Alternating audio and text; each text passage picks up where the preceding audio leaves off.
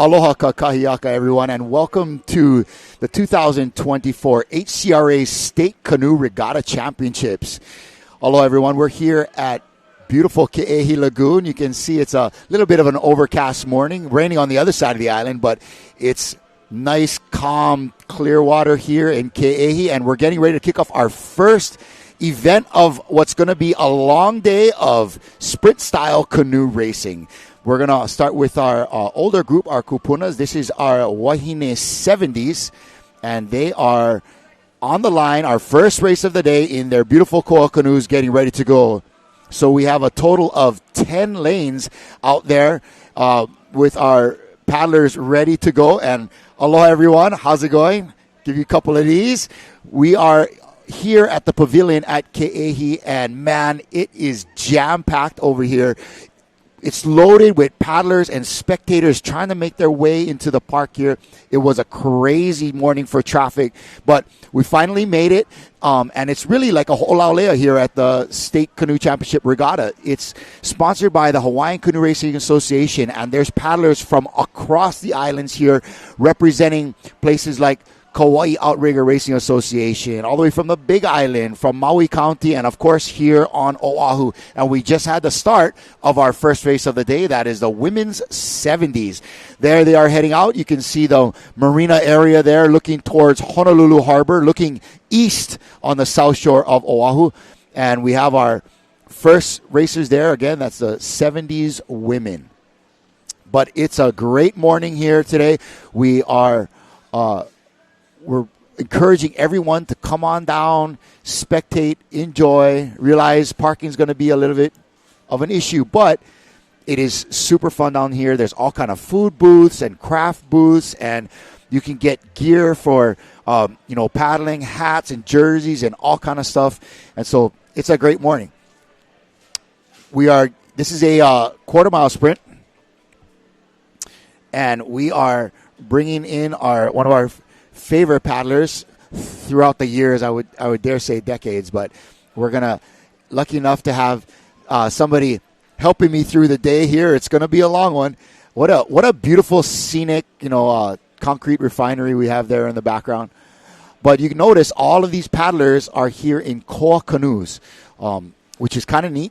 Not all of them come from clubs that can have their own koa canoe, but all the OHCRA, the Okra clubs here on the island, race in koa canoes, and they have volunteered their canoes to be able to have everyone race here at the state championships in koa canoes. So it's kind of a special deal for a lot of these paddlers to be able to race in actually handmade koa wooden canoes. So just coming to the end of our quarter-mile sprint here for these 70-plus women.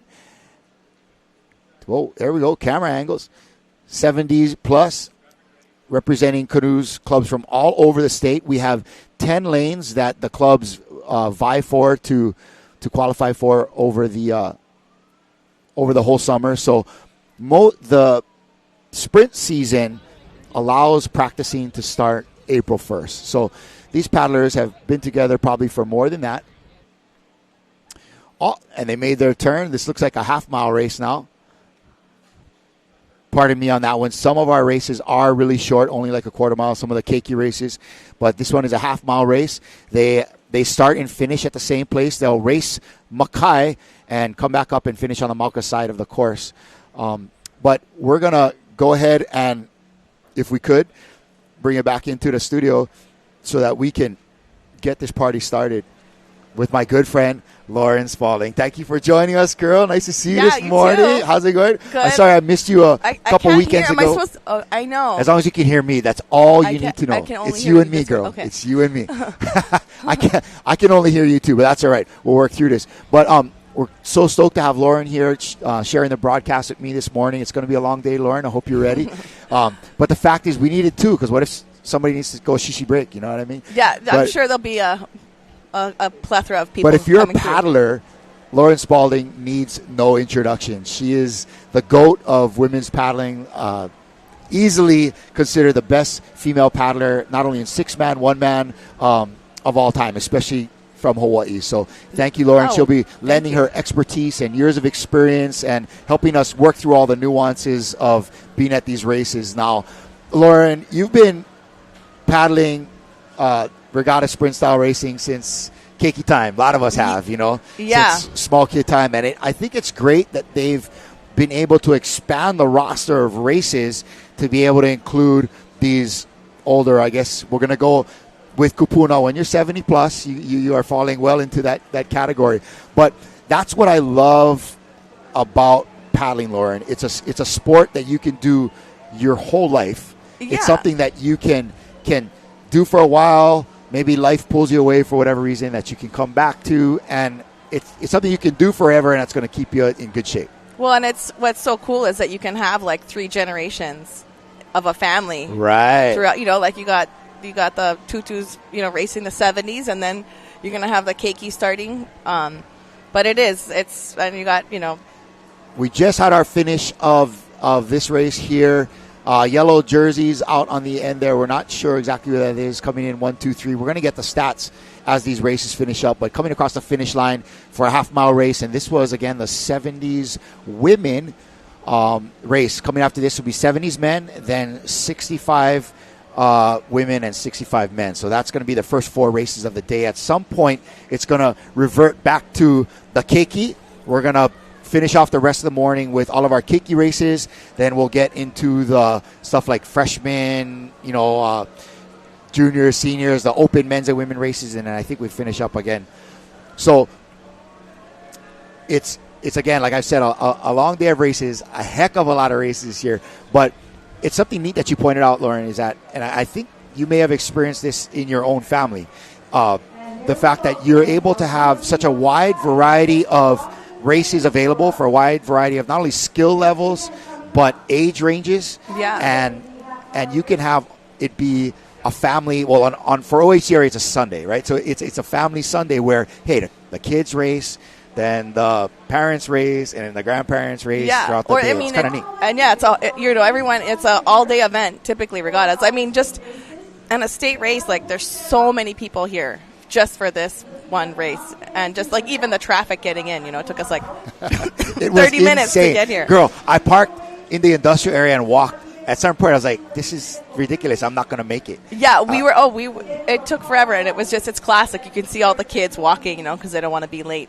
But yeah, we were patient. We got parking over here. So. Oh, good. I was not patient because I don't think our producer would be patient with me. Yeah, no. I was. Yeah. We were pulling in at I think 7:28. But as everybody can see, we have all usually the next group of paddlers, whoever's racing next, is going to be waiting patiently on the sand. They'll bring the canoes in. There's a lot of coordination that people don't know of between the Oahu Koa Canoe owning clubs, lending canoes out to other clubs from outer islands and stuff, right? Or Huiva'a to be able to race. So just that coordinated between who's showing up for what canoe and use this and that is a lot in and of itself. The logistics just in that area, much less you think about the logistics within a whole canoe club and who's racing what and what seat are you here. You got to be ready. You don't want to miss. You don't want to be late to the start line. Don't be late. There's so many races, so it's so important to have everybody kind of ready that you can see, and they're getting ready to get in the boat.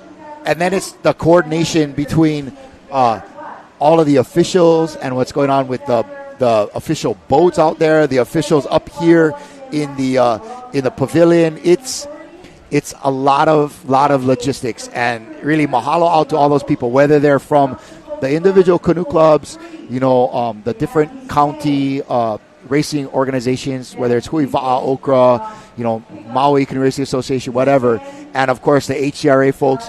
There are so many people here that have spent days getting ready for this and aren't even racing today. Yeah. That give freely of themselves to kind of make this happen. Yeah, the weighing of the canoes and the rigging and, shipping. I mean, a lot of these outer islands ship their koas in. And that's... And a koa canoe is just, you can't put a price on it. No. And, no. They're irreplaceable. So it is. It's a little bit nerve-wracking to have to load your koas onto trailers and ship them. For sure. But it's a lot of logistics, a lot of craziness, and behalf on behalf of all the paddlers and, of course, everyone spectating today, mahalo to all of those that continue to give selflessly. The Canoe Club board members, the coaches, the officials, all of them. It's a lot of love, selfless love that goes into this. So we're getting ready for the men's 70s to make their way out to the starting line. And you can see that the beach is packed. And this goes layers deep as you step away from the water all the way back to where all the boots are. Did you check out any boots on your way in here? No, I didn't get a chance yet, but there's a ton of booths, like food. There's great vendors here. Yeah. It's an awesome, even if you're just a spectator, this is definitely the race to come. Yep. And, and how cool is it that you get to have this, look at this footage of the race course. Yeah, it's pretty cool to bring this to the rest of the paddlers. What's kind of neat was, last year was our first time.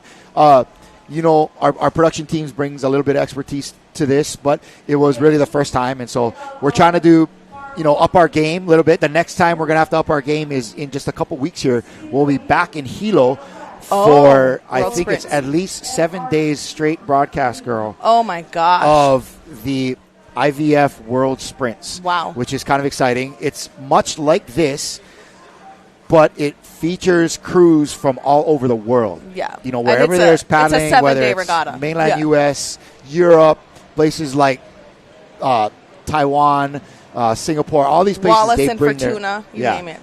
It's going to be mayhem, and that is at Hilo Bay in a couple weeks, so hopefully you can join us for that. But, aloha to all of you that are joining us. There's a couple different ways you can see this. It's on our Ocean Paddler Facebook page or the HCRA, Hawaiian Canoe Racing Association Facebook page. And we're going to be bringing you this live event all day long. And so what I found interesting was last year when I was on the beach in Hilo, everybody said, I would run into people on the beach and they, but we was watching your broadcast all day. And it's because much like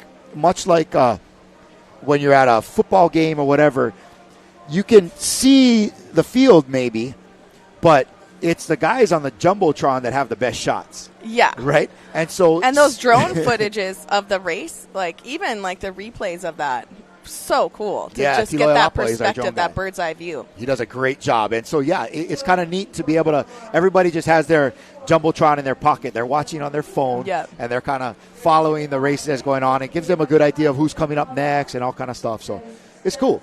So this is, again, our men's 70s lining up. And you can see we got 10 lanes here. We're going to get a little bit more information from you, for you folks later about how many. So there's 10 lanes open, but how a club from other islands would be qualifying for that. So each association is granted a certain number of lanes based upon the size of their association, right? So correct. Okra is really big, so they probably get the most lanes and so on and so forth. But we'll get specifics on that. So representing each association, there may be only a couple, 1, 2, maybe 3 or so, 4 lanes from each association. So really what it allows them to have is bringing the best of the best from across the state in here to race. So and again too, it's like the best of the best from, you pretty much are covering all the age divisions, you know. And I remember being a kid and you're 12 or 13 and it's getting to come and line up and you're like, this is the best, and it's such a cool experience to get to see these kids get to compete at this level, and it was a qualify. Big deal competing. When I was a kid, it was a big deal, all the times that we went to states. Even just qualifying for states was a big deal. So your club growing up was Hawaiian, am I correct? Yeah, that's Hawaiian still my club, yeah. Yep, and growing up here, I paddled for Huinalu, I paddled Kailua, a couple of different clubs. But I remember just getting through finishing high in your own association so that you could get to states was a big deal, right? Mm-hmm. Basically there's, for example, Oahu Canoe Racing Association has the Oahu Championships, which was 2 weeks ago. Most of these other association races happened 2 weeks ago. And they will take, depending on the size of the association, maybe just the top couple or maybe just the top finisher. And that's it. Whoever is the winner, and if you have a tight competition throughout the summer, which can be, 7, 8 different races throughout the summer, you land up getting to your association's championship. that's a big deal. And if it's a tight race, it's like that's the one you got to show up for because that's the most important one to win because that's the one that gets you to states. Yeah. That's the one that gets you to the big show. Yeah. So it is. It's a pretty. Yeah, again, I know the kids especially, they work so hard, right? They're down there at practice every single day. Adults probably practice, I don't know, maybe 3-4 days a week, but their kids really put in the time, and they gotta be here. They gotta be there extra early, like right after school, kind. Yeah. And you think about it, for a lot of these kids, their summers are ruled by making it to paddling practice. Oh, like, whether it's 3, 4, maybe even 5 days a week. For sure. And they, they're at a lot of these clubs have programs, right? Yeah. Looks like we got paddles up and they're off. Men's 70s, those heads bobbing in the water, those are called the boat holders, and they help keep the canoes lined up, ready to go in their lane so that they can have a good start. So here we go. We're off. This is, again, a 10-lane race at the state championships of canoe regatta racing. This is like sprint style racing. This one here is a half-mile race. They'll make a turn at the buoy and come on back. So let's talk about these older paddlers. The older guys that paddle, guys and gals that paddle, I mean, I always thought they were in such like top shape for their age. Like you look at other folks that are maybe golfing or doing other pursuits or maybe not doing nothing. Man, the longevity that these guys and gals get off of participating in a sport like paddling, unreal. Low impact. Yep. Low impact. You get your cardio. It's easy on the spine and the knees for a lot of these guys that were athletes growing up. The knees not so good anymore. Yeah. They can still paddle though, and so these guys, it really, you see a lot of longevity in the older paddlers and how it keeps them. And you know what it is too, Lauren? It's a social interaction as well. A lot of times when people retire, they drift off into their own corner. But, man, if they have something that a bunch of guys or gals to socialize with on a consistent basis, somebody that's pressuring them to show up and work out, right? Hey, boy, come on, you got to make it to practice. You're being held accountable. Yeah, totally. You gotta get out there. Yeah. And some of these paddlers, this is the 70s division. This is our oldest division. Some of them are well into their 70s, maybe even 80s. Well, and they're cashing in. They get the first race. They don't gotta. Yeah, they might not have to be here all day. Yeah, that's true. They're cashing in on a number of different levels. That's called old school respect right there. Yeah. Might cut you points Uncle, right there. You go first. Yeah, extra. Might cut you points. You get to. You get to oh, come my early. Goodness. Oh my goodness. Yeah, but they're on their way back. Are they on their way back yet? But look at how nice the conditions are. Like this is really ideal. A lot of times, outer islands, or even racing around Oahu, you can have some really windy conditions. Yes. And the wind will be like a side wind. Yeah. Ugh. This is a very fair course. There's not too much of a disadvantage or an advantage of any of the lanes right now. But so that's nice, and it's going to be easy on the steersmen too, cranking those turns. Not going to have to fight the wind too much. So. And as probably you've noticed already, Lauren, it's started off a little overcast this morning. It's starting to burn off and clear up, but the forecast for today is really light trades. So 15 and under. So it's going to be good. It's not a typical blustery Hawaii training day. And this course, they'll get the wind at their back headed Molokai, and as they're coming back up, it's going to be into their face a little bit, but ideal racing conditions here at KA Lagoon. Just enough to keep you cool. It's what? Just enough to keep you cool. Oh, yeah, just enough to keep you cool. Make you feel like you're going a little bit faster, Yeah. The wind coming. Yeah, I always like that.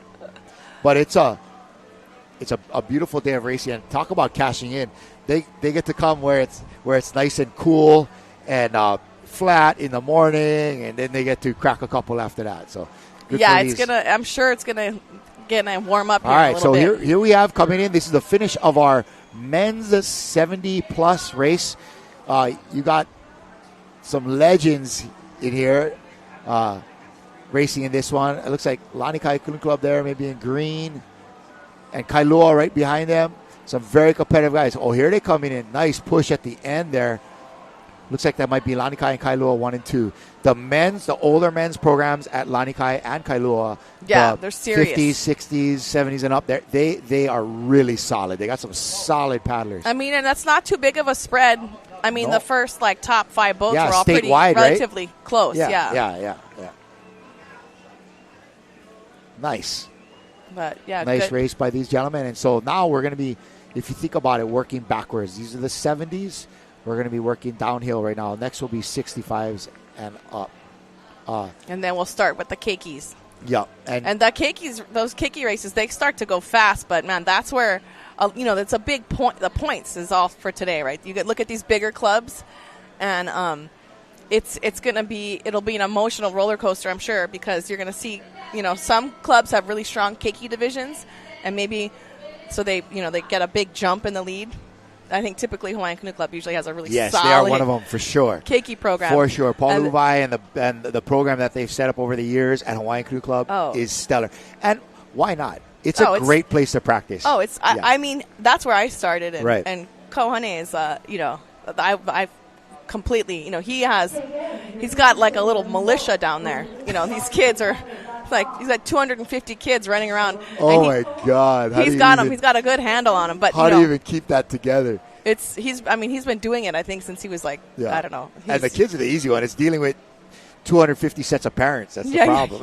No, I think most of the parents are just set it and forget it, drop them off. Roll through and take their hour or two off during the day, right? Especially during the summer where the kids are home all day long. The Hawaiian Canoe Club's program, they have a full, they go on little trips, they paddle to different islands, they go work in Lo'is, they have a whole summer program, so it's pretty, it's pretty awesome. Wow. And when you start building to that depth of a program, that's where you get the depth in the amount of kids showing up, and you not only develop good paddlers, but you get some good raw materials as far as the kids coming in, get some athletes coming down, right? Yeah, they run a program. They got a gym. I'm sure just a lot of clubs. It's everyone's kind of, stepping up with the one-man programs and, bringing in land fitness. So it's pretty exciting to see. It's kind of a neat drone shot of all the clubs. You can see how far back all the tents reach. The ones way in the back belong to our vendors along the road, the driveway that comes in there, but every canoe club will have a big tent that they were able to secure through HCRA. But look at how, and then behind that you've got the parking lot. The grass field is just loaded with cars. Yeah. How many thousands of people you think are going to be here today? It's crazy. You think about all the supporters and the paddlers and, all the spectators. It's kind of neat. It's kind of, what's neat about it is that it's almost like a canoe festival now instead of just a race, Yeah, but it is. This is the action.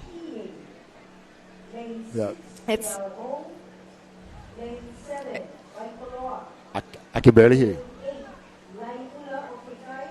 Yep. All right.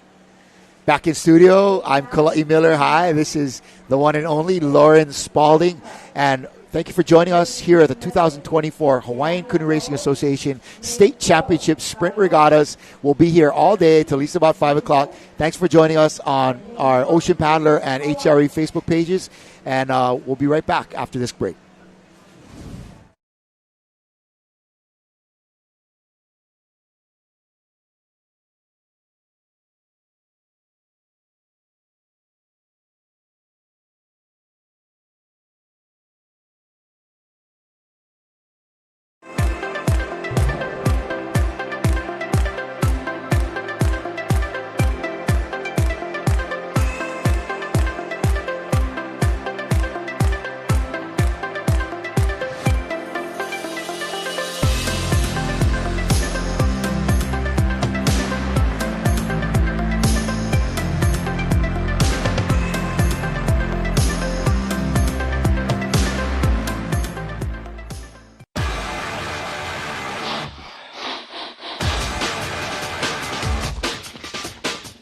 The 2024 Hawaiian Canoe Racing Association State Regatta Championships are brought to you by Par Hawaii and Hele, Save 25 cents a gallon with Kama Aina Rewards. The Hawaiian Canoe Racing Association. And by Ocean Paddler TV, dedicated to making outrigger canoe paddling a spectator sport.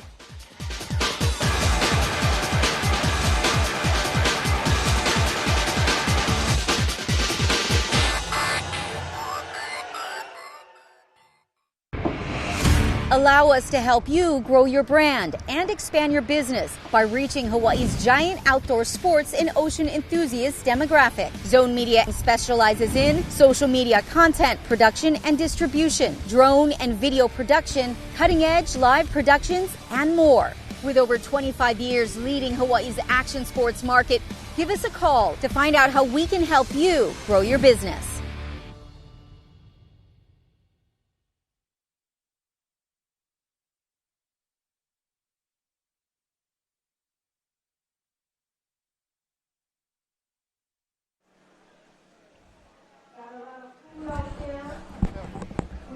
Aloha kakahiaka, everyone. Welcome back to Ke'ehi Lagoon on the island of Oahu. We're here for the 2024 Hawaiian Canoe Racing Association State Regatta Championships.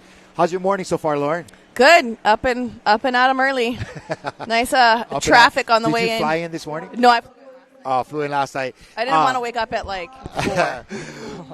As always, I'm Kala'i Miller here, representing Ocean Paddler TV, and we're bringing you this live broadcast. And I'm so lucky to have my good friend and not even arguably the best female paddler in the history of the sport, Lauren Spalding, joining us here this morning, lending her expertise and sense of humor. Yes, so maybe more the sense of humor.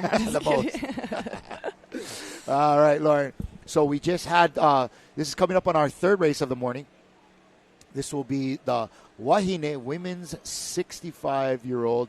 And prior to the break, we were just talking about, canoe clubs and the programs that all go on. Is this are we fully loaded in this race? Is this all 10 lanes, or are we short couple? I'm not sure about that. I would imagine that they try to fill all the lane positions. Yeah, we're going to get somebody from HCRA in here a little later so they can lend us some expertise on the nuts and bolts of the Hawaiian Canoe Racing Association and the state race itself. Look at how nice the water is. That's pretty good sprint race conditions, right? Yeah, it's great. When you're sprint racing, you want it as flat as possible. Yeah, definitely. Yeah, you want it calm. And do you think, Lauren, that for this type of racing especially, that this really calm, flat conditions can lend to a crew being able to feel each other better and maybe achieve a better blend? Yeah, definitely. I think those kind of conditions are going to be favorable to anybody, and it's even, and it's sometimes if it's real windy, the inside lanes have a little bit more of an advantage because they're a little bit more protected, and that's how they seed the lanes. The top lanes, the fast crews get the top lanes, right?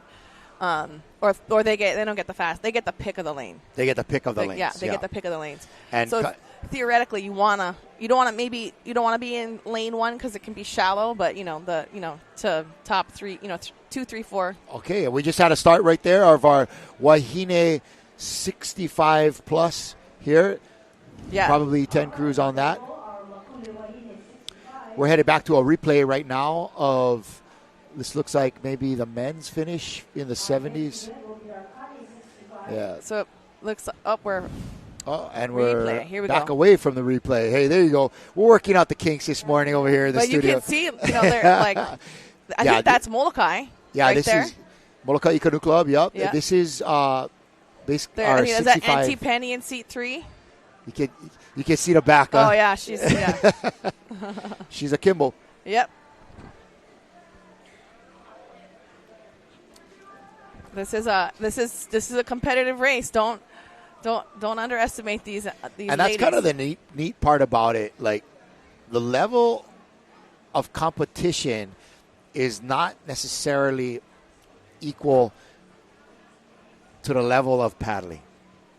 You could have paddlers out there that are super gnarly, competitive, trying to be the best they can be, and they might not be the best paddlers that are here today. Yeah, right? but don't underestimate. Yeah, they got the fire though. Oh yes, yeah. They got the fire. Even the Keikis, they're like all about it. This likely, let's take a 14-year-old girl paddling today, Lauren. She probably puts more emotion or pressure on herself in this race than maybe somebody like you. You know what I mean? You're like, hey, state race, I've been here before, right? Oh, it's nerve-wracking. You're on the line, and it's, Yeah. so many people on the beach. Yeah. And, again, it's the best in your division in the whole state. It's his bragging rights, Right. But, I mean, the pressure, that was the girl's whole summer. And that's the biggest thing she's got going on in her life. It is. And it's a big deal. I remember and being that young. Look at they're coming in I for hate to point at you again, but, again, it's like, somebody else is not going to worry about it as much. Like, I've been through this before. I know that it's, We had a nice turn right there from our 65 women coming out of it, and right now headed back up Molokai in the second half of this half-mile race. Yeah, this is a nice shot of the whole race course right here. This is a half-mile race and a quarter-mile course. So later on in the day, Lauren, when we have 1 mile races and stuff, there's going to see a lot of turns. Yeah, a lot of turns. And as the races start to get a little bit, more competitive. I mean, this is very competitive still. Every race here is competitive, but you start watching those open men crank turns. Ooh, it's pretty. That's beautiful. That's some action right there. It is beautiful. So it's hard for us to be able to tell by the coloring on the boat or on the va'a what club is racing in that va'a, because again, it looks like Lanikai. That might be Lanikai there, right in here. If the jerseys match up with the trim on the canoe, then it's a good chance that people are borrowing, right? Yeah. Like yellow and yellow, probably Huinalu. Yeah. Blue and yellow, probably Kailua, right? But look at there. So you got the inside lane, and we have the perspective of the outside lanes here, but you can just see, but this shot is not necessarily lined up with the flags. Yeah, it might not be lined up with the flags. But there's been times where, you'll be racing and you'll be on the inside lane and you're thinking you're winning, but the outside lane is smoking. Looks like that's Kailua. We got a shot of Kailua and Kailua Canoe Club there in the and blue. Molokai. I feel like that. Molokai Canoe Club? It looks like, is that Molokai? Or is that Vakapai yellow? That looks like Not it. sure. It's not hard. sure. Yeah. We apologize. Yeah, that's definitely Kailua. Yeah, that's definitely Kailua. Auntie Carlene back there, the red hat. You see her? Car. Well, it surely. We apologize for maybe not always being able to tell you what canoe is winning or whatever. Yeah, it is a challenge. We're just trying to identify people from. This looks like might be Huinalo on the outside here. And on the inside there, looks like they're going to be finishing in first place. Yep, Kailua. That might be Kailua Canoe Club. Followed by... Oh, yeah, look at that. Maybe Huinalu there. And Lanikai on the outside, maybe perhaps in third place. Yeah.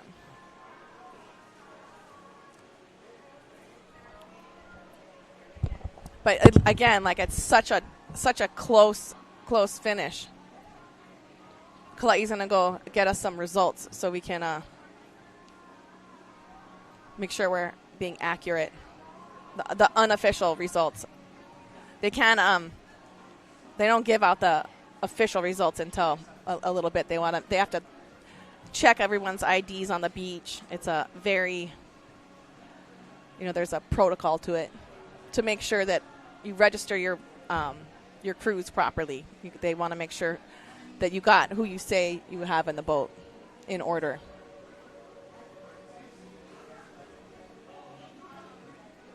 But this is a beautiful day. It's a nice start to this 2024 state championship regatta in Ke'ehi Lagoon, and the water doesn't look too dirty today.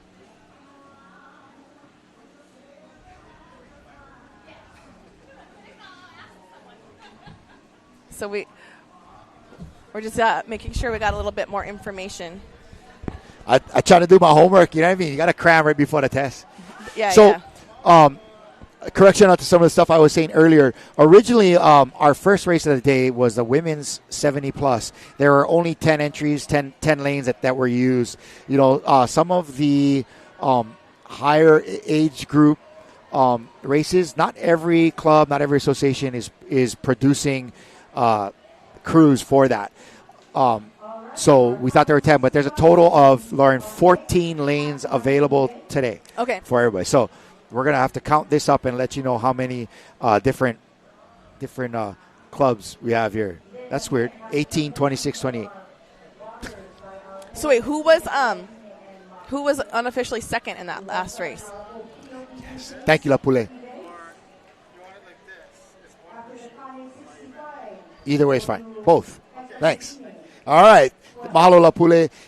He's one of the officials here for Hawaiian Canoe Racing Association. Great. And he So has given us some paperwork here to help us figure out who's racing where. So now we have just finished our Wahine 65s, and that was the clubs entered there were Kalihikai, Manokai, Va'akapaimoa from the island of Molokai, Kailua Canoe Club from here on Oahu, Kihei, Keauhou, Waikaloa, Lai'ula Okai, Huinalu, Lanikai, Keahi Akahoe, Kaioni, New Hope, and Hawaiian Canoe Club. So 14 lanes there, and we've got a that was list that was a fully packed race. Yeah, so is it now? It's 65 men's.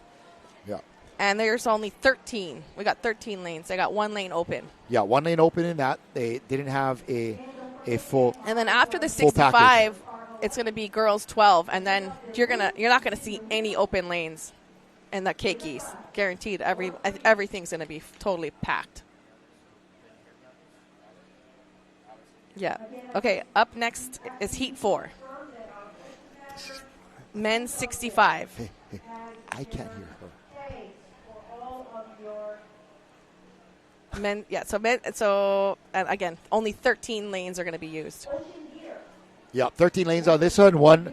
One canoe is one lane will be open. Like you said, not everybody is able to fulfill all the lanes, but I would say that, like you mentioned earlier, Lauren, from here on out, it's pretty much going to be 14 full lanes. Yeah, you're not going to see any open lanes. Because this is all, again, this is for these bigger clubs, it's all about strategy and trying to make points in every single race. Can you shed some light on that for us, Lauren? I think you know a little bit more about it than I do. The different divisions as far as like A, AA, AAA, like that, and how the points are accumulated throughout the day to make, not only are people here racing for their own division, but there's also a division of clubs. And not everybody watching today might understand that every team going out here today represents a club that they paddle for. You can't just throw together 6 people and come and race. Yeah, it's all club-based. And so, okay. And there's different, like the smaller clubs, there's a division for each, like the smaller clubs are also racing, trying to accumulate points. But, like the big one, the huge, it's like, between Lanikai, Hawaiian, Huinalu, Kailua. There's these large clubs they're the ones that are really pushing for the big trophy. So okay. I know for years it would, I think we've lost by like Hawaiian Canoe Club maybe last year lost by a small margin.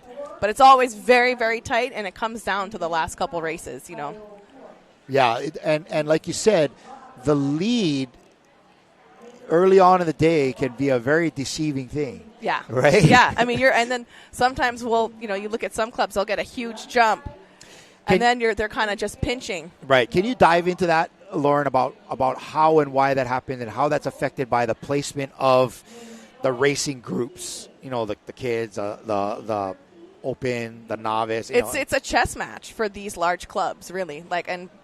Making sure you're knowing which race you want to push for, knowing which race you think you can win, versus you don't just put people in any. Like there's some clubs that probably do just put people in whatever, but I know that some clubs are very strategic. Like okay, they'll look at times from outer islands, and kind of know, like, all right, how to play what lanes, what races. Like, okay, let's stack our junior race because we could probably win that. Yeah, we got a chance. Let's stack a crew here because we may have a chance to win that and get some points. And Open 4 is a easy one. It's not easy, but like if you can get 4 solid people, you got a chance. You got a chance. Another one is like some of these mixed races. If you have a little bit of depth, let's say in your 40s or 50s, where you can spread it out a little bit and put in a 40s mixed that is hammer, like we saw Heilani do last year at Hilo. You can get 1 or 2 extra first place points. That makes a big difference at the end of the day. Big difference. Yeah. So you got to really know where to put your paddlers for getting the most bang for your buck. Here we go. Oh, got a start of the 65. 65 men. Oh, they're not. You guys got one more boat. But and the boat holders play a huge key in the race. You can see some are close, some are farther back. You don't want to. Like you can see, was that lane 3? He's way off the flag, but they're playing it safe. They're playing it safe, and they'll probably start paddling by the time. What is it? 5.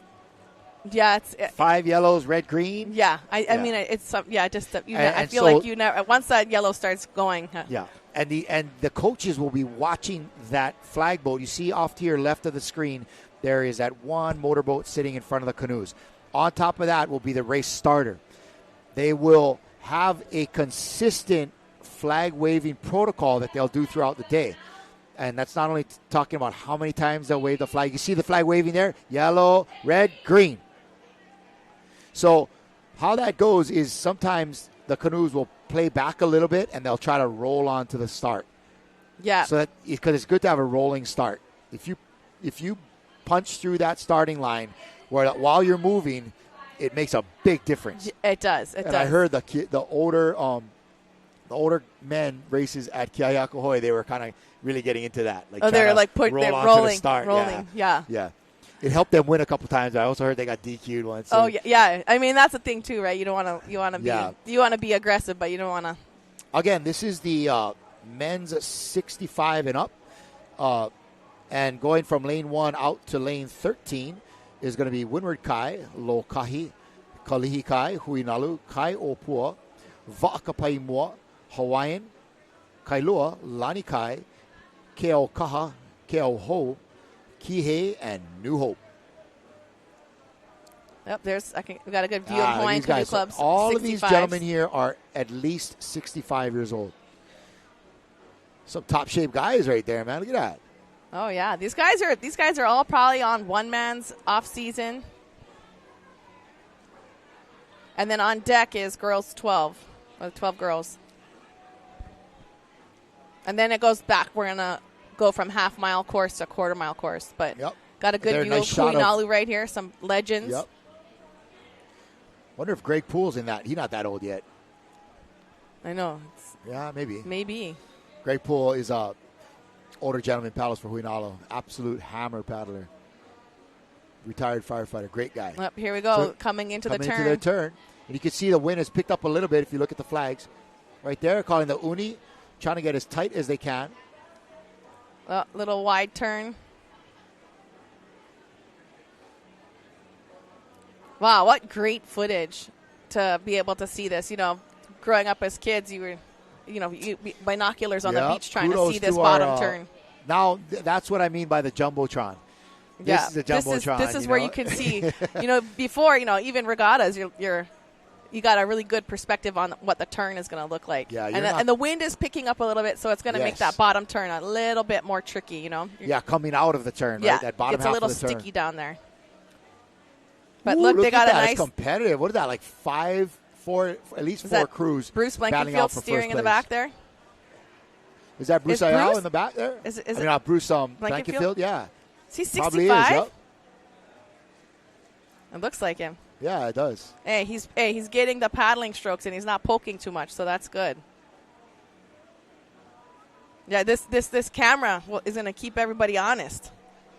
Yeah, it's right there. You can replay. You Yeah. can rewind on your Facebook feed and be like, keeping the officials honest today, he's which not they missing. always are. He's not missing a beat. He's hammering back there. Yeah. Power Nice steering. Work. In case you don't know, we're talking about Huinalu Canoe right there in the foreground. Number 6, that's Bruce Blankenfield. He's a longtime paddler and a captain and navigator for the Polynesian Voyaging Society. Just a legend of a waterman, and what a wonderful human being he is. Everybody that has an interaction with him just loves the guy. Yeah, he's an awesome man. Ooh, but look at how tight this into is. The push. This is competitive, bro. Oh, these right here. This hammering. is it. It's down to the line right here. Looking good, fellas. And you can hear the beach erupting with cheering right now. The beach is cheering.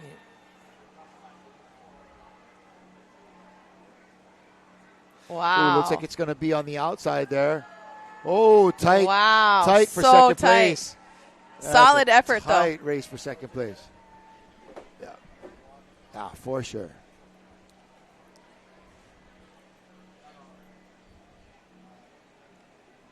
Yeah, wow. What a great. Oh, we got a couple more boats coming in. That's okay. They made it. They're still top 13 in the state. Yeah. You got to qualify to get here. Still very fast. Let's look at this replay right here. Nice turn coming in. And like you said, here's that replay of the finish. Nice shot here. It looks like it's on the outside. That might be Kailua on the outside. And Huinalu in the foreground there. Nice replay. Wow. All right, and now we're rolling into the keiki division. And this is going to, the pace is being set for the day. The tone is being set. So, I think we're going to see some jockeying of points. Yep. This is when it really begins. Yeah. So we're looking at our next events being the girls 12. So that was the beginning of our kupuna divisions, we'll call them. That's the older paddlers there, kupuna being our grandparents in Hawaiian, and this is now our naopio, our keikis, our children. Our future of paddling here in the islands is coming up, and so the youngest division that they have for paddling is 12 years old, and so they'll be able to also bring out mixed. And so, and it's going to take a little bit longer too now because they're starting quarter mile, so they got to go down to the bottom. Yes. And typically, you need boat holders, especially for the quarter miles, because it's a little bit windier down there, just to make sure that the boat is straight. And so they usually, the boat holders, especially at Ke'ehi Lagoon, it's not the cleanest of water. So, they're really earning their home in heaven today. That's right. That's a labor of love. Just swimming upstream around. from here is a drainage canal / stream river that comes all the way up from Kalihi Mauka, and there we go. We got a nice. Okay, look at this. Yeah, we've been waiting for that. Here we go. Oh yeah. Okay. Here look at we go. Look at that. Okay. So it's event 5, girls. I got one of water.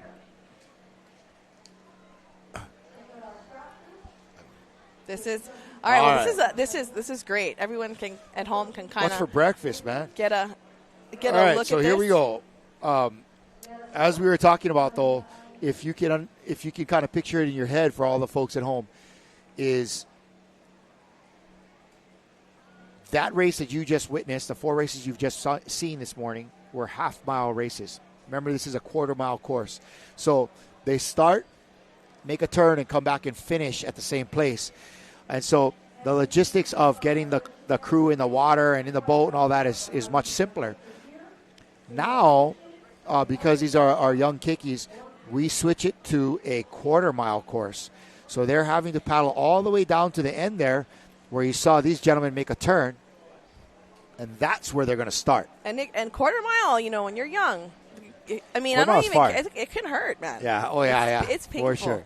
You're going to see a lot of try out here in a little bit. These, it's pretty impressive. You can see they're making their way down. That's Hawaiian Canoe Club in the pink. Girls looking good. And they got their Lanikai. trusty boat holders that are going to probably swim down there for the first 5 races and then switch it out. Yeah, so a lot of time when you have all of these quarter-mile races, the boat holders will get one ride out, and just stay out there for several races. They're just treading water for a good hour. Yeah, and you're out there. Yeah, it's a. There are creatures. This harbor area. It is. Yeah, connected there to the are open creatures. ocean. Yeah. Yeah. I mean, very frequently at the other side of this waterway is Honolulu Harbor, and very frequently at the Matson Dock and the Young Brothers docks and stuff, you'll see the stevedores post pictures of big tigers cruising right through there, coming up to the docks. So there are creatures out there. Not to mention the as we were talking about earlier, all the unseeable creatures that are washed downstream through the Kalihi-Mauka stream system. Today. It might be cleaner today.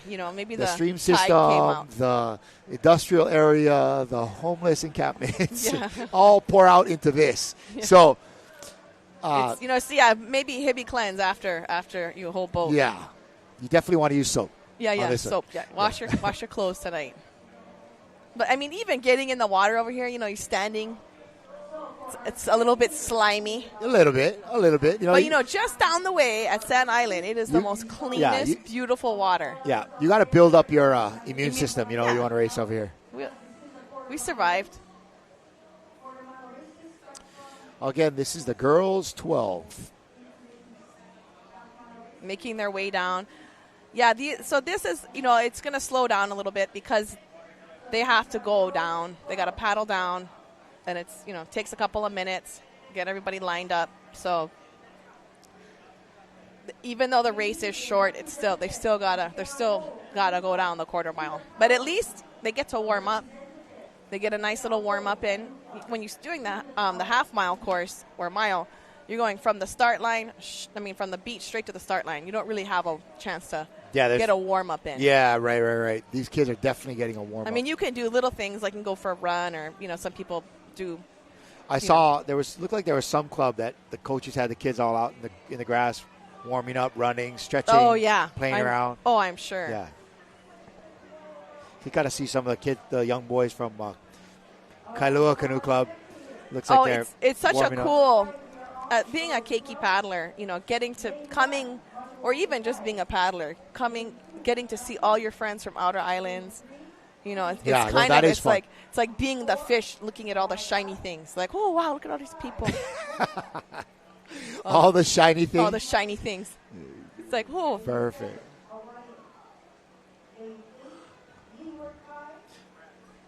All right. So we'll give you a quick breakdown, if we could get that graphic up on the screen again, of the crews entered here today. Again, this is the girls 12. And on the Maui, youngest paddlers. We don't really, I know Oahu and Big Island, you guys race your koas every regatta. A lot of the outer island, I know Maui, we bust the koa out maybe 1 or 2 races, but we don't race our koas all the time. It's such a treat to get to race a koa canoe. There's something about it. It's way different than a fiberglass boat. And as you mentioned earlier, Lauren, these canoes, you pretty much can't place a value on them. They're irreplaceable. There's not enough of this type of wood to make another canoe like that. This is a big part. I feel the traditional koa, and what a cool part. What a great thing for Hawaiian culture. This is our sport, and it is thriving. And that's the other thing too. Sitting on these start lines, you look over and you just see all the koas. It's chicken skin. It's pretty cool. It's a special thing. It's a very special thing. Even, a lot of the older canoes here were hewn from one solid log, but there's a lot of them out there that are just a patchwork of pieces of koa, because it's so rare to get a piece large enough to make a canoe. A canoe is 45 feet long. Yeah. And imagine the size of a log you'd have to have. They're beautiful. Like if you walk around and you look at these koas, they're all unique. The specs, they waterline them and they have to be a certain weight or spec but for the most part, they're all very individual.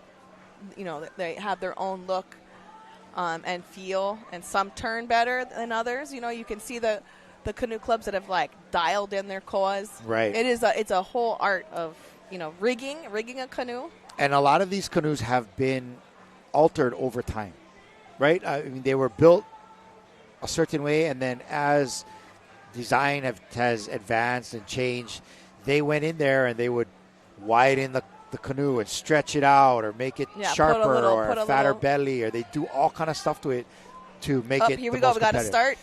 Just had the start there of the girls 12. Again, one is Manu Okekai out of Haliva. And then, Napili is in 2. Napili got a good start. Look at that. Great. They got a jump on it. Huinalu's in 3.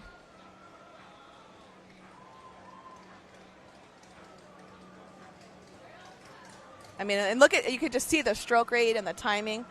Look at this is great, these 12 girls. Manu Okekai is looking real strong right there.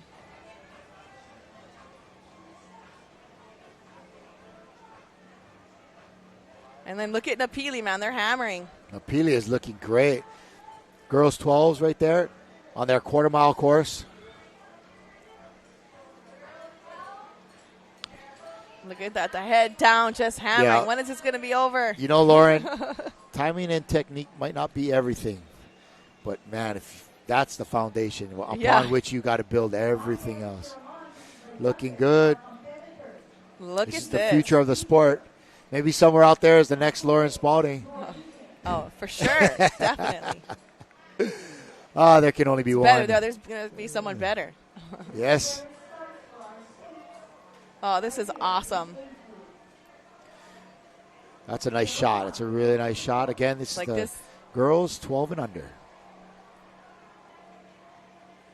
Very competitive. They're coming up to the finish right here. You're going to see some, people are going to start kicking. And there's 14 crews out there today.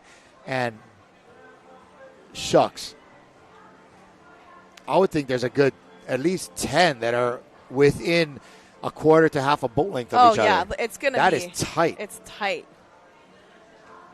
And, again, we don't really know what that angle is like, but it looks like Napili might unofficially take this. Yep. Ooh, that lane 1 is running. Manu Okekai.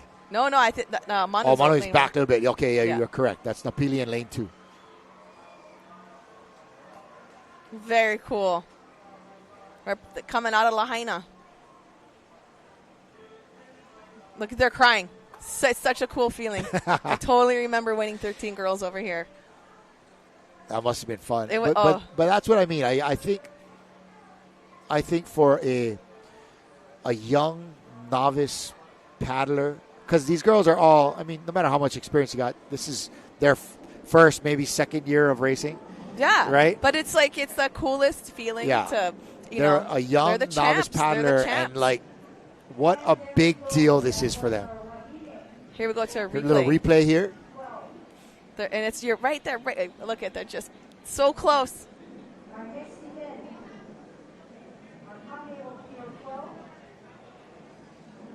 Well, congrats to Napili Canoe Club. Awesome, yep. Nice work by Napili. You know, as we approach the 1-year anniversary of the tragic fires in Lahaina, I'm sure that's a good feeling for those young girls that have lived through that in their community, you know, like being able to focus on something that's a positive in their life and to be able to rise to the top of what it is that you're trying to do. That's pretty killer. Congratulations to those girls. Huge hats off. And now we have the 12 boys. Yep, 12 boys, and then we'll have a mixed event. So again, they gotta get all the way back down to the, I think it's, what is it, the first 5 races is going to be quarter mile. So So let's talk strategy that you mentioned earlier.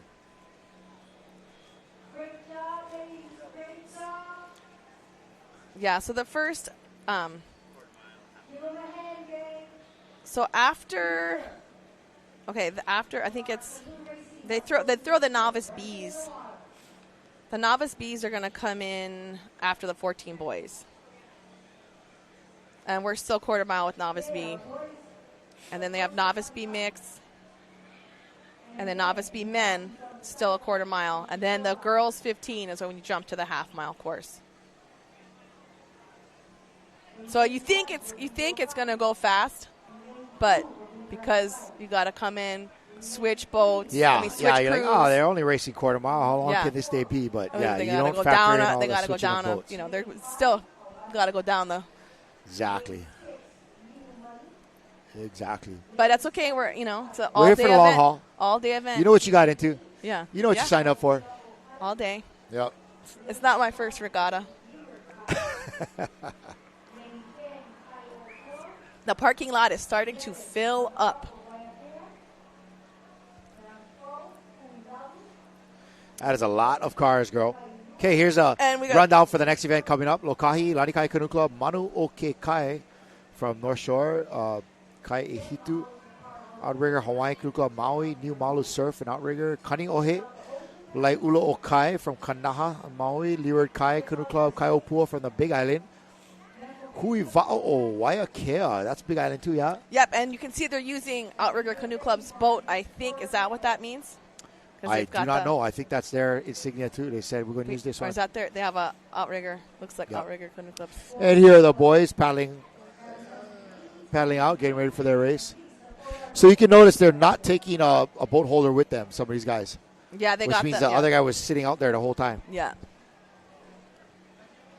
And that's faster, right? Like maybe less people in the boat, not as heavy.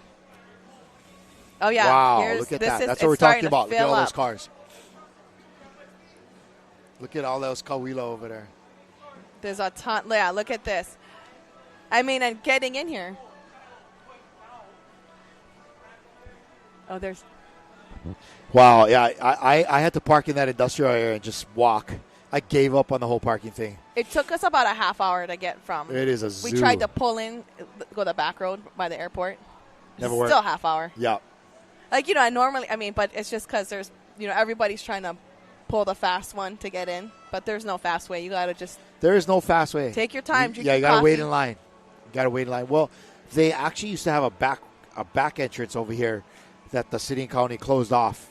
I don't know why, but they closed it off for this weekend. They wanted to give us an extra challenge. At least you don't got to pay for parking. True. That's what I love about you, Lauren. You find the bright side in things. You don't got to pay for parking. You find the bright side in things. You cannot go anywhere without paying for parking. Paper bag, got to pay for the paper bag at the store. Especially on Oahu, right? 5 cents. Yeah, no, there's no such thing as free parking. Hey, but, everybody's got to make that bottom line, right? You pay for your luggage. You pay for your bag. You got to pay for food on the plane nowadays. Oh, it's insane. Or just don't eat. Yeah. Or bring your own, Bring your own sandwich from home. Yeah. Pretty soon you're going to have to pay for pocket slippers by the front door at your friend's house when you go to a party. For real? Yeah, you're going to have, in the mainland they have coat check. You're going to have slipper check. And if you get a nice pair of slippers, it may be worth it. Oh, Gary, be careful. We've all had the upgrade happen. No act. You was the upgrader, Lauren. I have upgraded by accident. Okay. The worst is when you get home and you have 2 different shoes. Well, see, that's my strategy. If I am foolish enough to go to a local party with nice slippers on, I walk up to the door.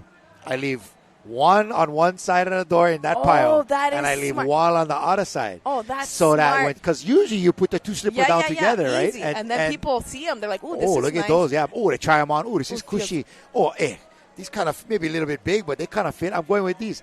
So you gotta outfox the fox. That's smart. What I mean? That's smart. You gotta outfox the fox. You know when you get a pair of slippers that they're all broken in, and they're so comfortable. Right. right? I had that go missing. You try somebody else's slippers, and it just doesn't feel right. You know, yeah. It works like that with Bibbities too. I don't know if you knew that. No. You get your Bibbities broken in just right. That's you know. They shouldn't be close enough to your Bibbidi drawer. Okay. Well, sometimes you just close around.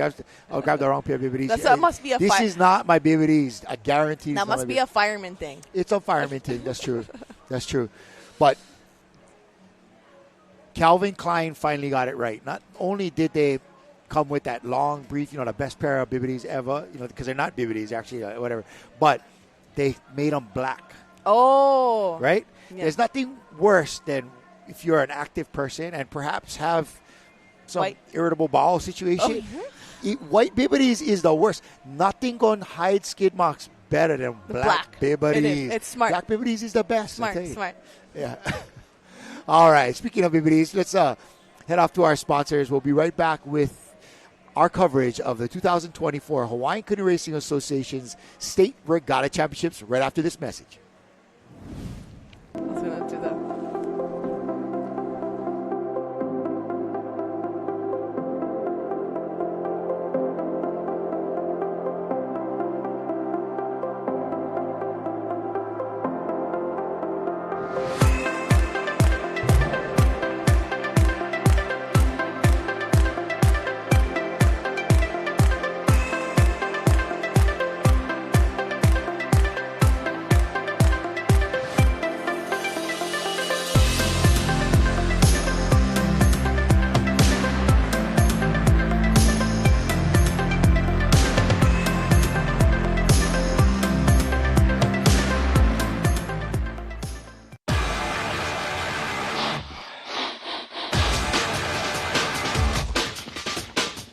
The 2024 Hawaiian Canoe Racing Association State Regatta Championships are brought to you by Par Hawaii and Hele. Save 25 cents a gallon with Kama'aina Rewards. Hawaiian Canoe Racing Association and by Ocean Paddler TV, dedicated to making outrigger canoe paddling a spectator sport.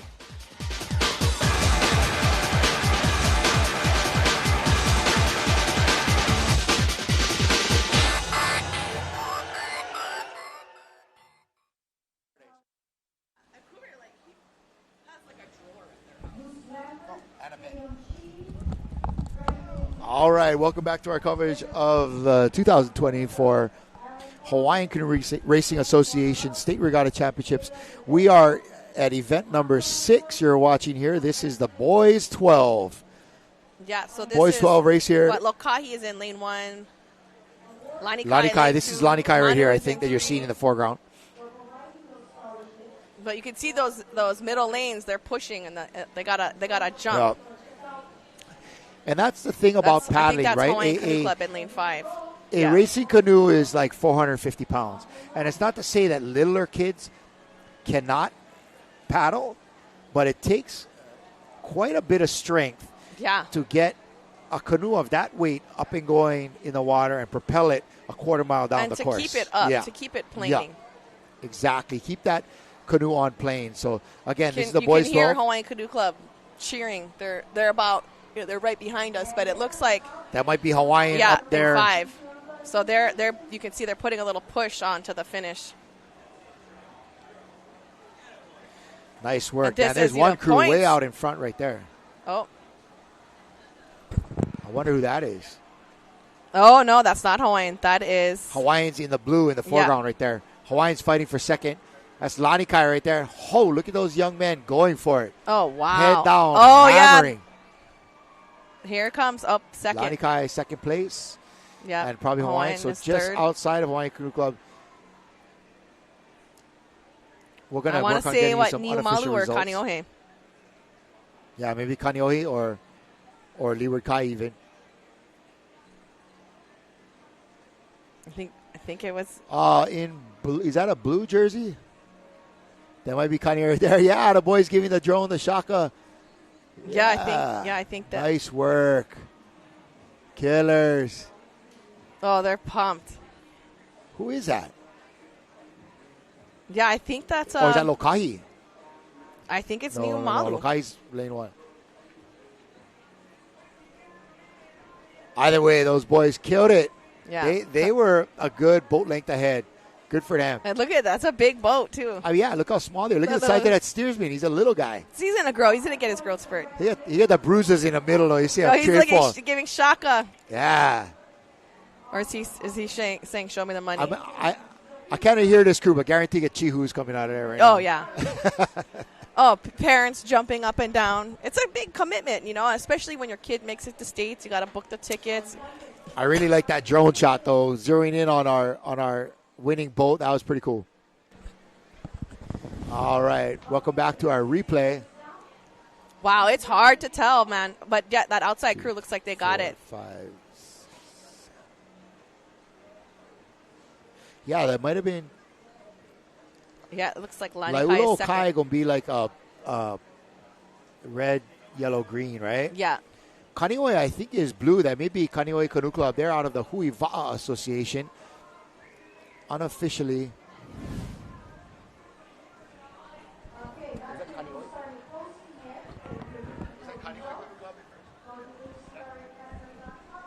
All right, unofficially from the officials, that was in the boys division, Canoe Canoe Club in first place. Coming up next, the mixed boys and girls 12. You can see the lineup there. Canoe Canoe Club again in eighth there. Kiayakohoi. Waimanalo Canoe Club. Manu Kikai in fourth. Molokai Canoe Club in lane 5. And, of course, Hawaiian Canoe Club, one of the perennial powerhouses in the Keiki divisions, in third. Yeah, this will be a competitive race also. So now you talk about qualifying. So, for instance, let's look at in lane 10, that's Kiahiakohoi Canoe Club. And this is totally speculative, right? This is not based on fact at all other than just our projections. Kiahiakohoi, as I look back, didn't have a girls or a boys 12. But they did enter a mix. Okay. They didn't enter a mix. And so your performance at Oahu's is what gets you to States, correct? I thought it was an accumulation of points throughout the whole season. It was accumulation of points, okay. But that could just be Maui. I think you have to. Yeah, I think it's like your accumulation of points throughout the whole season. Okay, so they are kind of getting their mixed crew in here and just stacking. What is it? The best girls, the best boys in that race as they can go moving forward. All right. Well, it's good to see all these Yeah, and there's kids strategy with the mix, right? Who do you want? You want a guy steering, or you want the girl steering? So talk about that strategy. It's just theoretically. I mean, it just depends with the. We'll see what I'm sure we're going to see a combination of Wahine and Kane steering, but it's. I'm sure there's been time trials and they're not just going to throw. Yeah. I'm sure there's a ton of strategy to where they're and it positioning depends. everyone. Wahine steersman is lighter to carry around. Yep. But if you can get an aggressive, strong, light.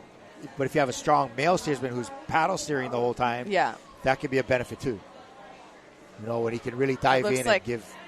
We're having some passionate discussion from the escort boat officials. I cannot see. I need some binoculars. Got funny. Yeah. That boat looks like it has Maybe eyebrows. that's a little boat snack right there in the paper bag.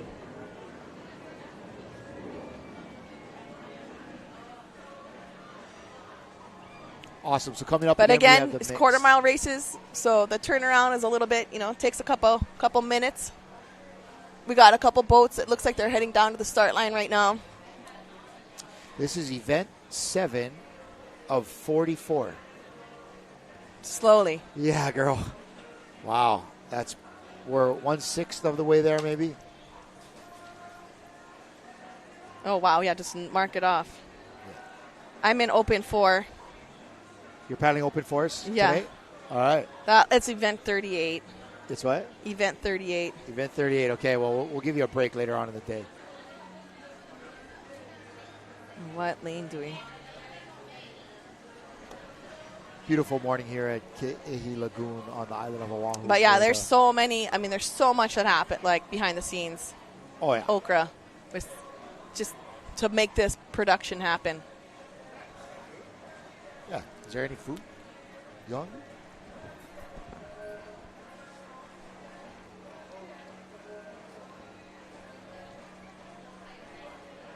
Kalai's busting his money out over here. Yeah, man.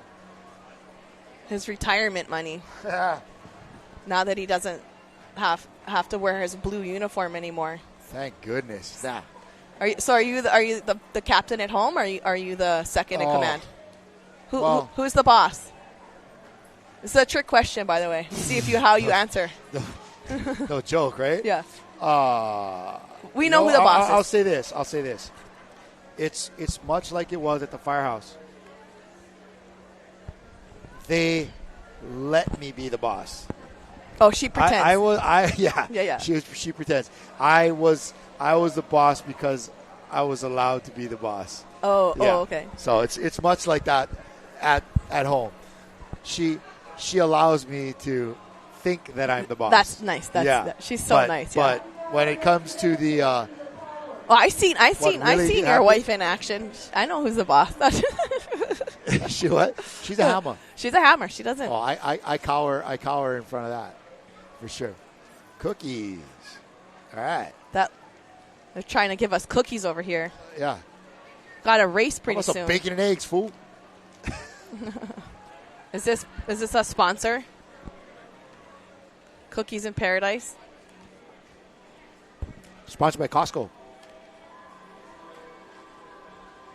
Got a good view of the beach. You can tell it's starting to heat up down there. They got an umbrella. It's exhausting just being down there and standing in the sun cheering on. Girl, at a certain point, that sun is just whooping your butt, man.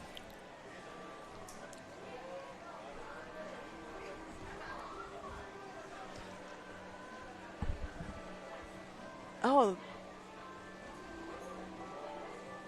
That's the wrong charger.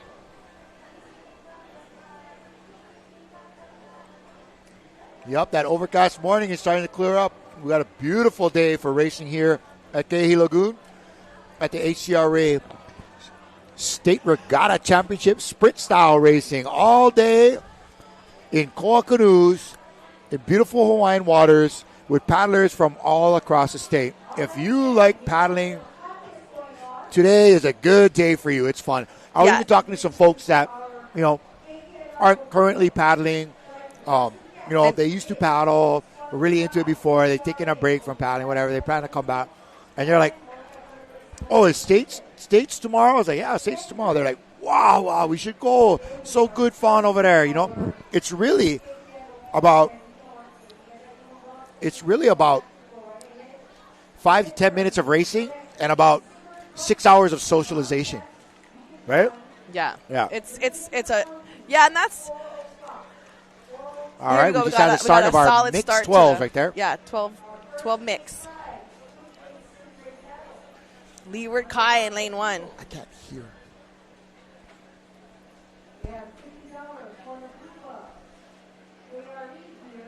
I mean, look at some of these kids. Some big 12-year-olds.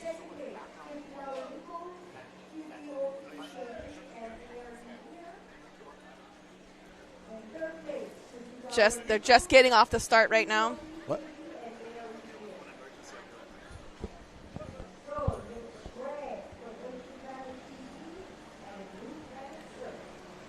It's a awesome perspective of the field right here. As you talked about, Lauren, and as we'll see throughout the day, it's kind of interesting to see when in mixed races, where they place different paddlers and why. Some of them will put the boys in the middle because they're bigger, stronger, maybe, or the men in the middle. They'll have a. We got a helicopter buzzing. Why? What's going on? I don't even know if that's legal. Are they looking for somebody? No, that's not a safety helicopter. Anyway, they'll put the boys in the middle. Maybe they'll put a wahine up front so that they have less weight in the front. Or they could put a heavier guy coming upwind. You might want a little bit of weight, right? Yeah. Or if you're in a team that's doing changes, sometimes it's good to have a stroker that's a male because they have the power to really yank the front of the canoe over on the uni. Yeah. Right, when they're doing the turn. Or maybe in two, right? That person that's poking out to the side. But yeah, it's sometimes, if there's strategy for it, but you typically are going to see the men in the power seats.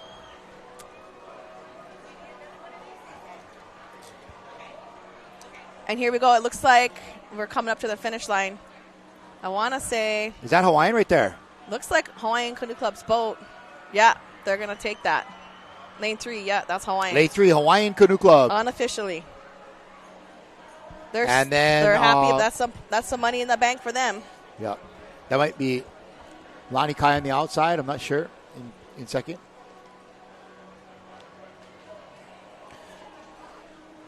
Nice work for Hawaiian Canoe Club. Yeah, yep. Hawaiian Canoe Club. Look they got their heads down. They got to be excited. Oh, come on. Team Shaka right there. From just smile for the 12. camera. That stroker is like, is it over yet?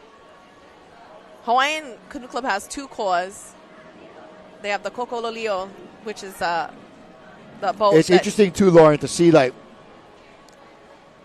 as we just saw that Hawaiian Canoe Club, the stroker, the gunnel is like mid-thigh for her. Yeah. The seats in that canoe are adjusted. Or maybe it's not the seat is adjusted because that's only going to be a certain height, but the gunnel is super low. That canoe is built for flat water racing. Definitely. And it's it's a little bit smaller volume boat, so it's kind of turned more into like a cakey boat. It's fast on the straight, and then the other koa is the Pahili Q, and you're going to see the adults racing that, or the teenagers. It turns a little bit better. Now, Hawaiian Canoe Club, as you just mentioned, has 2 koa canoes, right? Will they bring both of them to Oahu? Yes. Wow. So the Kokololio is the kids are racing that right now. And it's designed for lighter paddlers, maybe Wahine Cruise or Keiki Cruise, right? And that's part of why they've been such a strong kids program. I mean, they're whittling it down to every detail, from getting the kids the right canoe, the right paddle, the right training, everything. It takes a lot of pieces to put together winning crews, like several winning crews. They definitely, and I know that, there's probably definitely a few more canoe clubs that are sitting on more than one koa canoe.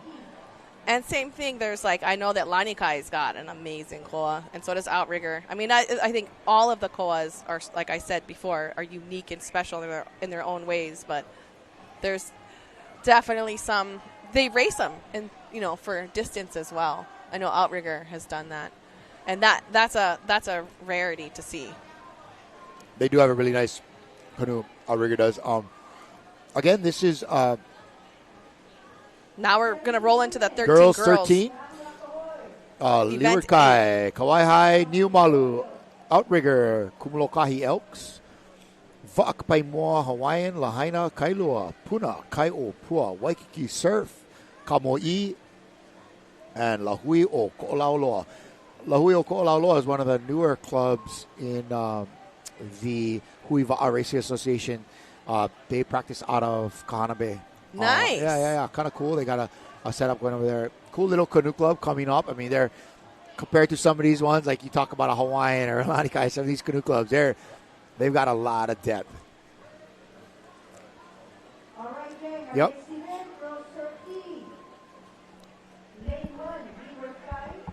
Okay, great. Okay, great. Well, coming up here, folks, we have a graphic that we've been working on to get out to you. This is showing not necessarily times, but this is the number of points awarded. We may be able to come up with a cumulative points at certain times during the day to kind of make that more exciting. But this is from event 2 this morning, the men's 7-year and up. This was the Waimanalo Canoe Club won that one. Keaukaha in second, Hawaiian Canoe Club in third, and so on down.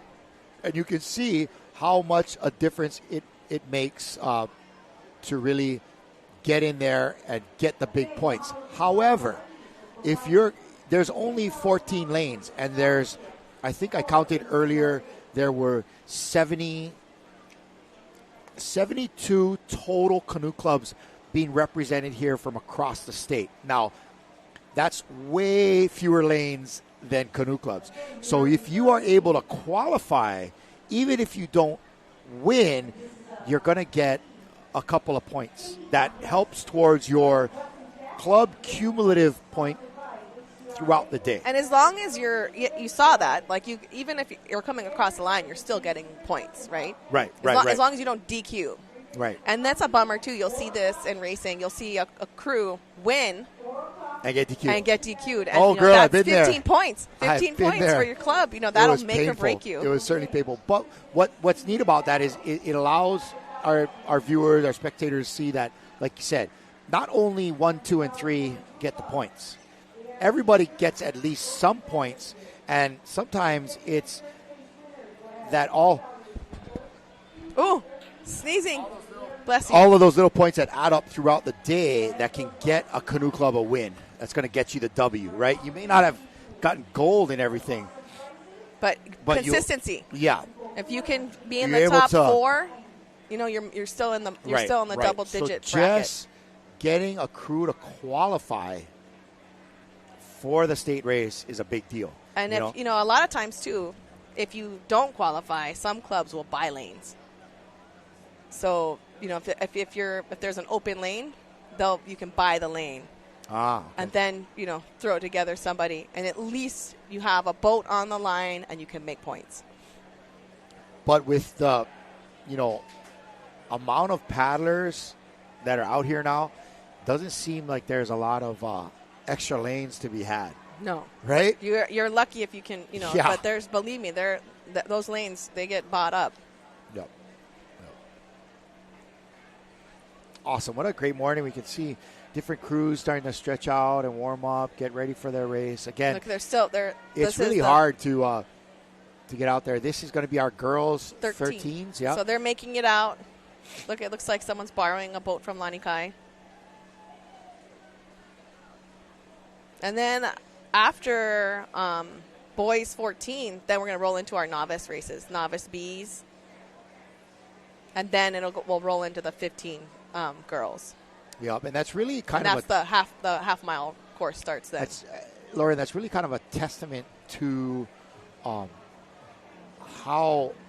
alive and well keiki paddling is in Hawaii when you have 12s, 13s, and 14s. Now think about that. That's a pretty tight accumulation of age group. Usually, like in the kupunas, it's every 5 years, if lucky, if not 10, right?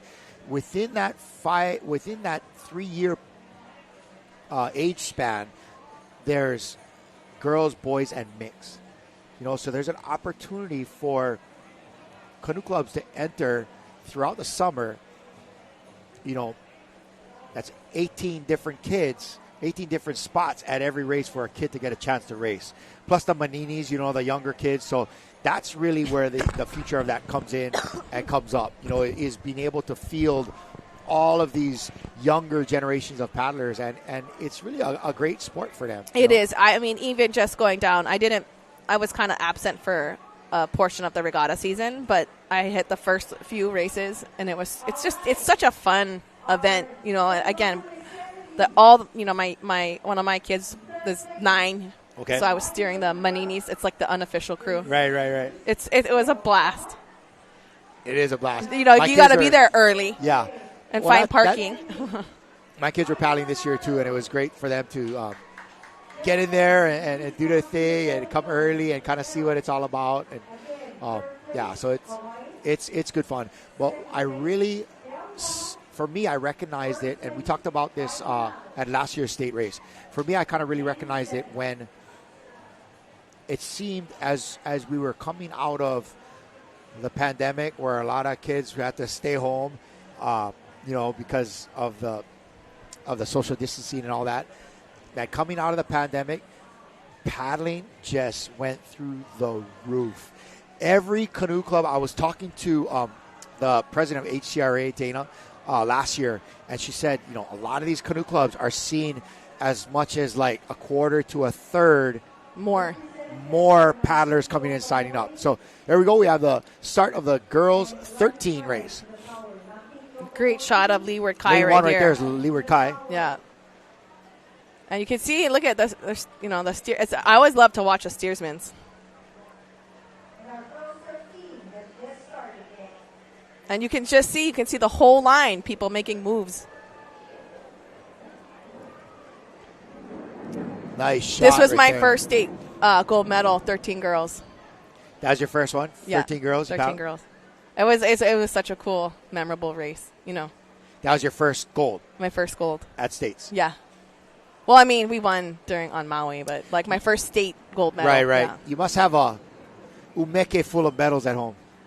A couple, maybe. Yeah. I don't know. Yeah, I mean, they're kind of like, I give them to my kids. If you could think about, Lauren, what was the win that was most important to you or that you remember most fondly? I mean, you've had a lot of W's. I mean, I think there's probably, a handful that are memorable. It's definitely state races. Yeah? Yeah. For sure. I mean, and, of course, the Molokais. But I got a couple favorites from all of them.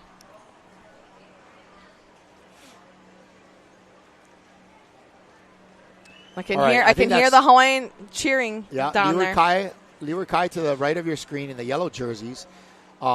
Just outside of them, is that Kauai High? They have a pretty strong keiki program too, Kauai High.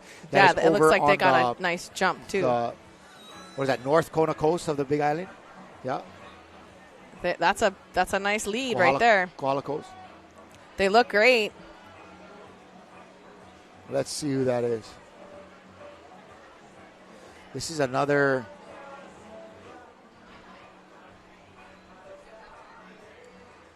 Oh, there's the drone. Oh, some screaming. I think, that was Kauai High Canoe Club there. Nice job by Leeward Kai, and of course, just outside of Kauai, Neil Malu Canoe Club did a nice job there. There were some high finishes out on the outside. So we are outside. We're in the ocean. We're in, I guess I would say, a natural waterway. There's no way to make this course perfect. In my opinion, this is the closest thing to fair that we have in the state. It's consistent. I mean, even when it is windy, it's not that bad. Like, Maui, if it's windy and you have an outside lane, it's rough. If there's no wind, literally, you're going to Lanai. If there's no wind on Maui in Lahaina, it's a fair race. It's a good course, but there's still currents, because you're on a coast. Yep. There's currents even here with the tide changes and the water moving in and out of here based upon the tide, and we got a decent tide going today. Yeah. It was low this morning and it's coming up now. Yeah. So I mean, that means it'll be kind of coming in, but at least it's not going down, right? Right. But you were talking earlier about conventional wisdom on this course says that lanes 2, 3, 4 maybe are kind of the ones to have.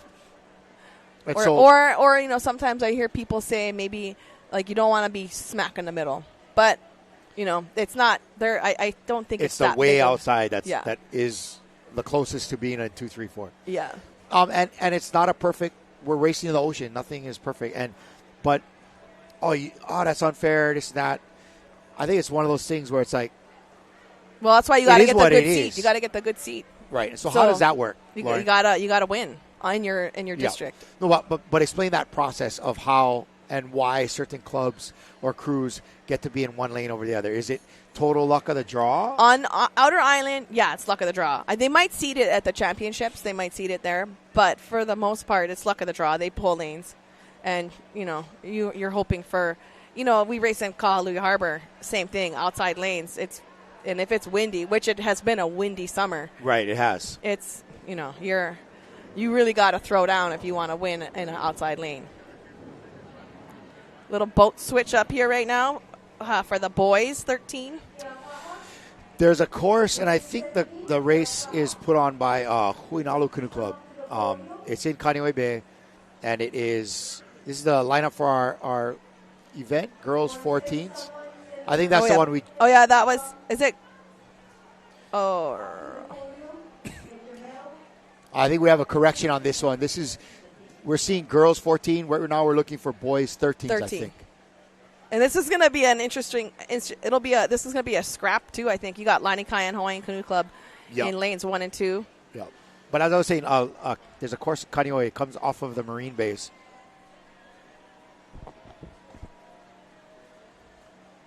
Yeah, and it races actually kind of on that hook on the inside of the bay by the runway, and it races Mauka. It races back.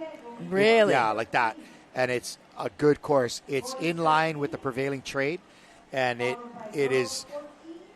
Though there's not a lot of water moving in there. And now, does Okra race there, or is it just an Okra race? Oh yeah. Wow! And there's tons of parking because it's right on next to the tarmac, and so they got acres of concrete for you to park. So it's really good. And big mahalo to the Connie Marine Corps Air Station for letting us. Wow, that's cool. This is lineup on the next event. This is event number 9 of 44 today. Boys 13. We have Lanikai Canoe Club Hawaiian from Maui, Niu Malu Surf and Outrigger Canoe, Kaneohe Wakapai Moa from the island of Molokai, Keaiakahoi Canoe Club from Kahalu'u, Keaukaha, the Big Island, Kumolokai Elks practicing out of Waikiki and probably in the Alawai Canal. Yeah. Paddlers of Laka, Waikiki Surf, Napili, Manu Oke Kai, Keoho from the Big Island, Honau Canoe Club, and, of course, Leeward Kai Canoe Club. Yeah, but, I mean, those outside lanes, you want to keep an eye on them, too. Looks like, here we go. Yeah, they're grooving up here in the officials' tent. We got about 4, 5 more quarter-mile races, and then it's going to be half miles.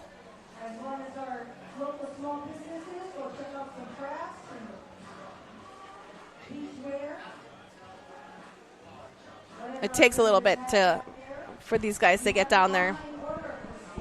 Big shout out to all the boat holders marinating in the beautiful Ke'ihi water.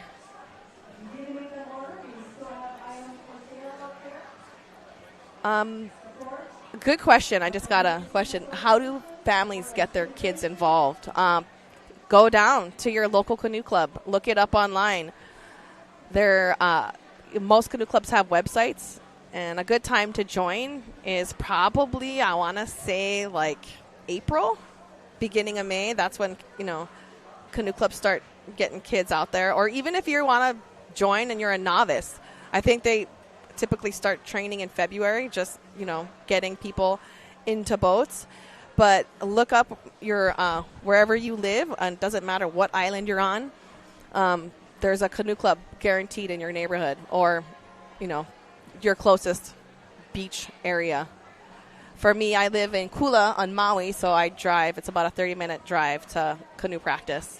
But I know that each island has their own canoe clubs, and, it's kind of like look, these guys giving shakas. It's kind of like shopping. You got to go see which one works best for you. But it's a fun social event for the whole family. You can have 3 generations, paddling in one day at a race. And it's not like the canoe eats. You don't have to, you don't got to pay a feed bill. It's a fairly cost, efficient sport, except when you got to start traveling. But it's great for kids to learn about teamwork and working together. And you, in order to make a canoe go fast, you really do have to. You got to have respect, and you got to trust and believe in one another. And that's what you see with the faster crews is, it's not one individual. It's a bunch of individuals coming together for one purpose. So it can be a great team bonding sport for sure. We got inside lanes over here. We got Lanikai in lane 1, Hawaiian Canoe Club in lane 2, Niu Malu in 3, Kaneohe in 4. So it's going to be,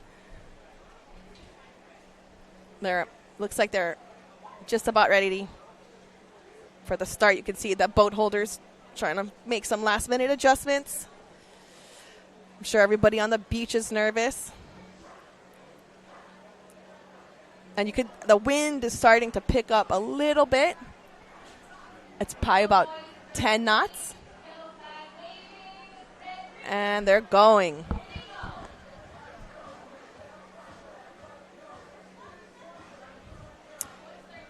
And this is event number 9 right now. So if you're at home and you're watching, we got a couple more. We got girls 14 and boys 14 coming up on deck. And then it'll be the novices. Solid start to Lanikai right here on lane 1. Hawaiian Canoe Club in lane 2. Some high rates.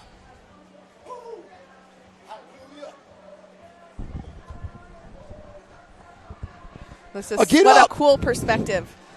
Oh man, they are jamming up here at the officials. There's that little guy back there. They're playing all kind music. Everybody boogieing out over here. I'm loving it. It's a good vibe going on. Yeah. Parking lot's a little bit more full now. Boys 13. It looks like it's... look at this. Nice race. Looks like, again, that lane, like 3, 4 is yeah, you're going to see that. Yeah, look at Hawaiian Canoe Club's got a nice lead right here. Is that Hawaiian again right yep. there? Nice. This looks almost like a replay of the last race.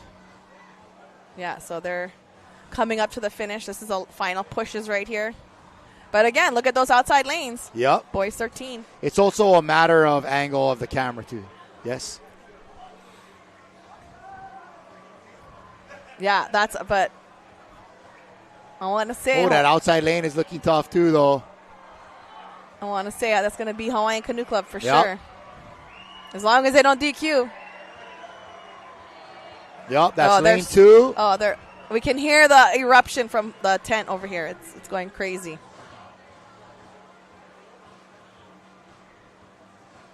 There may have been Kiahi Akohoi up there in lane 6. They look like they did pretty good. I think I recognize that black and white jersey. So here's our... we're going with Shaka Cam on this. This is the old Channel 2 News Shaka Cam. So what's happening is we're getting our drone. He's... Tiloy Alapa, he's circling our winning cruise here. And, Shaka Cam. And everybody on the beach is starting, while they're watching their Facebook Live, is starting to recognize, Flex Cam. Flex Cam. Yeah. Yes, bless. Kiss Cam. This kid's got it. Who is that at number 5? One day I'm going to have to give him the throne. He's going to be the next host for Ocean Palace. I tell you. He's got to get his bigger muscles, though. He only 13, Auntie. Come on, give him a break. Well, pretty super. Look, there's Odin Smith right there. I know that kid in seat 4 in Hawaiian's boat. Yeah. Both his parents are paddlers. All right. Tough race from that Boys 13 crew from Hawaiian Canoe Club on the island of Maui. Nice race. Coming up, we're going to have the mixed 13s getting a continuous chance for these young paddlers to get out here and do their thing. No, now it's girls 14. Oh, girls? Sorry. Kalamai. Girls 14, my bad. But no more mix in the 13.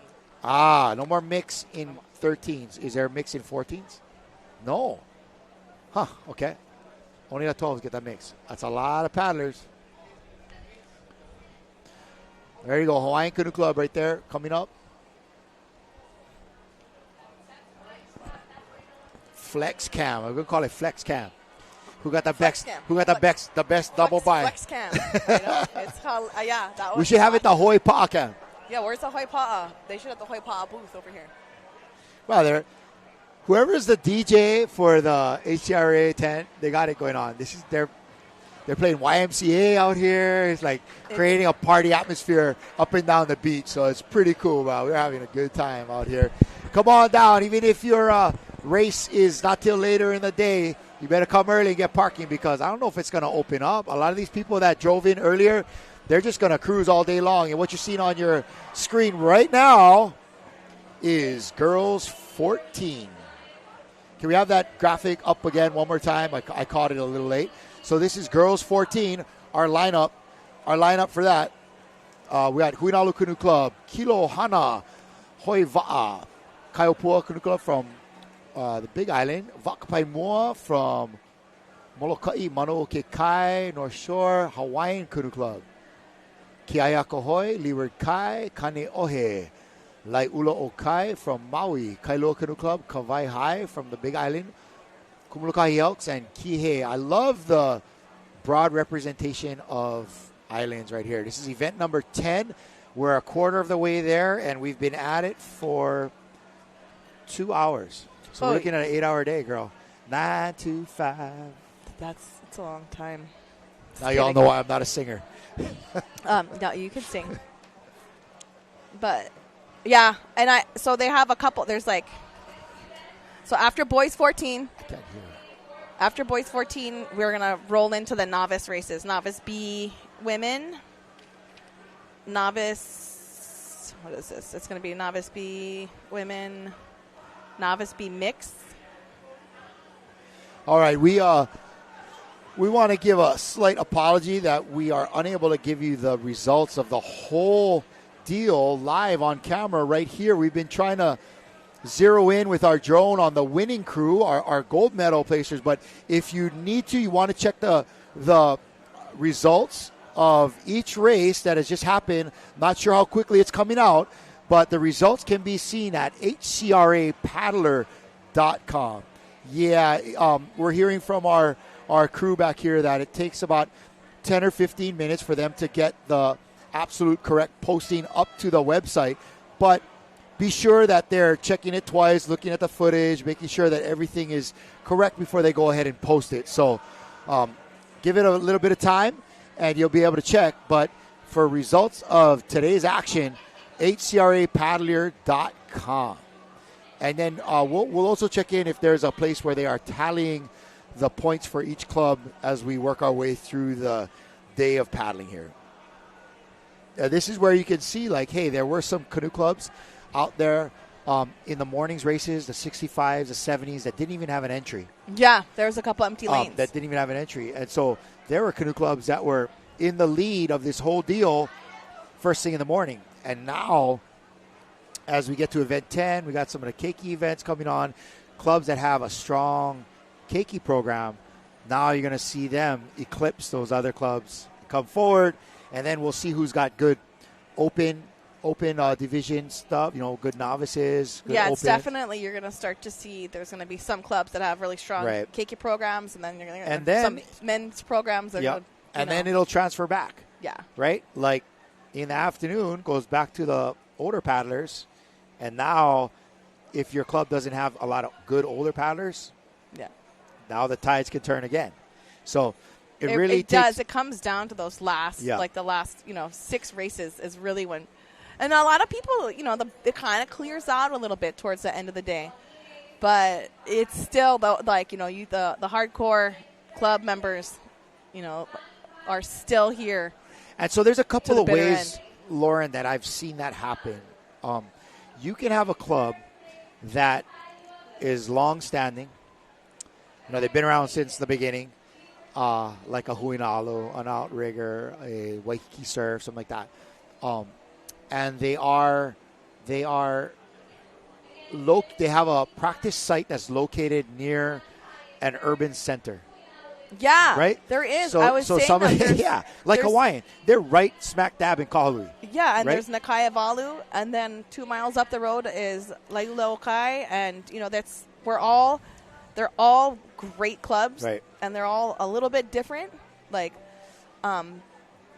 they're all great choices. You got to just pick which one works right. best And I guess what I'm getting at is that they have a larger population base near their practice site, and so there's a chance for them to have more people interested in paddling, B that want to come and sign up, and therefore they'll have over time develop keiki programs, adult programs, kupuna programs that have depth, right? As opposed to somebody that is in a canoe club that is, on Molokai or far out in the middle of like. I mean, like Hana has a canoe and they're club. great canoe clubs. Yeah. But they don't have enough people that live near to where they practice. You know what I mean? They don't have a lot of people in the area, so you don't get as many paddlers, and so your chance to really have a lot of entries in different areas is tough. Or you do it like how Keahiakahoe did it, right? They have the headquarters over in Kahalu where a lot of the open men, women, the keiki practice, and then they have a whole second division of the club that practices here in Sand Island. It's Sand like Island having two canoe clubs under one banner. I mean, we train distance. We train out of Sand Island. That's like us for years, probably 15 years. For Team Bradley. Right? And I love it. It is so beautiful. Yeah. If I was going to go to the beach over here, I would just go there. Yeah. You know, there's no, I mean, we love tourists, but there's just, you know, it's pretty. It's not too touristy. Well, it's a nice place to paddle. Yeah. And the water's clean. You have access. It's a pretty. And what it is, too, is it for 6-man and 1-man paddling, of course, is that it's a great place to finish a downwind run. It really is. In you the can 9-man or do 6-man. Straight in, right into Sand Island. A little bit farther than a Hawaii Kai run, but it's a. And you get different type of water. You can come out of Hawaii Kai, paddle up into the channel a little bit, turn down, surf. And speaking of, here we go. We got to start. We got to start on. This is the girls 14s. Huinalu Kilohana Kai Opua Vakapai Mua Manu Oke Kai Hawaiian Keahiakahoe Leeward Kai Kani Ohe Lai Ula O Kai Kailua Kawaihai Kumalokahi and Kihe. Huinalu looks great right here. Yep, Kilohana is out to a nice start. Kilohana is as a beautiful start. Ooh, I don't know. That lane 2 is looking it's good. On fire. Girl. Lane 2 is on fire, yep. Yeah, Kilohana's looking strong. Little close-up shot. Look at these young ladies going at it.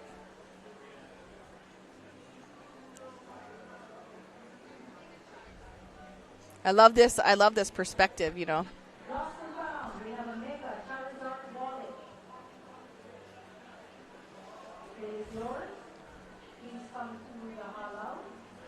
Yep, looking good on the outside there as well.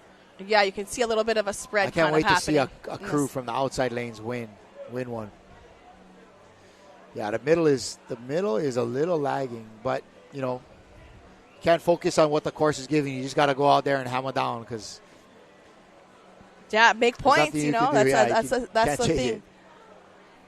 It. You get across that line, you're gonna be putting points in the piggy banks. Looks like Kilohana in lane 2 doing really well, and I think that's lane 6 up there. That would be Hawaiian Canoe Club as well up there, and that's an example of it. You know, Hawaiian Canoe Club is not in maybe the most favorable lane, but they're doing a great job. I don't think that's Hawaiian. Kilohana Canoe Club, lane 2. Oh, wow. Yeah, look at this. Yep, and I think that was Hawaiian up there. Here comes maybe the Shaka Cam. Lane 3, that was Kaiopua. Kilohana, of course, from the island of Kauai. Solid keiki program over there. They're really an up-and-comer, this canoe club. They've been doing really well. I've seen a lot of representation from them at the Queen race. Hey, there we go. Shaka Cam. Love it. Congrats, girls. Great race. For all of you that are out there on the beach here watching us on HCRA or Ocean Paddler live, let your crews know if they win, it's Shaka Cam. Right after they finish, we're going to get a nice shot of them coming live back to the beach. Our next event coming up, that's Boys 14. Boys 14 coming in here as soon as they can make that switch out. Still racing a quarter mile. Yep, boys 14, and then we roll into the novices. This is event 11.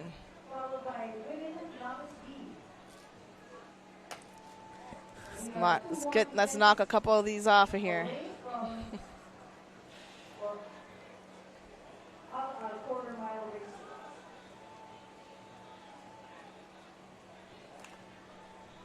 And then they're gonna have the novice B women, novice B mix, and then novice B men. So some of those guys and gals are gonna go probably back to back, racing those two.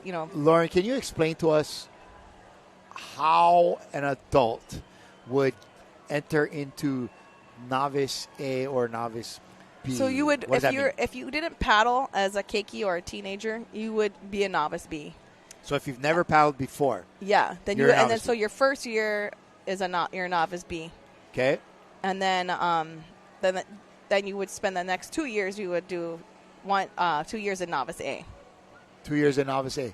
Now, and then after that, it's whatever. So if you is it mandatory say you paddled when you were a keiki or in high school, and you didn't paddle for a while, then you would come back as a novice A. But yeah, it's again where doesn't matter what island you live on. Look up. There's a canoe club that is close. There's a close canoe club. There's one that's probably 20 to 30 minutes from you. Well, what if you came into it and you paddled novice Bs, you really got into it, you started going hard, you got into novice, would you have to spend 2 years in novice A, or could you bump up to, you don't have to spend. You don't have to. Yeah, I think it just depends. But that's common. Yeah. Okay, so what if, Lauren, I was a paddler and, I paddled, I made all the way up, I was paddling freshman, sophomore, whatever, and then I took a break for about 5 years, 10 years, whatever it was, and I want to come back. I think if you've done novice A, I could be wrong. You could come back as novice A, right? No, you would come back. I think you would roll into. If you've already did 2 years, you would come back as you would be in the open program. Okay. All right, coming back to our next one, our next race. This is boys 14. Oh, here we go. We're getting some results here. This is Kailua Canoe Club winning the 65 and over women's division. Huinalo in second and Lanikai in third. And we apologize that those are not the correct graphics. The graphics package definitely needs to be fixed. But we're working on it. The Lanikai.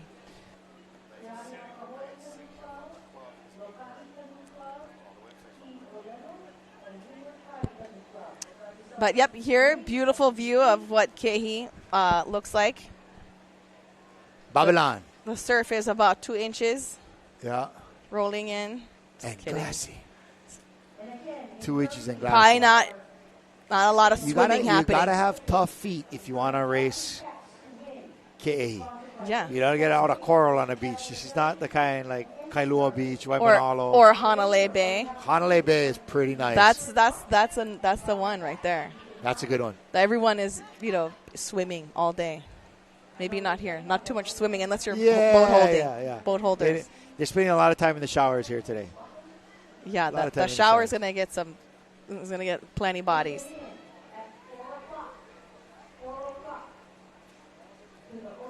But what a great perspective. I mean, if you're at home or wherever you are and you're watching this, you can just see the number of people that are taking up real estate over here today. Wow, look at all those tents. Look at that sea of cars back there. And there's probably people here from 5 o'clock in the morning, maybe even earlier.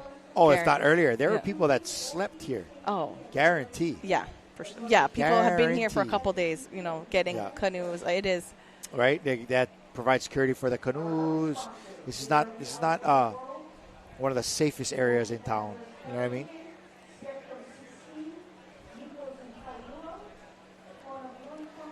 Yeah, looking good. Look at that. Coming up on our next race. This is boys 14, right? We're going into.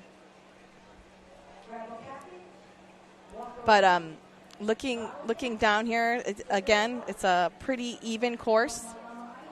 It's not too windy. There's not too big of a pull in the current. We're still on our quarter-mile courses. So after Novice B, we're going to roll into our half-mile with the 15s. So, and there's a little more strategy in the half mile, right? You got your turn. You got 2 lengths. So it's going to be.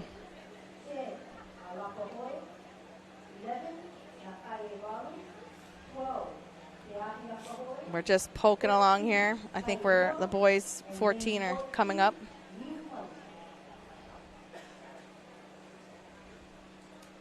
And I wonder what kind of food they have at the vendors.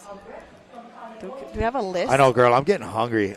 This whole no food thing is not my jam. Do they do Uber Eats over here? I need some snacks. I need some where's the snack wagon? I have money. But I'm looking for somebody from one of these. We could fly the drone over the snacks. Vendors. They can. We're the drone for the snacks. Maybe they'll do delivery to the. Yep. I'll give them one free promo shout out if they deliver some cacao to me and Lauren. Yeah. 'Cause girl got to eat before she race. You know what I mean? I could probably miss a meal. You know. Well, I can't. I know. I'm like one of those guys. If I don't eat, I get grouchy. You know what I mean? You don't want the grouchy me is even worse than the regular me. Yeah, I know. I think I seen you grouchy one time. Yes, Get this guy a Happy Meal. Yeah, Happy Meal. That's it. Any meal is a Happy Meal. There's got to be. I bet you there's like a good chow fun or something over here. Chow fun? Some kind of noodles. I think it's like noodles. Hot dogs and like chili plate. I don't know. I'm a little bit scared to eat hot dogs at this kind of places. I ate a hot dog once when I was young. You know, the only thing I would be more scared to eat chow fun. That thing spoils, girl. Nah, but that hot dog's just like, it's bread and hot dogs don't spoil. They're made to that's like army food. Hot dog will like. Oh, I don't know. I got so sick off a bad hot dog one time. Hot dogs come cooked. I mean, what do you want? I know, but it's not going to spoil. The noodles I'd be more scared of I want the noodles with like chili pepper water on top, like pancit with chili pepper water. And one side kimchi. Oh, we're going Helena's tonight then. Kimchi. All right, here we go. This is going to be the start of our boys 14 lineup there. It's a quarter-mile race. They are on the Molokai side of the course, headed Molokai. And that's what 14 see some boats. hammer time. Look at, that's what 14 coal canoes looks like, ladies and gentlemen. That's. Go. We just had our start. Yep. Leeward Kai. So talk to us a little bit, Lauren, about a start. Well, you can see, so your first few strokes are, long, and, you're trying to really get the boat up and out of the water. And then you kind of go into this overspeed, a really quick stroke, and then you kind of stretch it out. You can kind of see their cadence is like they're reaching a little bit more. The boat is up. It's running. Leeward Kai looks great right now. They look great right now. They some totally big 14-year-olds, bro. I know, right? Check some birth certificate. I'm just kidding. I'm sure they come from good stock. Some West Side genetics. Good stock. Yeah, some good stock right there. But look at the mix. Like I love this perspective of all the action. Lauren, let's say I'm my grandson's racing right now. I'm a older person at home watching this on the Facebook feed. The start, like you said, there's going to be a few real deep ones just to get that boat kind of out of the hole, they say, kind of get it up. Then you're paddling really quickly for about, a couple changes? Yeah. And a change is typically how many on each side? 15. Yeah, anywhere from 10. Sometimes they go only 10 in the beginning, right about there, though. Give or take 12 to 15, right? Yeah, get the boat up and running. Then once they settle in, they're getting to where you see now. It's a bigger, longer stroke. Yeah. Right. And everybody working together. You don't want to. It's like driving a stick shift. Not everybody can drive. You got to work through the gears. Yeah, you don't want to just be spinning your wheels. You want to make sure you're actually grabbing and timing. So off the top. Oh, that looks like. Oh, way outside in the middle.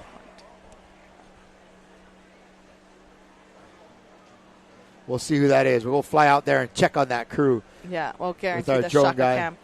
That might be, I wonder who that is. Oh, that might be a Molokai or a Canoe out there in the middle, maybe. If I had to go throw money, I'd say it's on one of those two out there.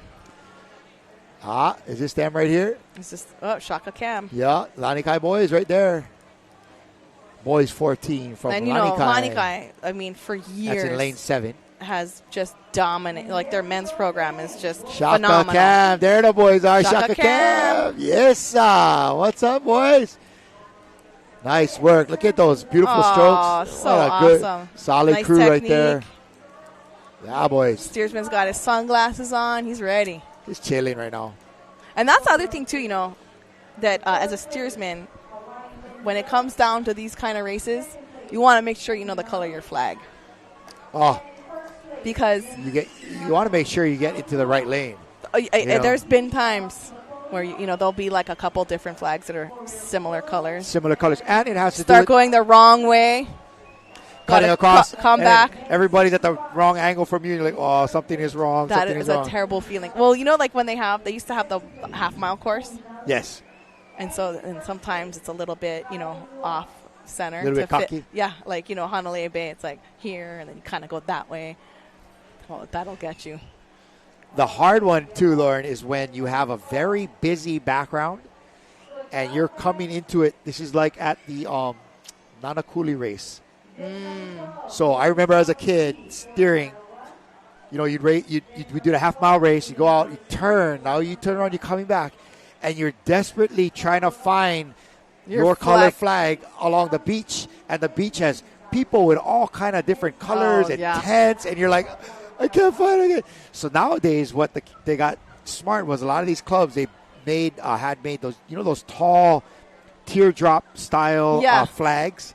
And so for those races, they send one of the uncles down, and he stands in the lane on the proper side of the flag, right? He's got to be make sure he's on the right side. Wow. So that as the kid is coming in or whoever, they're looking for the flag. They're looking for something high standing out by itself and not just one little flag on the bottom by the ocean. Because it's a quarter mile, right? And as you get older... Yeah, in particular, it's the half-mile ones. Because you can't. Quarter mile, you got time to go, okay, there it is, and you line it up with something, whatever. But when you're racing the half, you pound out, you hit your turn. Like, yeah, that was a good turn. You're coming out, and then as a steersman, you feel like you're going straight, and you start looking up for where it's like, oh, no, I can't see it. It could be and it's nerve-wracking, You're like a 16-year-old boy or something like that, just panicking looking for the flag. And so now where they got it with those big teardrop flags, it's the cheat sheet. It makes sense, though. It makes sense because I tell you, it can be stressful. Yeah, very, very, very stressful. Especially at States, you don't want to mess the bed up over here. Woo, done that. Are we? I think we're gonna take a commercial break. Yeah. Why don't you take us out to commercial? Let me see your form. Hoi pa'a. No. This way. Lauren, you got to tell them. Hoi pa'a, guys. We're going commercial break. Not with.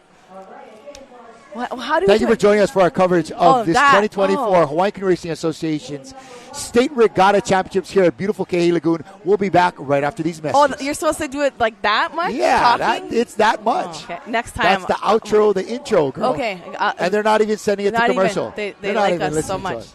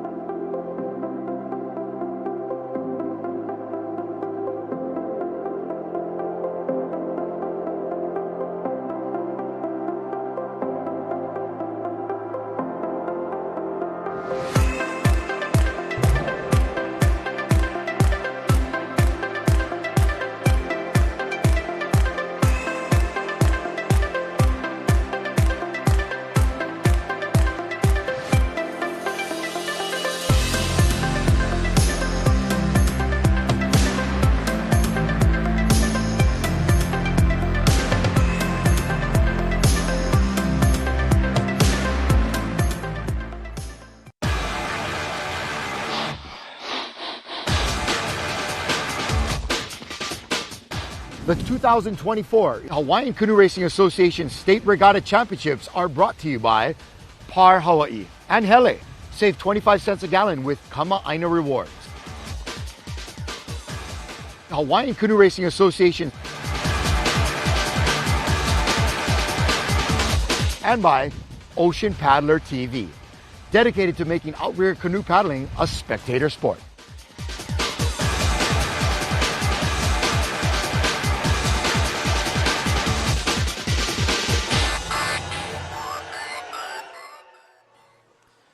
All right, Lauren, go for the welcome back. Let's hear it. Do I do it now? Now. Oh, okay. Welcome back to the 2024 HCRA State Championships. Sitting here with Kala'i Miller. Yes, girl. We're working on that. Okay, that was some pressure. I don't really know what to say. It's a high pressure environment here, you know. It is. It's a high pressure environment. All right. We have now made it to our adult divisions. And as we talked about earlier, novice Bs is basically entry-level paddlers as an adult. You're coming into the sport as an adult. You're newbie, freshies. You're a newbie, yes. So this is women's novice B, Lahaina Canoe Club, Waikiki Surf, Kauai Hai, Kanioi, Hui o Manaka Pu'uvai, Puna Manu Okikai, Kaihitu, Lanikai Canoe Club, Leeward Kai, Hale Iwa, Outrigger, Nakai Evalu, Outrigger Canoe Club, and Nue Nue.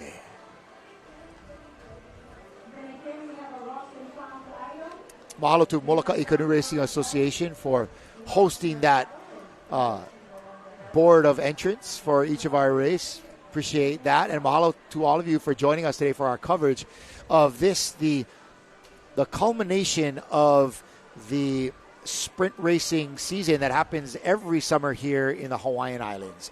What you see now on your screen is representatives from across the state coming together in beautiful Ke'ehi Lagoon to lay it all on the line for the sprint style racing season between canoe clubs here in the Hawaiian Islands. And this is the granddaddy of all races. It happens every August on a different island, different locations like Hanalei, Hilo last year. Yeah, Hilo, all over the state. And we're lucky to have it back on Oahu this year. And we have a total of 72 canoe clubs represented from across the state. That's every amazing. Major Hawaiian island. And really what you're seeing is the best paddlers in the state in sprint style racing. As it gets to longer distances with more experienced paddlers. But right now we're in the finishing up the quarter mile races. This is a quarter mile sprint. And welcome to a beautiful day of racing in Hawaii, Lauren. It is a beautiful day. And, you know, the wind it's building a little bit. You can kind of see the flags are leaning a tiny bit more. But, you know, I still think it's pretty fair. You know, and just when you see a certain lane looking like it's going, it always changes your mind. And so we've just had the start there of our women's novice B. For all of you that are joining us on our Ocean Paddler Facebook page or the HCRA Facebook page, and you'll be able to check out results of this race at hcrpaddler.com. Give them about 20 minutes to post it, and they are off. We're looking at the all the way outside lane. 14 lanes being taken up here, and out on the outside there, that is, you're right, Nui Nui Canoe Club from the shores of Kalia in Waikiki. Yeah, so this is, you know, again, quarter mile. You're just starting to get your gills wet. But they'll be, you know, it's still, a quarter mile can be extremely painful. But, you know, these guys right here, Nui Nui, this is a different perspective. It's nice. Normally, you would not be able to get to see lane 14. But, you know, we're talking about earlier, even the outside lanes can still run good. So all the way through on this race, all of these paddlers that you're seeing are new to the sport.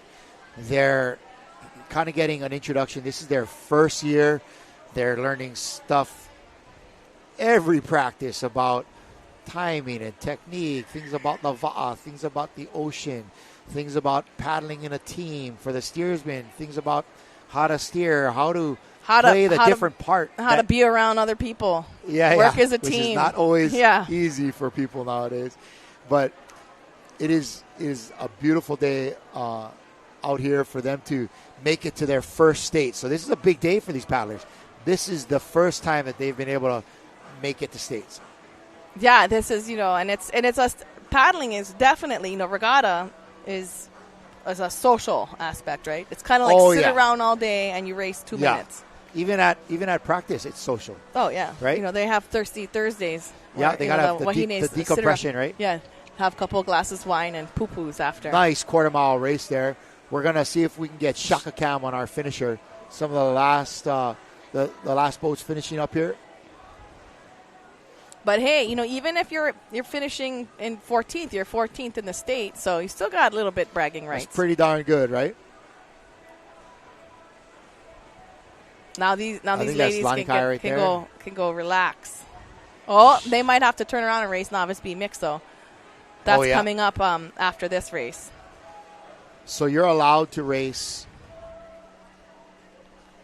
more than one race today. You can race up to two. Up to two, yeah. Depending, there's some races that are saying that you can only race one. Are you racing one or two? Open Just four. One? Mm-hmm. What do you mean? Hopefully, they may throw a wrench in this. No, I'm definitely steering open four. I only came to. I don't even think I went to I'm not gonna talk about how many practices I didn't go to.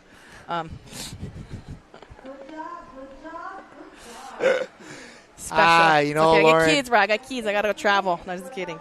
Hey, you got things to do.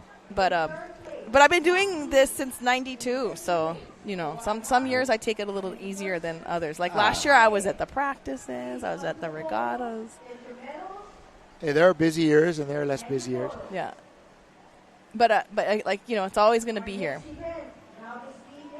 I can do this till I'm 70 and beyond, as they have illustrated. Yeah. So we got the mixed novice B. We're still in the quarter miles. After the men's novice B, we got 2 more races, and then we're going to jump into the halves. And I do think once we kind of get into the halves, it's going to be a little bit quicker. Yes, longer race, but less setup. Yeah, they don't have to. They're cruising, paddling down. They're going to be racing. So, again, they're going to be setting up for the Novice B men coming up right here. Another quarter-mile race. Nope, Novice Mix right now. Oh, it's Novice Mix. And then we're going to go into they try me on wrench every time. Last time was the 12s. Wasn't the 12s like... Yeah. No, I'm just girls, going like this. Boys mix. Yeah. Look, in the 12s, it was girls, boys mix. Yep. Right now it's women mix men. Yeah, I think they do that because I think a lot of the... I think they got to... I think some of these wahinis are going to go straight into...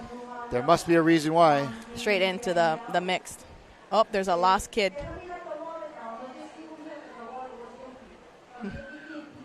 Oh, my gosh, how funny.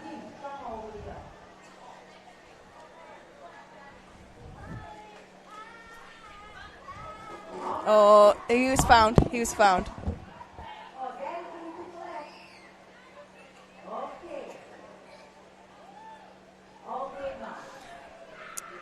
All right, everyone's getting ready for this novice B mix race. This will be competitive.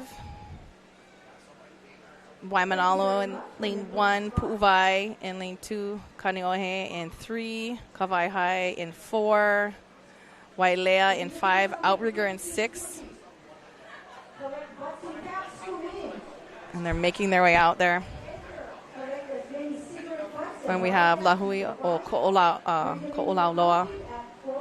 Waikiki Surf Club in lane 8, Manu Okekai in lane 9, Hawaiian Canoe Club in lane 10, Kaiopua in 11, Lanikai in 12, New Hope in 13, and Kihei in 14.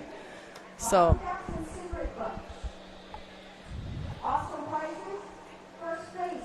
it takes a little bit for them to get out to the line.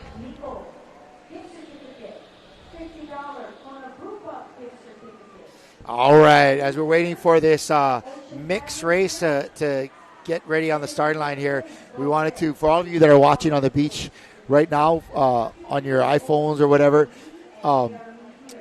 Wow. We try to do a little fun give back thing that we've been doing over here for a few years now. We from Ocean Paddler and HCRA and MCRA, we like if people can go out there and help clean the beach. So in years past, we've noted here at KE that, and some other locations, that there were always a ton of cigarette butts and like plastic bottle caps and beer caps all over the beach. You know, a lot of it got blown in on the trade winds because they float and stuff. But we have a little competition that we put out where we want you to enter to collect as many cigarette butts and bottle caps as you can find and bring them for counting at the end of the day to the Ocean Paddler TV tent. That's going to be right over here next to the big pavilion on the Molokai side of the beach. Use gloves. Use gloves. First place, you can win a Quick Blade Stingray paddle and a $100 gift certificate to Nico's. That's worth it, girl. That paddle is worth a few $100 itself, plus the $100 to Nico's. Yeah. In second place, it's a great incentive. And second and third place, you also get $50 at Nico's and some gear from Quick Blade or Ade. So, and of course, swag from Ocean Paddler and Blue Planet Surf. So, please get out there, collect as much as you can, clean the beach. I don't like Sita Keikis digging through the trash, though. Lauren might be doing it. Yeah, she like go Nico's. You never know. I mean, it's yeah, I like Nico's. Yeah, it's close. So yeah, get up there and look for collect your trash. It's usually for the kids. They go out and do it. Clean up the beach, make it nice and pretty. We're gonna. This is something that Lauren's father Mike taught me. He said when we would travel all over the world with him, was that we leave a place better than we found it. Yep. Yeah, as kids, we would pull up to beach parks. Japanese theory of Kaizen. I don't know how to say it. What you're seeing right now is the results from the girls' 13s. Kailua Canoe Club in first, Queen Alo in second, Lani Kai in third place. But as far as the beach here at Ke'ehi, we're hoping to leave it better than we found it, and this is our way to make that happen. And that was something that good old Mike Spalding preached to me as a young adult and really instilled in my mindset. And much like what you had to go through, Lauren, my kids do the same. We go to the beach, they got to fill up the 5-gallon bucket before they can start playing. That's awesome. Yeah. That's really good. That's how you do it. That's how we keep our beach free. And we live east side, right? The trade's always coming in to our beaches, so it happens pretty fast. So you can get that bucket full. The bucket fills up fast. But, hey, it's better than nothing. We did that one year. Instead of Easter egg hunting, we went trash hunting. Oh, yeah? And what were the categories? And we had prizes. The most rubbish. Oh, yeah? Kai Bartlett, he went. He won. He came in with the most rubbish. It was you could paddle one man. We did it around Kahului Harbor. It was amazing how much rubbish we picked up.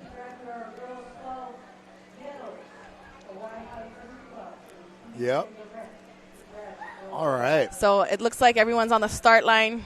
We're gearing up for Novice B Mix. And so this is a good fun race. Again, a lot of times they maybe didn't make first crew on the men's or women's Novice B, or maybe they were stacking the mix because that's where they could be a stacking club the thinks mix. they got enough depth in each one of those so that they can stack the mix. So a great rate. This is going to be event number 13. So we're a quarter of our way, a little more than a quarter of the way, and there we've just had a start. And so you can see, it looks a little bit faster than the last race. It looks like a tornado over Honolulu. Oh. Yeah. Yeah, what is that? I don't know. Maybe it's a water spout or something. But this is pretty cool that we're getting to see this race. And I would gander, Nicole. It looks pretty even. That there's a lot of folks in lands abroad, like the mainland U.S., that are watching this particular race because a lot of the people in the novice, they've just moved to the state. Hey, I want to meet some people. I want to get out. I love being in the ocean. I'm gonna get in. I'm gonna go join a canoe club, right? And so the first thing they do is enter. They go into the novice B's and they're talking to their folks back home in Illinois, and they're saying like, "Oh, what are you doing out there? Oh, I started outrigger canoe paddling." Well, what the heck is that? They have no idea. I think it's a great social, healthy, you're being active. Right. And then after regatta season, after this weekend, we're going to roll into our long distance. Right. So, and a lot of these guys will do that. Their first year. But it's a fun little, you get together. Oh yeah. But for sure, this is, this broadcast of what's happening is their family's first chance to get to see what the heck they've been doing the last 4 months. Right? Yeah. So why every time I call you in the evening, you're not answering because you're at paddling practice, right? Or morning, maybe, they're lucky. I want to call you at 8 morning. p.m. from California, but you never answer because it's 5 p.m. at home and you're paddling. Yeah. So aloha to all our friends and family, our spectators, our supporters that are watching us in other places. Oh, wow, what a tight race. Nice work. Looks like that middle lane. Yeah, that was lane 1. Looked really good, too. Yeah, we'll get lane 1, that was Shaka Lahaina Canoe Club. Good job, Lahaina. No, that's Waimanalo. Oh, my bad. Yes, I'm still on Women's Novice B over here. Waimanalo. Let's switch it up. Waimanalo Canoe Club. Correcto mundo.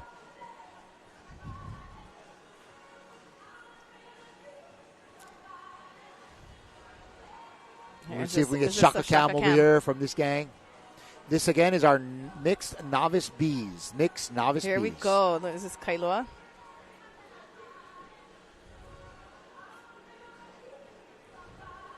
We're Waikiki Surf Club. Yeah, nice work, mixed novice Bs. Hawaiian, is that Hawaiian right there? No, I think that's Waikiki, or is it Wailea? I don't know. It's hard to tell. Ooh, hard to tell. That is a good one. That might be Wailea. They have that. It looks like their logo, yeah? It does, yeah. Hard to tell with the colors, though.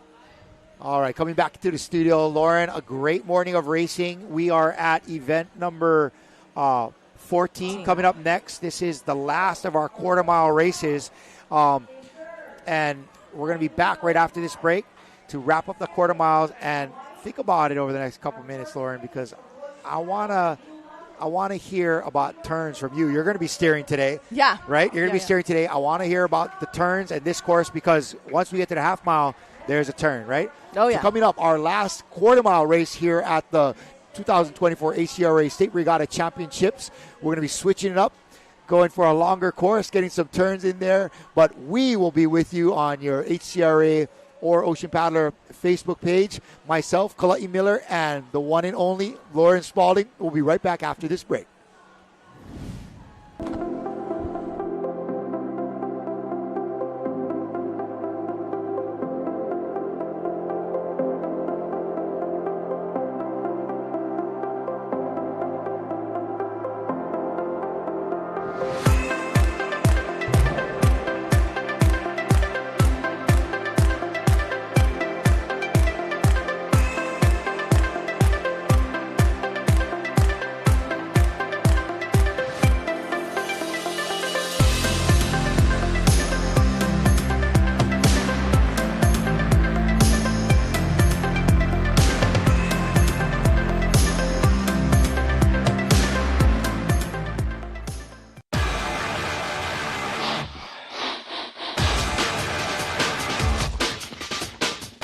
The 2024 Hawaiian Canoe Racing Association State Regatta Championships are brought to you by Par Hawaii and Hele. Save 25 cents a gallon with Kama'aina rewards. Hawaiian Canoe Racing Association and by Ocean Paddler TV, dedicated to making outrigger canoe paddling a spectator sport.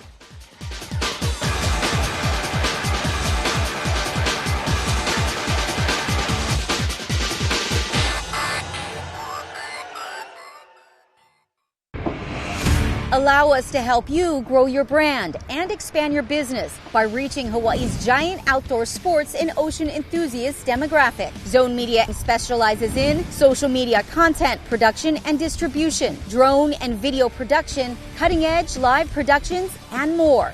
With over 25 years leading Hawaii's action sports market, give us a call to find out how we can help you grow your business.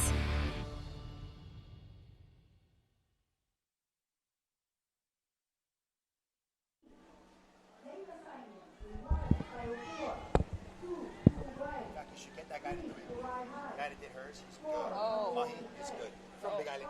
Yeah, he could. All right, welcome back to Ke'ehi Lagoon. We're here with Ocean Paddler Gang for the 2024 Hawaiian Canoe Racing Association State Canoe Championship Regatta, sprint style racing from canoe clubs across the Hawaiian Islands. Every major island, every county, the best of the best are here. And speaking of the best, I got Lauren Spalding next to me, helping to co-host today's event. The best of the best. She's number 15, and you're going to be number 6 in the canoe today, but number 1 in our hearts. Oh, thanks. All right, next coming up, we have the men's novice B race. This is the last of our quarter-mile races here. Men's novice B, we have Kai Opua from the Big Island, Pu'uvai, Kauai High, Big Island as well, Manu Okekai, Wailea. I have not called out a Wailea yet. I've seen a couple Wailea boats. I didn't see Outrigger Canoe Club from right here. Yep. Hawaiian, Kaniohi, Nui Nui, Koakai, Kai E Hitu, Lokahi, Lanikai Canoe Club, and the Kai E Valu. You definitely see a little bit of a sea change. Like, there's clubs like we've been talking about with really strong keiki programs. And now the names of the clubs we're announcing as we get into the open adults is starting to change. You're going to hear a lot more Waileas, stuff like that. And Wailea actually has a super hammer men's program. Yeah. They were unreal at last year's Queen Liliuokalani race. They were hammering down. They had a great race. They've got a really strong men's program. Really strong. And I think it's they train really well together, and they've over the years they've just done a bunch of. They've got a really solid core group, and they train out of That's what it takes. the In more ways than one, a really solid core. Yeah. A really solid core. But thanks for sticking with us through our broadcast today. We're live right here from Ke'ehi Lagoon on the island of Oahu. We're on the South Shore, just near the airport, and this is where we do most of our sprint style racing here on Oahu. It's a great course. It's accessible. It has a large parking area like we've shown you earlier today, and it is a busy, big-time day of racing here. And states, no matter where you are, Maui, Hilo, Hanalei, Hirkei, it's always more of like Ho'olaulea than an actual canoe race. There's so much going on around this race, Lauren. It really is, and if you start walking around, you're going to get stuck talking to a bunch of people and wind up under somebody else's tent. And it's a great time to see old friends and and meet new people. But this is definitely the spot to be today. Yeah, this is a spot to be on this island today, and it's great to it's great to see all the booths. There's food booths. There's craft booths. There's paddle makers. There's paddling accessories. There's some all great vendors. There's a big line. It's been here all morning since before. Yep. There's even an Ocean Paddler tent where you can come up and get your shirts and look as cool as I look. Merchandise. We're gonna get Lauren a Ocean Paddler shirt on the next break. Oh. She's wearing the nondescript white shirt, and I thought that was one of the no-nos of you're not supposed to television, wear white? Right? You don't wear white. I wasn't You don't wear black. sure. You don't wear any small patterns. Those are the no-nos. Oh, no-nos? Okay, Yeah. I have two We'll work T-shirts on I you, brought girl. with me. You have 2 shirts. I only brought 2 You T-shirts. have wardrobe. Yeah. I brought 2 No, for my trip to For your whole trip. I have 2 T-shirts. It's this one. All right, we're back at the race. We're back. What really matters. We'll talk about not her T-shirts. shirts later on. Yeah. But we're back in the race. This is the men's novice B. Is this Kaiopua in lane 1? Pu'uvai from Kauai is in lane 2. Oh, these guys are going at it. It's a dog fight right here. And you can see a lot of different stroke counts, but for the most part, these paddlers are kind of going as fast as they can. It's a quarter-mile sprint. Yeah, they look, these guys look good for being novices.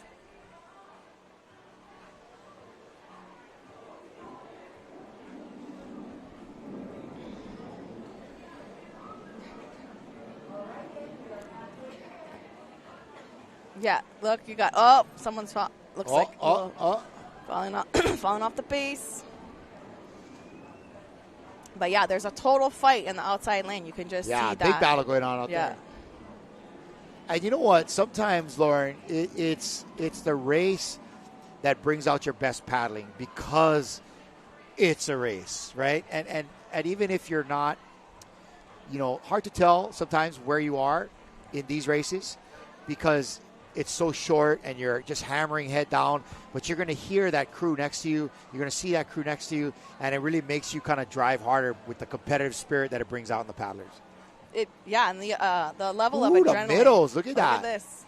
Nice, solid finish. Again, super competitive, really close. Oh, but they're standing up.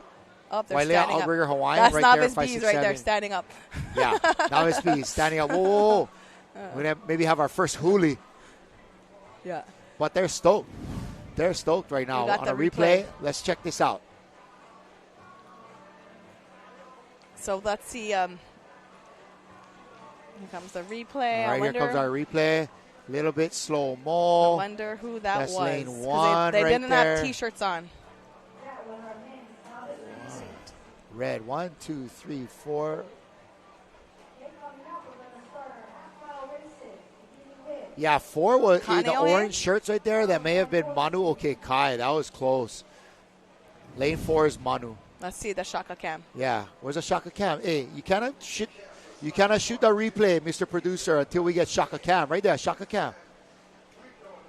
At Outrigger, they're not doing Shakas right now. Let's see. There's Hawaiian Canoe Club. Nice racing by there's Hawaiian Canoe Club right there.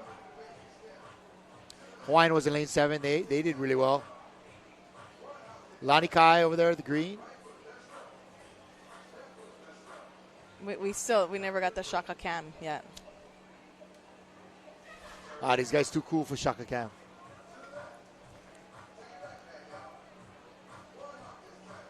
All right, now we're going to move into half miles. Amen. We're moving into the half miles. Knocking them praise down. the Lord. So we got girls 15.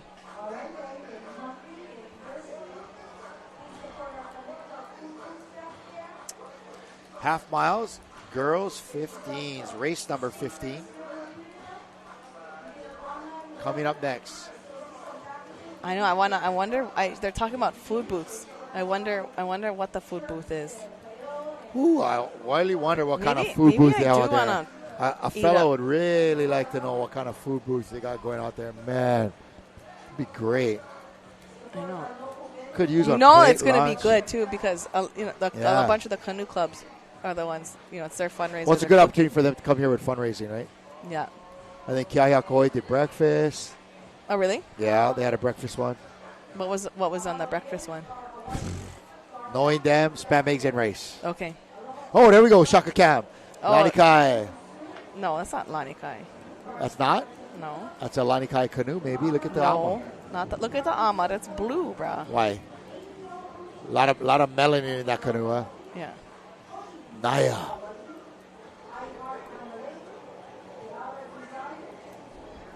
All right, our first Novice Bees half-mile race. All right. Novice Bees is a cool race to be in. You're super excited to be here.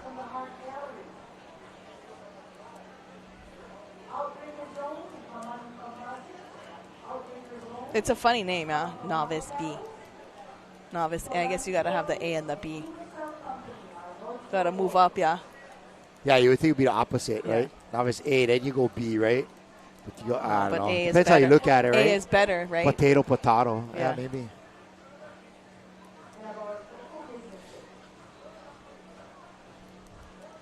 But look at how crowded the beach is. Yeah, good luck trying to walk around here. You're going to get lost.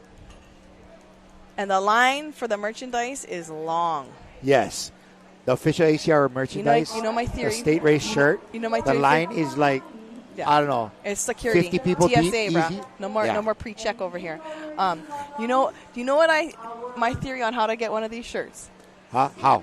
At the end of the day, right at dark, walk around, guaranteed somebody's going to leave one on the ground. Somebody forgot one, huh? Someone forgot. They drank too much beer in the parking lot, whatever, you know. They was looking for the cigarette butts for the challenge, and they left their shirt.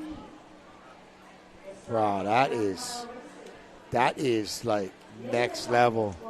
Well, you know. That is next level because you've been to a couple races. Yeah, you know. You can wash them. Even if it's not the right size, yeah, it's just fine. Just rock a it. little bit bigger is better. Yeah, schmedium. Or schmedium. Schmedium. Oh, classic. Good. And all these, like, some of these kids are done for the day. Some people are probably already going to the airport. Lucky. Just kidding. Yeah, I know. I talked to somebody from a nice lady from Maui, Kihei Canoe Club, I think. They got off the plane this morning, and they were going to catch an Uber or whatever. They looked at the traffic, and they just walked. Yeah, it's so and much. they were walking faster than the cars were coming in. Yeah, they passed us. It was, I saw a bunch of those people. I was cool with just rolling in, though. You were what? Doing what? I was cool with being a little bit late. When did you you came in yesterday? I came in, yesterday evening. Oh, cool. Nice day. We're getting ready to change it out. The escort boats are getting ready to go.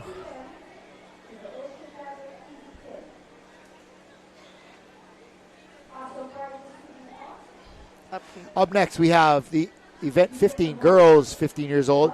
Our first half-mile race. Na Va'ahana Kahi, Kilohana, Hoi Va'a, that's from Kauai, Molokai Elks. Lahaina Canoe Club, Va'akapai Mua from Molokai. Lanikai Canoe Club, Hawaiian Canoe Club. Waikiki Surf, Kauai High, Kaiopua, Na Keiki o Kamo'i, Kiaiakohoi. And Huinalu rounding out the top 14. Looking for a good race here from our girls 15s.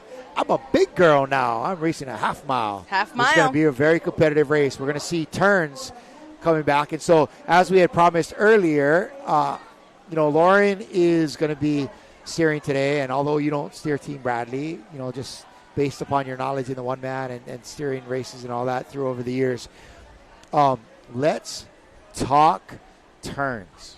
I love turns. Let's talk turns. Turns are so fun. Why do you love turns? Because it'll make or break you. And you got to be aggressive. You got to be aggressive. Is that kind of your baseline as far as turns go? You're going to be aggressive? Yeah. You got to, but you want to be smart. Up to a point of reckless? You want to be smart. You don't want to, you know what I mean? And your seat 2 can make or break you too. Why seat 2 and not seat 1? Because seat 2 is the one leading out, yanking. And they can back off or pull harder. So that because they're the ones kind of pulling it around. When you call that, so let's uni. Yeah, let's talk about that. How that works. And so they call that kahi. So that's when you say uni, and seat 1 slides their blade along the right hand side of the canoe, and holds it like a steersman. Yes. In the front of the boat. And then seat 2 at the same time is grabbing on the left. Pulling water way out. Like pivot, like kind of you're pivoting, right? Towards the ama side. Towards the ama. It's more of a pivot than a turn. That's a good way to, that's a good description and for it. And I right here, in lane 1, I think it was like in 04. Or maybe it was 05. Here we go. Start of the girls 15. I buried the flag in seat 2. We lost the race. My fault. I didn't look. You buried this. I just grabbed super hard. And you grabbed the. And it went right over. You grabbed the flag? No. The boat. I buried the flag by accident because I could have backed off and then it would have slid around it. But live and learn. Too much power. Live and learn. What was this? It's got Huinalu right here. Yes. Looks like it. Yep. Waikiki Look Surf. At this. This is the future of our up and coming Wahine paddlers right here.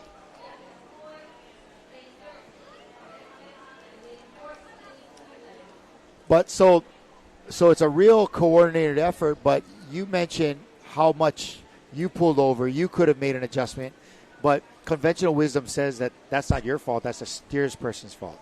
No. It's my fault. I should have backed off. Now, is that true, or is that a Lauren Spalding thing That's you're going to take responsibility for? Yeah, no, I ate that flag. But so I think, so practicing, even though I only showed up in a couple, but I think it's good as a steersman to go and, get aggressive and plow the flag at practice, so you know what to not do during a race. Oh, little bit crooked. But that can happen, right? If you're steering, you don't want to, theoretically, if you're steering, you want to be aggressive and you want to paddle. You want to try to get as many strokes as possible, right? So they are approaching the turn here, Lauren. Coming into it, we're going to see our first set of turns here today. And I like turns just because they add such a whole nother dynamic to this sport right here. A turn is like its own thing, and that's what she's talking about right there, folks. The uni. You see that paddler nice. number 2 a beautiful reaching turn. way out? They didn't even, wow, that boat spun. Nice. This is Kilohana Canoe Club right there from the island of Kauai. Can tell by those super cool jerseys that they have. They're in lane 2. And on their way back in. That's a great nice position to be in. Nice turn from Kilohana. They have a really strong youth program over on Kauai with They've Kilohana got some Canoe great leadership over there. They're really putting the hammer down. No, is that Hawaiian Canoe Club? That's Hawaiian Canoe Club.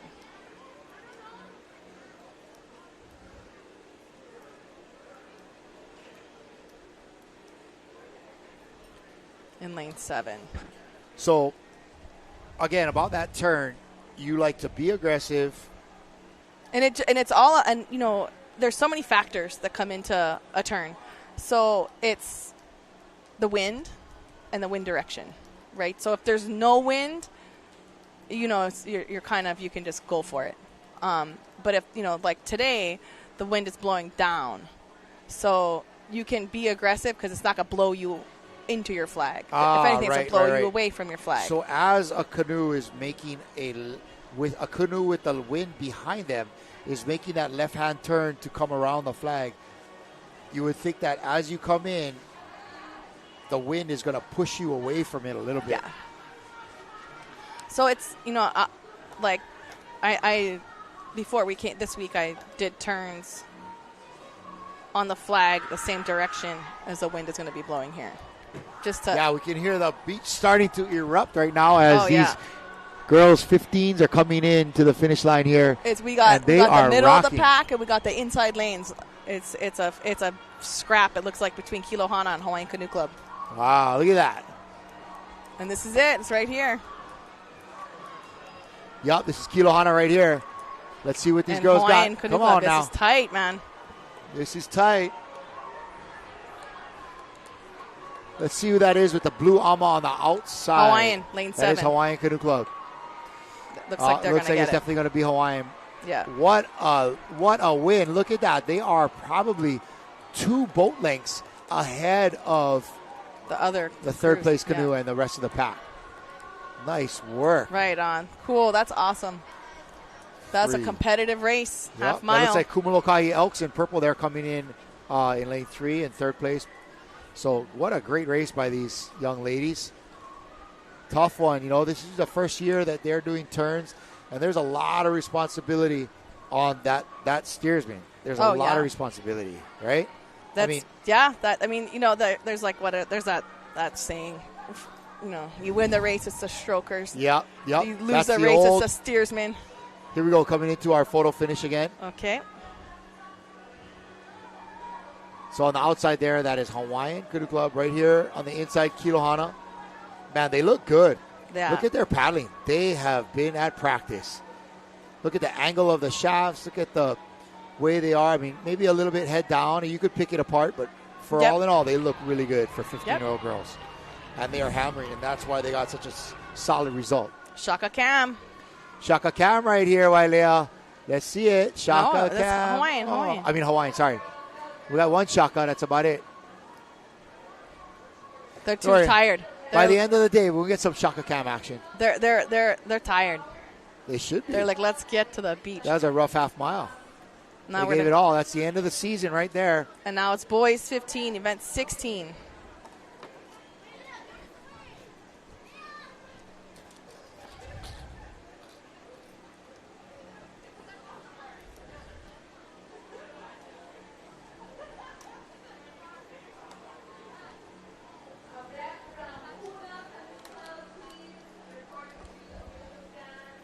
And now it's nice because they don't have to go all the way down. They can just it's going to be a little bit quicker. They can just line up and go. What canoe club is that right there? Puna. Puna Canoe Club, maybe? Yeah, I think so. Sorry. I keep messing up my mic. It's like I'm not a professional right there, like you. Molokai. Yep, Hawaiian Canoe Club.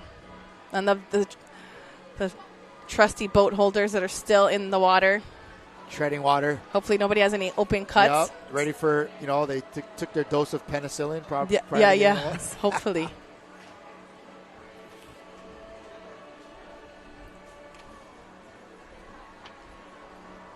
Oh, the wind is starting to pick up a little bit. Hey, Miss Faulkner. Healy Faulkner, my buddy's daughter there in C2. Good job, Lanikai Canoe Club. Oh, cool. Good job, Lanikai. Quick turnaround. Oh, look at these guys are matching pink shorts. Yes. The one guy didn't get the couple guys never got the memo. Oh, boy. Never have his size. Yeah. Oh, look at the tunnel. Hawaii's going pink and blue right now, huh?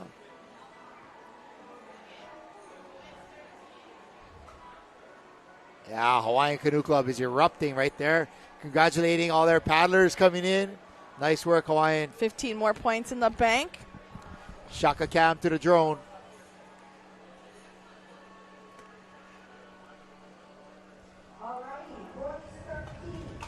Lanikai Canoe Club. Ooh, let's see the sore feet. Ooh, gotta walk light. Everybody kind of tiptoeing up onto the beach. You just don't know what you're stepping on, that's why.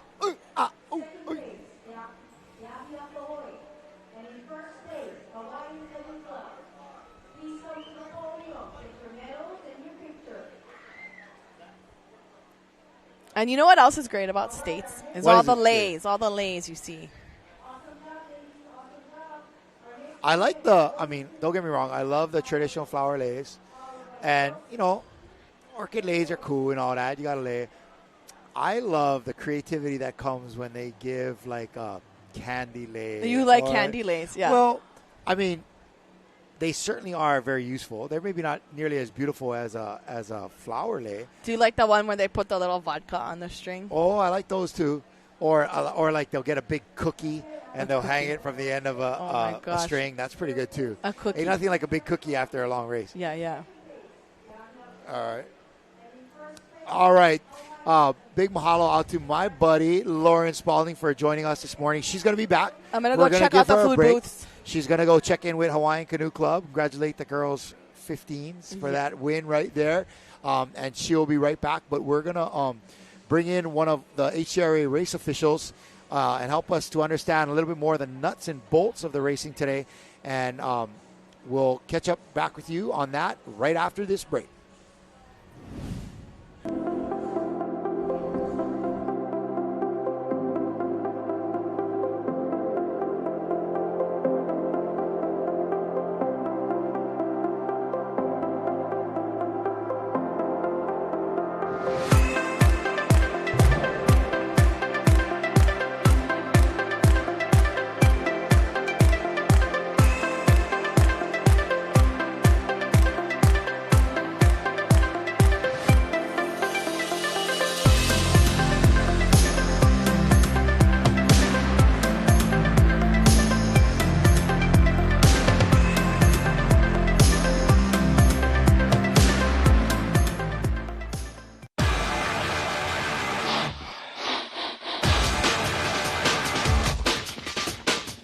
The 2024 Hawaiian Canoe Racing Association State Regatta Championships are brought to you by Par Hawaii, and Hele.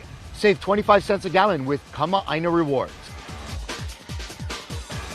The Hawaiian Canoe Racing Association. And by Ocean Paddler TV, dedicated to making outrigger canoe paddling a spectator sport.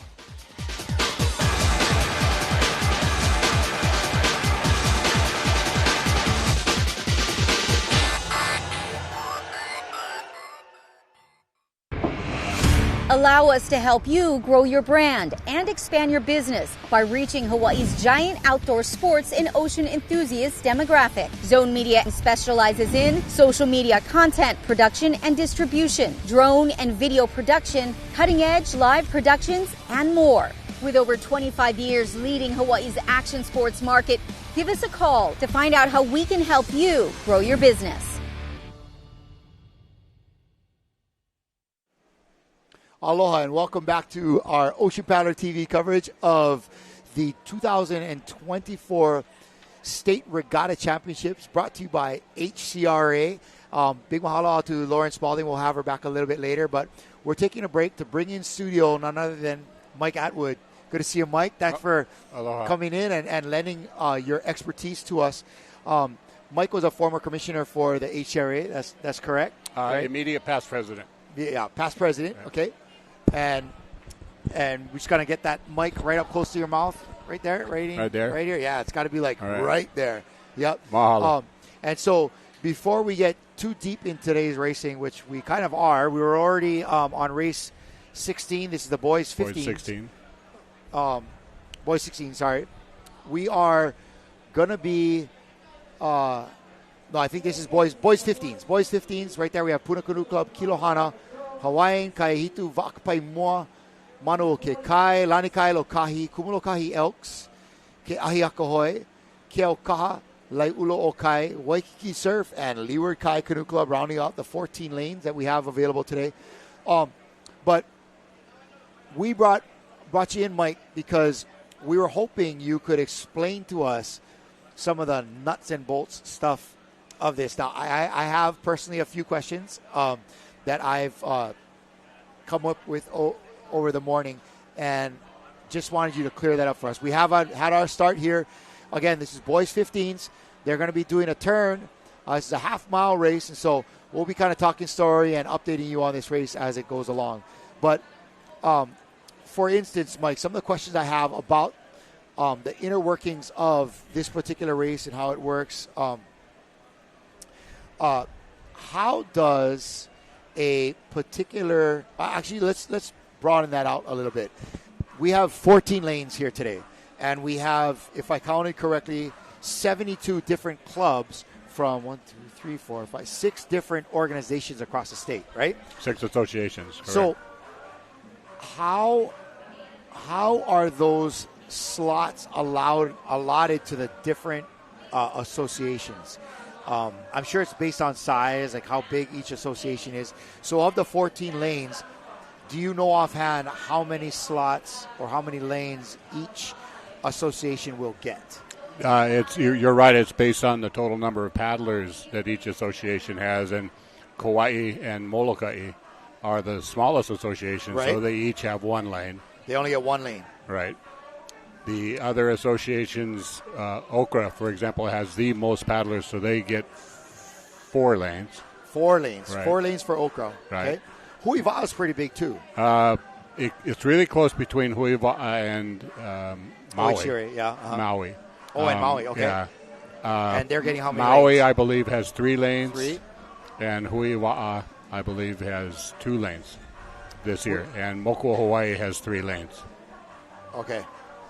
Okay, got it. Okay, so here we go into our turn, Mike, and this is always an exciting part of it. There's a lot of action there. I remember back in the day, Mike, we used to have a half-mile course, right? Meaning less turns, right. Different way, different style of racing. But it has been brought down over the years to a quarter-mile course. Right. So do you know what was the driving factor behind that, Mike? I think a couple of it. One of the main reasons was here at Ke'ehi Lagoon, the half-mile course no longer became physically possible to run. There at a couple times there were boats that had sunk and were in the way, but also just the configuration of the land doesn't allow for 14 lanes now, where they originally used to be when we had the half-mile races. So, okay, so it was out of geographics and kind of necessity. Now, Ke'ehi is the most raced location, right? Every other year it's at Ke'ehi, is that correct? It alternates, yeah. It's supposed to go between each association, and if, for instance, this year it's Molokai's turn, Molokai is not big enough to be able to host the state championship, so they opt to have the race put on here at Ke'ehi Lagoon. So I understand. Sequentially, it just kind of works out that it goes Neighbor Island, Ke'ehi Lagoon, Neighbor Island, Ke'ehi Lagoon. Next year, for example, we're supposed to be on Maui. Right. And then the following year, it'll come back to Ke'ehi Lagoon. So Molokai is sponsoring today's race. I saw that. Right. 2 years from now, it would be like either Huiva or Okra or something like that is sponsoring. Correct. I see. Oh, fantastic. I it get alternates it now. between Huiva I thought they were and just Okra. trying to bring it back to Oahu every time. You know, Oahu is the gathering place. We have the most hotels. The airport's right here next to and that makes Ke'ehi a nice place to race because of those logistics. But we're not just trying to have it on Oahu. It actually is because it alternates. It works out that way. And this particular site, even though it, in some aspects, is not necessarily the best, was designed and constructed specifically for outrigger canoe racing. The official stand where we are now, originally was the finish line. Now we just had the finish there of the boys 15. 15. I think is that. That looks like Kaihitu. Kaihitu, yeah. Kaihitu boys 15. What a great finish over there. Shaka cam for these young guys over here. They are from the island of Hawaii. Yep. Kaihitu Canoe Club.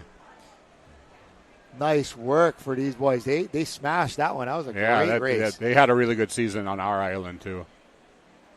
So again, 72 clubs, 6 associations, race at Ke'ehi every other year. Next year is going to be, last year was Hilo. Right. Next year is Maui. Next year it'll be Maui. Yeah. And then the 2 years later it'll be back in Hanalei Bay. Right. If Hanalei Bay is still the place. That does have its own challenges just getting into Hanalei. You know that one. Yeah. What a beautiful place to race though. Yeah, I don't think they do have regattas there at Nawiliwili. But I don't believe it's large enough to be able to host 14. Yeah, to have 14 lanes. 14 right, lanes, yeah. right. Yeah, Hanalei is such a beautiful spot. Oh, everybody wants to get in there. But the logistics of getting in and out of there and the additional expense, and that's one of the reasons that Oahu is such a better, a more convenient place to come is the expense overall. It's easier to get flights. There's more of them. Yeah, and you think about one of the things that I ran into this year was I had friends from the island of Molokai who were having a challenge getting flights to Oahu. Yeah. And so, a couple of the uncles saddled up the boat and either came from Molokai or went to Molokai, grabbed the kids and brought them over here to Oahu. So that was kind of neat. Like, they go find a way. And that is... it's unfortunate it works out that way, but it is right now. Yeah, with the airlines and stuff. But it is for better or worse, Molokai is the closest island to Oahu, or Oahu is the closest island to Molokai. Yeah. So that makes it possible to go by You're not gonna do that from Kauai or Big Island, no, right? Yeah. No. You're not gonna chance the Kai'e Oahu just to come over here and paddle. But okay, that's great. So we got some clarification on the clubs and how they get in, and so how does a individual crew go about qualifying for today's race? Each association does it a little bit differently. I think most of the associations, Kauai may be different, and I think Molokai is different, but the other associations, Moko Hawaii, Maui, Huiwa, and HCRA, they have a cumulative points process during their season. How you score in each race gives you points towards qualifying for the state championships. And then at the end of your particular season, the highest number, for example, Moko Hawaii would have the top 3 scoring points would qualify to go to the state championship. For Oahu would be the top 4. Right. And so on and so forth.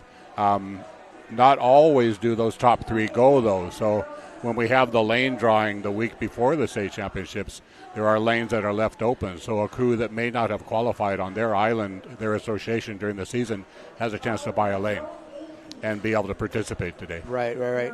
On your screen, folks, you'll be able to see event 17 coming up. This is girls 16 and under. We have 14 clubs here representing from all over the state, as Mike Atwood just let you know.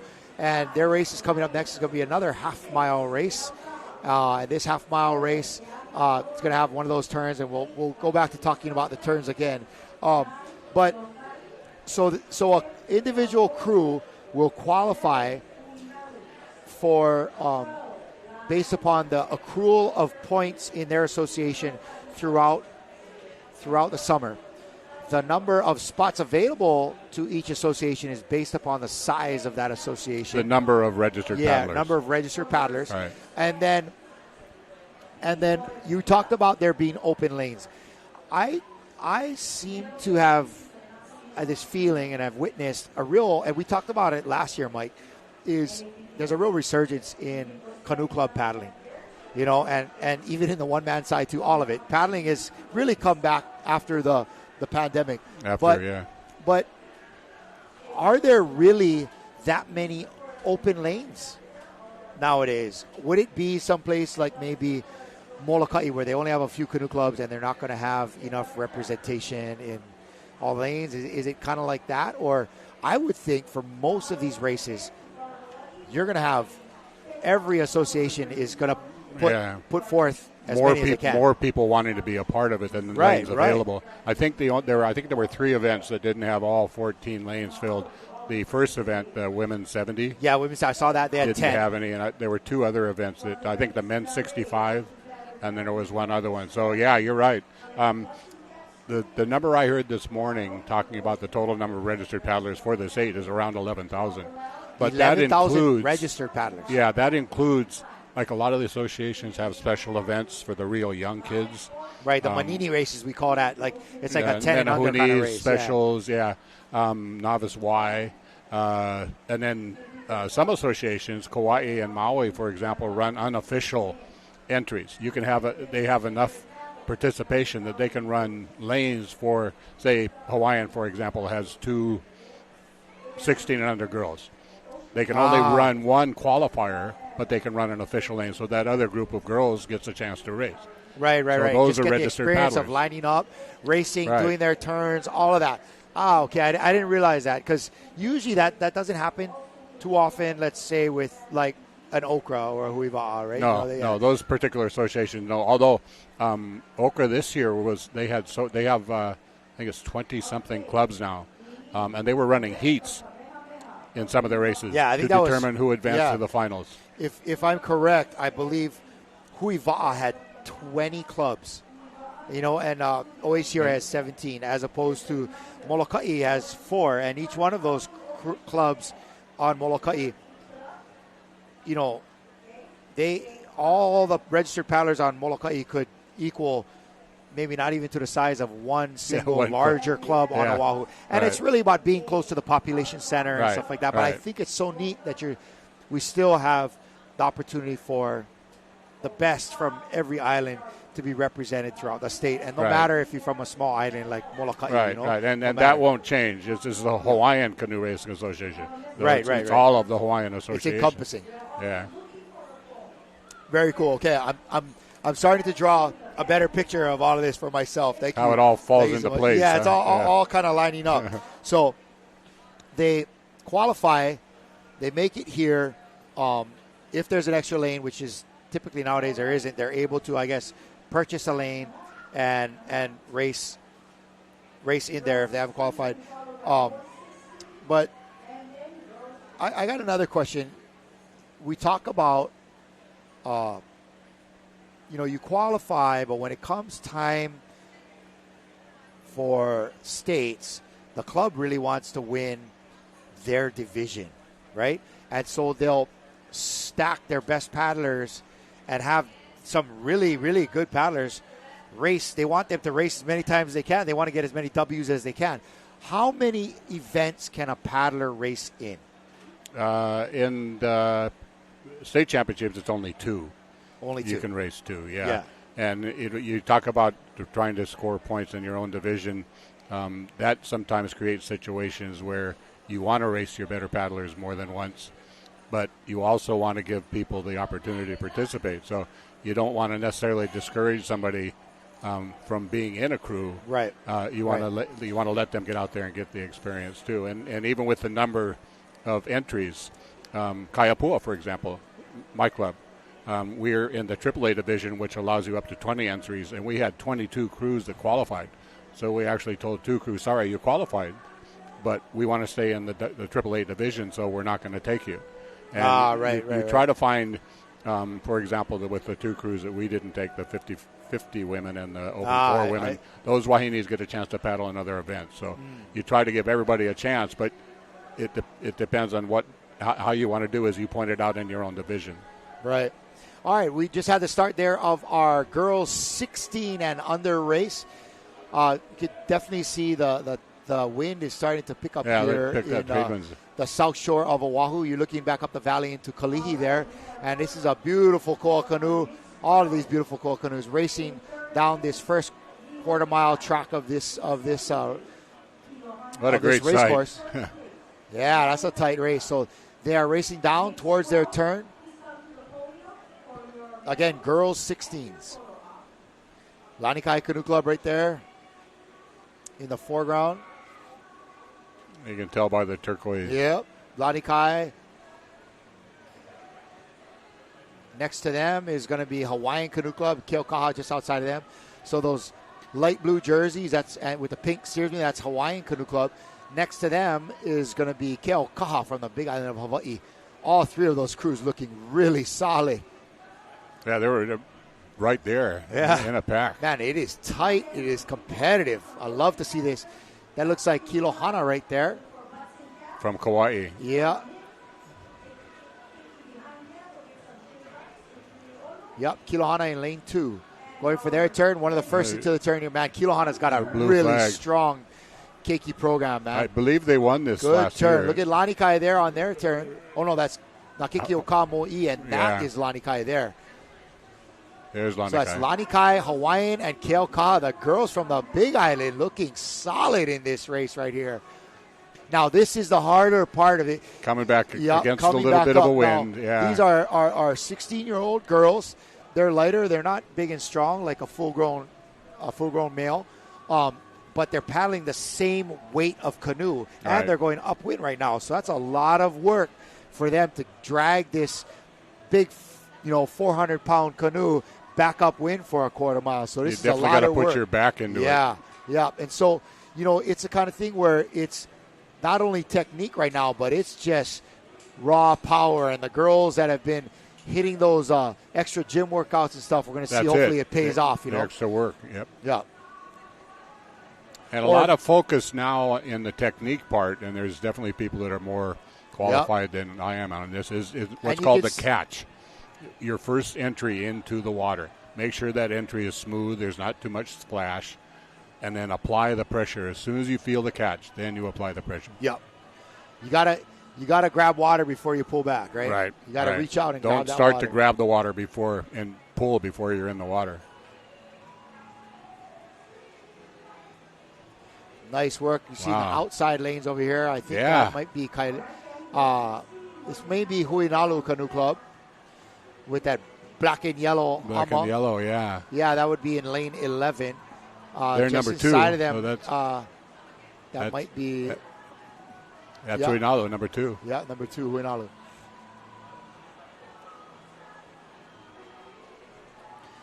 You can hear the beach starting to as they get become closer. Vocal with their applause as these ladies approach the finish line here.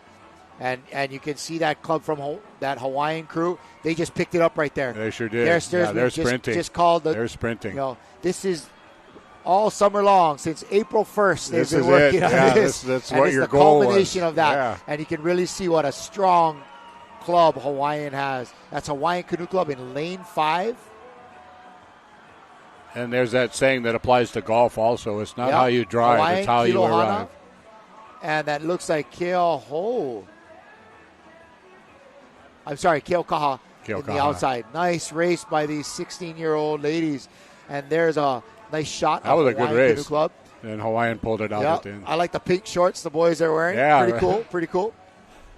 That's the officials' color this year Yeah. too. So let's work our way back to kind of the nuts and bolts of this whole thing as we're waiting on a replay of this girls 16 race. So as we talked about, 72 clubs. The last thing we went over, Mike, is that a paddler can race in 2 races. So that might look like a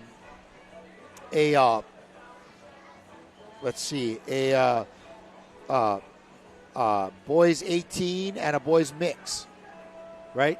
A young lad could race twice there, right? He could get in the mix and the 18s. There's our winner in this race, the girls from Hawaiian Canoe Club 16s, or in the adult division, they could race, let's say, junior men and 40s. No, Is each association does it a little differently. In the HCRA state championship, you can race in what are called the classified events. The age groups, 12, 13, 14, 15, 16, 18, and then freshman, sophomore, junior, and senior, you can race in any 2 of those events.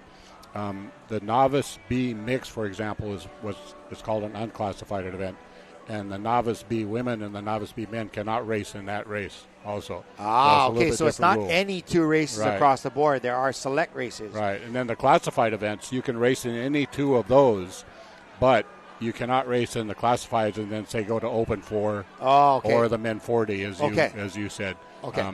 And then in the unclassifieds, you cannot. The only events that you can race in 2 or more, or 1 or 2, is the 50 and 55 and 60 and 65 and 70s. Those you can race in 2 races. Oh, okay. So you could be like 50s. You could be 56 years old and race in the 50s and the 55s. Correct. Okay. It's all becoming clearer to me after all these years of racing. You know the rules are out there, but as a paddler, you just do what the coach tells you. You're not necessarily. And each association is different. Most associations allow, say, for example, somebody to go sophomores and then go Open 4. They're usually looking for. They're using for the strength. And it's usually smaller associations that are looking to open up more possibilities for participation. Right. Okay. So, if I could race freshman men and senior men. Yeah. Right. Yeah. Or I could race boys 18s and freshman men. Right. And then if your age doesn't change, you can come back down to 18s the following season. You can go from the 18s, say, up to the freshman men. And then as long as you don't turn over 18, you can go back to that age division. All right, what you got on the screen right now is a look at the lineup for the boys 16 and under, event 18. We are approaching halfway, Mike. All right. It's always a long but fun day here at States. And Mike, I would say for most paddlers here, especially if you've been doing it for a few years, it's about 5 to 10 minutes of racing and about 5 to 10 hours of socialization, which is great, which makes it fun. And that, I think, is other than the joy of being in the ocean, the joy of being in a canoe, the fitness that you get from participating in it. But there's such a fantastic social aspect to this sport. The Ohana Va'a. Ohana Va'a, exactly. Yeah. And so whether that's within your own club or as you span across to your friends in other clubs that you've raced with. A lot of people have been in more than one canoe club. Right. So that is it's a great sport, but you always have to give a nod to the social aspect of this whole deal. So that's great. Yeah, it's and sometimes you only see that person once a year. You only see them at the state championships. Yeah, it's your friend from the Big Island that you paddled with in that one race way back, and you never see him a long time. The excitement of catching up with them and seeing how they've been doing. Or that cousin from Maui who maybe they're not even paddling, but they brought their kid over here to race. Right? Right? Yeah. And you get to see them and connect and watch these keiki grow up. Hey, I got my cousin's son coming over from Molokai, and I haven't seen him in a little while, so it's going to be great to check out their race and visit with them. I mean, it's good to see them anyway, but it's even better when you see them in this atmosphere. Yeah, yes. And it's a very Hawaiian / local atmosphere. You know, a lot of shaking hands and hugging. A lot of hugging, a lot of kisses, a lot of lays. Yeah. So the next thing I wanted to dive into about HCRA, Mike, is the different categories or canoe club sizes, entries based upon the categories, and how you get into each category and how the points get tallied towards that. So we're talking about single A, double A, triple A, 4A. I don't know. I think that's as many as there are, right? There's the four. How many are there? Double A, triple A, and quadruple A. Yeah. So there's 4 categories, and each one of those categories, this is at canoe club level now. Now, I'm not talking about crew level. I'm not talking about at the freshman men or at the senior women. I'm talking, this is canoe club stuff, right? And of the 72 canoe clubs that are possibly represented here, how many entries does a canoe club need to have in today's race to be in each one of those categories, Mike? I think the A division you don't have to have, but you can have up to 7. And then the double A is 8 to 12. Triple A is 13 to 20. So I'm sorry. So single A is up to 7. Right. Double A is 8 to 12. Right. So up to 12. You can have up to 12 entries. Okay. And then Triple A is 13 to 20. 13 to 20. Right. And then quadruple A is 21 and up. 21 and up. Yeah. Would you know offhand what is the biggest number of entries by any club today? Today, I believe it's Lanikai. I think they have 42. Wow. And Hawaiian's right behind them with 41. Wow. That is a big canoe club. That's a lot of people. That's a lot of You think about that, Mike. That's 40 times 6, right? So you have... Oh, there's a couple of them with 4. What? There's a couple of them with 4. Yeah, a couple of 4, but you have in the neighborhood of 240 paddlers minimum, right? Just to get there. Plus all the people that didn't make it into the top crew, into the top 6, and all the other crews that maybe didn't make qualify. it to state, didn't qualify for states. Yeah. Plus the coaches and all that. Those are big canoe clubs. Yeah. Those are very big canoe clubs. Wow. And you want to give them the opportunity to be the best of all. Right. So you have that quadruple A division, but you also want the smaller clubs that they don't have a chance of winning the overall regatta. Give them a chance to say, okay, I won our division. I was the best in that. So, what they did is they may not have had a lot of entries, but they had a lot of, for how many paddlers they did have, they had a lot of good paddlers. Right. Okay, again, this is the start of the boys 16. Right there in lane 1, that's Manoke Kai, Niu Malu behind them. Vakapai Mua over there in lane 3. Just past them, like Ulo Kai, Lani Kai, Puna, Outrigger Canoe Club, Kamo I, Hawaiian Canoe Club from Maui, Keokaha again, Lokahi, Keahi Akahoi, Kai Ehitu, and Huinalu rounding out the 14, way on the outside there. So Manoke Kai from the North Shore of Oahu, they're right going here in front of us, there. From Haleiwa.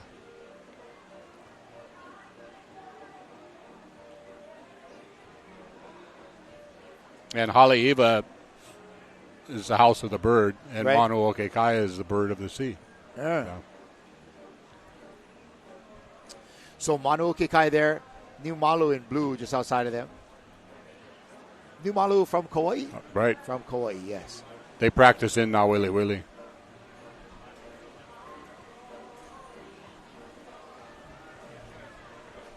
Their regattas, sometimes they have surf, kind of like the McFarland regatta. And coming in over there. And that must be really good fun. It must be neat for these crews that are coming from an hour island and their club doesn't have a koa canoe for them to come in here and race a koa.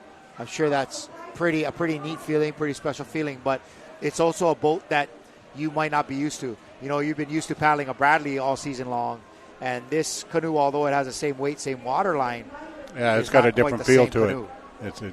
It's a different shape. They're going to turn a little bit differently. They're going to run on the straightaway a little bit differently. Let's see Manu Okikai go into their turn here. Nice. real close to Wow, their look flag. at that. That's nice and tight, baby. Man, and Neil Malu There's a hard, lot of came out canoes hard. together on that. Wow. Look how tight this is, Mike. Really? I mean, from first to Yeah, look at 14th, that. there's maybe a canoe length. That's awesome. That's it, yeah. Yeah. Wow. That shows the parity, but we'll see on the way back. The lanes here are definitely, they're not all the same. Right, they're not perfect. Lanes 1 and 2 are in relatively shallow water, so the water's going to run a little bit differently. As the wind picks up, there's going to be a little bit more of a disadvantage Right. in On the middle. outside, On the outside, there, too. on the outside there, that is in red, Kai'ehitu from the Big Island, and Huinalu just outside of them.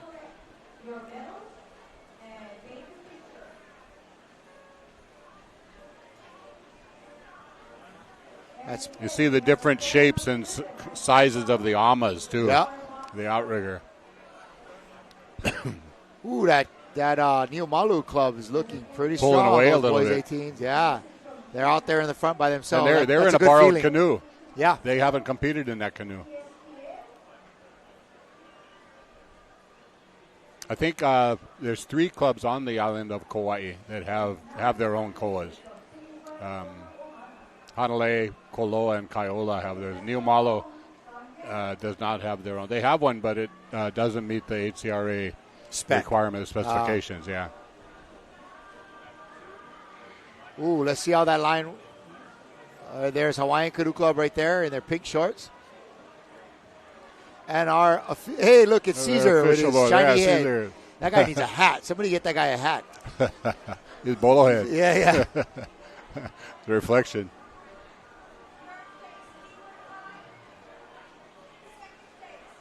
You see the middle starting to catch up. Ooh, nice in the middle right there. Yeah. 1, 2, 3 look to be in the middle there. We'll see who that might be. Maybe Hawaiian and Outrigger. Keoka looks like they got a strong youth program this year too. Hard to tell. Molokai had a pretty good 16 this year too. Yeah. Shaka Cam right there. That blue and red, that might be Outrigger right there, huh? Or is that hard to tell right now? We're going to come in on them. Yeah, the Ama is red and white. Yep. And all of those boys are the KOK boys, you know, the Kalahui Kai. Right. They'll race for Outrigger during the year. Yeah, number 8. That's Outrigger. That's a good program, Kalahui Kai. I'm glad to see that those number 8 is Outrigger. Those boys all get a chance to race in HCRA. There's a program on the Big Island too called Big Island Junior Baja that's doing the same type of program. There's different clubs too that are trying to establish that type of a program specifically for the youth because that's the future. Yeah, that is the future. And it's really good for we go back to that whole talk we had earlier about the social aspect of paddling, right? And, young people, they want to socialize, right? You give them the opportunity, they'll sit on social media and talk to each other and text each other all day long. But when you can get that away from that sedentary style of socialization to something that's healthy and physical and outdoors where they're still getting plenty of socialization, but they're doing it in the Va'a and they're out there, they're paddling, they're getting out, they're building their bodies, their minds, they're outdoors getting some sun. That's the way to do it. I mean, to me, that's why I started, my little ones off into canoe paddling just recently, and they love it, man. They love it.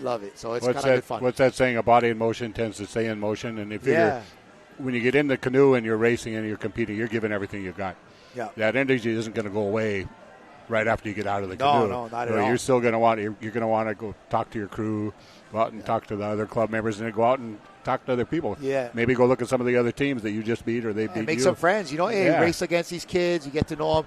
The other one is idle hands are the devil's plaything, right? These kids are just kind of, not being kept busy through the summer by making sure that they show up to practice and all that stuff. Yeah, you could be asking for trouble.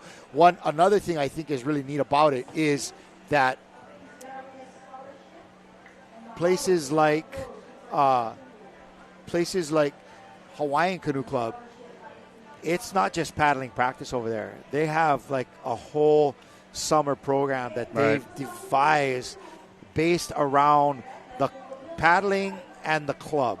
Right. You know, and I mean, talk about taking the mentoring of our youth through the canoe club or through canoe paddling, taking that to a whole other level is amazing. And that takes a lot of time, effort, funding, logistics by the adults at that club. Definitely. You know, and it takes them showing up. Fortunately for them, the county government. Yes. The county of Maui definitely been very supportive. And hey, thanks to Mayor Bisson for being here. He showed up to support Molokai Canoe Racing Association. Especially when you look at what they've been going through and what they went through. Yes. And so, but the fact of what they've been going through this last year on the island of Maui, I think just illustrates that there's that void that needs to be filled. This is an opportunity where you bring those kids back up after, being through a hard time like that. So let's go. Our next event 19, girls 18 and under. This is the big deal right here. I remember girls and boys 18s being like, you were 14s or 16s, it was fun, it was competitive. But man, once you made it to the 18s, that was like the big show. Yeah, that was the big show for sure.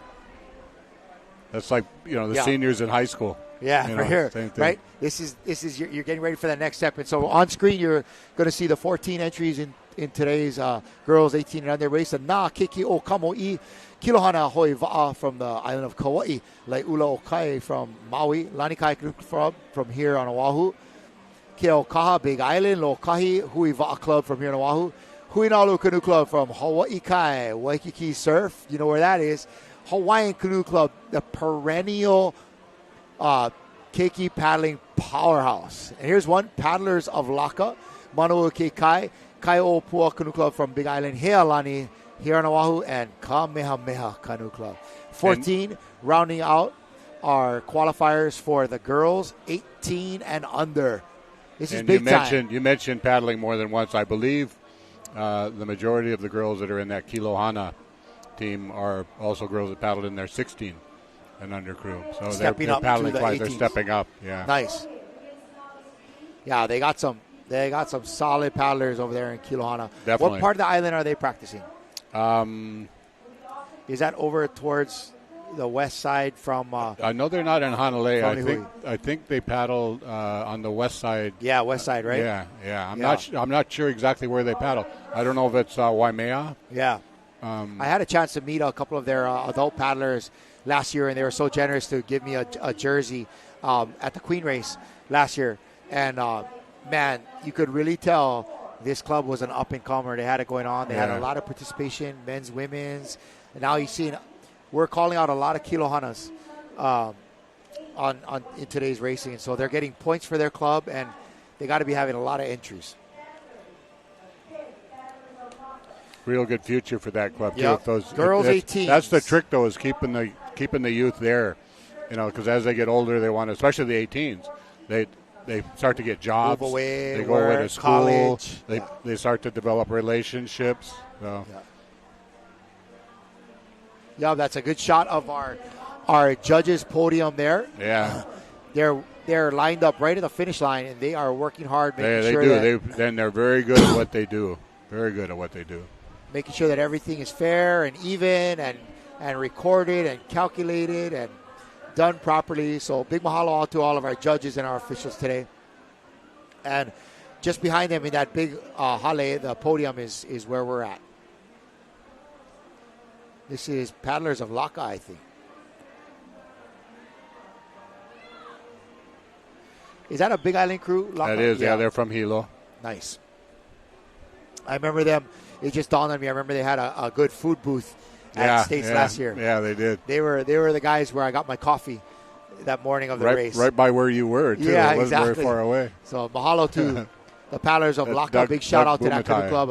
Another up-and-coming club. They haven't been around, for as long as some of the other clubs, but, man, they are really growing their deal there. And they've got some really good kids crews. They don't really have too many adults, but they do have a lot of good kids crews.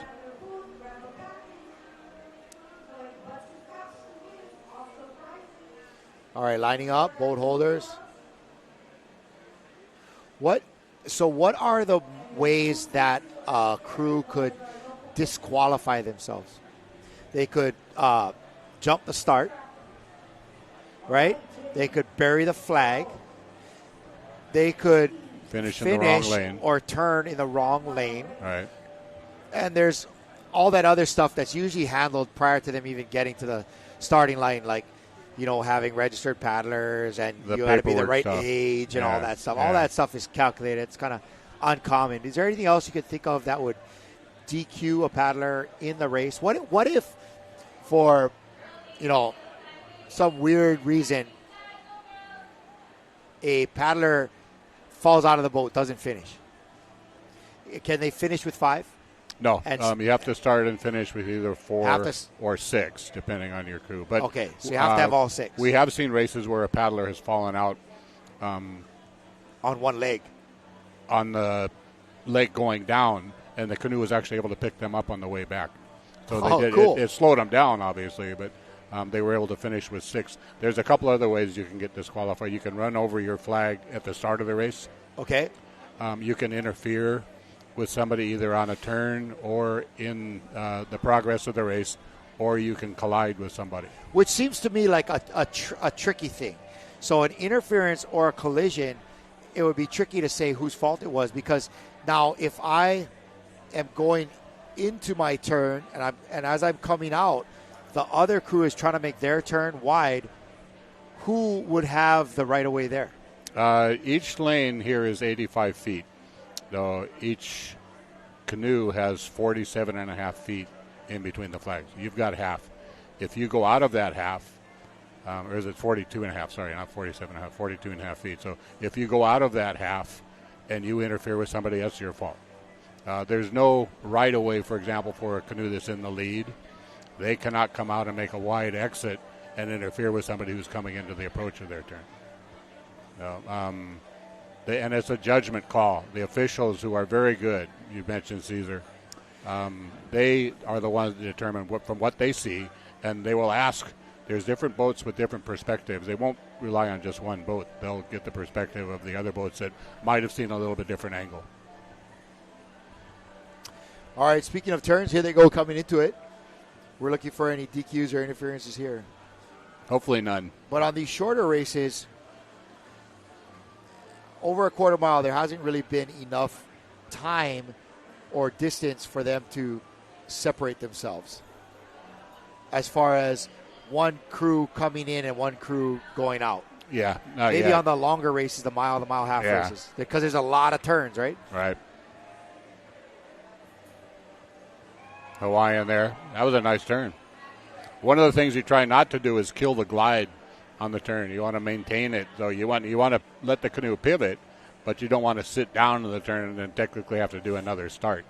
You want to keep the canoe in a glide during that turn. So it's got to be the coordination between the steersperson, number 6, and usually when number 1 and number 2 are involved. Some crews just have number 1 helping with the turn, and you do either an uni or a kahi. The uni is when you put the blade in and hold it, and then the kahi is when you reach out. Like you kahi the poibo, yeah? Right. Scoop it. Cut it. Yeah. Dig in. Molokai right there. Kilahana. Waikiki surf. And how about you personally, Mike? How many years were you the president? I was president for actually a little less than 2 years. Walter Vieira had been the president, and he passed away, so I was vice president, and I took over for him. And then I've been the immediate past president since then. And then we'll be electing a new president this coming year. Wow. Dana Miyake, who's been doing a really good job. We have term limitations. Oh, yeah? What is the term limitation? 2 years. 2 years, okay. Yeah. But rarely does a person, they may not be the president by that third year, but they rarely leave the most gang. of the time they stay. They just take a different position. Yeah. So it's kind of that same bunch of folks that are in there. And how does the voting happen? It's done. There's a nominations committee that comes up with a slate. Hold on 1 sec. We're going to have a finish here in the ladies or girls 18. And that looks like Lanikai and Huinalu. Huinalu, yeah. Yeah, Lanikai and Huinalu, both Okra crews. Lanikai across first right there. Huinalu like in second. And might be somebody on the inside lane in third place. Yeah. Nice finish by the girls from Lanikai Canoe Club.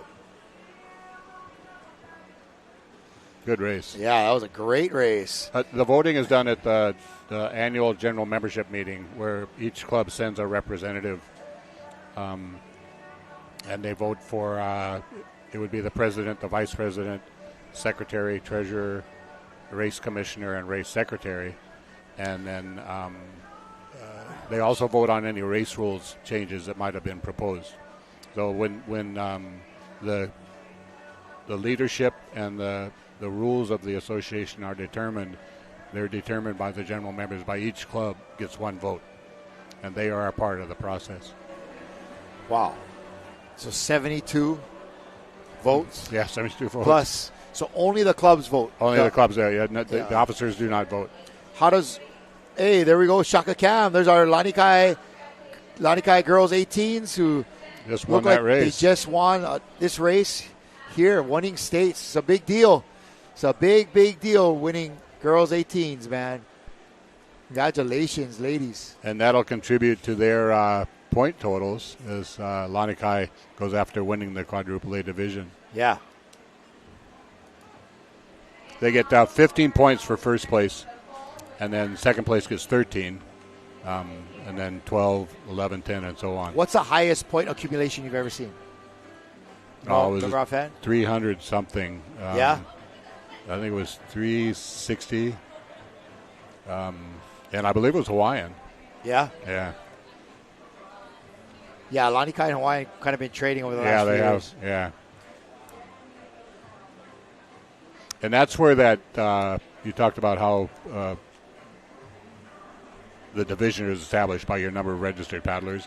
That kind of hurts Lanikai a little bit because it gives, for example, Okra 4 chances to put their crews in there.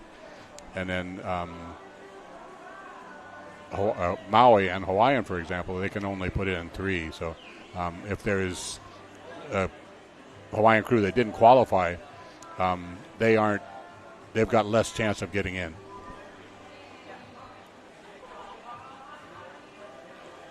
All right, Lanikai Canoe Club, congratulations.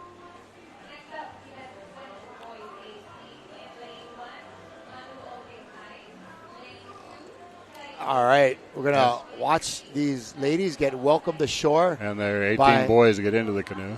Yeah, watch these ladies get welcomed ashore by their canoe club after a victorious race.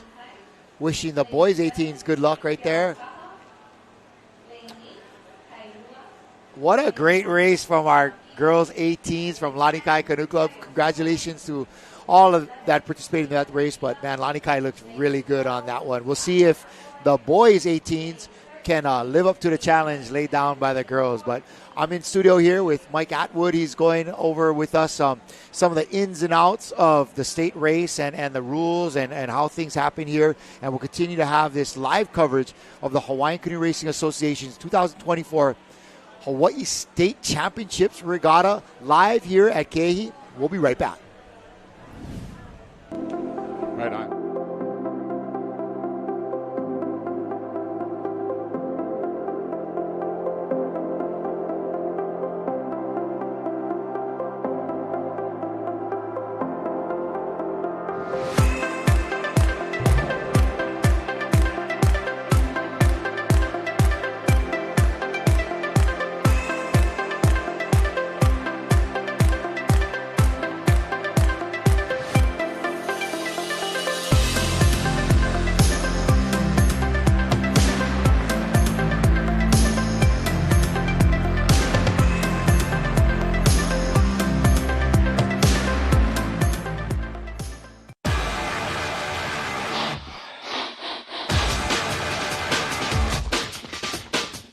The 2024 Hawaiian Canoe Racing Association State Regatta Championships are brought to you by Par Hawaii and Hele, Save 25 cents a gallon with Kama Aina Rewards. Hawaiian Canoe Racing Association. And by Ocean Paddler TV, dedicated to making outrigger canoe paddling a spectator sport.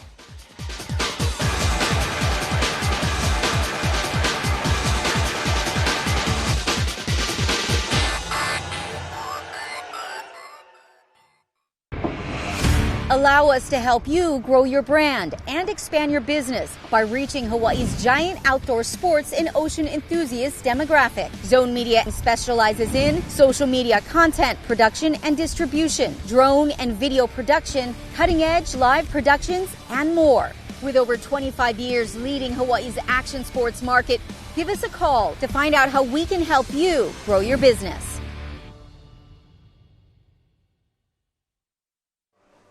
All right, welcome back to beautiful Ke'ehi Lagoon for the 2024 Hawaii Canoe Racing Association State Regatta Championships. We've just had our 18 girls on that half-mile course with one turn, and by all accounts, it seems like Lanikai Canoe Club brought home the gold on that one, and we're about to witness 18 boys, and this is out of 44 events here today. This will be event number 20. We're almost at a halfway point. Getting there, yeah. We're Mike on schedule. Atwood's here with me. We're doing well. And he's checking the time. So it's almost 12 o'clock, and we're halfway. And so this whole deal started just prior to 8 o'clock. Yeah, so it's an 8-hour day easily. You know, the races will get a little longer, but I think the starts will be quicker. Yeah. We got all of our quarter-mile races out of the way early. That was all the way up to the men's novice. Novice B was the last one. The girls and boys 14s, novice Bs. And then now these half-mile races will go all the way. This is the last one for the age group. So this is the last of our keiki races. For me personally, I'll be looking for Molokai Canoe Club. Yeah, so boys 18s, if we could get the list up there on the old teleprompter. We'll show you that boys 18s, we got Manu o ke kai, kai hitu lai ulo o kai, lo kahi pu'u vai, lani kai, keo kaha kai loa nā pili, kai o pua, huilana kila ki ahi hoi, niu malu, and kihe.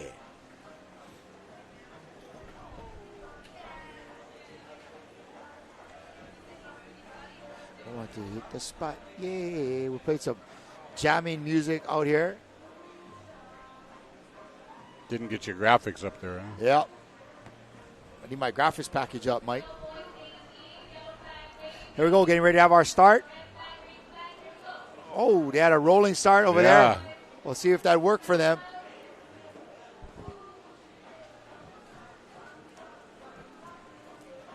That's one of the advantages of the Oahu cruise, that they get to see the starting sequence in their season.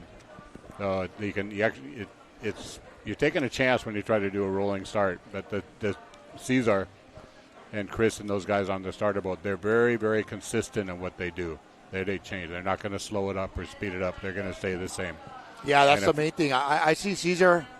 I see Caesar at practice. You know, he's over there waving his flags, trying to get it. Trying to practice, make sure his timing is right. Yeah. No. But really, though, you could try to time it. It's 5 yellows, a red, and a green, right? Right. And there's nothing in the rules that says it has to be at a certain pace. It doesn't. No, it's up to the starters themselves. Right. And but some associations, the starters, like, they'll switch. So people that were doing it for the first whatever number of races might have been doing it differently, and then so the crews after that, even though they might have been watching the starting sequence and the timing earlier, they got to adjust to what the new one is. Here, it's not like that. It's the same all the way through. Yeah, man, because if you can get a rolling start, that makes a big difference, right? It can be, yeah, especially when some of these races are determined by fractions of a second. All right, boys 18s coming up on a turn here. Exciting stuff. Some pretty good separation already. Oh, nice turn right there. Look at that. Yeah. Ooh, you can see the wind blowing them down, though. Yes. That second half is hard, man. Getting away. Lanikai, what a nice turn right there. And they're out of the hole and coming back up. Looks like they went in second and came out first. First.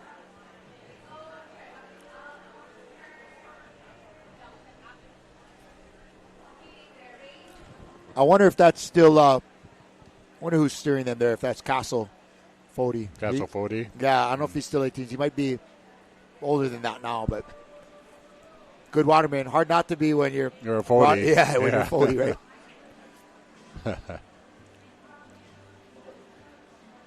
Nice separation by those three canoes out front. That's Lanikai with a half a boat length over the second place crew and just outside of them. So that would be Lanikai Keokaha. Keokaha is solid this year.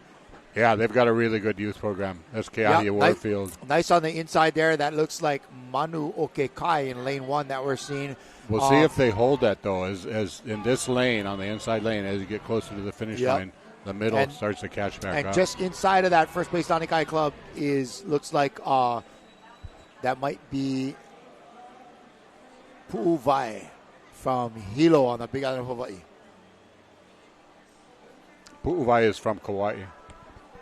Pu'uvai, sorry, from Kauai. Yeah. Pu'uvai is Kauai. I was getting them mixed up with Puna. Thanks for catching that. Pu'uvai practices over on the east side of Kauai. Yeah, Pu'uvai's got lane 5. Lanikai 6. Keokaha has 7. Do you have this one? Yep. Yeah, okay. Oh, yeah, that looks like Lanikai. Lanikai back-to-back with the 18 girls and 18 boys. And Manu might have gotten second or third. They were right there. On the inside, they were right there. In lane 1. Here we go, Shaka cam for our drone. Look at these guys. Some young stud paddlers right there.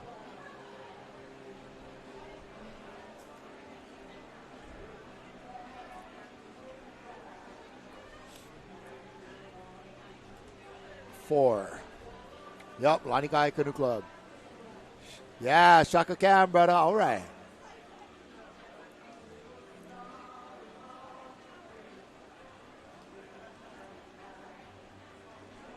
Good shot. Yeah.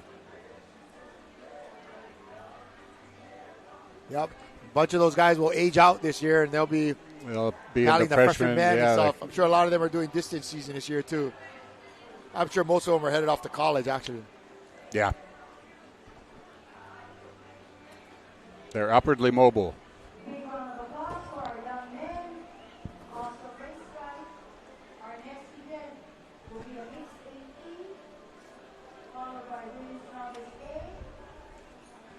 This is another big race, Mike, coming up, the mixed 18s. Yeah. And in this one, the 18, the boys and the girls can go back and paddle again. If they have enough depth, they'll let a completely fresh crew go. But most of the time, you like having people that are warmed up a little bit get in and do it again. So. Right. You know, it is only a half mile, so. Yeah. And at this age, pretty sure they can catch their breath pretty quick. They can do it, yeah. Recovery times are nice and short when you're 18 years old. All right. Congratulations once again to Lanikai Canoe Club. As you mentioned, they are in that quadruple A division, having a ton of entries here today. And, you know, conventional wisdom would say if they won the boys' 18s and they won the girls' 18s, let's see if they can there's a sweep heck of a it. chance if they can win the mix, right? Yeah, get a clean sweep over there. They've got a good lane. They had first seed. They'll be in lane 4 in the mix. Yep, mix 18s, lane 4. Club number 4 in lane 4. Each course is a little bit different as to which. I think that was Castle. Yeah, it looks like him. Yeah. Or at least that kid looks like him. All right. Congratulations, Lanikai Canoe Club. Practicing out of the Lanikai area in the east side of Oahu. All right, here's our next one. Coming up, the mixed boys All and right. girls 18s. Kai Ehitu. Hui o Manaka Pu'uvai. Keokaha has a good strong youth keiki program, man. Yeah.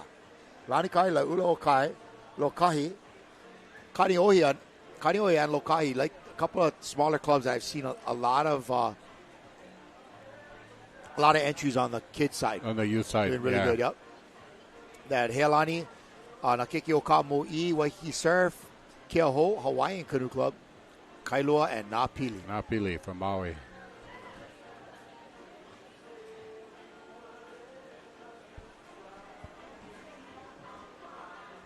I think we'll also see as we get into the regatta, the more experienced crews, they get in and out faster too. It's not that the kids are going slow. It's just that they're just the adult crews they get out to the starting line quickly. And you've got 5 minutes from the time. Look at that sea of people, Mike. Yeah. Do you know? I know we took a year or two off during the pandemic. Like, how many times has HCRA run this race? The first time we were the HCRA was formed in 1950, so they did run the state championships that year. They did? Yeah, it wasn't the same. Obviously, they didn't right. have There as were many. not nearly as many battlers, but yeah. So the state championships started 1950. 1950. 5-0. Yeah. Okay, so we're 74 years later, right? Yep. Did we miss 1 or 2 years during the pandemic? 2. 2 years. Yeah. So we're at 72. This is like right. the 72nd time they've run this. That's pretty amazing. That is pretty darn good. Yeah, it sure is. And before that, it wasn't HCRA, but they had territorial championships. Territorial championship. Territorial championships, yeah. So HCRA was formed in 1950, 2 years off during the pandemic. That makes that 72 years that this race has been happening. I mean, what a legacy here in the islands. You think about how many. I mean, that was formed before statehood, right? Yeah, well, there was actually originally it was the Hawaii Canoe and Surfing Association before it became the Hawaii Canoe Racing Association. And that's what actually started in 1950. Or was before that? No, it was before that. Okay. Yeah. And it was the Hawaii Canoe and Surfing Association. Surfing Association. Right. Cool. What a legacy that was built upon that, you know. And back in those days, canoe clubs were like canoe and surfing clubs, right? Like Outrigger and Huinalu and the Oahu clubs in particular, yeah, definitely. They started off kind of in a way similar to what they have in places like Australia, where it's like a surf and life-saving club. You know, it was more like a place for the kids and members to go and hang out and get in the ocean. Right, and they do have boats. They have boats that they paddle out into, and now, especially in Australia, there's a lot of outrigger canoe activity. But there's records of territorial championships in the 30s on the Big Island. So they were really, they were taking canoes and racing in the 30s. Yeah, in the 30s. Wow, coming up in the neighborhood of 100 years of canoe racing here at the islands, which is pretty impressive. I mean, we know the Ali'i had canoe races in before the 19th in the 19th century. Actually, the 18th century, they had canoe races. I think it was Kalakaua who built the racing canoe A'a, which is in Bishop Museum. So they had racing as a competitive activity. I don't know. That sounds like a good little episode on Ocean Paddler where we dive into the history there you go. of canoe racing in Hawaii. That would be kind of neat. See how far back we could trace it. You know, and the fact that we did have it sanctioned by the Ali'i is pretty rad. Yeah, and then there's rumors of when the Ali'i, and I don't know how many hundreds of years ago, had races. If you lost, that was it. That was it. Yeah, you didn't live. Those are rumors, though. I don't know how true it is.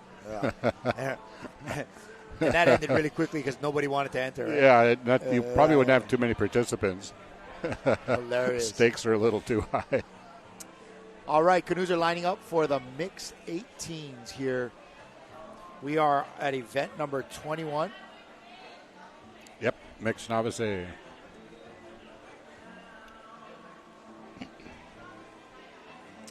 Turning out to be a beautiful day. The trades have picked up, making this afternoon's races a little more challenging. Yeah, and also keeping it a little bit cool. Yesterday down here was pretty hot. Yeah? Yeah. The rigging day and practicing day. And I'm sure yesterday was a action-packed day down here as well. It was, yes. And, a lot of socializing yesterday, too. Yeah. There were several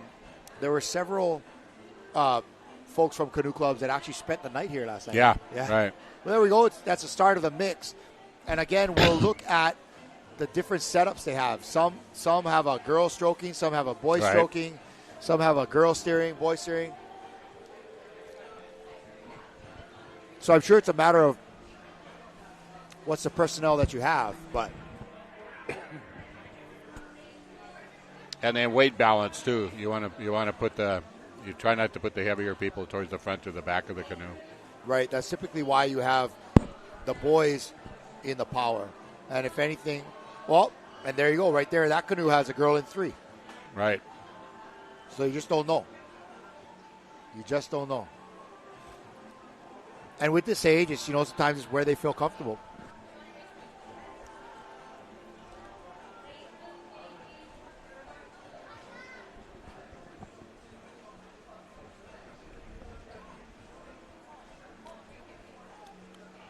Each course has better performing lanes than others too. This one, you see that the middle is a little bit more advantageous. Maui, and sometimes that changes over the course of the day. Yeah, as the wind picks up, right, as the tide changes. The tide, yeah. And hey, we just witnessed some crews. Doesn't matter what lane you put them in. Right. You know what I mean? They could be smack dab in the middle. They're going to crush. Very true. So it comes down to the machine. What do you feel is the most fair course? Sorry, what? The most fair place where you have states between Hanalei, Maui, here, and Hilo. I think Hilo, actually. Yeah, I think Hilo. Maui in particular, if you have an outside lane. Yeah, the wind will pick up. Yeah. Hanalei's pretty close though. I've seen crews there win on the outside lanes. Nice turn there by this crew. By Lanikai. They're going for a sweep.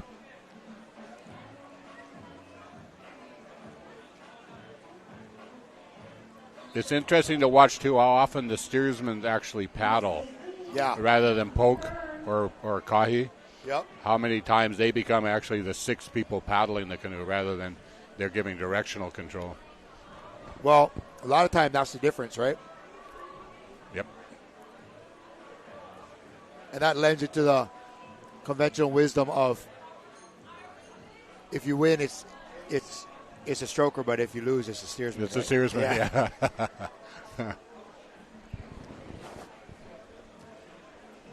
Nice drive there. Look at that.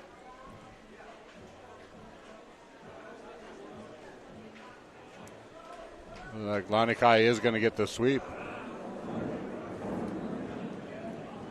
That might be Lanikai right there in lane 4 in the foreground.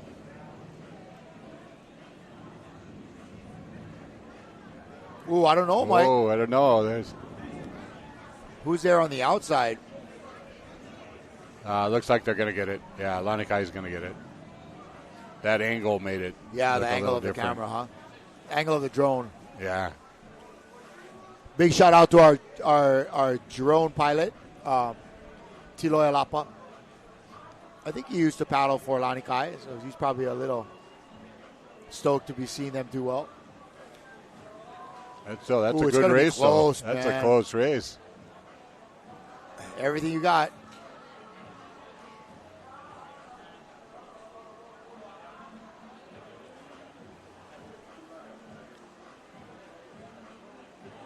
Hey, the sprint to the finish.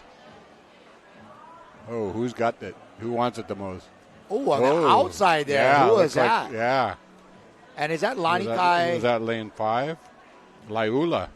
That was Lanikai in second outside. This other crew that was on the inside, I think that was Pu'uvai. And a couple outside of Lanikai, is that? Outside of Lanikai was Laiula. Who is that? In lane 5.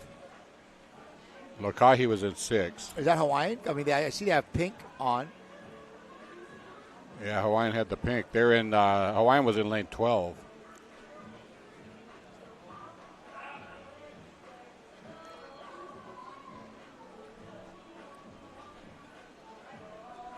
H. That was Lokahi Canoe Club. I'll be darned. Wow. Good for them. Look at that stroker. All right. She is just emotional right now. Isn't that beautiful? Look at that young lady. Right on. She is beside herself happy about what just happened. She can't believe it. Look at that. She is ecstatic. I think that is Lokahi Canoe Club. I want to say because they have an H on the front of their boat. And That's it says Lokahi. Yeah, that's Lokahi. Congratulations. The thrill of victory. Huh? Yeah, no joke.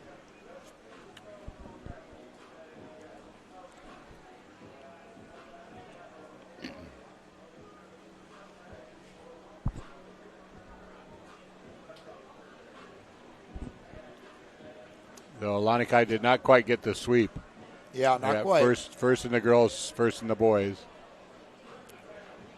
And a big mahalo out to all of our sponsors, of course, Heligas and Molokai Canoe Racing Association for hosting this year's event. Interesting what you shared earlier. I did not know that. I thought they would just bounce every other year as Oahu because there's so many paddlers here. But it does make sense that there's 6 associations, 2 of which are on Oahu. Okra, Oahu Hawaiian Canoe Racing Association, and Huiva'a. And then Molokai doesn't have the infrastructure to host a state race. So they have theirs here. So that's a total of 3 that host on Oahu. And then all the other islands, Mokokeawe, the Big Island, Kauai, and Maui, host there on their own island. So there's 3. So it's 3 and 3, 3 on Oahu, 3 on those other outer islands, and then that's how we get it back and forth. So pretty cool. I didn't know that.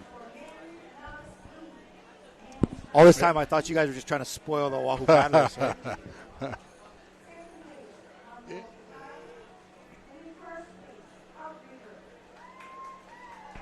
All right. Coming up next, this is Novice A women. One of the last of our half-mile races. Women Novice A. Typically second-year paddlers. Puna Canoe Club, Big Island, Lanikai, Haleiwa, Hawaiian, Kaiopua, Napili, Kailua Canoe Club, Huinalu, Outrigger, Hoi Mana. That's not one I've seen today yet. Winter Kai, I haven't seen them either. And Nakai Evalu and Alapahoe Canoe Club. Hoimana's from the Big Island. Hoimana Big Island. All right. That's their one entry today.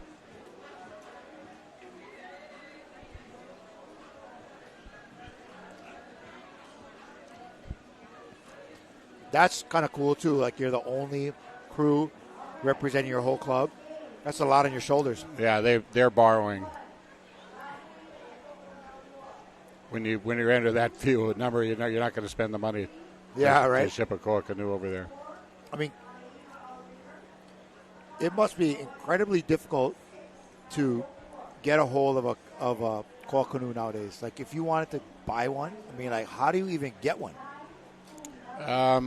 It is not easy.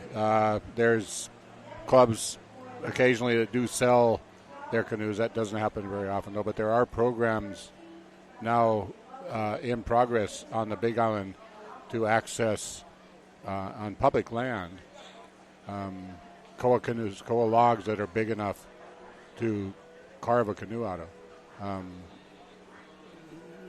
To harvest to be able to make a canoe. Right. But you just imagine how big of a log that has to be for a 45-foot long canoe. That's a massive log. Yeah, you can't put your arms around them. Oh, no way. No way. But, man, they come out beautiful. And there's always something. I mean, you're from the Big Island, so you guys have the best hardwoods in the state. The majority of the logs that are big enough to be able to be made into a canoe come from the Big Island. There have been some from Maui. The trees that do grow large enough are above 5,000 feet. And I think only Maui and the Big Island have mountains or elevation that's taller than 5,000. So.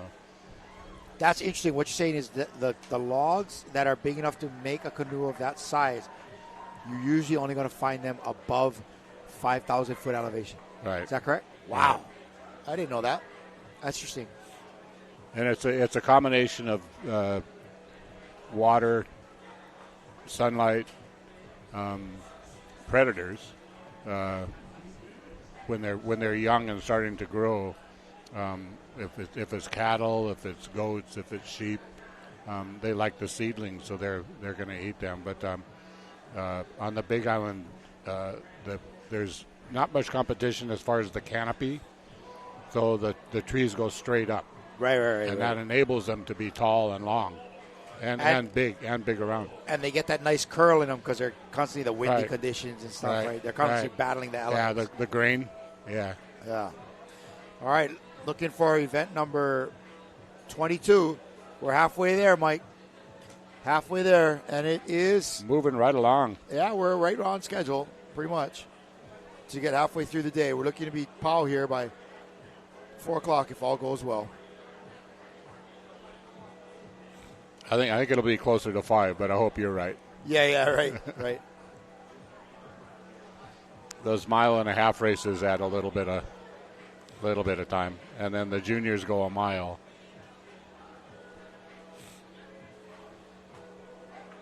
One of the things about the quarter-mile course is the action. There's a lot more with the turns, with more compared to the half-mile course we were talking about earlier. And it's not happening far away from the spectators. No, it's right there. They're able to see it, right? Yeah, that is a good reason. Yeah. And pretty much all of the venues in Hawaii have this angle of sight where you're watching from a beach or from the shoreline. In Kona, where it's not quite big enough to be able to say championships, you go away. I think Kaneohe is the same too. We haven't had a race in Kaneohe for a while. Kaneohe is not. You don't go parallel to the shoreline. Right. You go perpendicular. So it's a little bit less of a spectator-friendly thing because you're not seeing all the action. But what you do see is, like when we watch now, it looks like the canoes are going pretty straight. If you watch it when they're going straight on, they're moving around a lot. It's not like a level, like a road out there with lane markers. So. Yeah. Oh, look at that running start. Wow. Gambling, man. It's states, man. You got to gamble. Yeah. Lay it all on the line. Right there, that canoe's going. Where are they going? Yeah. One of the things that can happen here when the wind's blowing, not so much on where they're going now, but when you turn around and come back, the flags are straight down the course. There's no peripheral or horizontal vision of it. They're straight up and down. They're real narrow, so it's hard to pick out the colors. Also, they blend into the background. Yeah. We have we're some talking flags earlier about having that problem, which is great about, like Nanakuli or Kaneohe, where the canoe club can put up a flag on the beach, signal their gang where to go. Yeah, where to go. Yeah, here you can't do that. Honolulu's like that sometimes too. Yeah. When the wind's blowing in a certain direction, you cannot see the flag. So what the steersman has to do is just space themselves in between the canoe on their left and the one on their right. Until they get close enough to figure it out. Yeah, until they can actually see it. Yeah. That's one of the disadvantages if you're a really good crew. You're in front, if you get away from it, there's nobody over there. There's no point of reference. Yeah. All right, these are the women novice A's. They've been paddling 2 or 3 years. How many years can you stay in the novice age. 2 years. Yeah. Now, how many years do you have to be away from paddling before you can come back and rejoin as a novice? I think some of the associations are a little bit different. HCRA is 7. 7. Yeah, 7 years. You have to have not raced or been a registered member of a canoe club for 7 years. Right. And then you can come back and go novice age. Well, you can be a registered member of Canoe Club. You can't be in the HCRA database, and they keep a track of every paddler who gets into a canoe. When that name is entered into that canoe roster, that crew roster, it goes into the database, so the computer can keep track of who paddled 6 years ago, and who paddled 7 years ago, and who paddled 8 years ago, and who paddled last year. Lanikai coming out of that turn right there. See it getting a little bit bumpy now. Yes. And that uphill leg can be brutal, Yep, man. right against it. Tell you what. Got to lean forward just a little bit. Don't get that body mass up there.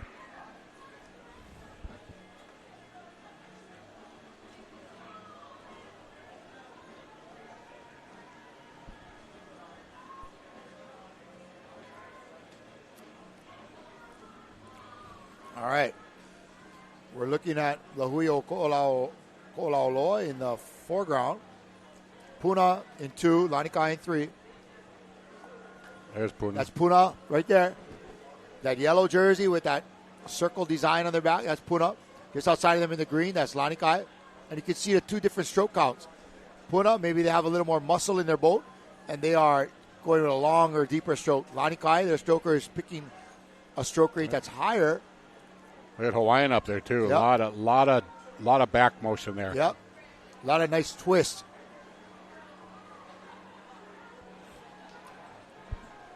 Lane 4. Lane 4 is Haliva Outrigger. Lane 5 is Hawaiian. So that might be Hawaiian out there in the lead. We're not totally sure. Maybe Kaiopua.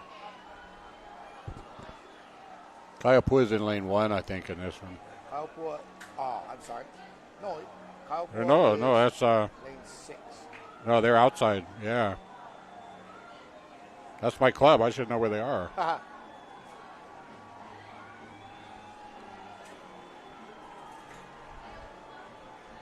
Yeah, they're in lane 6.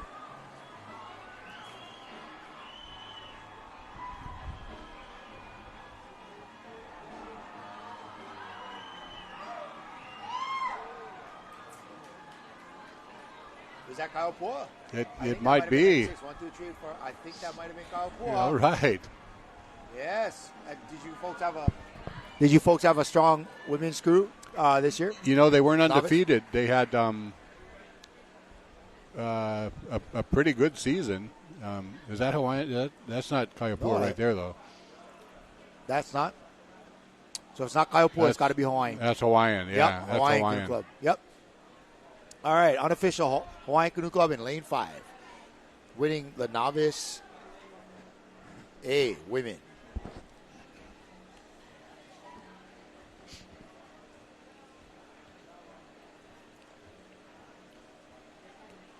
All right, we're looking for a shot from our Shaka cam, our Shaka drone cam, getting the girls, or ladies, shall we say. I've gotten in trouble with that before, Mike. I got a lot of flack Really? for calling the women paddlers girls. Girls? Yeah.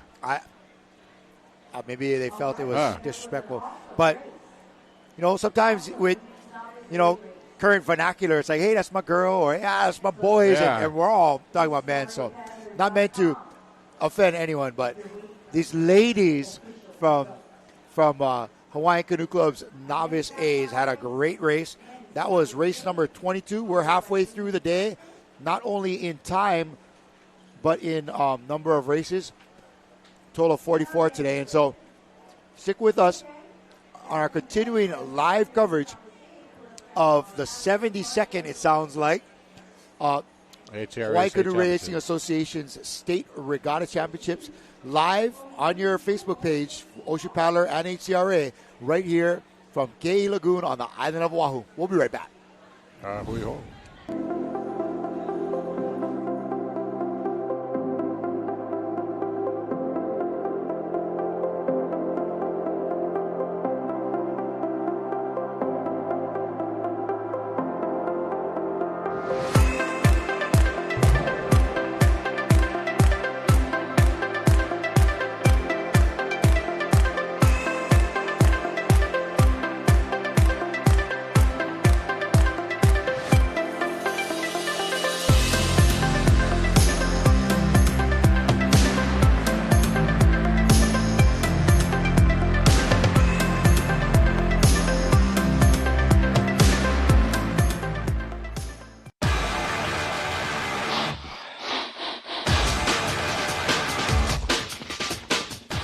The 2024 Hawaiian Canoe Racing Association State Regatta Championships are brought to you by Par Hawaii and Hele. Save 25 cents a gallon with Kama'aina Rewards. The Hawaiian Canoe Racing Association and by Ocean Paddler TV, dedicated to making outrigger canoe paddling a spectator sport.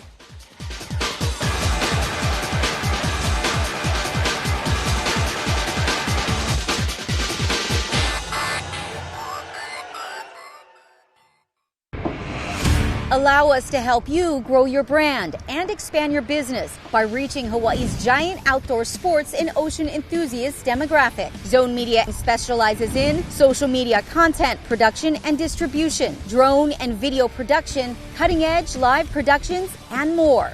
With over 25 years leading Hawaii's action sports market, give us a call to find out how we can help you grow your business.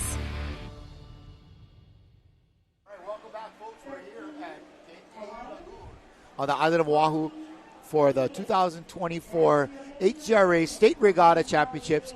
And paddling out is the Novice A men.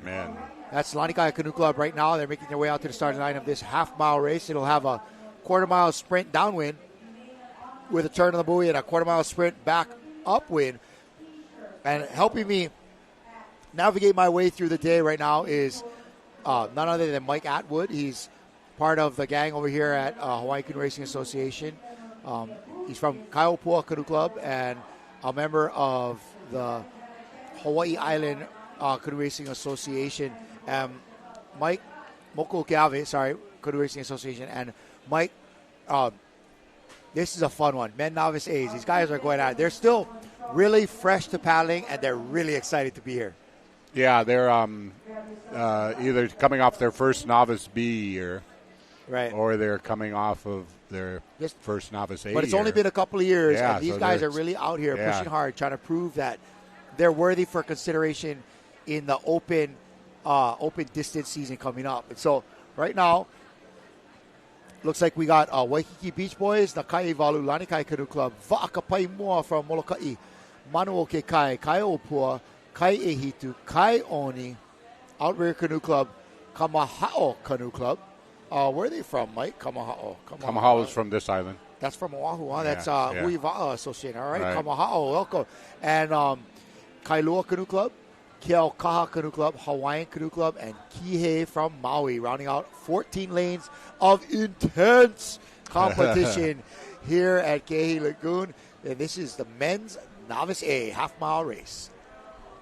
Yeah, it's interesting, too, with some of the more successful second-year Novice A's. They think they've got it. They've got all the answers, and they're going to find out as they go up, as you mentioned, going into long distance, competing against the more experienced crews, if they do have it or not. Sometimes they do. Yeah, well, and there's a lot that goes into it. Like there's experience, there's fitness, confidence, confidence, all that stuff, and enthusiasm, as you said. And it's staying on top of your game. You can be very experienced, but if you ain't on your game. Yeah, you still got to put in the work to get there. You got to put in the work. Yeah. And what they do have going for them at that level is just still have the excitement of being a paddler. Yeah. You know what I mean? Yeah. It's still relatively new enough that that energy level is there.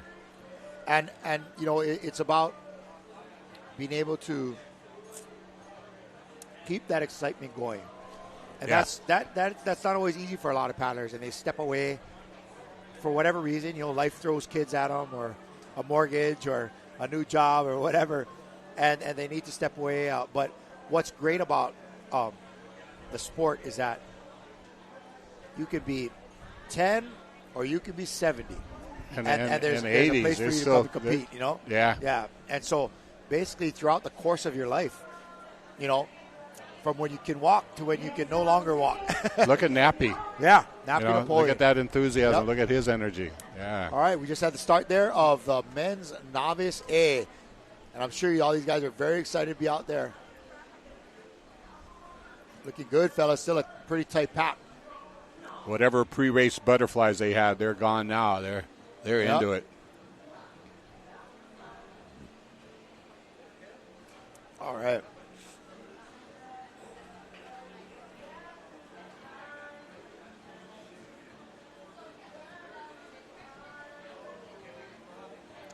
I know the two top novice A teams on our island, the majority of the races they had were decided by less than a second. They were always that close.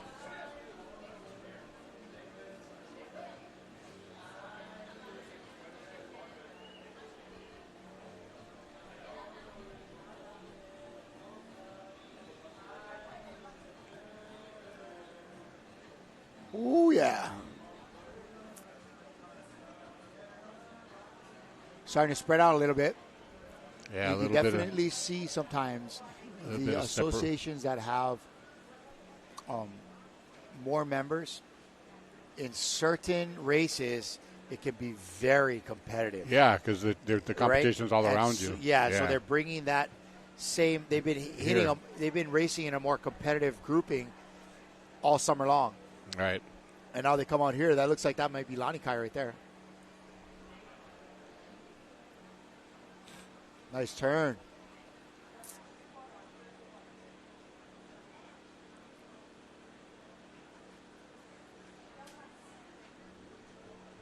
Nice looking Ama. Yep.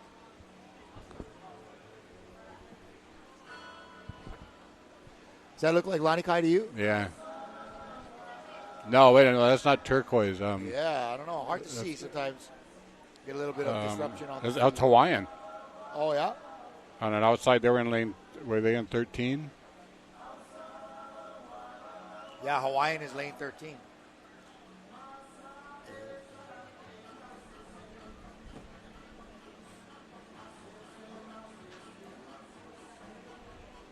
There's Lanikai. Yeah. The Kaiapua is there a little bit ahead of him. But here comes Lanikai. All right, we're almost there, gang. Nice. Men's novice A. We have the novices coming into the finish here.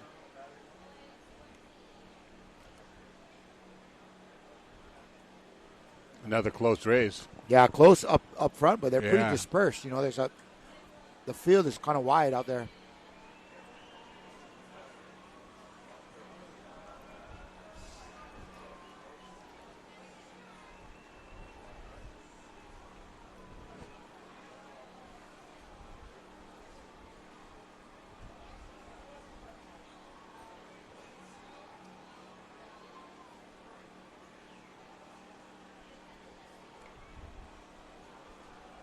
Oh, it's going to be an exciting finish. Who is that way up front?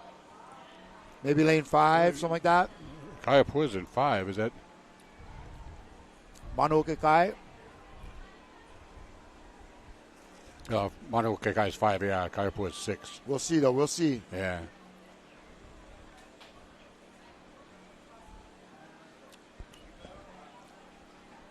Yeah, All right, I couldn't let's zoom in tell here. from 50. that angle. I couldn't tell. Who is 50? That's Kaiapua. Kaiapua is 50. Looks like they got it. All right. Ooh, Coach, you're getting some glory up here right now. Yeah, They knew you were up here. Hey, Shaka Cam, there it is. Shaka Cam. Masepatano coaches them.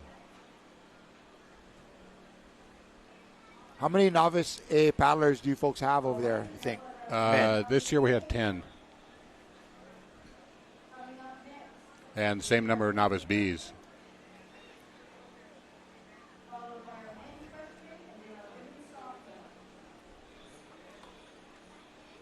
Yep. All right. Congratulations to what looks like the men of Kaiapua that were able to prevail in that men's novice A race. Mike, good fun. Plenty of racing left to go. We are only halfway through this day. Yeah, and we're it's going to moving be a good right one. What a beautiful day for racing. It's It nice is. and sunny, windy, but not to the point of being too much. You know? Yeah, It's we're not- seeing the different water conditions, and been fun. sometimes calm, sometimes a little bit choppy. But whatever happens out there, it's happening for everybody. Yeah, that's true. At least it's a fair course out there. Right. Stick with us. We're going to take a quick commercial break. We'll be right back after this. Back to here in Ke'ehi Lagoon for the 2024 Hawaiian Canoe Racing Association's state.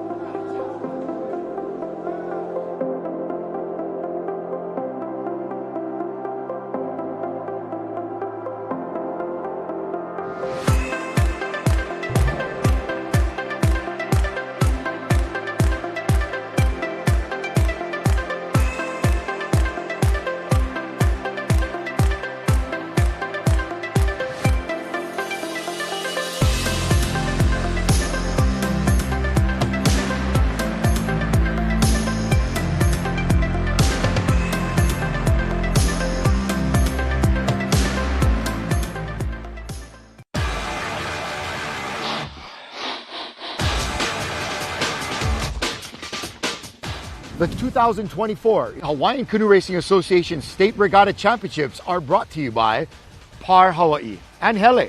Save 25 cents a gallon with Kama'aina rewards. Hawaiian Canoe Racing Association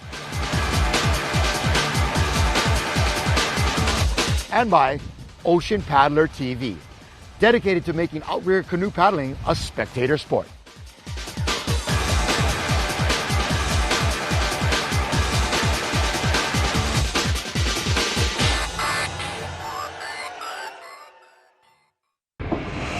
Allow us to help you grow your brand and expand your business by reaching Hawaii's giant outdoor sports and ocean enthusiast demographic. Zone Media specializes in social media content production and distribution, drone and video production, cutting-edge live productions, and more. With over 25 years leading Hawaii's action sports market, give us a call to find out how we can help you grow your business. All right, welcome back, folks, to Ke'ehi Lagoon. Thank you for joining us either on Hawaiian Canoe Racing Association's Facebook page or on, of course, the Ocean Paddler Facebook page. And we have just had our half-mile men's novice A race here at the 2024 Hawaiian Canoe Racing Association State Regatta Championships. This is the big show. This is all of the best paddlers in Hawaii in sprint racing representing their clubs. They've qualified to be here. This is not just sign up and come like they're going to do, some kind of race just for fun. This is the big show, and everybody's here to show that they are the best in the state. And we're halfway through the day. Like I said, we just finished the men's novice A, and we're on to the freshman women. Freshman is a big deal. That's the first of the kind of open races, and it's always a super competitive, super fast race. It's also a half-mile course. They're going to do one turn, and I'm very grateful to have my friend Mike Atwood here hanging out with me and helping shed some light on the racing today. Mike, women freshmen, always competitive. They're varying levels of experience there. Some of them have been paddling for a number of years. Some may have just stepped up from novice A, right, but are competitive enough to be there. But a lot of the coaches set it up that they will do freshman, junior women.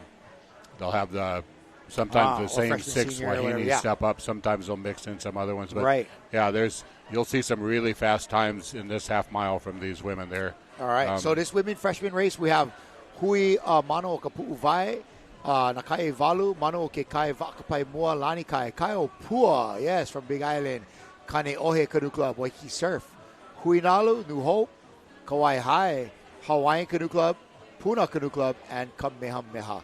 So 14 lanes here, 14 crews of women going for all the glory at the state championships. And as you mentioned, this is a race where the paddlers could race multiple times, and sometimes the strategy would be to race the same six. You just get your fastest six, you fly them to Oahu, and they race twice.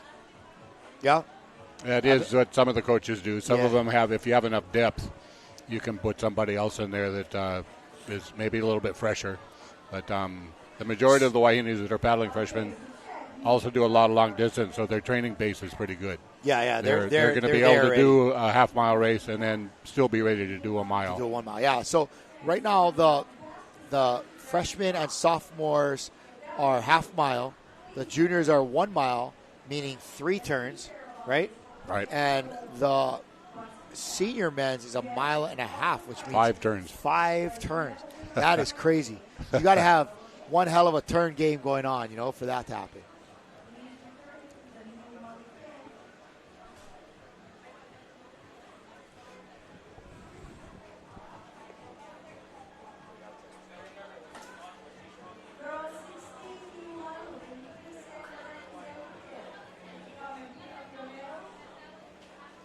All right. Freshman women lining up.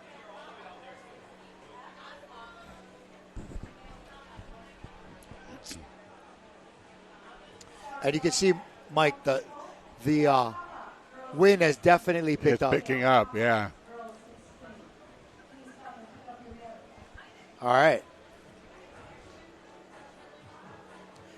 Yeah, those flags are almost straight out. Yeah. And the poles are starting to bend a little bit too. So I think the forecast for today was 15 to 20 trades. Have you heard any talk today of anybody jumping the gun and getting out too fast and getting disqualified? I haven't seen that yet. I haven't had a chance to check the HCRA league. I know there was one. I think Keoho's 70 men were over the line on the start.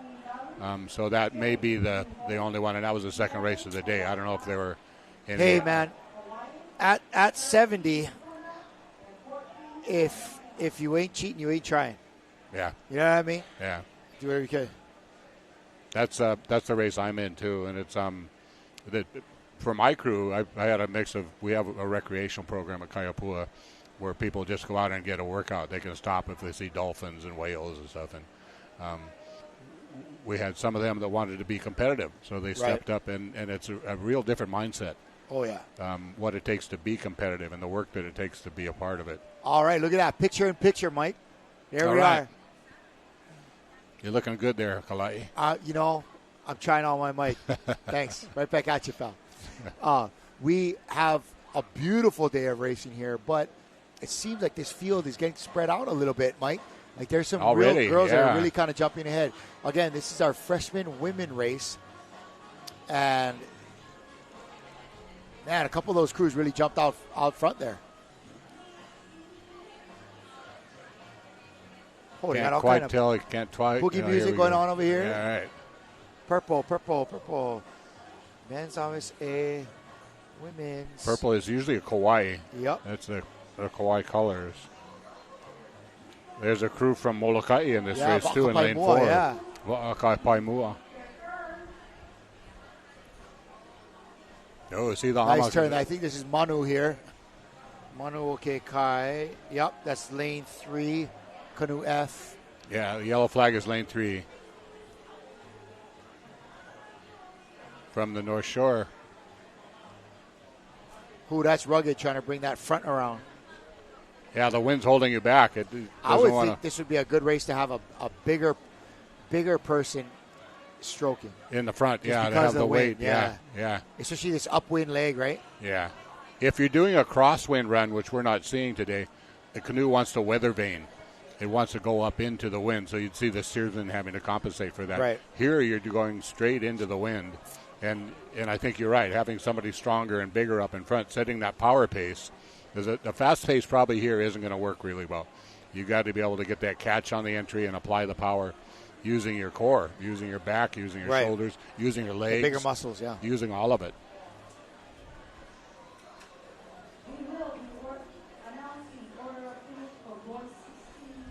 Nice work from Manu right there. Looks like Lanikai right there. That's Lanikai right there, and there's somebody that's in front of them. That Hawaiian out there. Lanikai's got a nice big stroke. Kaiapua is just outside of Lanikai.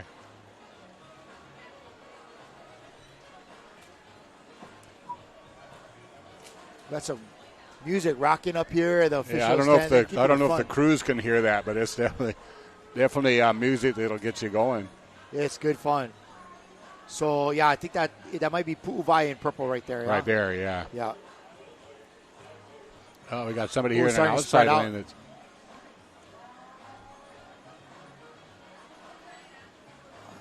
I think that might be.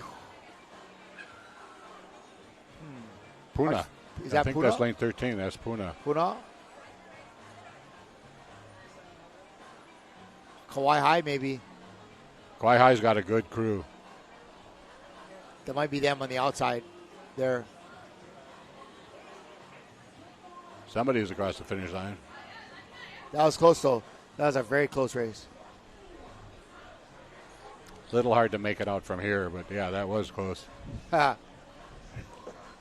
Usually the Shaka camp gets right over the winner at the end. Yeah, well, we'll wait to see. We'll find out our pretty drone soon. operator is the one we rely on. Yeah. Boy, that was super close, so it might be hard to tell who was actual winner in that race. You know, there's a lot of times when those close finishes, crews will protest the order of finish, and they have the right to do so. But I'd say 99% of the time the officials got the right call. And they go up, they look at video. They have, there's a number of spotters up there and then timers. And the spotters call out the numbers they come across, and then somebody hits the watch. 99% of the time the officials got the right call. So the people that's comforting. Yeah, and they know what they're doing, right? Yeah, they do. And just like the crews that qualify to get to this race, the officials qualify from their islands too. Their race directors work with them, and they say, okay, you're good enough to go to state. And that's how it's been. So not all the officials here today come from this island. Not all of them come from Molokai, which is the host association. There's officials here from Kauai, from Huiwa'a, from Okra, right, from they just Maui. bring in whoever they got. Yeah, right. But those officials have to be good enough to be able to do the job, and they got to do it all day. That is a long day of being on it. You know? Yep. Long and day. Paying attention. Yeah. All right, everybody line up on the beach there waiting for those boats to come in from the end of that freshman women race. Yeah, we still don't know who won that. That was close. That was mighty close.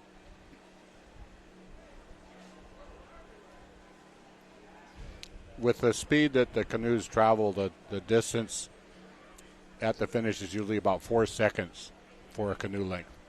4 seconds is a canoe length. Yeah, okay. from that's if good to know. when your nose crosses the finish line to when the okole goes across, it's about 4 seconds. All right, next race up, men's freshman. Lokahi, Manuoke Kai, Hanalei Canoe Club, Keaukaha, Wailea, of course, Wailea, man, they have been having some strong men's teams. We're going to be watching this one.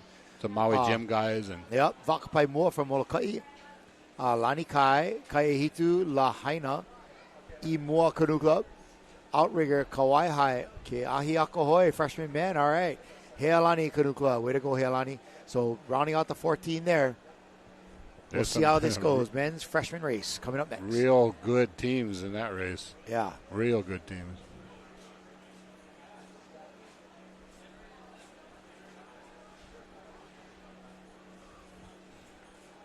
Yeah, there were some really good teams in the race we just saw. Those Wahinis are competitive. Yeah, it was.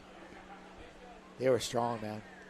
It was nice to see a kind of a photo finish like that. So, man, Hawaiian, they spent some money on that tent. That's not just your average easy corner right there, you know. They got to stand out. That does, yeah. Coming with their A game. Yeah, it just the shape is distinctive. Ali'i. He did a really good job at the state championships last year when he had him up there. Yeah. He did. For sure. Yeah.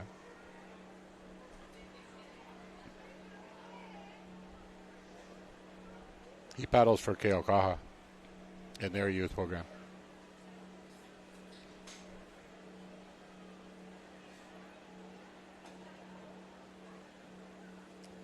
Man, that is a beach full of people, and you can see how the tide has come up over the course of the day. Yeah, and low tide. yeah, Low tide was about 8:30. High tide is going to be between 3:30. The high tide and 4. this afternoon is going to be kind of high. We may be seeing them retreating into the tents to kind of get away from that. We had yesterday afternoon. We had one koa that we had to go down and rescue. About 3:30 because they placed it unfortunately just a little bit too close to the tide. Did it get scratched up? No, Somebody we were able to watching get it before it got moved. Nice. Yeah. Good work. Good work. Yep. Here come the freshman men. This is going to be an exciting race to watch, man. Lanikai's got a really good crew, and Wailea, as you pointed out. Wailea is tough. but you never know with some of the neighbor islands. They haven't really been Some seen sleeper that much. crews. Oh, yeah. But they train really hard. That's happened before many times. Yeah. Many times.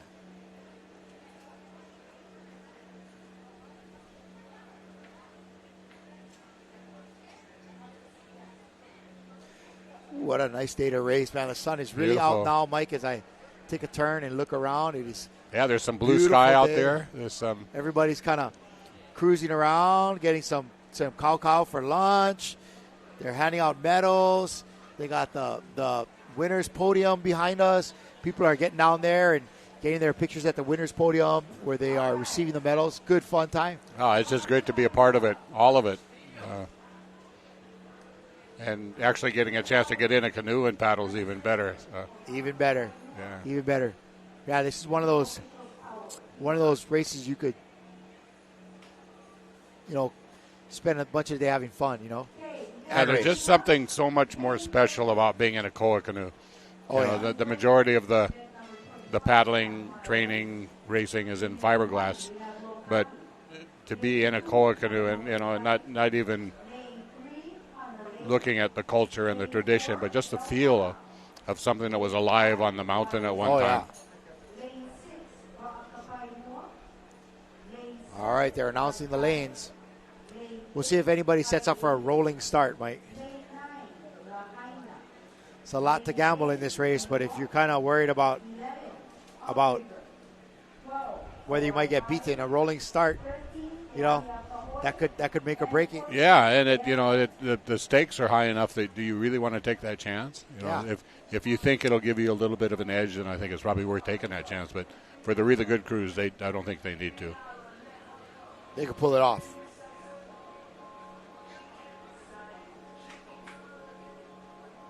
Waiting for one crew out here.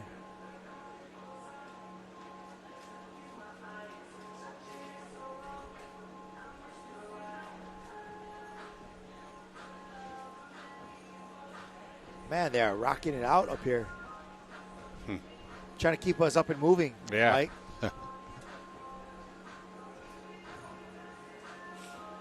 All right. Getting ready for the start of the freshman men. And the line, on the starting line, the line for the start is on your flag. You just can't be in front of your flag. When the finish, it's between the inside red and the outside red. So right now, if a canoe comes right up next to their flag and stays right behind it, they're good. If they get a little bit ahead of it, then they're going to be disqualified. Oh, we got one more canoe. Two more canoes got a line.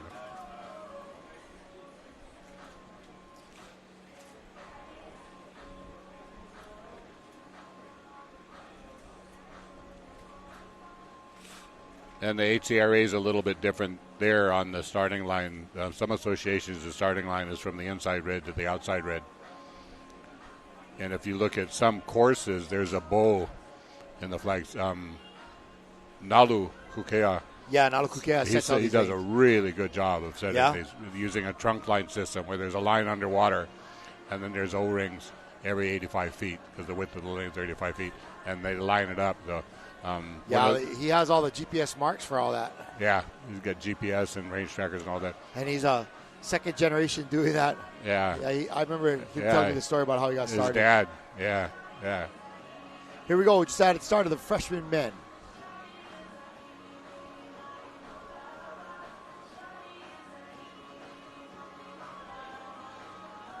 Oh. Ooh, they are out there, man. Really? Look at that start. I kind of remember that being the big race was freshmen and seniors were the big ones. Then for a while it was some crews do it that way too. Came in, yeah. They'll put their freshmen and then let them rest for two events and then let them go seniors. Some still do it that way. Then it shifts a little bit more to freshmen and then go juniors and sophomores and then go seniors. Seniors in HCRA used to be 2.5 miles at one time. Remember when you mentioned the half mile course? Made the day longer, but there weren't as many events. We didn't have the 40-something events. You didn't have the 65s, the 70s, right. and 50, all of that. Yeah, it is great that everybody gets a chance to get out and race in their own division, but man, it makes for a long day.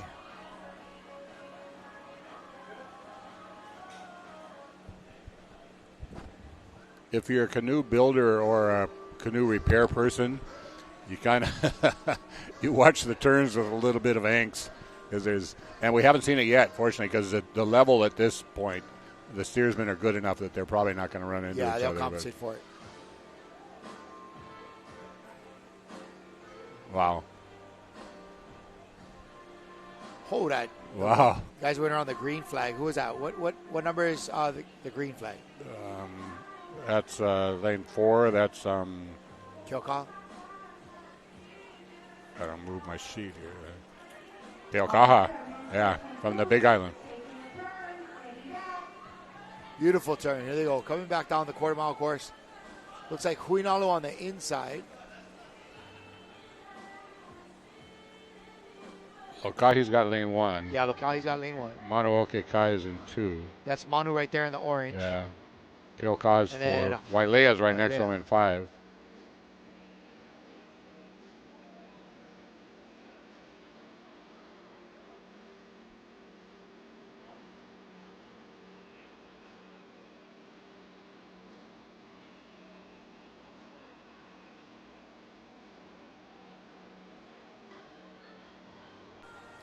Nice camera, nice picture-in-picture right there.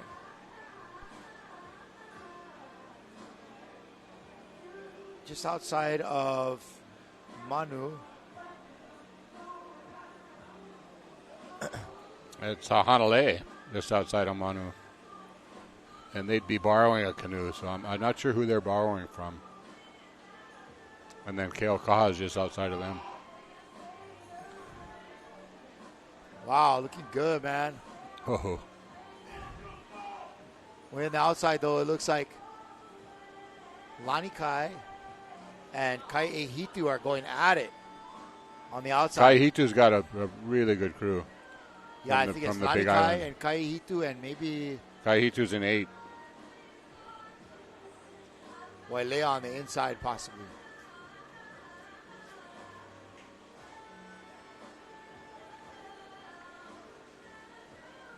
Whoa. Nice finish there. What was that? I can't call it. Yeah. That's a hard one.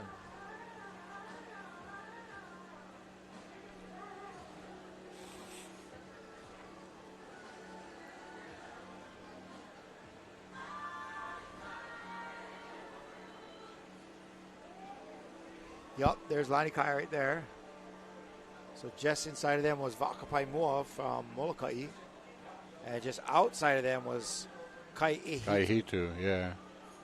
And we know how strong the Lani Kai men's program is, and during their season they'll move those guys around a lot. But, well, if how far they've drifted is an indication. Lani Kai's drifted the furthest. So maybe they did come across first.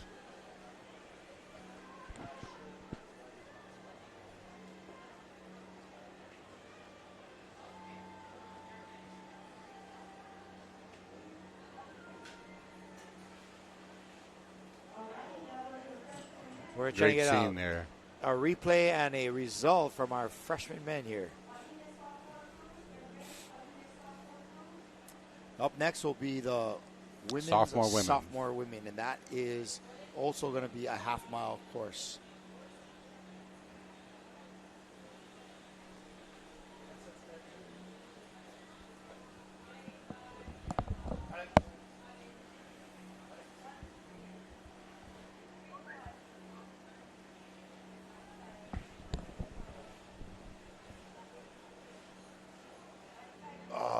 Good view of the tents, the colors there, the color of the spectators. And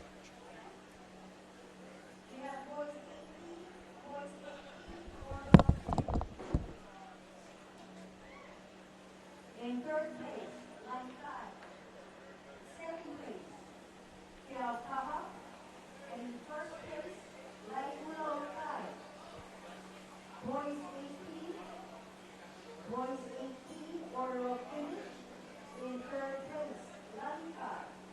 In second place,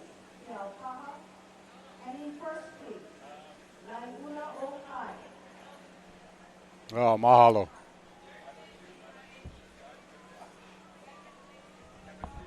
Even though you're inside, you still got to stay hydrated. Yep. All right. We just had the finish of our men's freshman. That was event 25. We're marching our way towards the end of the day. Boys 18, order of finish, correction. Third place, Kaihiko. Second place, Kielkaha. First place, Lanka. Order Yeah, give me a sec. Boys 18, third place, Kaihiko. Second place, Kielkaha. First place, Lanka. Congratulations. Please come up to the podium. Get your medal. All right. Next up, sophomore women's race, another one of our half miles. After that, we're going to go up to the juniors race, and that's going to be a 1 mile race. Exciting to see something with more turns. It kind of brings a whole nother dynamic into this thing. And what's fun is seeing how many times you can execute that, because there's good steersmen, right? And there's steersmen that can get kind of good, lucky on it. But can they bang that turn 3, 4, 5 times in a row when you're on that mile and a half course? Can that team put it all together 5 times in a row on that turn to really make a difference? Because it's like the difference between racing swimming distance and racing in a pool where you have a lot of turns, right? Yeah, A 25-meter pool versus a 50-meter pool. If you are good at turns, you can make a big difference, Mike. Yeah, and you got to take a look at how much time it takes to do the turn efficiently, how much time you save by doing that. Good, well accomplished turns take about 4 seconds. There's still the entry and the exit and the time to do that, but to actually pivot around the flag takes about 4 seconds. And if you can get it less than that, which some crews do, you're giving yourself that little bit more of an edge because you're cutting off time. Yeah. All right, women sophomores, and I'll be looking for this team number 1. Got some friends in that one. Vakapai Moa from the island of Molokai. All yeah, right. girls. Mano Kikai from Haleiwa. They're looking solid too. Pu'uvai from Kauai. Huinalu from Hawaii Kai. Kauai High from the Big Island. Hawaiian Canoe Club, man, they've been in almost every event. They've had a crew. That's how you win the 4A, though, right? That's how you do it. Yeah. You got to put the numbers out there. Puna, Kioa. It's the first time I've seen Kioa up today. They got a solid women's program. Lani Kai from Honau. Yeah, La Hui o Ko'olaoloa. Haleiwa Outrigger. Ke Ahi Akahoe, sophomore women. Kihei and Kailua. This is a 1 mile race. Half mile, yeah. Yeah, sorry about that. Sophomore half mile. Juniors is 1 mile. Yeah, getting ahead of myself. We're getting excited. There. You're getting I'm ahead getting of excited. yourself. Next one. Next women's race.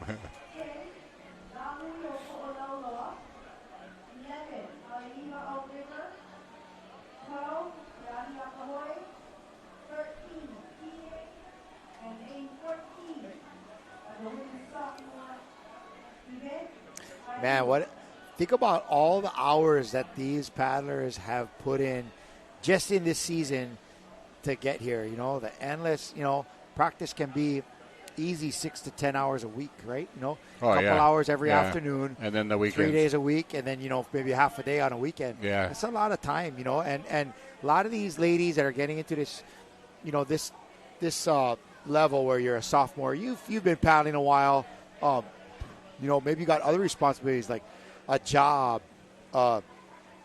family. kids, family. Yeah. Shucks. A husband that can't find his keys, and doesn't want to make dinner, all of that kind of stuff.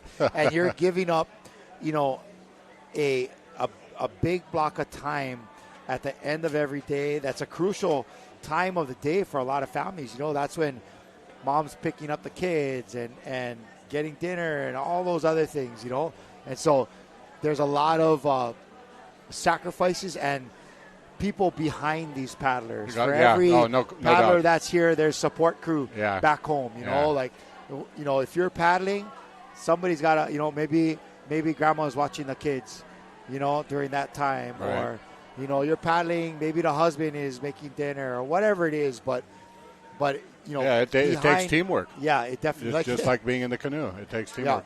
Yeah. And it becomes, if it already isn't, it becomes a lifestyle. Yeah. It's what your life revolves around. Canoe paddling families, Yeah. But the thing you're seeing here, too, is it's 6 people racing, but there's a lot more behind that, right? There's other people that have been supporting and trying to make this crew that didn't make it, and there's all the people supporting all of them, and there's all the people that are supporting that canoe club to turn out, you know, crews. So yeah, because they do fundraisers. Yeah, There's the community involvement. Everything. There's a lot of the clubs have other, and the canoes and all that. You see our start. A lot of the clubs have other community involvement. Maybe helping some other not-for-profit. Maybe helping some charity groups, helping something like that. So a lot of the canoe clubs don't just focus all their time on canoe paddling. They become a part of the community because it's a give and take situation. Oh yeah, for sure.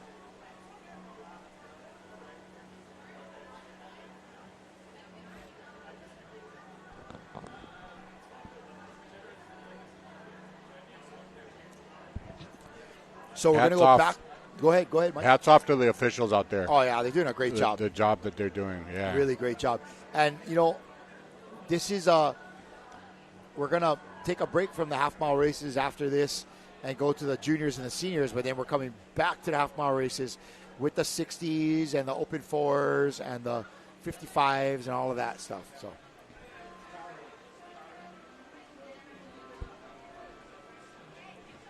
Looks like the wind just dropped a little bit. We'll see when they make the turn. Ooh, I don't know. That's not what the flags are saying out there, Mike. When I look over my shoulder, it's still blowing. They're still blowing pretty good. It's okay. Yeah. It's not super blustery though, like how it can get out here. There's still some chop to the water. Yeah. Yeah, for sure. You can look at the different types of strokes here too. This one's relatively short. Yeah. You know, a lot of shoulders, a lot of arms. And if we go back to the crew that was right to the that outside other of them, in white, there's a lot more core involvement. A lot of body, Yeah. A lot of body.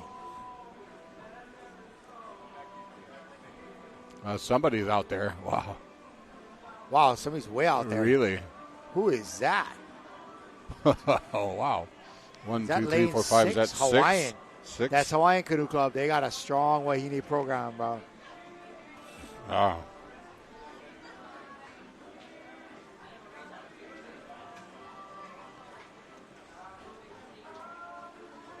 I think some of the Team Bradley girls are on there, aren't they? Some of them, yes. Yeah. Some of them, yes, on that Hawaiian. Tiari Lawrence, I think, part of that sophomore crew. Yeah. Is she paddling today? I think she is. I don't know if she's in this crew, but I know she's paddling. Some tough ladies out there.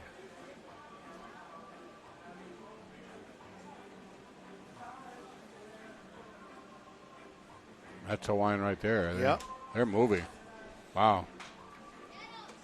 Kind of a bigger stroke. Yeah. Not too rushed. You see the downward pressure, and they're going down with their shoulders and sitting up, too. Yep.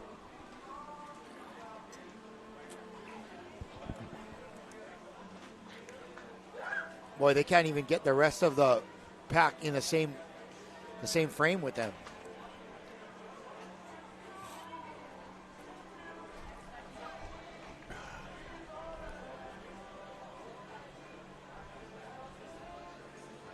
That looks like Vakapai Moore right there. Yeah. All right, ladies.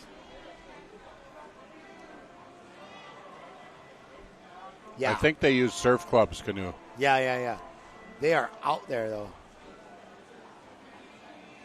Wow. That is a gap. Man. Wow. That's making a statement.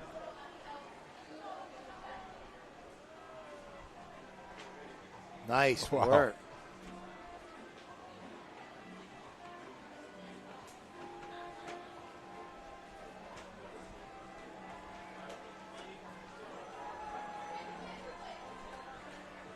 Wow, that might be Tiare steering.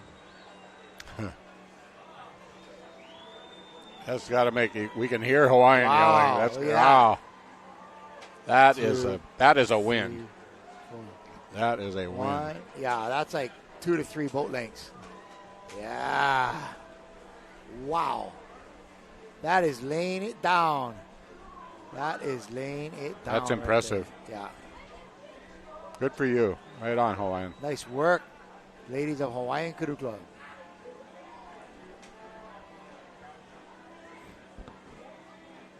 But, it takes everybody else out there to make it a race. So, Yeah, for sure. Hawaiian definitely showed they were the best right there, but everybody else was in there, too. Everybody else was fighting for it. Wow, what a race. What a statement by these ladies from Hawaiian Canoe Club. They laid it all out there. Look at them. They're recovering right now. They all laid it out there, but I wonder if they're going they are in too. recovery mode.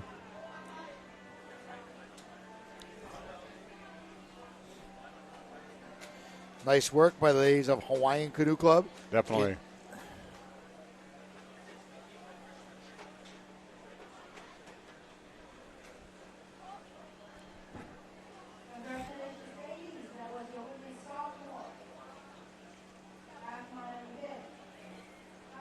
That'll definitely help them in trying to win the quadruple A. Yeah, they've always laid it on the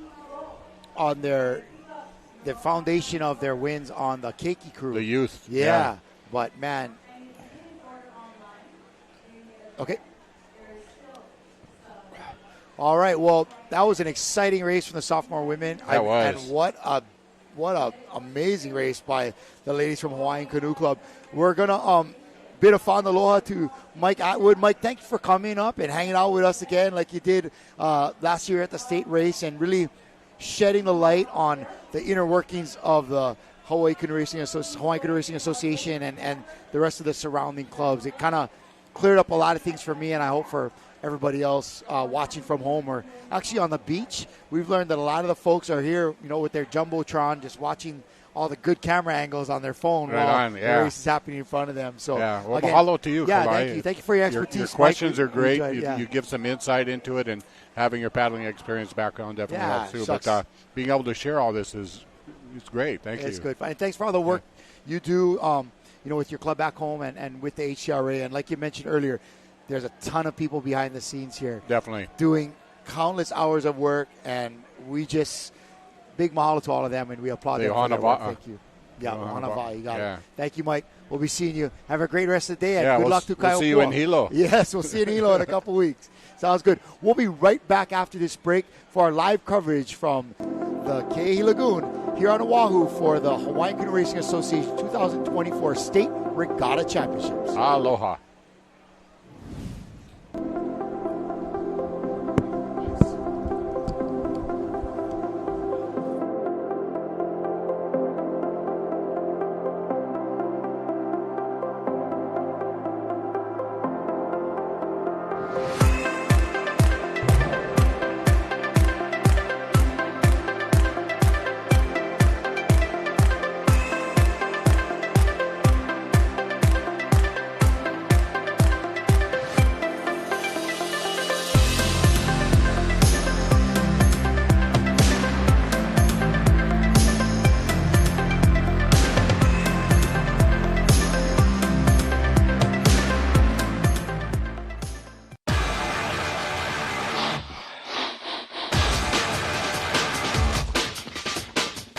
The 2024 Hawaiian Canoe Racing Association State Regatta Championships are brought to you by Par Hawaii and Hele.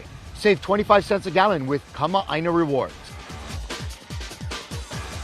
Hawaiian Canoe Racing Association and by Ocean Paddler TV, dedicated to making outrigger canoe paddling a spectator sport.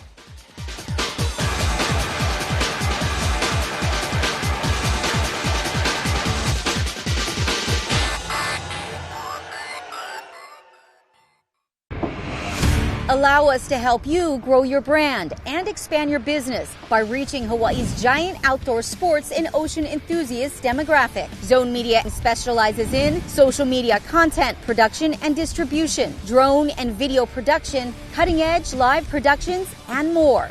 With over 25 years leading Hawaii's action sports market, give us a call to find out how we can help you grow your business.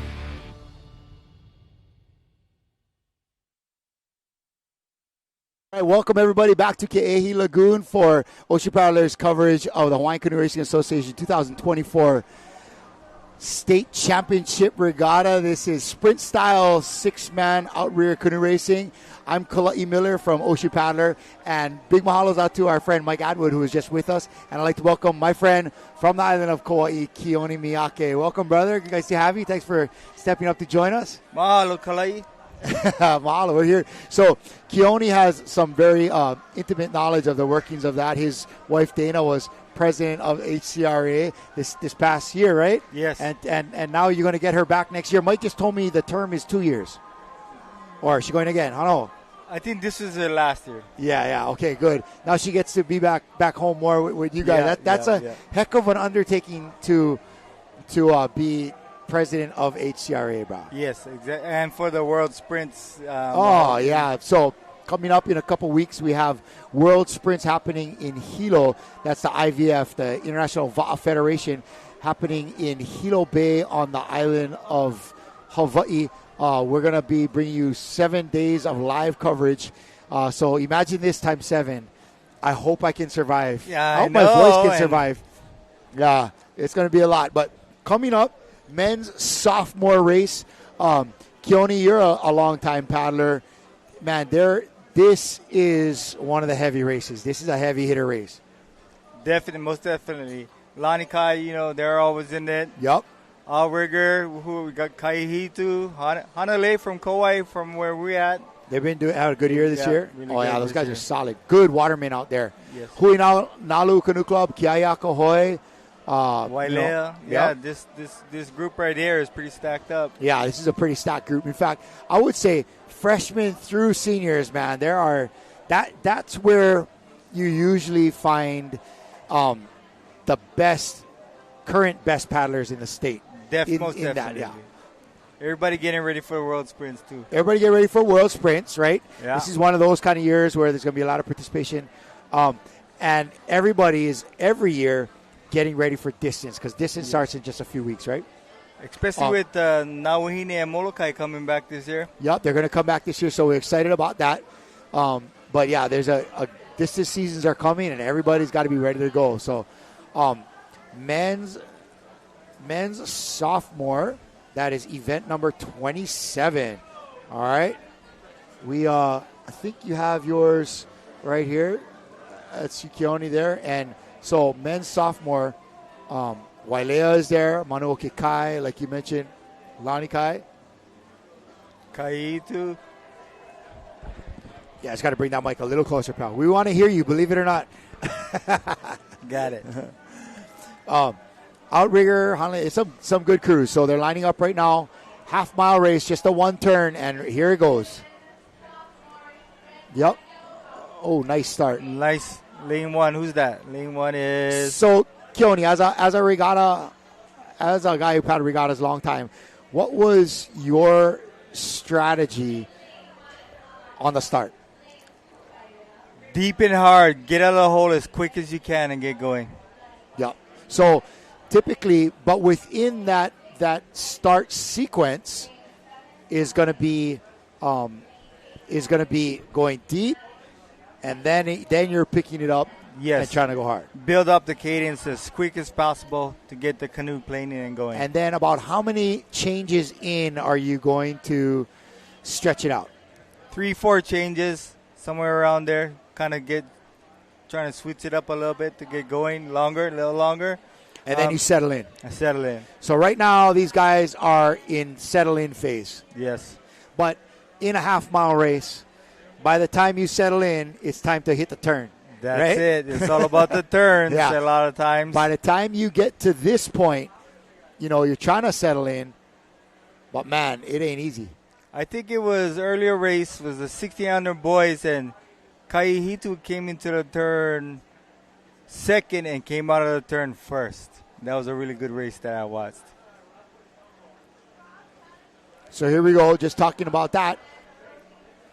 They've hit almost a quarter-mile mark. Yeah. They're squeaking into the turn right now. I see Lanikai right there in lane 4 going in. Nice and tight. They're already on the straightaway. That was Kai Ehitu just outside of Lanikai. Right here in the near ground. Trying to see who this is right here. Is that Wailea or maybe Alapahoe? Hard to tell, folks. Hard to tell from the camera angles. But, man, these guys are flying. Look at that. And that's upwind, too. You can tell, man. Look at the body these guys are putting in. Big strokes. Big rate. What lane is it? Wow, beautiful. And look at all the way out. It's competitive. There's probably half a dozen crews that are right there with it. So in the near ground, what we're looking at, that's Wailea. There's Tristan, right? Yeah. Tristan Kaho'okele Santos. Yep. Koa Kramer right there. Yeah. Going deep. Yep. That's Lanikai, Wailea. Yep. That is one of the top. Kaihitu. Yeah, so right now we got Lanikai and Wailea battling it out. Wailea in the near ground. Lanikai just passed them and not quite sure who that might be. It might be Kaihitu just outside of them. I believe it's Kaihitu. And, of course, there's crews on the outside, too. Huinalu's out there. Kaho'oi's out there. Huinalu. Hawaiian. This is going to be interesting. Wailea is hammering. Look at that. Head down, bro. They are going at it. Look, even. Oh, yeah. I don't know. That was dang tight. I think that's going to be Wailea, Lanikai, and Kai Ehitu on the outside. I believe so. Hard to tell. And you know what? It's kind of cool that it's hard to tell. Yeah. I mean, although it is nice to see a blowout, I've been seeing that it green is cool color to see that it's tight. You know, it's that competitive. The whole field is that competitive. We've been seeing Lanikai all day long, pushing very hard, and they've been up in the front all day long. Oh, yeah. That was cool. It's cool to see them with the win the girls and boys 18s. That was rad. Roger that.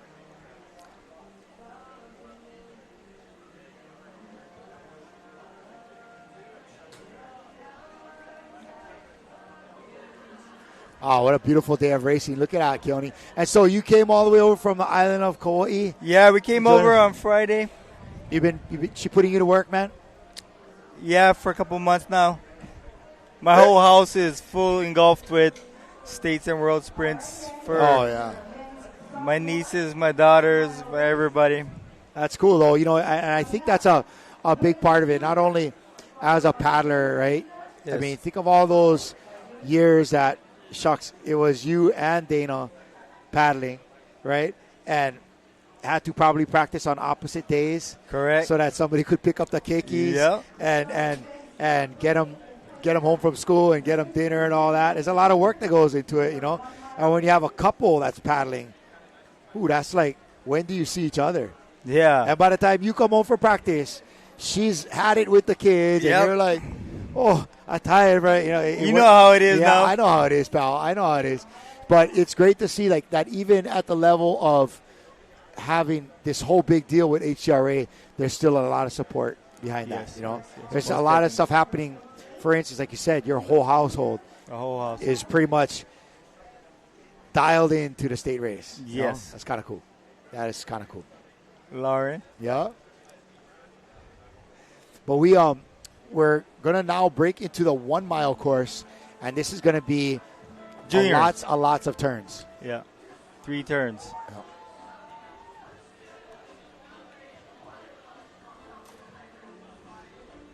So women's juniors, event number 28, Nakeke Okamui, Hawaiian Canoe Club, Pu'uvai from Kauai. They've been having a good showing this year. Yeah. Yeah, my wife's in this race.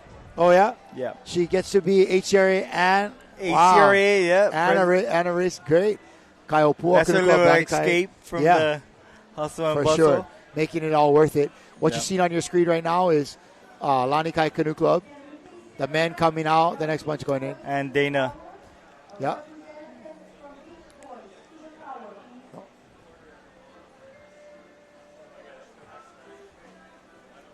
Nice.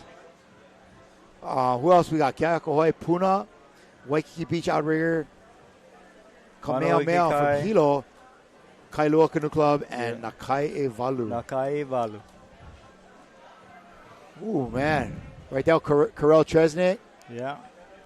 And then you can see in her pink hat is my wife. Yeah, she getting ready to go. On the far side, yeah? Yeah. We're very grateful for Lani Kai for letting us their koa today. You know, that's a big part of the logistics here is who borrows what canoe and loan and the time and figuring out where you go next and all of that. How does that all happen? Is that something that HCRA facilitates, or are the clubs responsible for reaching out to somebody else on their own? I do think HCRA does help us if we need, but we have built the relationships with different clubs. So that's been really good because we've been affiliating with Alani Kai. It's easier for us to do that route, or Kaiopua. So we're very grateful for those clubs that always help us out. And we try to return the favor whenever they come to Kauai. Awesome. Yeah, so that's kind of, you guys have to ship a bunch of koa canoes to Kauai because there's very few over there, yeah? Yeah, well, I think we only have on Isla Kauai 3, I believe. Right. And then a lot of the clubs are dialed into their koa.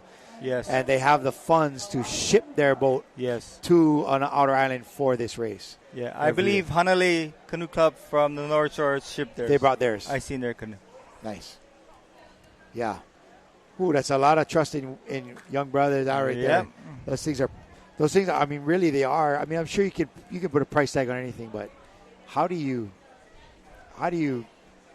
quantify the mana and even just having a log big enough to make a koa canoe? That's crazy. I remember the last time we had states on the island Kauai, and the next day we had Napali. That was a lot of koa canoes that we were responsible for. So that was a heavy, stressful weekend for us. But we got it done. Yes, ma'am.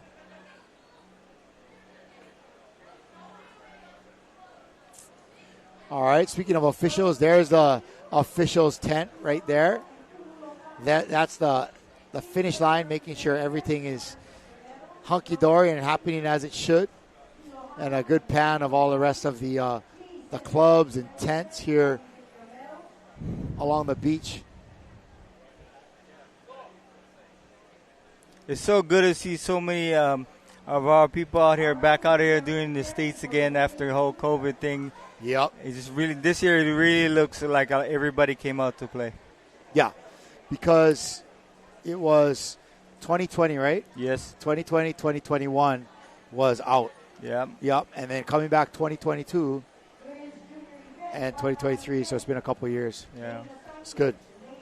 Yeah, they really are. I saw a lot of a resurgence of paddling last year, but man, I'm glad to see it kind of continued. It didn't taper off really. Are you back paddling again? Not just yet, but I may have to step in now that I finally retired, and so there you go. But the kids got into paddling this year. I've been busy with some other stuff, but yeah, gotta get back into it. I have no excuses, unfortunately, because excuses surely make it easier. Yeah. But no excuses. So just gotta show up and blow up, right? Yeah. That's good fun. Okay. All right, we're getting ready for the start of the men's junior women. This is, I'm sorry, women's freshman. I mean, junior. Women's junior, right? Women's Yep. junior. Women's junior. Oh, okay. I'm trying to keep track of this. Yep. Women's junior race. Again, this is a mile on a quarter-mile course, so we'll see 3 turns. It's really blowing out there, so the boat holders are really working hard today, trying to keep the canoes from not going over the line, giving them a good start. It's very crucial.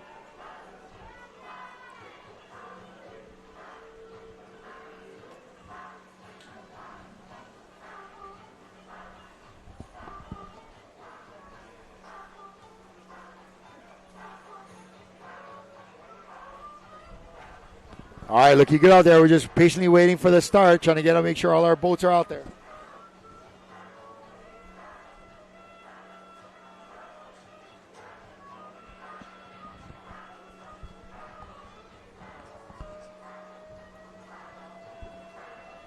All right, getting ready for the start of the women's junior race. All right, race number 28, 44 happening today. We got this and the men's for juniors are 1 mile. Then we'll have that senior race where it has a crazy 5 turns in it, bro. Yep. That is, bro, like you said, it's all about the turn. And if you can hit the turn, hey, look at that handsome guy over there. He look almost like you. Hey, better wait for me. Keone's brother Brian stopped by to say how's it. And so now, come on, getting everybody out to the starting line. I want to see this happen right now. Let's go. Yeah, look at those flags in the middle, man. They are cranking. The wind is up now. Yeah, the wind's blowing. That first turn is hard coming out of the turn, that's for sure. Yep, the first and a third turn. It's a lot of work. Yeah. What would you think would be the strategy? Because of the wind here, would you want a bigger paddler up front? A little bit more weight to be able to bring the canoe around? Or maybe most definitely, you want a powerful number 1, 2 paddler to get around that turn, take a little wide, and we've really seen a lot of people coming into the turn first, and other clubs just alternating smashing the back half of it, right? So the steersman kind of is really responsible for that nice kind of sweeping entry into the turn. And once they call that uni, it's kind of that second half of it. I mean, they're mean, kahi in the back, right? But the uni out front is, and half of that is to know when to let go. Yes, right? yes. That's like life, right? You got to know when to let go. You don't know. You don't want to let go too early. You don't want to let go too late. You want to do it just right. Yeah, you kind of want to hold that turn. But Mike said something earlier about it's part of it's a turn and part of it's a pivot. Yes. You're really just trying to spin that canoe on that second half of it. Once the ama is touching or clear of or just entered into the flag, that back half should be a pivot. Right. And it's not an even turn. It should be a nice, arced entry or a nice arch into that entry, and then whang, you got to pound that back half away. Yep. Let's see how the first turn goes. Yep. And you know what? You can tell it's a longer race. They settled in very quicker and settled in lower. Right? Right. The last ones, the settle in was kind of like slow. Yeah. It wasn't like real deep settle. It was almost like no settle. Yeah. Those guys are going for it. Yeah.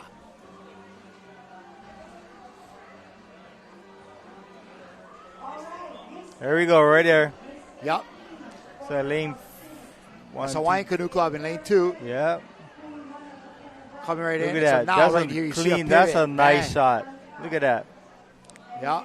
Kamoi in 1. Here they go. Hawaiian Canoe Club? Yep.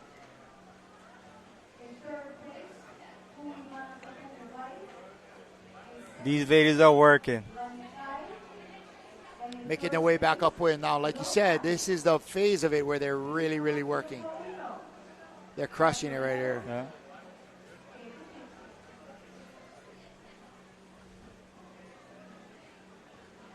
Ooh, that upwind lay can be brutal. Yeah. So this, talk about upwind paddling, Keone. This is where you kind of really want to lean in, head down. One of the things I always heard was big body. Yep. Big body. You want to really kind of let the paddle do the work that it needs to do in the water. Yes. So even for women that are smaller, there's not much advantage to a real quick stroke on the upwind. Gotta keep setting that blade in front deep. But these girls are strong. I mean, sorry, again, not girls. These are women. These women are strong. These are some athletes out there. And, man, they are digging upwind.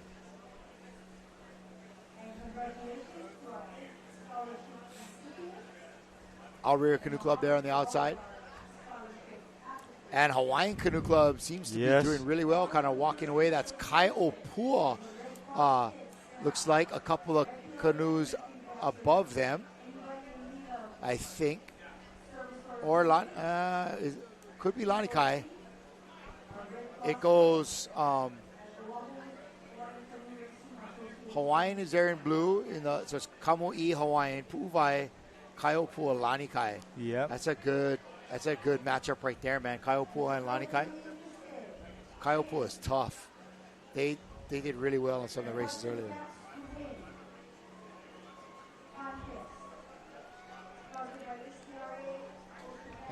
Who's that outside lane? That outside lane is doing really well. That might be Kailua, huh? Maybe.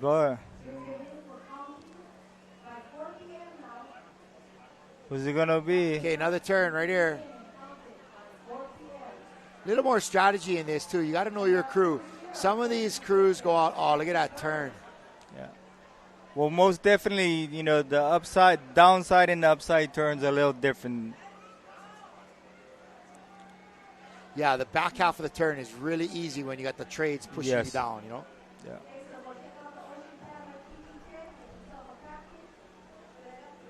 Lane 1, that's Kamoi. Lane 3, Pu'uvai.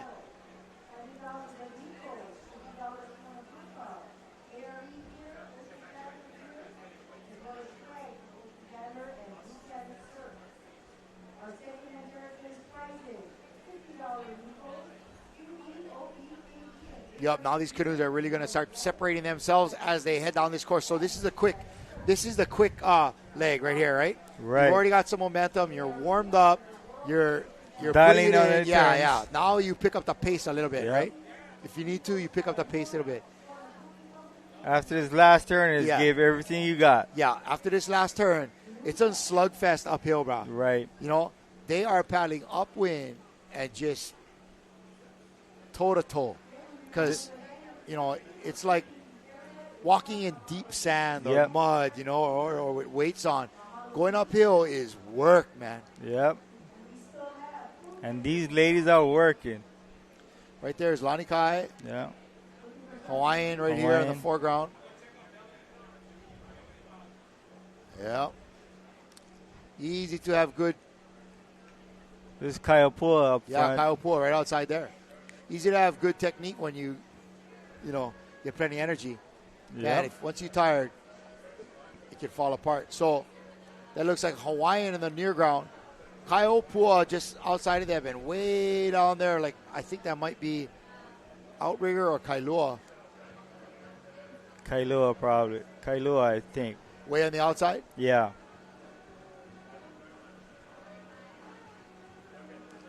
In the turn, here goes the last turn.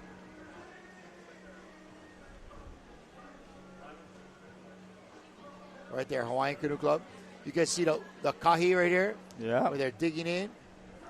Here we go, ladies. Pull out. Now watch. Seat 1 is going to stay there. Yep. And everybody's going to make a change, and they'll come to her. There it is. See how she stayed on that side?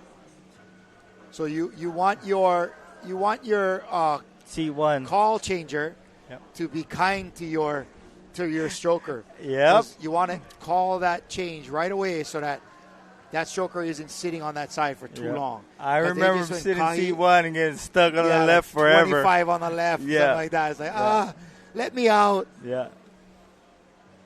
Been there, bro. Yep.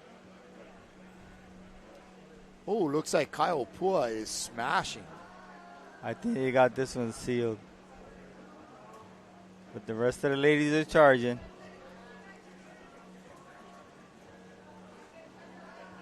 What club your kids playing for this year? Keahiakohoi. All of right. course. I'm doing everything within a 5-mile radius of my house, bro. I try not to leave. Go store, hobbies, everything. 5-mile radius, bro. Stay off the roads. We miss Uncle Gilbert. Yep, we miss Uncle Gilbert. Good man. It's you never realize how many things he facilitated. Yeah. You know, until he wasn't there. You know how many things he made happen, how many crews he touched, and how many people he helped us all. Yeah. At one point or another, he helped us all. Yeah. So, if you were paddling within the last 10 years in Hawaii, he's touched you somewhere. Yeah, you know who Uncle Gilbert was, or even not in Hawaii, because a lot of times when these crews would come from the mainland U.S. and stuff like that, and they needed boats, who do you call? Uncle Gil, Gilbert. right? Uncle Gilbert Silva. And who would yell at you if you read it wrong? Uncle Gilbert. Hey, what you doing over there? Who taught you how to read them like that? Big man with a big voice. Yeah. Yep, here they go. Kaio Pua smashing it. Oh. I think right now the battle is for second between. We got the outside line there. I think that's Kailua. Yeah, maybe Kailua way out there. Well, Kailua is in 13. Kailua. Ooh. And third place, is it Hawaiian or is it Lanikai? Lanikai, Hawaiian in fourth place. All right. Nice race. All right. Good race. Congratulations to Kyle Poole. Keone, I'm going to take a quick break over here. Yeah, brother. And I'm gonna step out for a second. I'm going to bring Lauren in, and you and her are going to take us into the junior men's, and maybe into the senior races. And I know she's got fours. Yep. So again, mahalo for joining us, Keone, and thank you all that are logging on to our HCRA or Ocean Paddler Facebook page, joining us here at beautiful Ke'ehi Lagoon for the 2024, I believe it's the 72nd annual HCRA State Regatta Championships 6-man outrigger canoe sprint style racing. We'll be right back.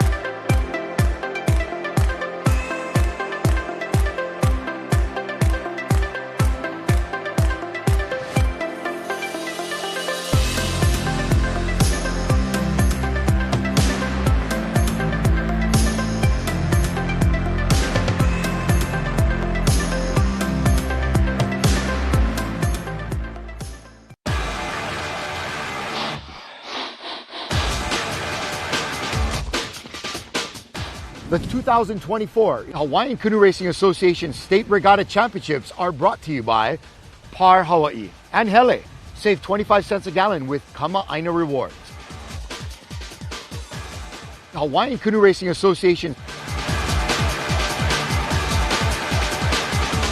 and by Ocean Paddler TV, dedicated to making outrigger canoe paddling a spectator sport.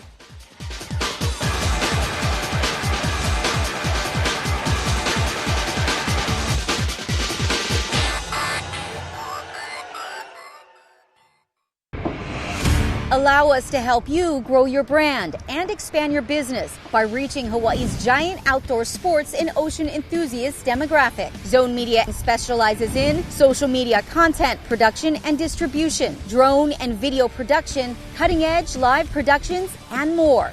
With over 25 years leading Hawaii's action sports market, give us a call to find out how we can help you grow your business.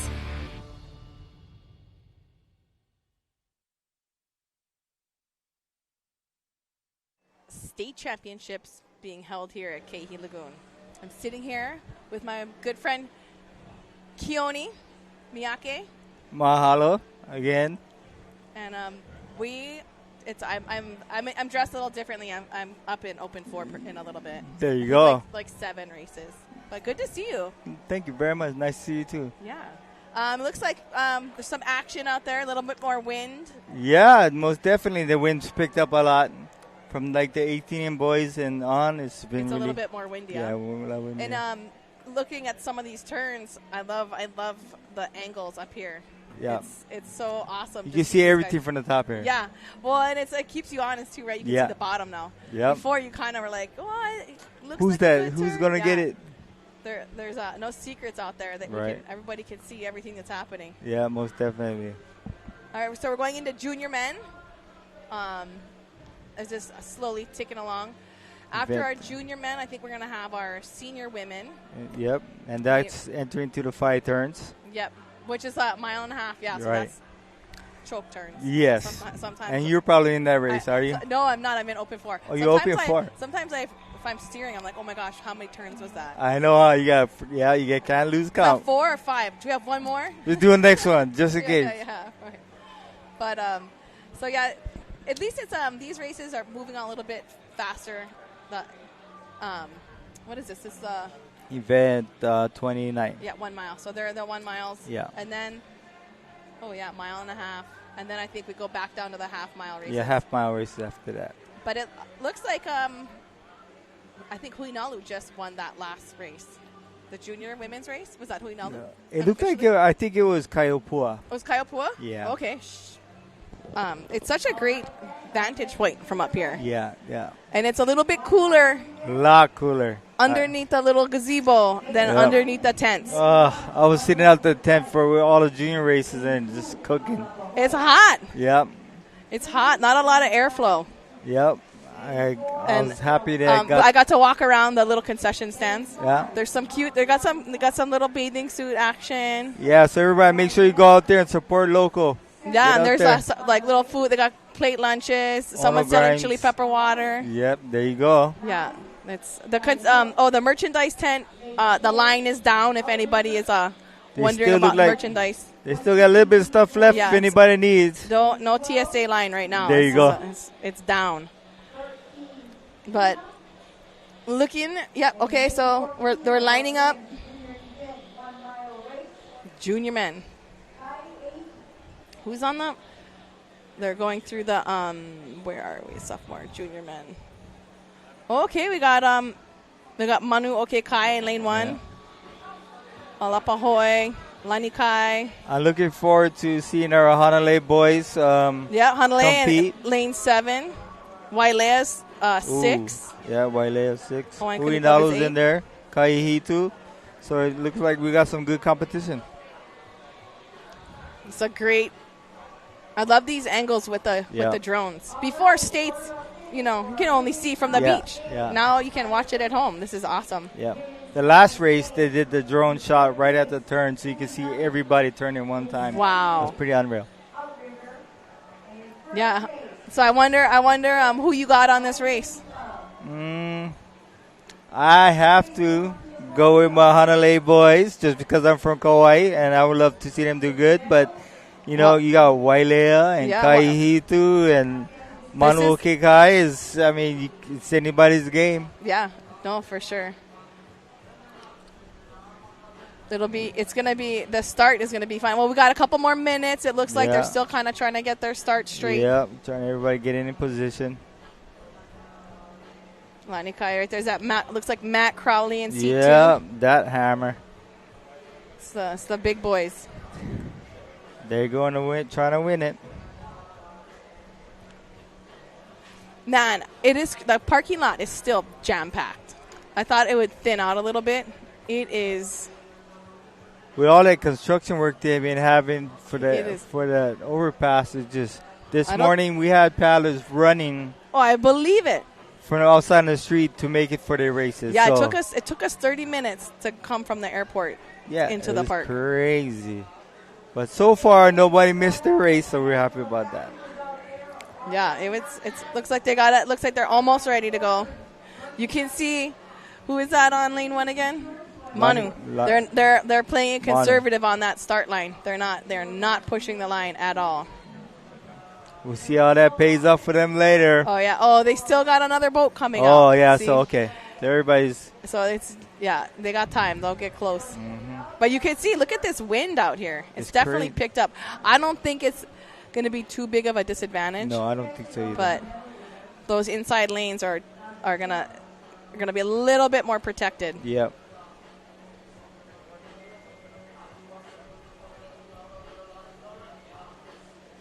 Just getting down to the ending of the open races here, or the class. Yeah, I'm excited Manu to see. Kekai in lane 1. We got Lani Kai in lane 3. Wailea lane 6.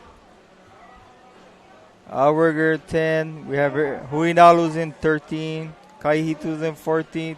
Yeah, they're almost. Yeah, this is going to be a fun race to watch. There we especially go. with these turns. Yes. I love watching the Lanikai men turn.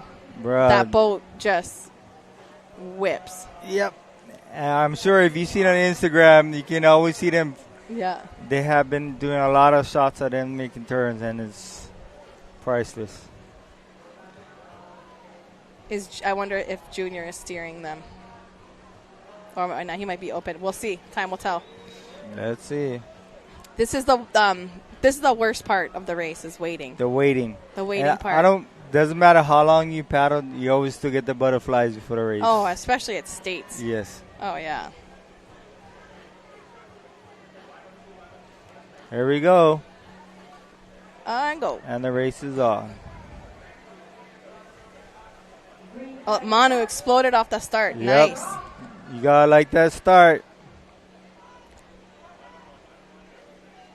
You can just see all of them. This is that overspeed trying to get that boat up and running. Yeah. Manu Okikai really pushing. Manu's pushing off the start. Nice. And they're holding it. 1, 2, 3, 4. Lanikai definitely. Is in 4, yeah. No, lane 3, lane 3. Oh, it looks like outrigger on the outside right there. Yep. Outrigger's in lane 10. I mean, but this one is a mile, right? So right. So you don't want to get too excited off the start. So what's your strategy?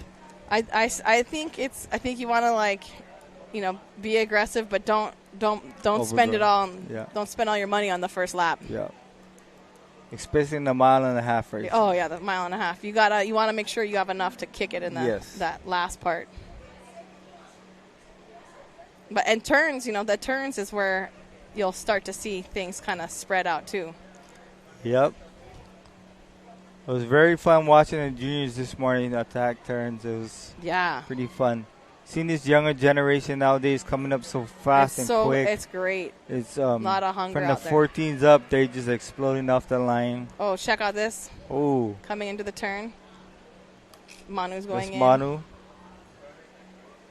Oops. Moken. They got that's a new Kaiwa Ama, yeah? You gotta just love that Ama. That Ama just hums on the water. Yeah. Love it. Especially in the turn, it turns so nice. All right, they're coming back. It looks like everybody's out of the turn for the most part. See, the strokes are a lot more opened up now. Yeah, they're hitting their stride. Yep.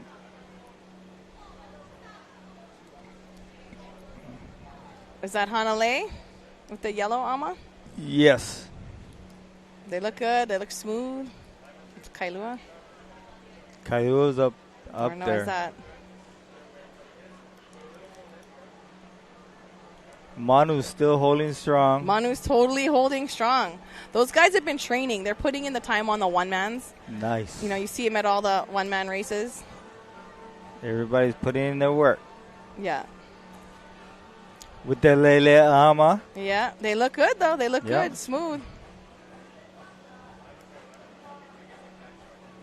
They're really working well together. Yeah, full purchase. Everybody's working. And then looks like Lanikai is making a push. Yeah, you definitely want to have a little kick, I think, in the middle, coming back up. Most definitely. Yeah, you can see where Lanikai is really trying to.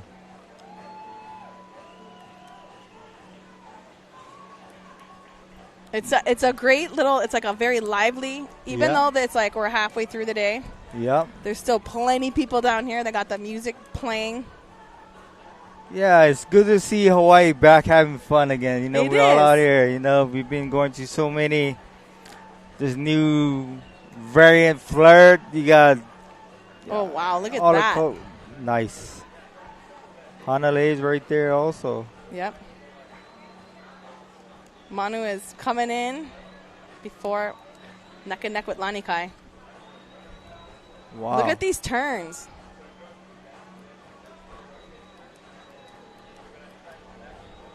That's always a very that can be complicated if you're coming in, if you're coming out of a turn and the other crew's coming in.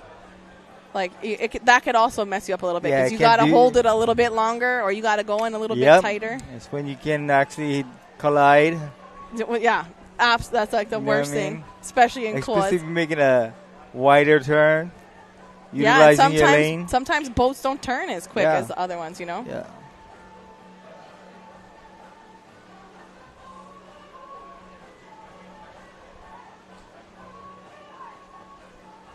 Yeah, and the longer the race, we're going to definitely see it in the next races. The field gets a little bit more spread out. It's not just like, quarter mile. You see a lot of the kids kind of finishing together. Most definitely. Here's a great shot of.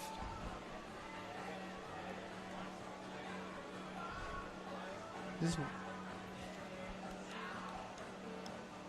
that Wailea? No, I think that is that. Akapaimua.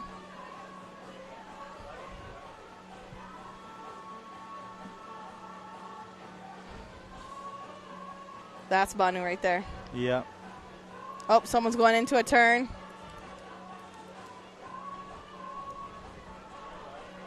This is when oh, look it, someone's already turning. That's a lead. Last home stretch. That must be Lanikai. No, I think it's Keokaha. No kidding. Keokaha, lane 4. You're right. Look at this. You see this right there? Oh, almost collision. That is tight. Look at that. Whoo, they're pinching. Because we were talking about the koas earlier. Yes, of course. They're like living, breathing. Right. They're not just a fiberglass boat.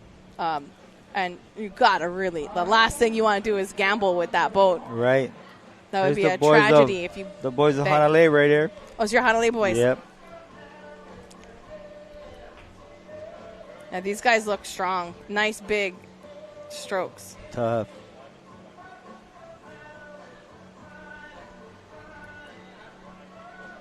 Seat 6. Definitely hammering. Going for it. You gotta love it when your steersman can paddle a lot. Oh, yeah. So where are you sitting today, Lauren, in the Open 4? I'm steering. You're steering? Steering Open 4. All right. Okay, I was not around a whole lot this regatta season, so I'm just filling in where they need me. There you go. We're chasing rodeos on the mainland. I've seen that. So it's been fun, but once in a while, gotta do it for the kids. Gotta get All right, we're coming down. They're pushing up to the finish. Is that Kailua? I mean, look at though. They're close, but they're spread out. It's hard to. That might be Wailea out there. No, Wailea is 6. Or. Oh, that might be Wailea. Yeah, I think that. I want to say that's Keokaha. I think so also. Hard to tell. But we will see it on the results, definitely.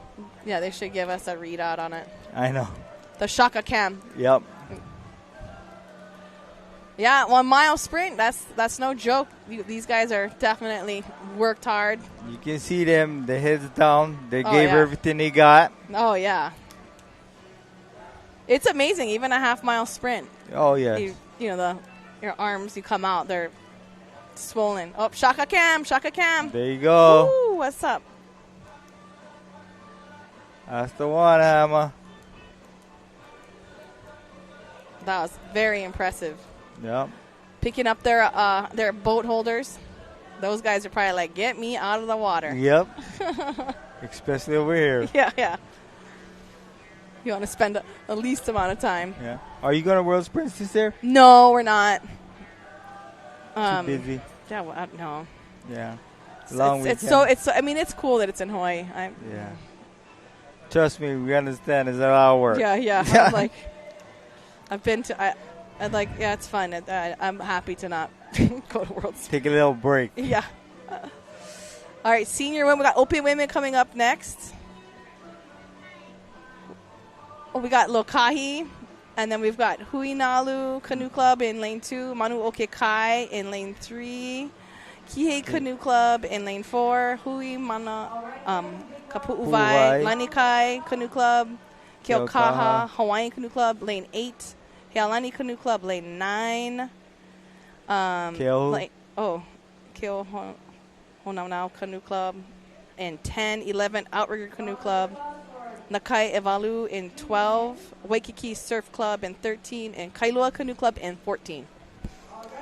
But those outside lanes are still moving. I know. That's what I was just about to ask you. What do you think about the outside lanes? Yeah, I think that it's maybe a little bit more protected, but I know the tide. I think it's been coming in all day long. Yeah, slowly. Yeah. So, but there's definitely some wind out there. Yeah, taking some of that hotness away from you a little bit. Yeah. You can see everyone staging, getting ready, get back in. Because it's a little bit of a paddle. Yeah. If you're lane 14, you kind of want to be on it. Take advantage, get a little warm up, I seen, all the officials really been trying to push the race pretty fast.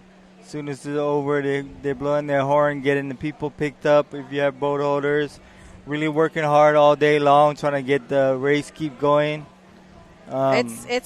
Yeah, I mean, because, I'm sure you guys, sometimes on Maui there's been times where we've almost run out of light. Yeah, of course. And it is summer, but, the faster it goes, the better. Yes. Next race coming up looks like it's event number 30, senior women's, 1.5 miles, 5 turns, right? Yeah, this one's going to be a little bit longer. Yeah.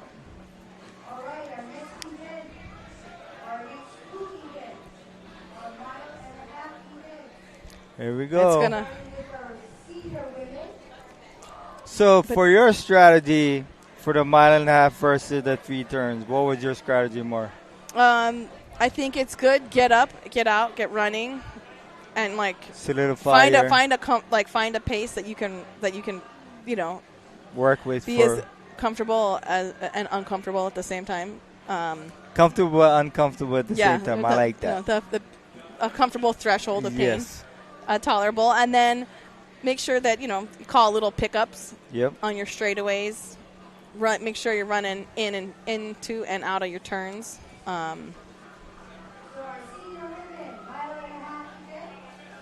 So but yeah, as it's little things can make or break you. Yeah. But senior women.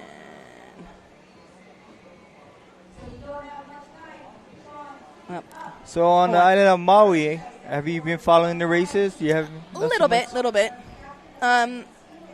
Let's see. Hawaiian Canoe Club's got some solid. We got some solid women. Kihei always has. They've got a solid crew. Nice. So we'll see. I'm sure that they're gonna. Looks like I'm looking at the girls right here. There you go. About to get in our Hawaiian Canoe Club boat. They are in lane.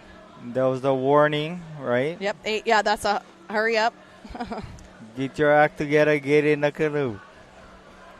So how's life returning after the fire over there? I think it's slowly happening, and it's very. I think it was a major tragedy for not just the people of Maui, but for Hawaii. Yeah, general, I think it was just such a tragic event.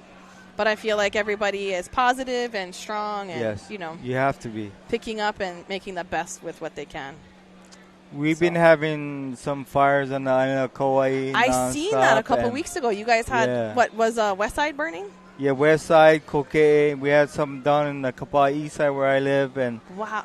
We have, and then it's like, and then we always run into some homeless people sometimes, because they live in the bushes, by accident or whatever it may be, that start fires and the wind is wind.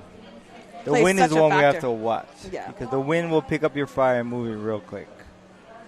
So Yeah, that's a scary part. Yeah. Is the wind. Yeah, we had some fires burning up country on the ranch, and it's terrifying. Yeah. But it's swirling, right? The wind Yep. is the biggest factor. Yeah. And then it rains, right? You got a wet season, then it dries out. Yeah. We need to bring back our rivers. We need to let them flow. Yeah. Yeah, bring back the water. Return our water to us so we can keep everything growing. All right, this is All this right. is a long one. Everybody's making their way. And it's hard too, because say if you're practicing, everybody warms up, right? Yep. Very rarely do you just jump right into a Yeah. sprint. Especially, when you get over the age of 30, you want a little warm up. But that's not always the case here. You got to just go in cold You gotta turkey. go. There's no warming up. They'll definitely stop you Yeah. and get you on track. So if you did your warm up running from the outside coming in from the parking lot, maybe you got your warm up there, but not in the canoe today. But again, here's an awesome perspective of how many people and what a Yeah. huge event this is. Yeah. I haven't seen a states race this packed in a long time, and it's a great feeling. People are back with a vengeance. Yes. Canoe paddling is thriving, so I I love think it. that's so great to see. I was grateful this year. I got to work with the novice B women, Nice. and a lot of them are from the mainland, living now in Hawaii, and it was good to share with them how to paddle our canoe, but also a little bit of our culture, and bringing them to states race this year, so they got to see Aw. what it really was about. And some of them had a little sad faces, but I said, "You won because you came. Yeah. You have to be able to race, so you can learn." Yeah. So definitely. they're already ready to go next year, and asking a lot of questions. So I was so grateful to do that this year. No, I think that's awesome. You got to start. Yeah. It looks like are we all almost on the start line? Couple more boats heading out. That's always the worst too, when you're the last one on the line. Oh my God! Everybody Just hurry looking at up. you. Ah! Everybody looking at you, and you've been holding boat for a while. Yeah. You paddling by, and people yelling at you. Hurry up! Yeah, that's and You then know you what I got to mean? get ready to race. Yeah, that's never good, Yep. And On plus TV. once you turn, right? And once you turn, you never know when they're going to start the race. Yeah. I mean, but the other girls that have been So sitting out everybody- there waiting, they're probably like, "Hurry up!" So when your coaches tell you to get out there, get out there. Yeah. You can see the boat holders, flags. Today- You can see those flags in the middle. Yeah. There's definitely more wind out there Yep, it's than bending on the over. inside. Having a good boat holder is very crucial too for you this year. Oh, definitely. And you want the experienced boat holder in the front, not the back. Yep. So you can see this guy in lane 2 trying to shove the boat back. Yep. Holding. Wind's blowing them.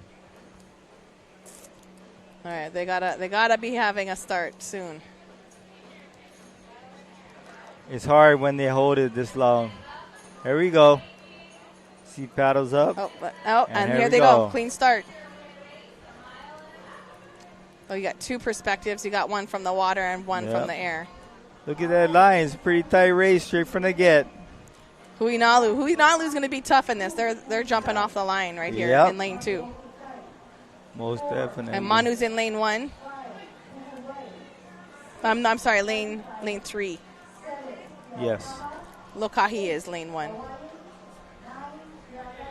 And again, the outside lane, Yeah, they got that advantage going down with the wind, right?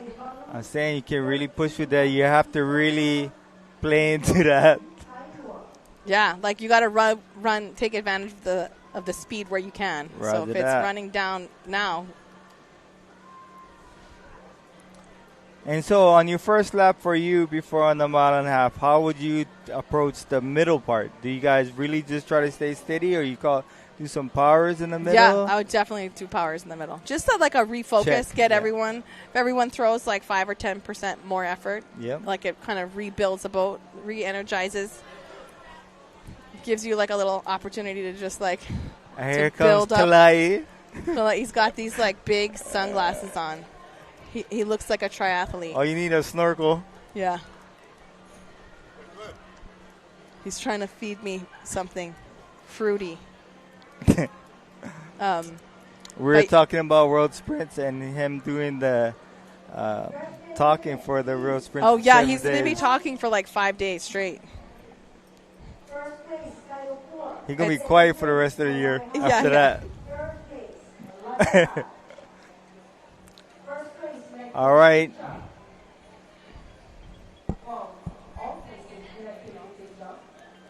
Oh, look at, we got a turn already. Someone is in and out of that turn. Who is this? Is this What one of the outside lanes? is that? That looks like Hawaiian. Yeah, it sure does. Yeah, I think that's Hawaiian Canoe Club.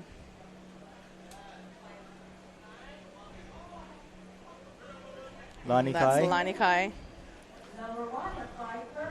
Oh, wow, yeah. Lani Kai is moving. I know Monica. She's in 3. Yeah. I recognize that stroke.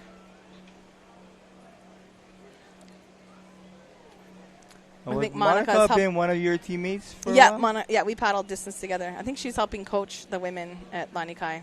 Sweet. And there's Outrigger, I believe. Yeah, looks like Outrigger.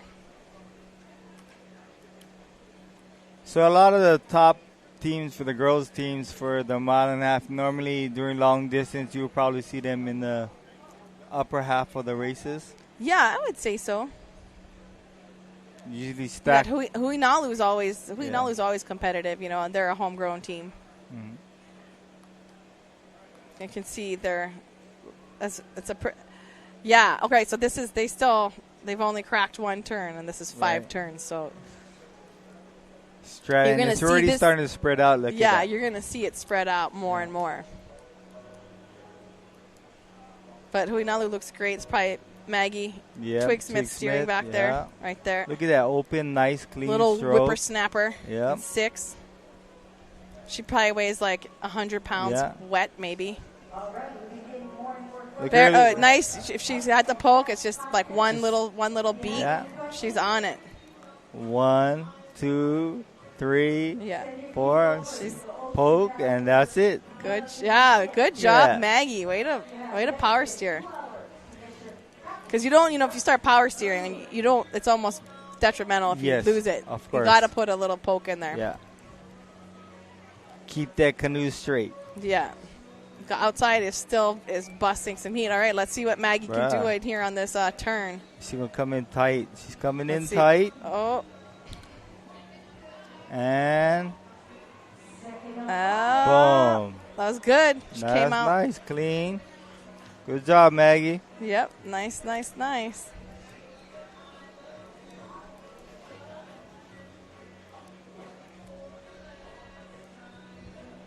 With 4 more turns to go. 4 more turns, slowly counting it down. And that's what they're thinking, too. Right now, you're like, okay. But, when you're used to racing the mile. Yes. Oh, you can see, oh. Is that flag going down? Oh, they're back paddling. Yep. Oh. Yeah, that's sticky. Yep. You really want to take into account of what the wind is going to be doing. Yes, definitely. You have to have your. They're going to bury it. I mean, that's not a good sign. No. That could be a DQ. That could be a DQ. Yes.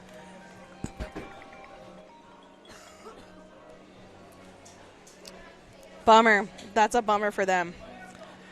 Work all year long hard and bang a flag. But it happens. Yep, it can happen. Happen to the best of us also. Oh, yeah. So it looks like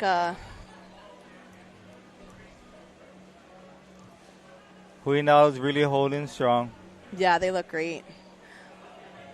And they're a solid group of women. They train together. They're on 1-mans together and 6-man. And when you get like a women's or any type of program, doesn't matter, men or women's program, but, you really start to build a little bond. It's like a little tribe. Yeah, they do everything together.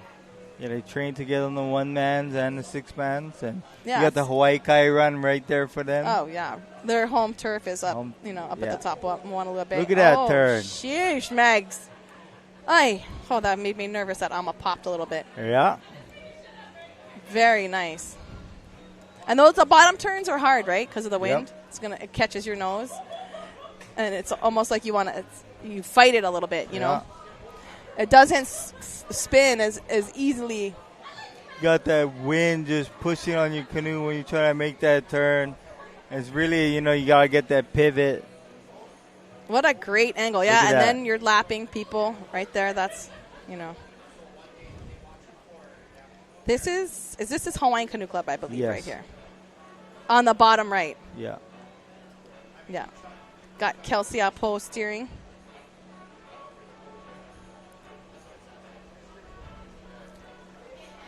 If you and your club has a good steering. We've got some. Kelsey's an excellent steersman. She trains hard. She does all her homework. So she's always serious on game day. Got Lani Kai right here. Yep. Is that Lani Kai? Could be wrong. Yes, it is. Yeah. Who do you have? Who do they have in Lani Kai's team?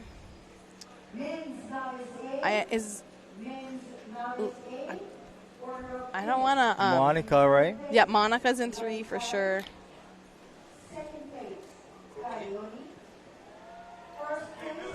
Kalai's bringing us cookies. I got a race soon.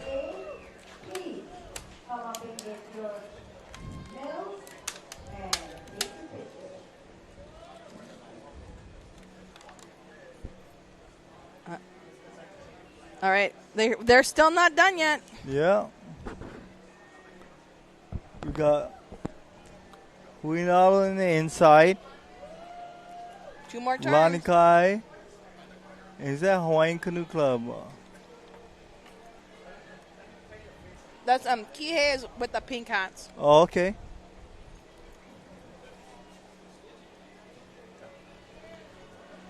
Got a good battle going on. Yep. Oh, Let's wow. see what Maggie Hawaiian can do. Canoe Club is outside turning. Yeah, Sweet. ladies. They have made They're making up the ground. outside lanes work for them. They're Here goes Maggie. Yeah. I think Claire is in 2. I see Tia in seat 3. You say Kihei with the pink hats, right? Yeah.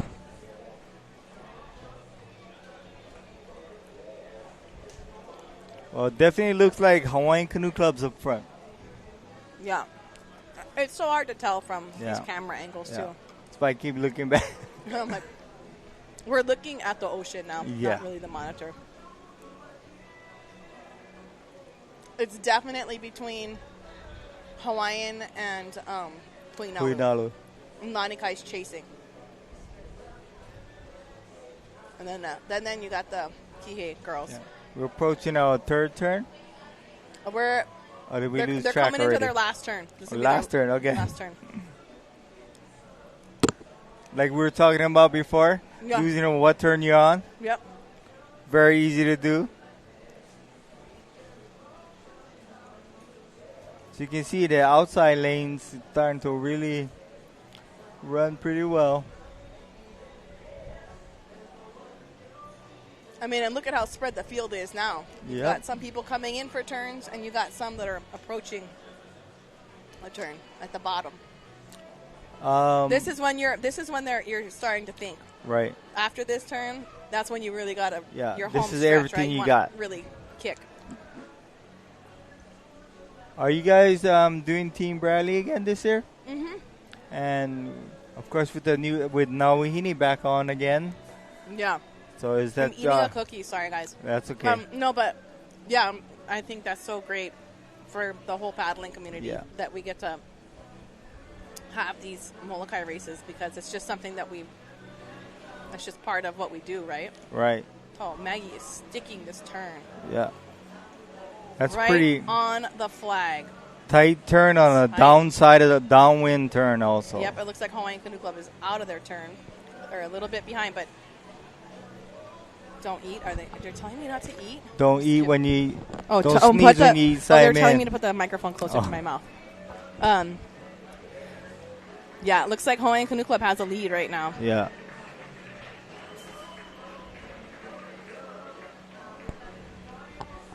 Yeah, they look smooth. They paddling with intention. Yeah, look, so you got Hawaiian and Huinalu Yeah. up here in the views.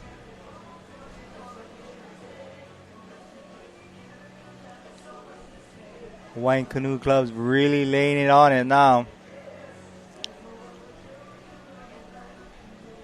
Yep, looks Nice good. stride. Strong. Nice glide.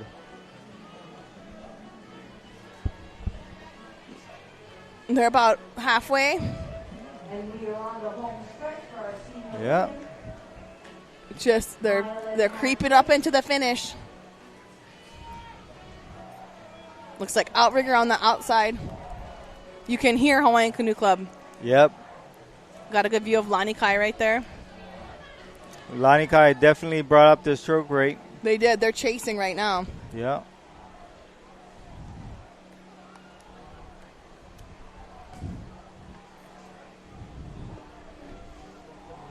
Oh yeah, it's a dog fight.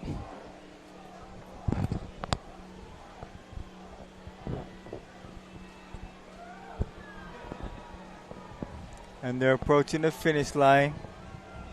Yep. Nice and smooth. Smooth as fast, right? He's smooth as fast.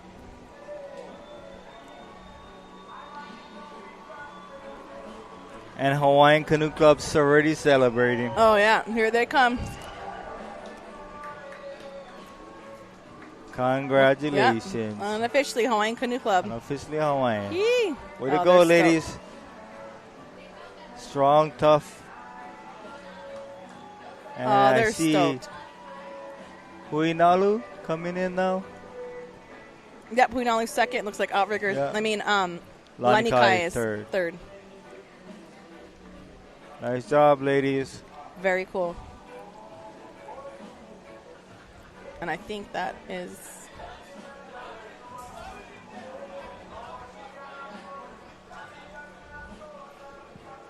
maybe Very that- impressive from Hawaiian Canoe Club this today. Yeah, wonder Very who... impressive. Maybe that's Waikiki Surf Club out there? I don't know.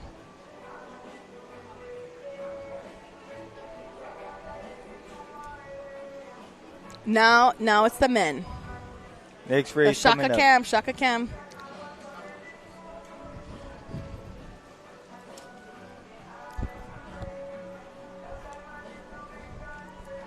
Mahalo. Congrats to Hawaiian Canoe Club's women. That was an awesome race. They Yep. look smooth, Smooth. strong. But they're not giving us any shakas on the cam. I know. I don't think they can breathe yet. Yeah. They can't breathe. Yeah. Sometimes it's a little bit. That's the last thing you're thinking about is Yeah. trying to shaka the camera. All right, I think we're gonna take a commercial break here, and then come back. Very nice spending Yeah. some time with you, talking story. Yeah, thanks for coming up here. Yeah, you know, you're welcome. we're not professionals. We're just filling in over here. I'm just talking story with you. All right, we'll be back in a short little bit. We're Yep. gonna get a commercial.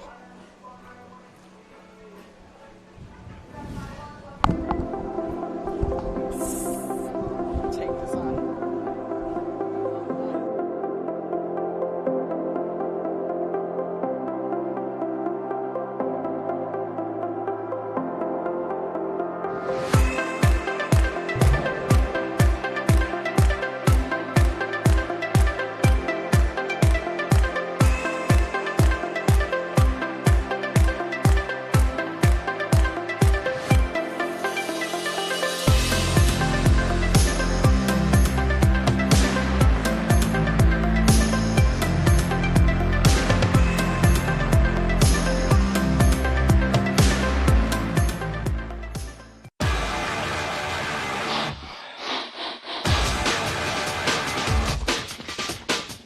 The 2024 Hawaiian Canoe Racing Association State Regatta Championships are brought to you by Par Hawaii and Hele. Save 25 cents a gallon with Kama'aina rewards. Hawaiian Canoe Racing Association and by Ocean Paddler TV, dedicated to making outrigger canoe paddling a spectator sport.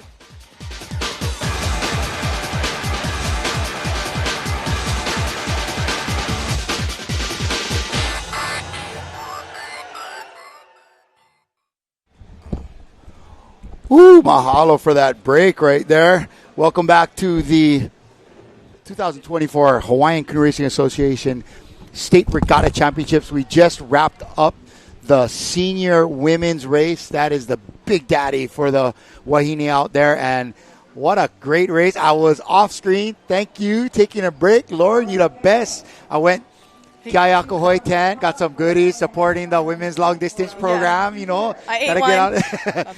Holly brownies. You always need some holly brownies. Getting out there to support the clubs. Great stuff going on over there still throughout the day. They got all kind of paddles and hats and food and sunglasses from Bomber, all kind of stuff. So good fun out there. But man, the action was happening out here. Yeah. Did you? Man, that competition between Huinalu, Hawaiian, and Lanikai was tough. And really, Lauren, when you are able to be in that echelon of finishing in the senior women's race at states, you can confidently place yourself amongst the best paddlers in the state. Oh yeah, definitely, for sure. And it's like that's the big daddy one. Open, it's the longest race of the day, and so most turns it's technical, but yeah, that's so that's the big dogs. Okay, well, speaking of the big dogs, we got to point out, I thought I said, was that Maggie? Maggie. Steering. Oh, yeah. And Maggie's been around paddling for a while. She's still right in there, super tough. Love to see her go at it. Even Wailea had some, not Wailea, I'm sorry, Hawaiian had some hammer girls out there. Who are some of the ladies in that crew? It looked like Kelsey not only was steering, and then Kaimana was into Kaulu, Kaulu, yep, Lu'uvai. I should know. Awesome stuff by those ladies, but we can, with a fair amount of confidence, say it was Hawaiian, Huinalu, and Lisa. I think Lisa was in there. Yeah, there's some. Yeah, and those women are solid, and definitely you are within the top women paddlers in the state. Not, there's a few different races that they're spacing them out in, but senior women's to win, that's the big daddy. Oh. And same thing for the men. We're just the big daddy for the big daddies. This is coming up, the men's senior race, and as you just saw, it's the same course, 1.5 miles, 5 turns. Men's senior race, Lokahi Canoe Club from here. Wailea, men have been doing well today. Those are, Wailea's going to be one to watch, and they're in lane 2, so that's going to be and all those guys. That's going to be fun to watch them bang some turns.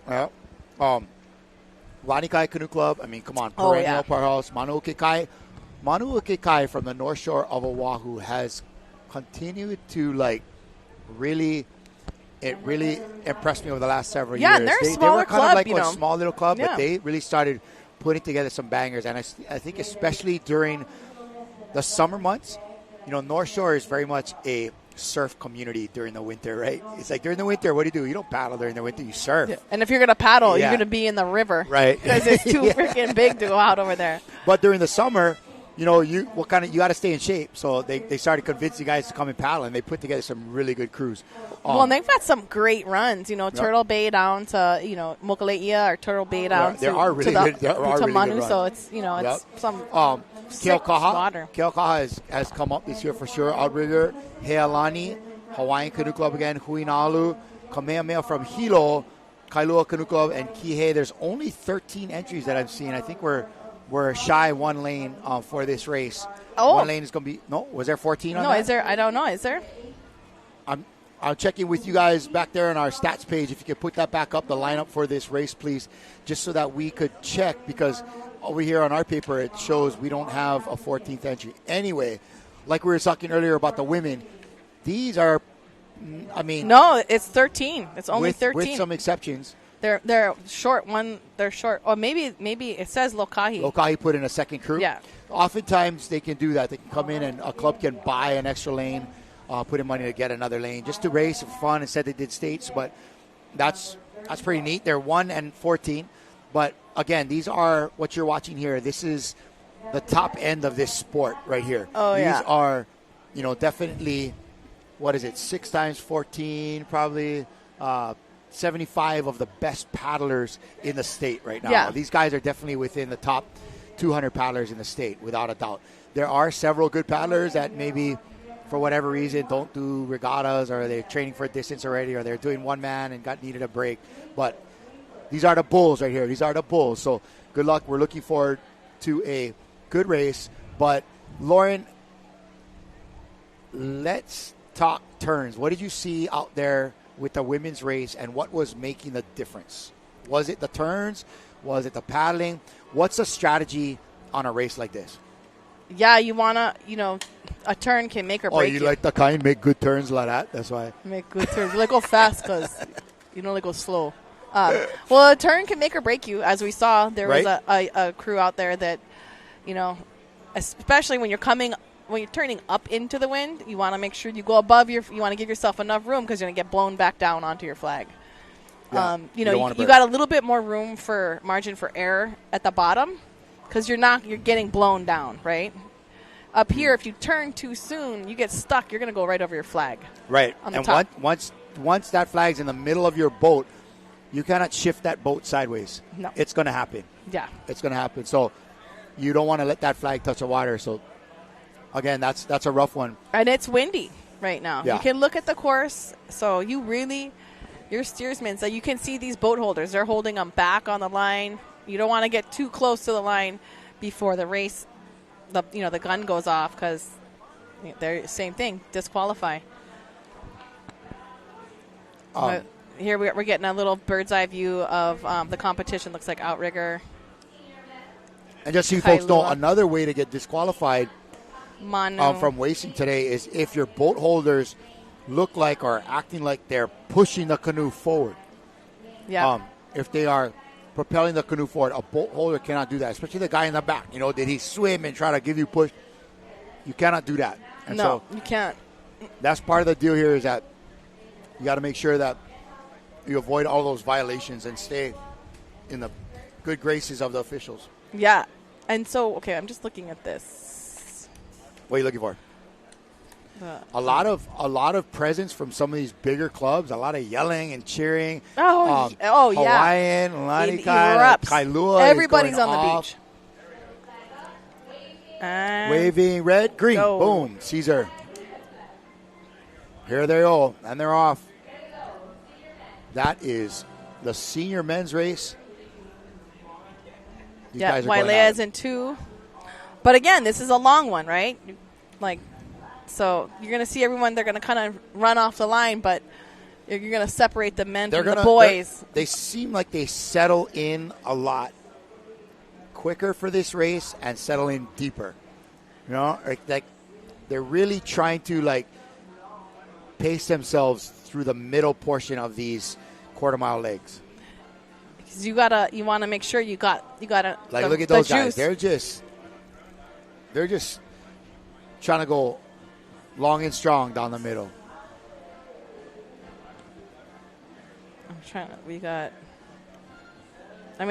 No one's really pulling away too much right now.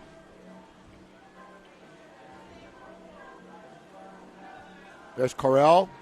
Yep. And Lanikai. It's Wailea. I think that's Kekoa Kramer steering Wailea. Yeah. Kekoa Kramer steering them. Hanalei right there. Yep. Great view.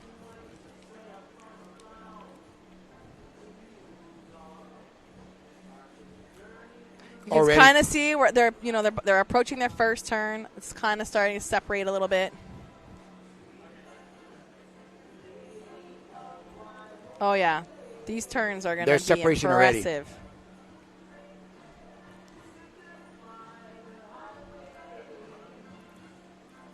Kailua right there. I'll tell you right now. Blue and yellow.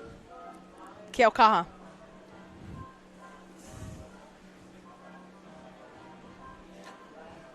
Ooh. 7 more races and you're up, Lauren. Oh, yeah. Let's drink my water. Good thing I ate my cookie, my Howley brownie. Cookie and water. That'll get you there. I'm not worried about it. Should be fine. Outrigger right there. Yep.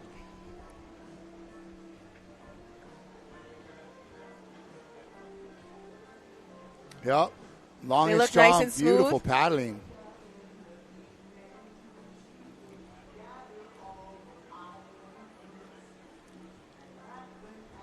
Ooh, Lanikai got out there, huh? Oh, yeah. I mean, those guys are always going to be. They've got such a fierce program.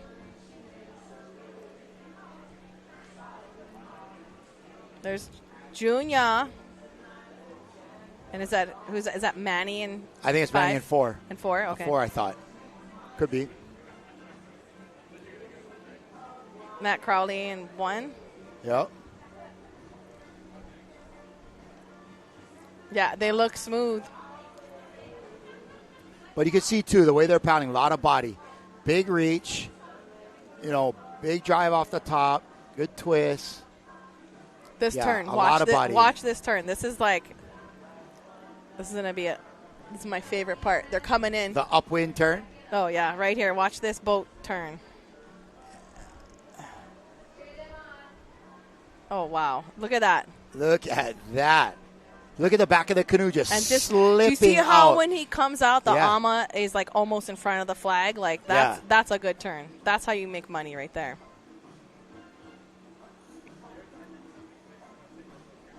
Yeah. And like you said, making money right there. Yeah, whoa. Who's flying that drone?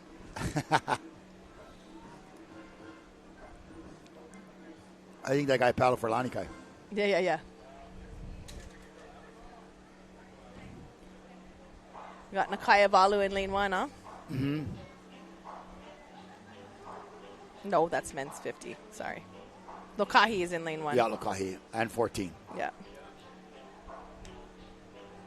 Oh, great day for racing, man. I hope some of these clouds come over, give some. I just, like I told you, while you guys were manning the fort here, I took a little stroll around the fairgrounds, so to speak, and man, it was hot outside. It's hot. It's It nice is in here. Hot as you know. What's good about here, too, is that the roof is high enough to let the heat out, but the trades can get in, to cool you off. It's nice in here. What do you think that little cage is up there for? Or inside That's where they keep the naughty kids. Okay, the naughty kids. Yeah. None are in there, so we don't. Must be. Everybody's been behaving themselves. I well-behaved don't kids. know. I don't know why it needs to be a cage. Maybe they were storing stuff up there. That's Gotta pretty be. crazy. Right there, Wailea is Tristan. Yep, Koa, he's Tristan in 4.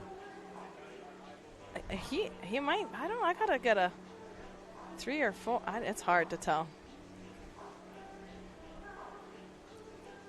Let's watch Koa Kramer's turn. Yeah, this is the one we want to watch. Yeah, look at. They're not even gonna. They're out already. Go. Kiko has, been probably. He's waving. You saw he's waving somebody to go there. They're gonna swap sides. Tristan might be in 2. So this is what we're talking about. How there becomes a problem, right? Yeah. So he in that lane space between the two flags, you got one canoe coming up and the other coming down, right? And so if he gets out of his turn early enough, he's going to go into the far side of the lane, whereas the other canoe wants to be on his right side of the lane as well, so that he can come into his turn wide. And so the steersmen, I'm sure they talk story a little bit and try to, let each other know, hey, I might be the kind, so I might be trying to come and I give you the signal, whatever. But when you have Cole Kramer and Wailea on one side, if he's lined up against I don't know, who would that be? He'd be coming out against Hanalei, right? If they're in lane 3, he'd be coming out of it with Hanalei coming towards him. And so he's probably worked it out with that steersman already. Like, hey, if I'm coming out of the turn before you, I'm going to just give you the signal. And I'll give a little wave. Yeah. I mean, because that's another tricky one, too. Yeah. You don't want to be crossing over at the wrong time. And not such a big deal when it's a half-mile race because you're kind of all going in at the same time. Yeah, that's nice. But when you start getting a bigger lead. Yeah. And if that other steersman doesn't know what to do, it can be a problem. Especially in cool boats. You don't want to be messing around. Yeah, you don't want to. You definitely. There's a couple close calls earlier. All right, here we go. Lanikai going into it. Oh, look. Ooh, Lanikai's in the lead. Outrigger with Wailea, right? So Wailea. And is that outrigger out there? Yeah. Yep. Nice turn. turn. Ooh, Koa almost made up ground on that turn. Yeah, looks see that? like he See how did important right there. the steersman is? Okay, so Tristan is in 4. Yeah.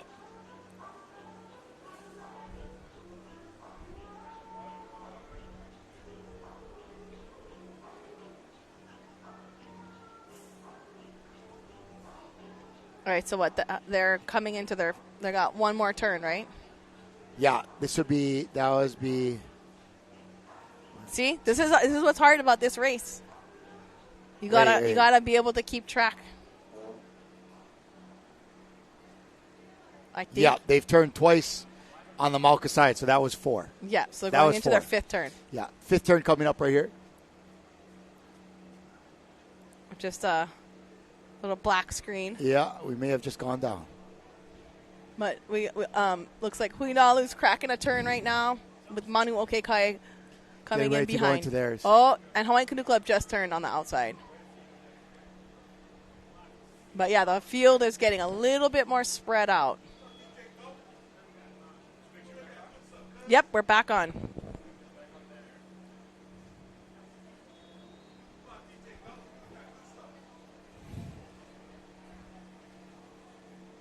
Yeah, they're getting close. I mean, it's going to be interesting to see. I mean, there's going to be a fight coming back up. Oh, for sure. Any one of those crews can turn it on, but Lanikai had a little bit of a lead coming in there. Oh, yeah. Wailea is a good crew, but you don't know how they, divided their best paddlers up to try to capture as many races as they can. Yeah. But usually, conventional wisdom, you stack senior men, right? You try to. If you have the depth, you try to win senior men. That's the bragging rights one. Lanikai right there. Oh, they look great.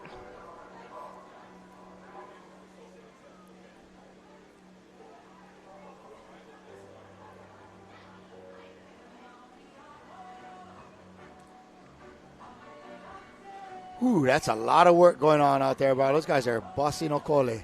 Look at that. Yep. They're on the home stretch right now. Oh, total home stretch. They got maybe 1/8 of a mile left. Look at that. They look like they're just, they're cruising. Yeah.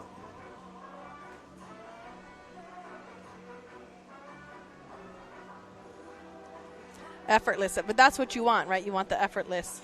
Oh, I don't know if I'd go with effortless. To me, it looks like they're working hard, but they're going fast. Yeah, you know? they look great, though. Yeah, they look great. Nice paddling. There's juniors. Oh, here comes Wailea. They're pushing on them. But definitely behind. But they are pushing. But they're pushing on them.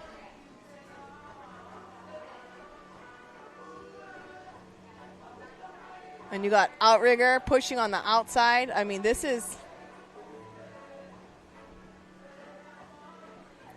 I'm looking at the water. This is intense right here. Yeah. Oh, yeah. Outrigger's coming up. Yeah, I know Kilcoy had a good turn, but, man, that Outrigger. They jumped.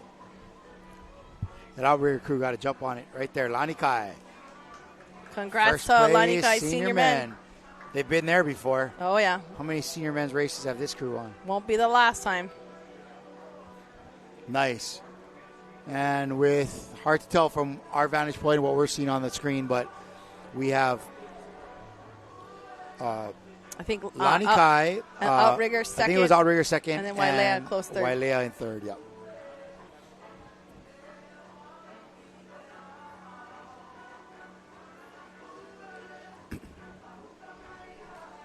Nice now work, we're going to be rolling into event 32. Okay, now we're going back to half-mile races. The women's 60. One turn. Women's 60s. Oh, what a great day of racing. So we're on race number what now? We're on 32. Oh, we're 3/4 of the way there, girl. Oh, we're in the final countdown. Probably another couple hours of racing left. We have maybe 4:35. We'll see some of our last races during that time frame. And Lauren, you're doing open fours today. Yes. How's that? You ready for that? Yeah, it'll be fun. One turn. Yep. It's How are you changing up the way you're thinking about what's going on in the canoe when you only have 4 paddlers? I mean, you got to be stronger. You got to be bigger. There's not a lot of recovery time. You're just, like when you're in a 6-man, you kind of get that boat up and glide. It's not. You don't really feel that. It's like pulling tire the whole way, kind of. Yeah. Are you folks doing 1-2-4, 1-3-4? 1-2-4 is pretty conventional wisdom. Yeah. Okay. Yeah. 1-2-4. Okay. And so you're loading the weight towards the front of the boat. Is that going to be a little better for you? Yeah, as you go on the turn, right? That okole will kind of slide around really nicely. That's the theory. And right. It just kind of whips it a little bit. Yeah, and then, but coming up into the wind, it actually behooves you too because you have a little bit more drive in the front, maybe. Yeah, I think it'll be. I think that's the best scenario. Yeah, most people do that. Yeah, one and 2-4. And that way, in the turn, it'll be sticky down there with how the wind is. All right, well, we'll be right back with a replay of the men's senior finish right here on our coverage for the 2024 HCRA State Championship Sprint Regatta, brought to you by Ocean Paddler. Stick with us. We'll be right back. Where is that? Is that Hanalei?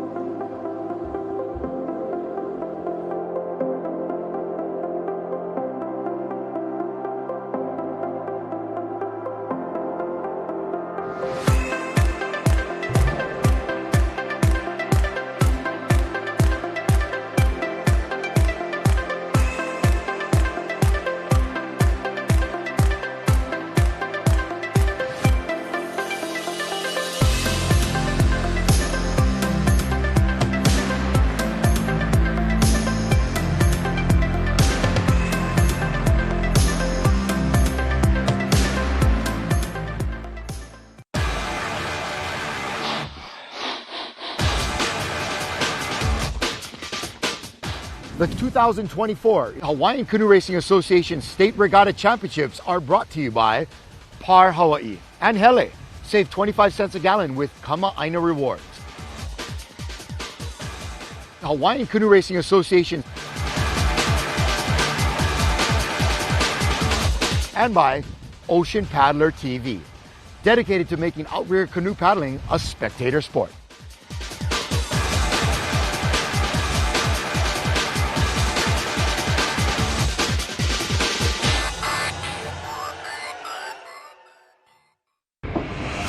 Allow us to help you grow your brand and expand your business by reaching Hawaii's giant outdoor sports and ocean enthusiast demographic. Zone Media specializes in social media content production and distribution, drone and video production, cutting-edge live productions, and more. With over 25 years leading Hawaii's action sports market, give us a call to find out how we can help you grow your business.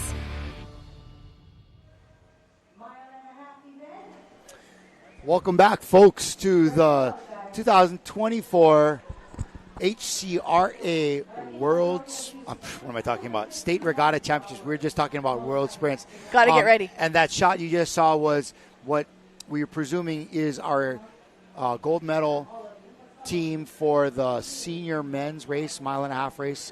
The guys from Lanikai. Some big names in there, guys like Manny Kulukulu Alani and Karel Tresnick Jr., some big names in the paddling world, and they had a great race today. The Wailea and Outrigger were trying all their might, and those two crews had great races too, but they just couldn't quite catch Lanikai. Lanikai they were the team today for sure to beat. But it wasn't, it was close. Those other teams, Outrigger and Wailea, were, looks like they traded spots a couple times here and there. They did. Yeah. There were some sweet turns going on in there, and you can really see how that, if you have a good turn game, man, it makes a big difference overall for you. What about, just prior to this was the women's senior race. Can you give us a quick recap on that one, what you thought? Yeah, that was awesome. there was, Huinalu went off the line real strong, and they were real consistent. And it looked like Hawaiian Canoe Club kind of like built through they kind of built momentum throughout the race, had some great turns, and they just wound up. And Lanikai also was in the hunt, the women. So there was those 3 crews that were in the top 3. Right, and you look at that kind of the same clubs that you're kind of calling a lot, right? Hawaiian, Lanikai, Outrigger, Huinalu. Those are always real, just powerhouses in canoe paddling. Large clubs, big programs. Outrigger doesn't seem to have as many entries this year to be in a bigger division like maybe triple or quadruple A, but certainly Hawaiian Canoe Club and Lanikai are vying for that big trophy in the quadruple A. Yeah. A lot of points. Points, and it's nice to see, the women, What I like is that it's not all Oahu clubs winning out here today. You're hearing Wailea, you're hearing Hawaiian, you're hearing Kaiopua. Keaukaha. Keaukaha, it is. And they're kind of a small club. Yeah, but those guys are dominating for sure. Next, coming up, we're going to the more senior set of paddlers. This is going to be the Women's Masters. This is a 60 and up cruise. Wakapaimua in lane 1, Alapahoi. In 2, Laiulo Kai Puna Canoe Club. Lanikai, Kailua, Kihei Canoe Club, Waikoloa Canoe Club. I haven't called them much today. Huinalu, Manuoke Kai, Kalihi Kai. That's another one. They practice right out of here, the Sand Island area. New Hope Canoe Club, Hawaiian Canoe Club, and Hui o Manaka Pu'uvai. All right. Very cool. We're kind of switching gears here, going from like a mile and a half with the men, real intensity to this is going to be 60s half mile women. So we're kind of changing the pace a little bit here, but tell you, not the level of competitors. Maybe the level of competition, but man, all these crews are very competitive within themselves and with each other for sure. Oh, definitely. And you're gonna, we're into the half mile, so it's gonna be a little bit quicker. If everyone had to do a mile and a half, we might be here a little longer. Oh, right. So it's nice to see it's nice to watch those longer races, but it's nice to have them a little bit short too. And I think this is kind of like, not quite the heat of the day. I think we're past the heat of the day, but the wind is definitely still there. We're approaching the 3:00 hour. It's built throughout the day, and it'll probably back off. I think in 2 hours it'll be less windy. That looks like Bruce Ayao in the bottom of your screen there with his steering blade, kind of warming up. Oh, checking the rigging. Yeah, he paddles in that area, 50s, 55s, 60s for what is that, Kaihitu probably at this point, yeah? Hot like fire. Is that Waikoloa, 60? Yep. Waikoloa. Well, this is women, right? The women right there, 60s coming out. Getting the extra water out. A little warm up with the boat holders inside. That's the one benefit about if you have the outside lane, Take advantage. Get a couple little hammer. Starts little, in there. Little, no. Hey, Mael. You see? Oh, Mael. Yeah, what a great day of racing out here. Very. States is fun. States is good fun. It's a party going on out there in the parking lot. And one of the good things is now all these open crews are kind of POW. And so unofficially, the Paina is beginning. Yeah. It's true. No. I know you're ready. I'm going to need a nap after this. Yeah. You telling me. Hey. When do I get to sleep in? Never. Just kidding. You think paddling for a half mile is hard? Try talking for 8 hours. Seriously. I take the half mile. Let's swim the half mile. I'm not just kidding. Well, we do appreciate here's the Hawaiian aunties right here. Yeah. Yeah. And some of these aunties, and not just the Hawaiian Canoe Club ones, but I know the other aunties, they are on one man's. Yeah. Oh yeah. They got a little they posse. Are serious about it. A one man posse. They're fearless. There's some Are they mornings. doing Maliko runs? Oh yeah, and then Really? there's some mornings Nice. I'm going out for an hour and a half, and I see, you know, I see one of the aunties going another way, and she's out there by herself in the open ocean, coming back in around the same amount of time. Here we go. Start of the 60s. Half-mile race. One turn going in on this one.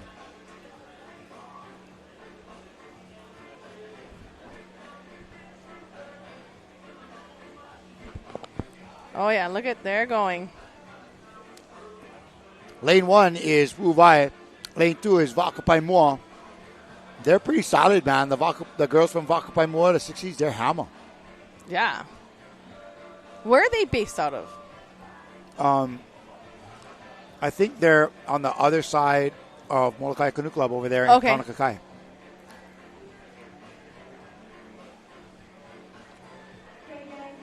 Because I know that's where, like, Nicole and Honora were going to practice every Oh, day. okay. Yeah, that sounds about right. I think they're here. Yeah, they're here. I just saw them. They're racing 40s. Oh, really? Love it.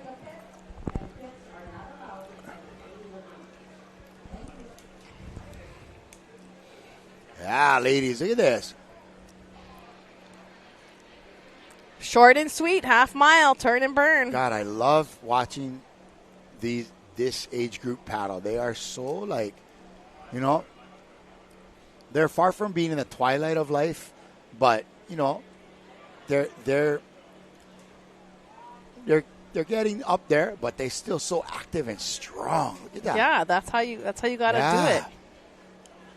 That is the only way.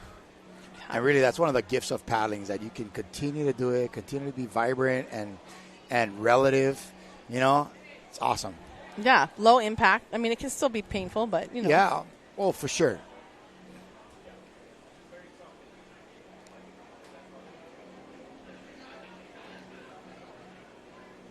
Oh, look, we got someone going. Is that Lanikai going to the turn? Nope, that's Laiula, I think. Yeah, Laiula Kai Canoe Club. Look at these women over here. Oh, a little bit wide. Oh, that was tight. Is that Mary Kilty steering? Yeah, that is Mary. I noticed her with her Yeah, with trademark zinc on her lip. Yep. Safety first. Oh, these ladies look smooth. They look great. Look at that. Wow. Very impressive. Lithe and lean. Yes, ma'am. And, you know, really, Lauren, it's not about how old you are. It's about how badass you are for your age. Yeah, right? You know what I mean? Is that like, what we have to look forward to holding on to? Yeah, it's like, you know, like plenty Wahinis in their 60s, you know, the best they can do is, you know, walk around the block, you know, for exercise. And these ladies are hammering. A lot of them go right into distance season, paddling 20 miles, you know, island to island. And, you know, some of these distance races are no joke. Going around Makapu'u is like a no death joke. march. Yeah. And You're these right. women are all out there. Tough. Uncle Bobby Poirier is here, walking around, checking things out. Nice. Giving his alohas. Yeah, it's great. It's great to catch up with old friends. Ooh, Lanikai is out there, huh? Yeah, they got a nice lead. What's interesting to me is that the Canoe Club gets as many points for the women's 60 winning this race as they do the open men winning the senior race, right? That's crazy. You know, it's a whole different levels of paddling, but they're equally as valuable to the club. And I think that's kind of neat about the way the point systems is every crew is valuable. No crew can be overlooked or undercut. You know, everyone's making money. You know, like everyone has the opportunity to do their best and contribute to the overall standing of the club itself. And at least, even if you come in 14th, you're gonna still make a point. You know, so have a clean race. Lanikai into the finish. Congratulations. Great race from the ladies. 60 plus. Lanikai Canoe Club. First place. Who is that? Lane Is that lane 3? 4. I think that's lane 3. Laula, I think.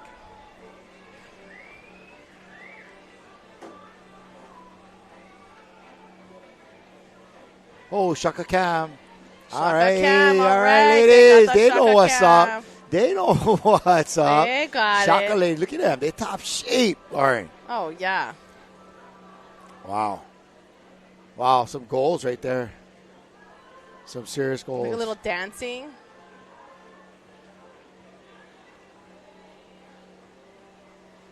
Oh, free advertising. Oh, good. She's like, Hilarious. is that Denise? Darville Chang? Yeah. Yeah, maybe. She's a hammer. She went to the Olympics, for ribbon dancing. You didn't know that? What? She got a gold. Denise Darville Chang. Got a bronze medal for ribbon dancing in the Olympics. Shush. Really? Yeah. Wow. Wow. Not only is she a phenomenal paddler, she's also a really good ribbon dancer. Ribbon dancer. Ribbon. Well, It's like ballet with a ribbon. You like that. but knowing her, I don't picture her dancing much. Okay, I'm pulling your leg.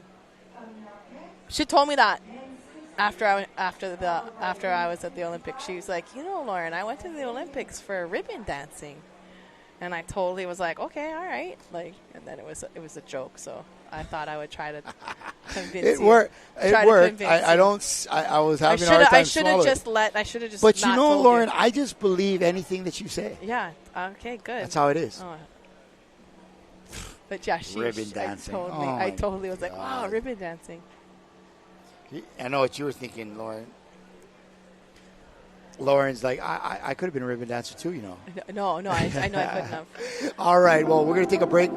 Coming up, it's the men's 60s right here at the HCRA State Regatta Championships from K Lagoon. We'll be right back. Hoi pa'a. I got it. You're waiting for that one. Oh.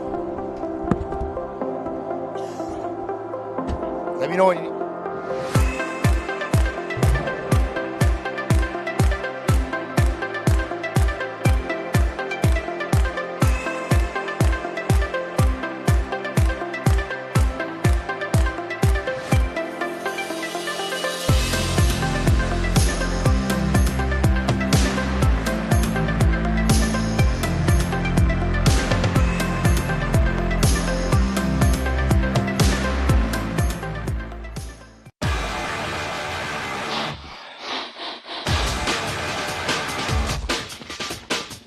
The 2024 Hawaiian Canoe Racing Association State Regatta Championships are brought to you by Par Hawaii and Hele. Save 25 cents a gallon with Kama'aina rewards. Hawaiian Canoe Racing Association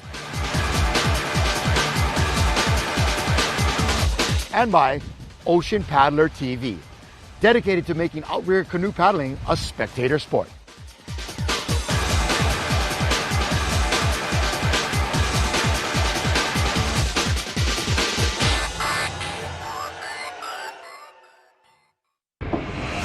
Allow us to help you grow your brand and expand your business by reaching Hawaii's giant outdoor sports and ocean enthusiast demographic. Zone Media specializes in social media content production and distribution, drone and video production, cutting-edge live productions, and more. With over 25 years leading Hawaii's action sports market, give us a call to find out how we can help you grow your business.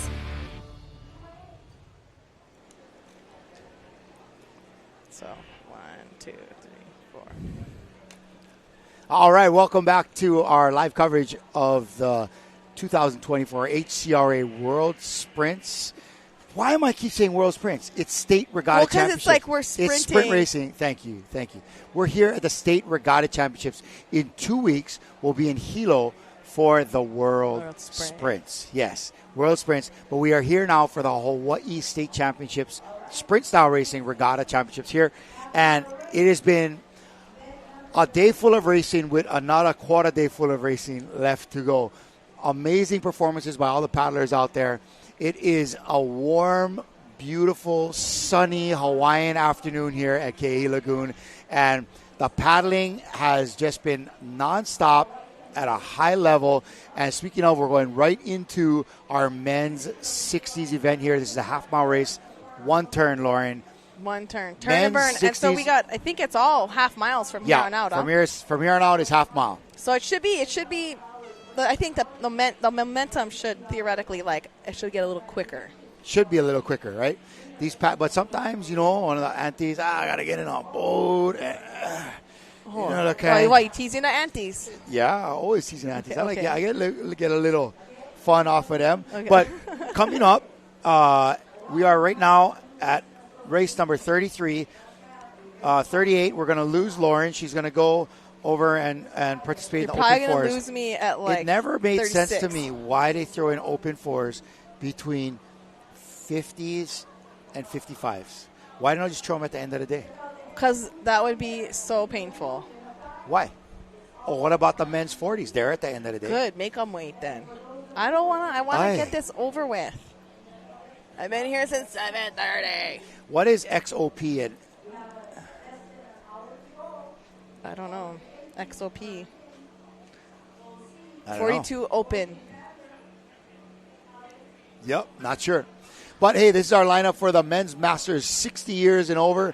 Kamehameha Canoe Club Kai e Hitu Lani Kai Hawaiian Manu Kihe Canoe Club Kai o Pua Ke Ahiakahoi Canoe Club Kai Lua Hui Nalu Hui Va'o Waiakea Kalihi Kai Outrear Canoe Club and New Hope. And I have been told by some guys I know that are on the inside of this race that there is a stiff battle going on, at least in the okra season, between Kailua, Kiahiakahoi, and Lani Kai Canoe Club. And that sounds about right. Yeah. Masters, men's 60. These are guys like Robbie Cates for Kailua. We have guys like Kamoa Kalama. Yeah. Yeah, some really solid, experienced, top-notch watermen on the Kailua side. Lani Kai's got their bulls over there. And Kiahiakahoi, they're doing secret sauce kind of stuff over here in the Sand Island area, practicing over here. So I heard they were working the rolling start all year long. Kiahiakahoi, who is now going to be today in lane 8. So we'll see if they can pull off the rolling start. Maybe they're studying all of Caesar's moves out there and how he's bumping the flag so that they could be just right on time. Roll right to it. Hey, in a half-mile race, a rolling start could be a big difference. Yeah. Could be a big difference. So this is definitely a competitive race right here. And these guys are solid. Solid. And, they're just slowly making their way out to the line. It's going to be, I'm going to watch lane 4's turn. Wow, lane 4. Try and do homework. Yeah? You're going to be in lane 4 for your event? Yeah. Okay. Well, actually, just happens to be Hawaiian Canoe Club's in lane 4 for this race. At least it's an orange flag. That's good. I can see the damn thing. Well, the hard part about it is, like we talked about earlier, is as a steers person is coming up way into the finish line, the wind is blowing right in your face. So the flag is pointed straight at you. So it's not like you have a wide profile of a flag to see. Yeah. Right? Yeah. It can be hard. So we need to talk to Nalukukea about that. Yeah. They got to do something better, I don't know, something. Nalu's gonna, if he'll laugh, he'll be like, yeah. No. Yeah. I'll fix that for you right away. Just for you. Yeah. Not. All right, we've had our start. Men's 60s right here. Lane 1 there, that's Kamehameha Canoe Club.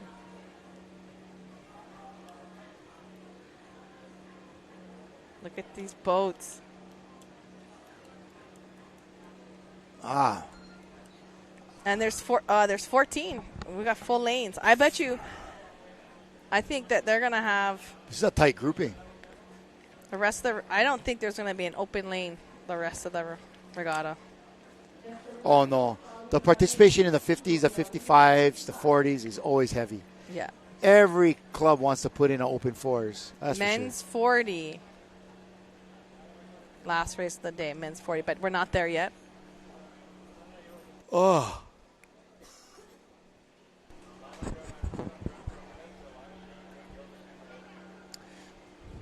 Nice day of racing right there. Good shot from the drone cam. Looks like we have Kamehameha right in there. Lanikai, or maybe that's Kaihitu there. Lanikai just passed them in the green. Kaihitu has a strong program. That's like... Yeah.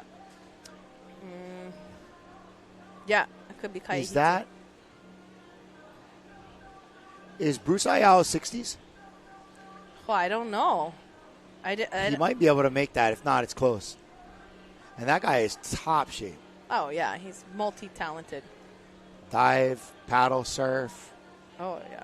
Legend. Oh, nice turn. Oh, nice turn. That outside lane made a little bit money on that turn. Who's out there? Yeah, it's a beautiful day for racing, Lauren. Really, I've seen this course much windier before. Much windier. Oh, yeah. Like this is What I love is that the Lanikai men's 60s, they all race in no shirt. Oh yeah, I think that's part of the club when you sign up. Part of the club mantra. Yeah. I will not wear a shirt. Boy, we're going top place on this one, boy. Right there, it looks like Kiahiakahoe. Yeah, they're looking great. They're moving. They came out of the turn first.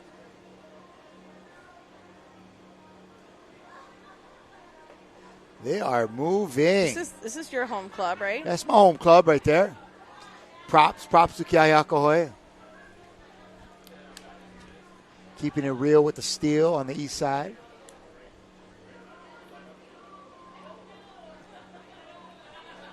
Is that Kaiopua there? Or is that Kailoa? This right here is Hawaiian. I know that. Yep. I know that Ama. And is that's Paul Uvai Kauhane, the keiki coach, the head keiki coach in the 6 in Hawaiian. I think that one was Kamehameha Canoe Club. Yeah, I think you're right. Oh, Kiahiako in the foreground here on the outside lane. And I think that is Lanikai. What number is on that boat? 2? 7. That's Kiahiako right there. That's 7 is Kiahiako. Yeah, that's 7. That is the canoe. Look at these guys are killing it. Yep. Brah. We got the inside pushing right here. Oh. That was too tight to call. And Lanikai. Yeah, who was that on the inside? That was Kaihitu. And looks like Kailua on the outside. So that's the same trilogy that we talked about earlier of Kailua, Lanikai, and Kiahiakahoe. And Kaihitu was able to break into that grouping. And you know when you're racing and it's that close, you just don't know. Yeah. Sometimes you don't know if you won or got second till 10 minutes after the race. You know. It's like, so you kind of come in. You're not happy. You're sad. You're just. Yep.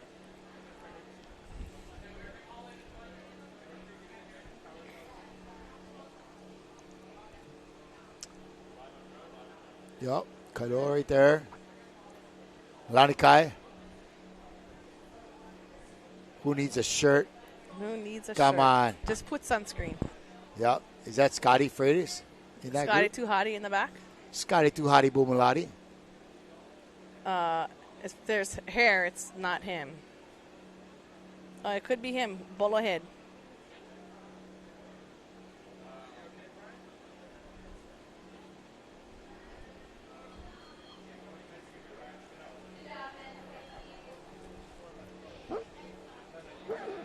I'm looking at. I wonder who is. Yep. That's where we are right there, a little bit to the left. Looking back in on that. All that area there is where they put the boats and the canoes and all that in the water and then paddle them around to their individual clubs. And then right in the area where you see those big ironwoods, it's kind of where we're hanging out. The officials' tent always on the water's edge. That's for sure, Scotty. Is marked by those that construction barrier fence. Yeah, Kaihitu, that is the kind in the back. You see him? Bruce Ayao. Steering. Yep. Bruce Ayao back there. Oh, yeah, that's him. Solid 60s. Oh, kind of nice. You come late like this. Probably get plenty parking. You know, I don't know, man. The parking lot still looks full. Guaranteed, there's some openings. yeah, there's pukas. You can come late. I feel like it's moving along pretty quick. For a state race, there could definitely be complications. Check another box there, Lauren. Check another box. I mean, there's there's about 10 races left in today. I mean, like again, anything can happen, but theoretically, it could be over sooner than later. Not that I'm trying to get out of here. Anything can happen. That's why you got to leave it all on the field. Yeah, but how's your cookies? I know. I'm working my way through it. There you go. I think like a little sugar to get you through today. I had a Coke earlier. You did? Yeah, I don't really drink Coke. I was walking around, and I was like, I feel like a cold soda would be good right now. So I drank a soda. It was good. What do you usually drink? Water. All day? And then I drink beer. I'm just kidding. I actually don't drink much beer. I don't.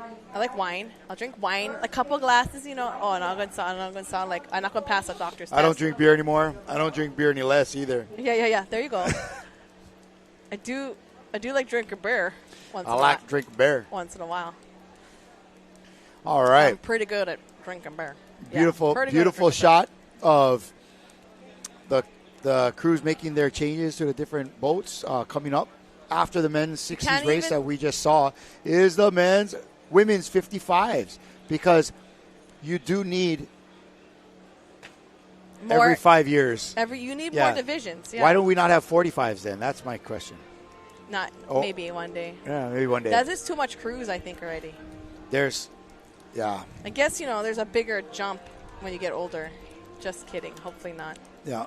Then why don't we have kids like 17s? We have 15s. Yeah. We should have kids 17s. I think what happens is a lot of the kids, they start early with the paddling. Well, here and then they start getting into high school sports. You can write down your ideas and you put it in the idea box. You're going to probably have to make it, though, the idea box, and stick it in there. And I'll find the idea box in the trash this afternoon. Yeah, they're going to burn it. I'm just kidding. No. Maybe. Probably look at me and laugh. Oh, there's Kelsey Paul right there. Not Paul. She's a cowgirl turned canoe paddler. Hey, sometimes that happens. That girl can rope. And she's a badass steersman. And she's like this nice, sweet, like you look at her, you're like, oh, but she has a commanding voice in the canoe. Commanding. You don't mess around. When she says something, you do it. Yeah. Like, it's low. It's like, who's back there? These Keahiakoi cookies are no. Nothing like a bake sale at a paddling race, right? The bomb. Yummy. It's Cookie okay. You can chew into Everybody knows if there's one thing I cannot resist, it's cookies. Cookies. I think I'd rather have cookies than beer. I'm sorry, Lauren. Really? Yeah. Well, it depends. Depending on what time of day. Like if you just like finished farming because you're retired now, yeah. So you're like a farmer. Is that what? Sure. A lot of you farm. I wouldn't call myself a farmer. I like as most things I do in my life, I'm a wannabe. No, you're a farmer. But just because you have a farm doesn't mean farm all day, right? You're sweaty. Yeah. It's like 5 o'clock. Then what? And you would what? Cookie or cold cookie. Beer? Oh, no way, bro. Kids menu, please. Kids menu. Women's 55. This is the Golden Masters. Kailua Canoe Club, Alapahoi. Na Molokama from the island of Kauai. Hawaiian Canoe Club, Puna. Lanikai, Kaiopua. Waikiki Surf. Kihei Canoe Club. In 10, lane 10, Nakeki o Kamoi. Huinalo Canoe Club. Huivao Waiakea. In 12, Kalikai. In 13. And in 14, New Hope Canoe Club. Lot of the older divisions, they like to practice Hawaii Kai. Sand Island, yeah? Sand Island is awesome. They like Sand Island. Sand Island is a great training spot. You can, I don't. Because they have like a flat water part. You got a killer triangle you can do on the inside. Yep. Or you can go out the reef, go up towards Waikiki, come down and come in the main channel. Like it is. I wish I could train one man over here. That's if I lived on this island, I would train out of there. Really? Oh, You wouldn't want to be doing Hawaii Kai runs every day? No, I know how to surf already. You got to put in you cannot just eat the cookies, bro. You got to eat the spinach. You know, you got to do the work. You cannot just eat the cookies. You got to drink the beer. You cannot just go downwind always. But why? But why? But you know, why? Got to work? Who wants to work, Mom? Who wants to work, Mom? Come on. No, you got to eat the spinach. Got to eat the spinach. Okay, Papa. You got to bang your head on the wall. So, speaking of the training, so most of these clubs, at what point do you think they start breaking off into a distance season type training? Monday. You don't think they start before this? Maybe. Like on the weekend, start doing long pieces? Yeah, no, guaranteed. Because they've like on more Sundays. or less built a base at this point. Yeah. I think that they've been probably gearing up towards distance. But for sure, Monday, you know, like during the week, they're probably still fine-tuning their regattas, boats, and sprints and stuff. Now they're definitely going to roll into a more of a longer, you know. What is the first women's distance race that comes after this? I want to say Napali.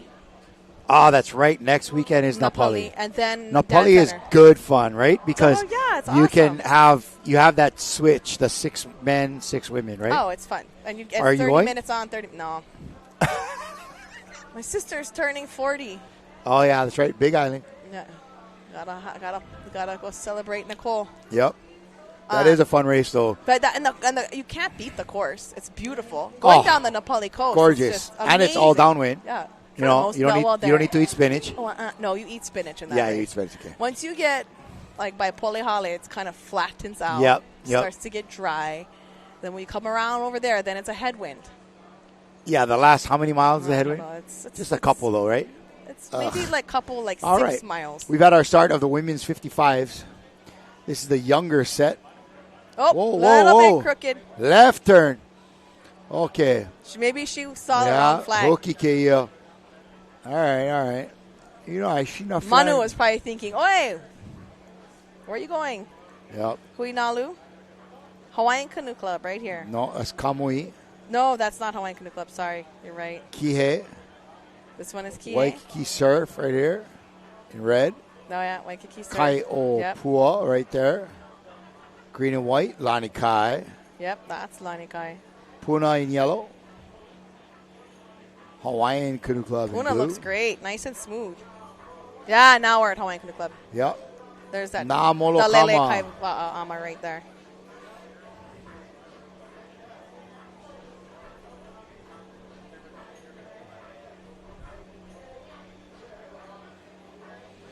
Yep. Na Molokama. Oh, yeah, we got to give a little shout out to Kai Bartlett. Yeah. Yep. I think I don't think they're here, but he's definitely has left his he's earned a few of those Lani Kai senior men's races. Oh, for sure. Yeah. He definitely has his share of those medals in the wall. Oh, on the wall. Yeah. Big. Just there's a picture of John Fody and Kai Bartlett and one of the coming in, and they just have these like they're mid senior race. I think they're just about to win, and they just have these like crazy looking faces, just like war faces. It's in a picture frame at John's house. It's pretty classic. That is cool. But these women, 55s, it's windy out there. We're going to see these turns, seeing if they're able to pull the front of that boat around. Uni, Kahi. Oh, yeah. Yeah, some hold it in longer. Oh, who is this coming out? Backing. Yes, is that Huinalu? Huinalu in lane 11 right there. It looks like it, yeah. Yep.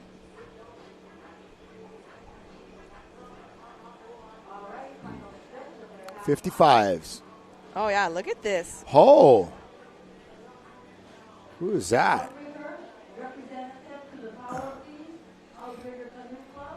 Kihei. Yeah. Go, Kihei. Is it? It says.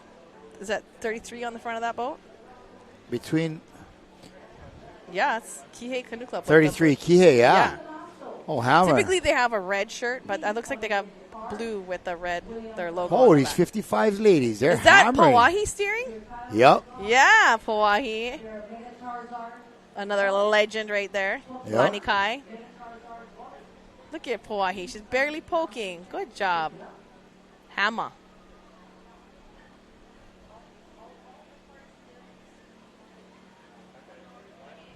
Nice big reach on those ladies, man. And they're going uphill. Look at that. Oh, yeah. Wow. Namolakama right there. Like they say, you got to give them, man. Yeah. I mean, it's short, too, right? This is it. They're coming up to the finish. Half mile. I mean, spend it now.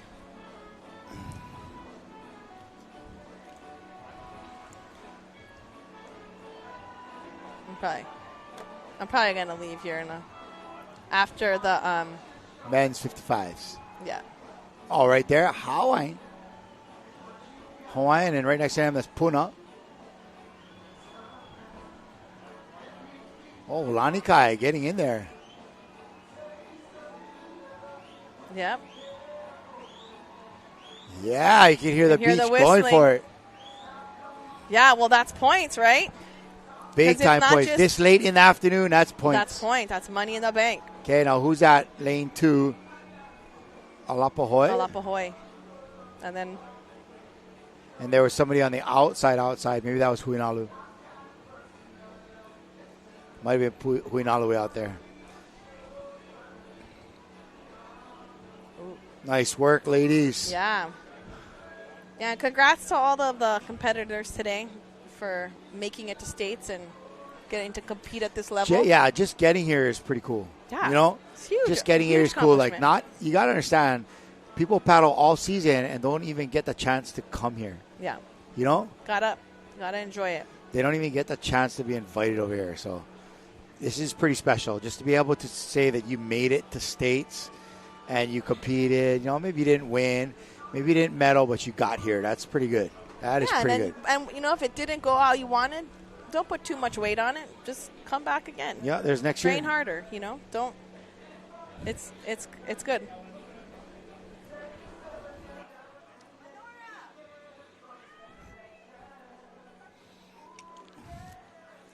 All right, that's Lani Kai right there. We're checking out.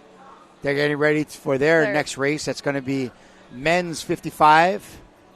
Yeah, Yeah. Anna Carvalho right that- there. is that They Mr. see Jeff us. Cummings? They see us filming them. Shaka Cam. Oh, yeah. Hey, It's the who OGs right that's here. That's the big G's right there. Yes, that's a men's 55s. All right, gang, that was our women's 55 half-mile event. Coming up, our men's 55 half-mile event, followed by our women's 50, and then our men's 50. All right, coming up next, the men's Golden Masters 55. Lane 1, Outrigger Canoe Club. After that, Kaihitu, Kailua Canoe Club, Hawaiian Canoe Club, Manu o Ke Kai, Lani Kai Canoe Club, Ke Ahiakahoe, Kai o Pua, I Mua, Ke ao Kaha, Kihei Canoe Club, Nakiki o Kamo I in 12, Hui Nalu in 13, and Team Olelo. Team Olelo. I never heard of Team Olelo. Yeah. That's a new one for me. Very cool. They are from Huiva'a. O for Olelo. So, Pretty cool. I've seen this list before, and it's cool to see actually how many clubs are. There are 72 That canoe is clubs in the amazing. state. You know, And so Huiva'a that's Oahu. Wahoo. Okra. Yeah. There are 72 canoe clubs. That is so rad. Waiting for our men's 55s to make it out to the starting line. Let's get a cool shot right there of Lani Kai Canoe Club coming in. Their women's 55 just had a nice race.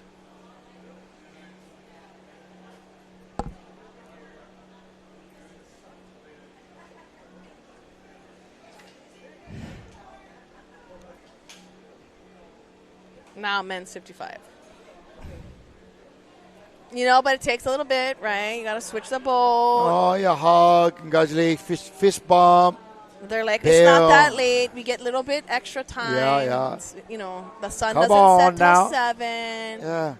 Oh, I think you're playing no more traffic today, boy. You know, no need rush. Yeah.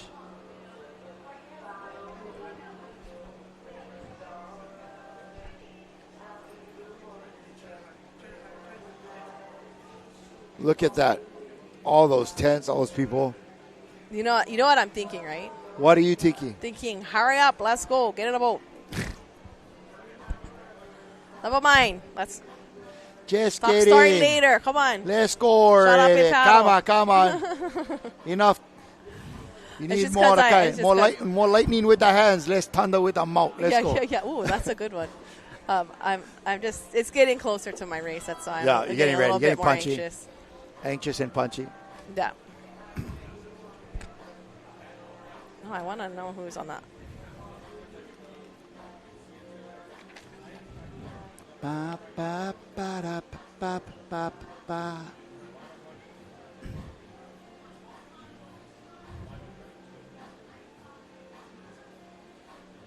All right, guys, if you're entering into that butts and caps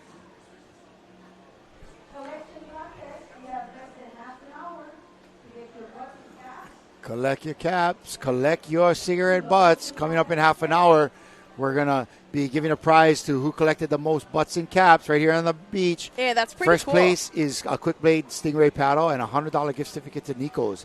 Second and third place gets a $50 gift certificate to Nico's and some swag from Quick Blades and Ade Canoe.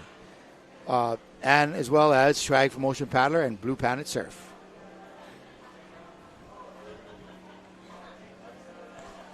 Yep, things are starting to quiet down a little bit. Folks are migrating towards the parking lot, you know, getting ready for these last few races. We're at number 35 of 44, so we got about 9 races left to go today. 9 races left to go, winding stuff down. I'm going to leave you after this race. Yep. Thank you, though. I appreciate you being here. You're going to allow me to carry this thing by myself for the rest of the way? Carry is the word, huh? I'm going to be cheering for you, though. You're going to be in lane 4. Yeah, cheer for me. So after you watch the turns going on here, what do you think? Lane 4? Mine on. Just give them. Yeah. Not much you can do right now. Just don't mess it up. Try not to. Don't blow it, huh? Don't blow it. It's okay. It'll be fine. Yeah. I got Puna on my left. How's Nalu? He just shoved his boat in the bushes, huh? Did he really? Look. Oh, I had a picture of it. It's just over there, like, stuck into the... He just tied it off over there? Yeah. Where? Because he had to go into somewhere. the mangrove. Just show it in there. Yeah. Oh, perfect. You better watch out.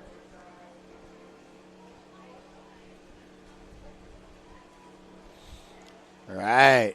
Men's 55 lining up over here. Slowly but surely.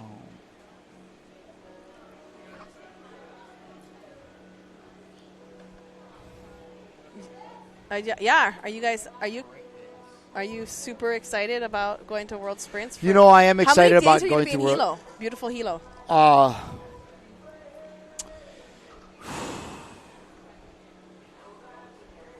Okay, I'll tell you. You want me to excitement. No, okay, never mind. You're not excited. It's fine. Excitement is, I am excited about it. It's going to be pretty cool. You know, it's how long has it been since we've had World Sprints in Hawaii? You remember? 04. I don't know. I think after that. Like 20 years ago. No, they've had it since then. You sure? I feel like they're World Sprints all the time. Like it's. Well, it's only every 4 years, right? No, it's every 2 years. The sprints. Yes, it's all the time. No, I thought the distance one was. No, it's not. Yeah. Okay. We missed it, right, because of COVID. So it was supposed to be in Hilo. Okay, so every 2 years. Yeah. You sure? Yeah. Again, Lauren. Pretty sure.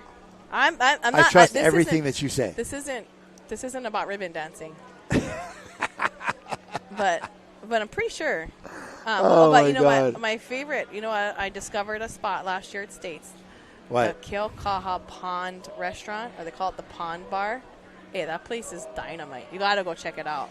Keaukaha Pond Bar. It's like Is it a on bar? the water. Where? So nice. In Keaukaha. Right there? Yes. It's so nice. Really? Keaukaha Pond Bar. Was it fun? Oh, it's Here they go. It's Yellow, it's, yellow, yellow, yellow, bougie. yellow, red, green. Now look at those guys got to jump on the start. Oh, Yep. no, I'm just kidding. Maybe they had that That's rolling. outrigger right in the front.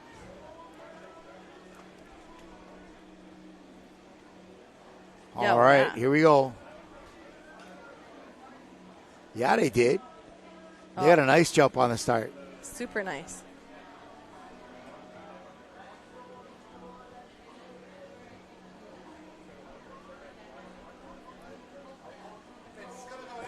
Okay, never mind.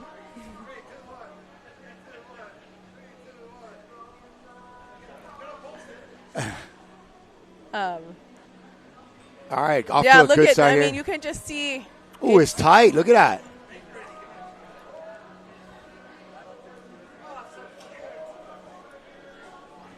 My daughter does double shakas all the time.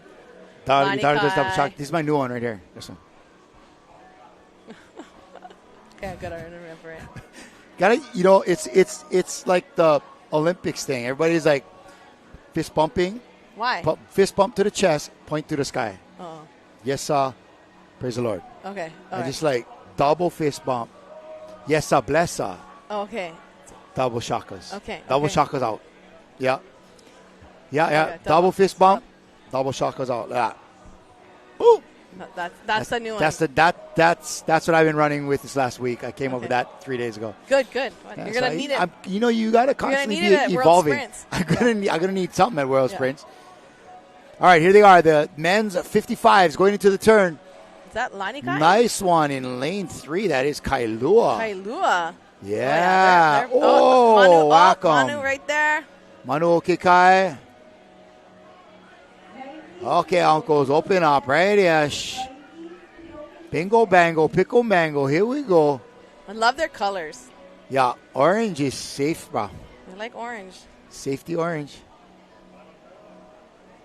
Oh, is that Hawaiian right there? This is Hawaiian. That's Hawaiian.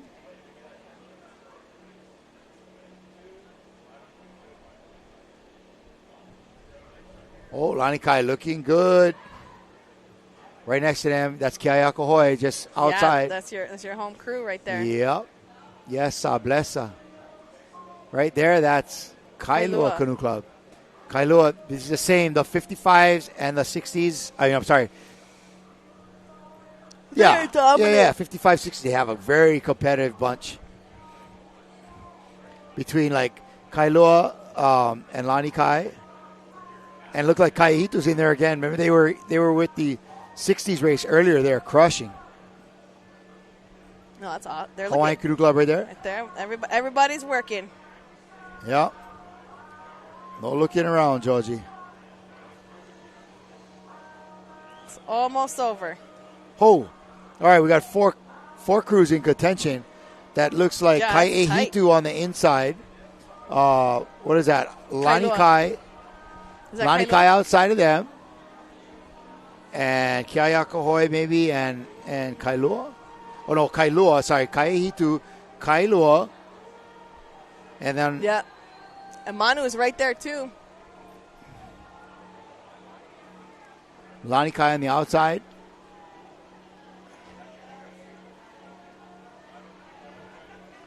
Oh, yeah. Oh, Lani Kai is putting some. No shirts. Well, it's hard that the one outside. It might Yeah, have they been. sneak Might in. have been They Keaukaha. sneak in. Well, let's look for a little replay on that. Okay, gang. I'm gonna go. Lauren, thank you so much for joining us today.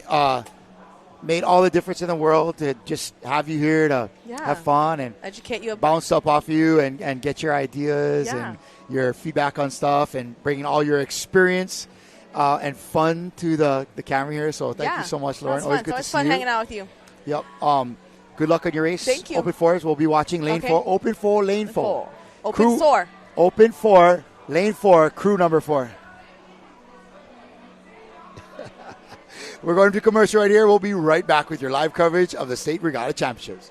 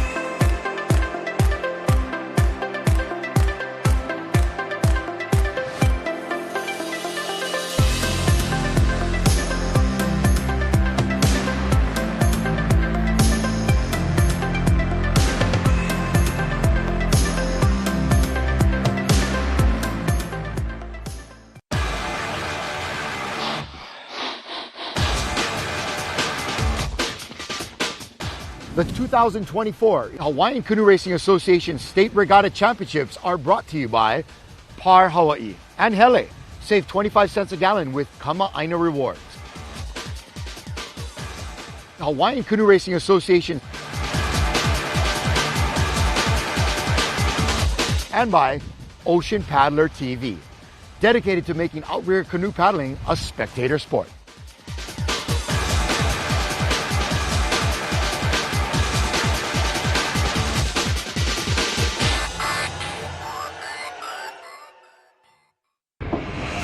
Allow us to help you grow your brand and expand your business by reaching Hawaii's giant outdoor sports and ocean enthusiast demographic. Zone Media specializes in social media content production and distribution, drone and video production, cutting-edge live productions, and more. With over 25 years leading Hawaii's action sports market, give us a call to find out how we can help you grow your business.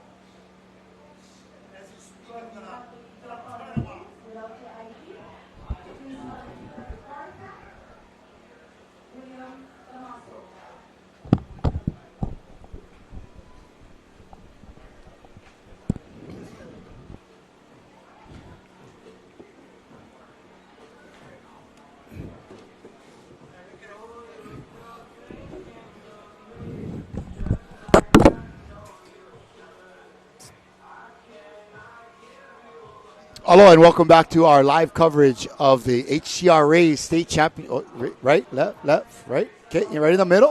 All right, here we go. There we are. All right, welcome back to our live coverage. I'm Kalai Miller from Ocean Paddler TV. We've been having a great time here today, bringing you live coverage of this once-a-year event. It is basically the culmination of a whole summer's worth of paddling by these canoe club-oriented crews. So every crew you see here belongs to a canoe club. They have practiced all the way since April 1st, been racing all summer long, and this is the culmination of that sprint-style regatta season that they have every year. Crews have to qualify to make it to today's race, and really, this is the best of the best in every category, whether it's open men and women, age group for the kids, or age group for the older folks, older paddlers out there. These are really the best of the best, and so it's great to see this showcase of Hawaii paddling talent here today. And this is kind of gives us a great idea coming into the distance season where the stronger crews and clubs are at and what's going to happen leading into the distance season all the way up into the final races of the year. So we've been having a great time taking you through the day's events. We actually have, let's see, we have 2, 3, 4, 5, 6, 7. We have about 8 more events left for today, including the open fours, men and women, 55s, 40s, and the 50s.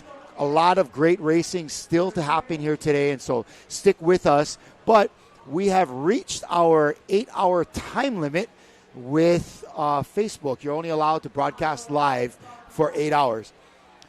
once we get to that 8-hour time period, they automatically shut us down. So we're going to preemptively shut down right now and look to start back up. And if for some reason in the very short term you want to check out this race that you're going to see right here, which is going to be the women's 50s, if you want to see this race, you can check out our Ocean Paddler YouTube page. Just jump over to your YouTube app and check us out on YouTube. Search for Ocean Paddler TV. And we're also available on Roku, Apple TV, Amazon Fire, where you can catch all of our episodes. But right now, check us out on our YouTube page if you have trouble reloading that feed on our Facebook Live. But we will be right back up, as well as HCRA up on the Facebook Live. So we're going to take a quick break from the Facebook, and we'll be right back. But we're going to continue our coverage, as I just stated, over on YouTube. So make sure you join us there. Thanks for watching today, and we've really had good fun bringing you today's festivities. All right, switching back over, we're going to blow it up for the women's 55 and up. A very competitive race. And the canoes are almost ready and lined up.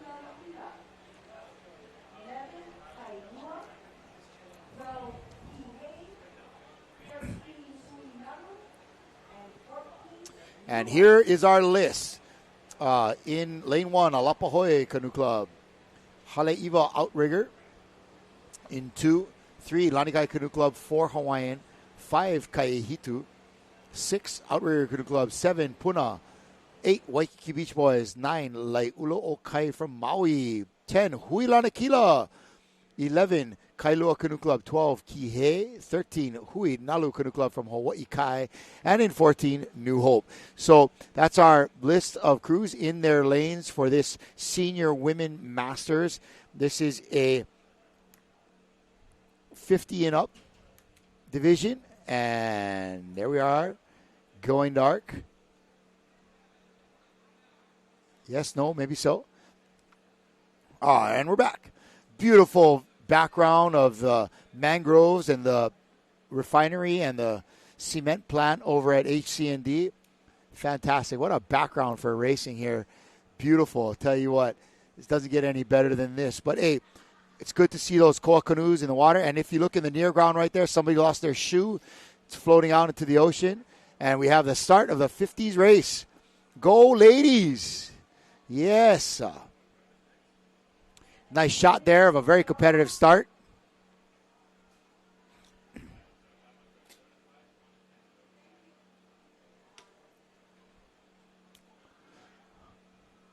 And there is Lanikai.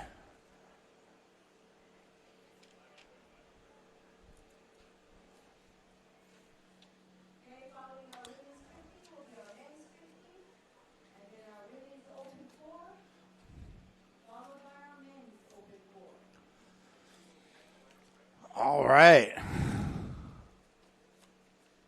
Nice drone shot of all our crews. Now, just for a little bit of context, some of these races are quite important depending on where your club lies in the overall standings of today's race in your division. So, for instance, if you are a quadruple A club, like for example, Hawaiian Canoe Club would be, or Lanikai, where you have that 20-plus crews entered today, man, if you can win a race or do markedly better than the club that you're competing against, it gives you a big advantage when it comes to winning the overall club race that is going on today, the quadruple A. And every one of those every one of those clubs has several crews entered.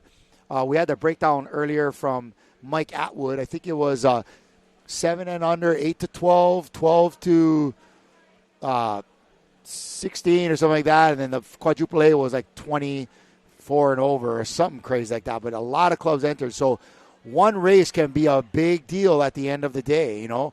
So these ladies are not only racing for themselves and their own crew doing their best, but they're racing to have a chance for their club to win a medal here in the club standings. So we just had a nice turn. Very competitive. Look at that. Everybody's together. There's a couple crews on the outside that are pulling off a little bit of a lead.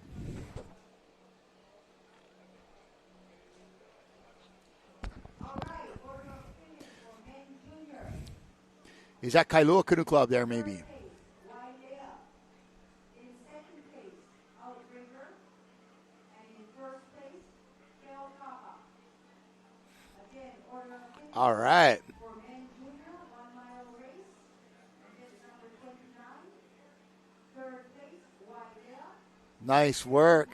Outrigger. That looks like Kailua Canoe Club. Crew number 3 on the outside there, lane 11. Inside here, I believe that is Lanikai in lane 3.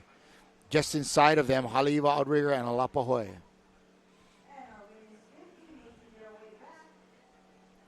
Again, this is the women's 50 and up division. That's Outrigger in the middle there. That red trim on their boat, red and blue.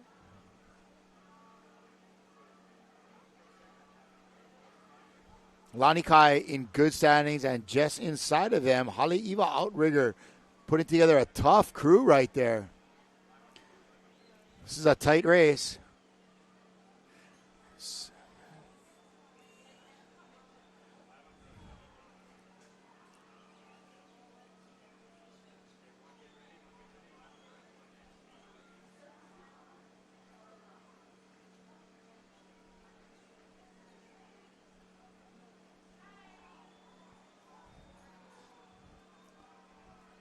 In the foreground there, that's Lanikai Canoe Club.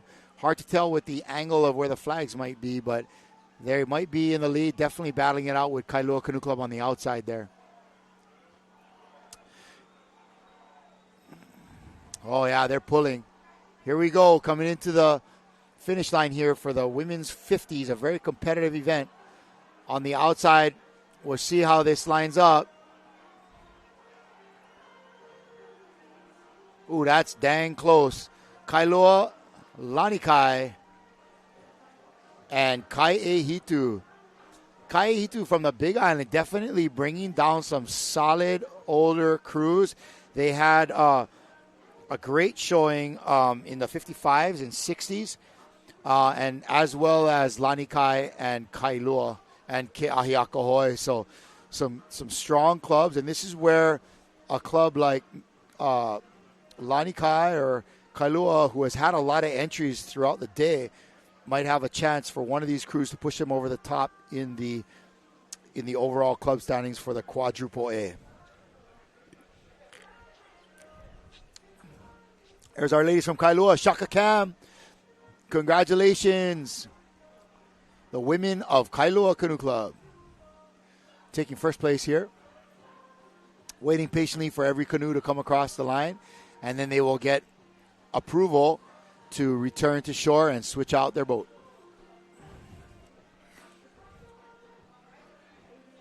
All right, that was our women's 50 event. Event number 37 coming up, our men's half mile. Then we will have women's open 4, followed by men's open 4.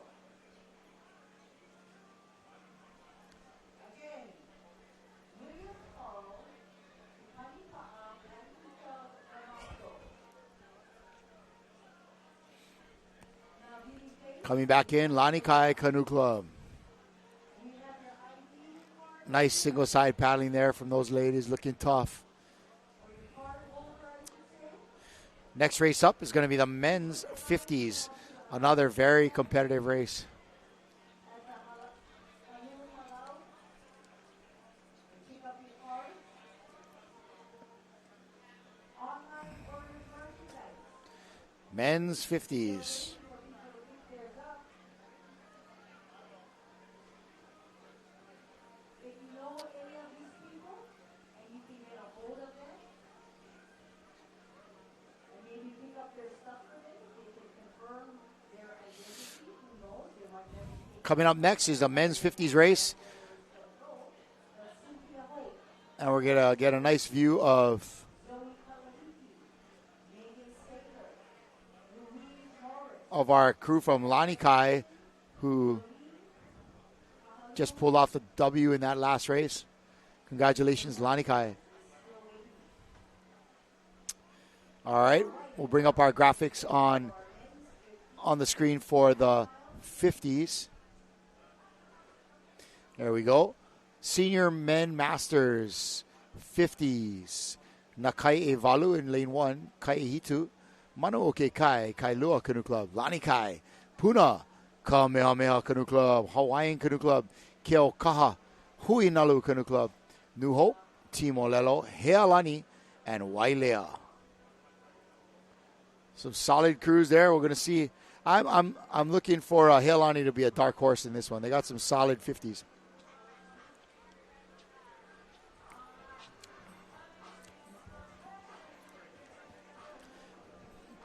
All right.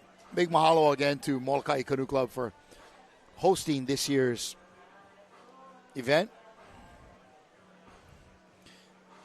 As we had mentioned earlier, the state race happens every other year here at Ke'ehi Lagoon.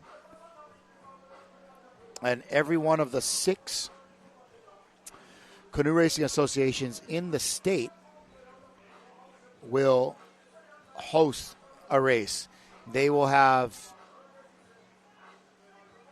each one of the major outer islands, being Big Island of Hawaii, the Mokuokeawe Racing Association, Maui and Kauai, each hosting their own. From there, there's 2 club racing associations on Oahu, and of course Molokai Canoe Club. Molokai is not quite big enough to host their own race, and so they use the venue here at Ke'ehi Lagoon as well. So it works out that there's 3 on Oahu and 3 on each one of the other major outer islands, and so that's how it seems like every other year. It's right here in Ke'ehi because we have 3 associations that use this location. All right. Kaihitu paddling out, getting ready. They're going to be in lane 2. Looking good. They're looking real good.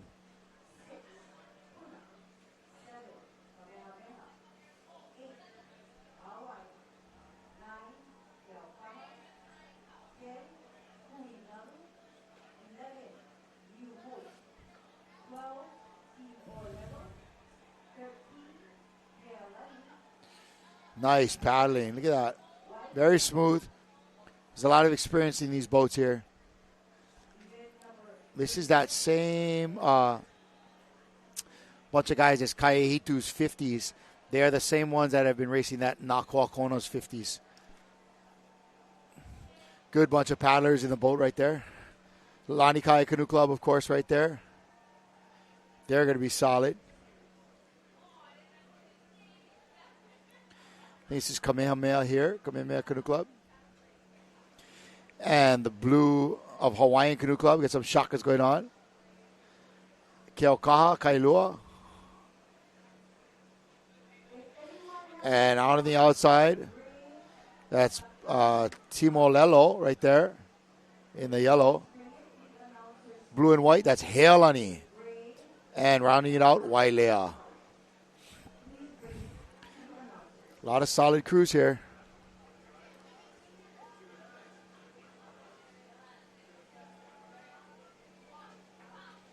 All right, they're going to start walking them in.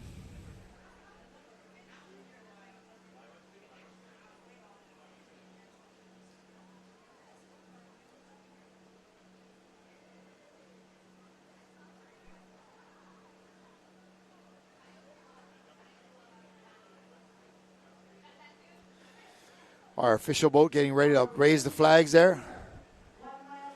Here comes the yellow. Last couple crews making their way up to the starting line.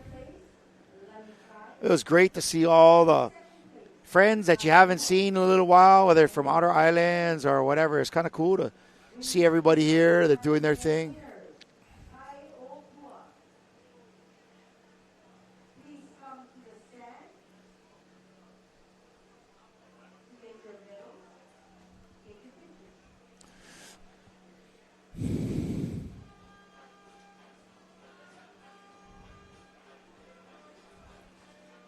Again, this is the men's 50s. Coming up after this is going to be an open force where we only have 4 paddlers in each canoe. Keeping an eye on the official boat here. They're going to be giving us an indication when this race starts off.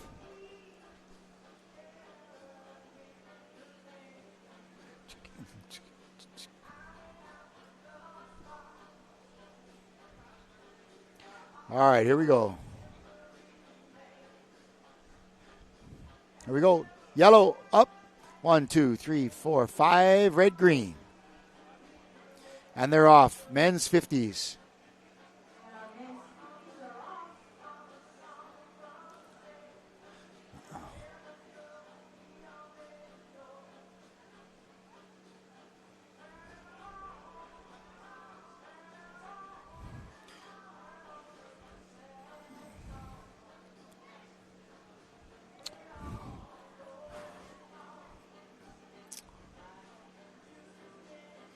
All right, looks like those 5 crews on the inside got a really good start. I believe in lane 5, that is Lanikai Canoe Club. That's the one going to be on your far left here. Just a moment. That's Lanikai and Kailua right next to each other. Who would have known, huh? 50s right here. This is a men's 50s.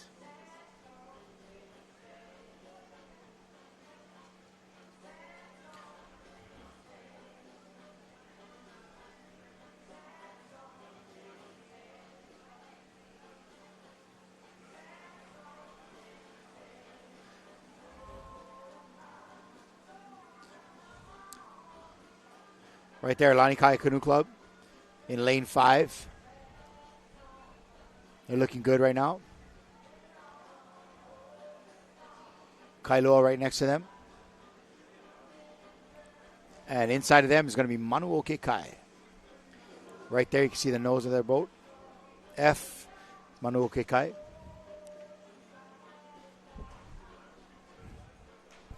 Going into the turn. This is Kai Ehitu. Is that Jerry Bess in 4? Thought I saw him earlier. Yep. Pat Vaughn in 5. And, of course, Bruce Ayao steering in seat 6.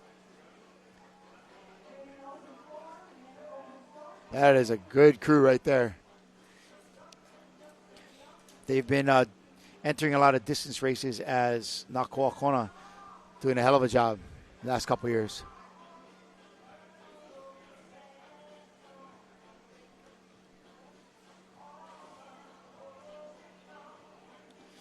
You're seeing Kailua and Lanikai right there in the foreground. We're looking for Kaiehitu just inside of them. Kaiehitu in lane 2.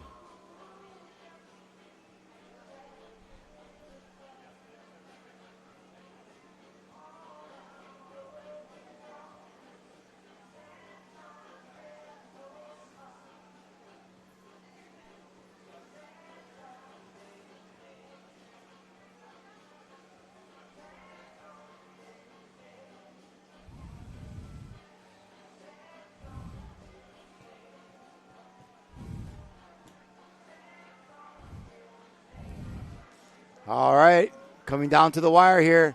Looks like our 3 crews are going to be Kaiehitu in the foreground here. Kailua and Lanikai just outside there and coming into the finish line. Let's see who can hold on to the win. There's Kailua and Lanikai there. You're going to see Kaiehitu swing into the picture here. Ooh, that's a tight one. Looks like it might be Kaiehitu. Just by a half a manu, Lanikai and then Kailua. Nice work.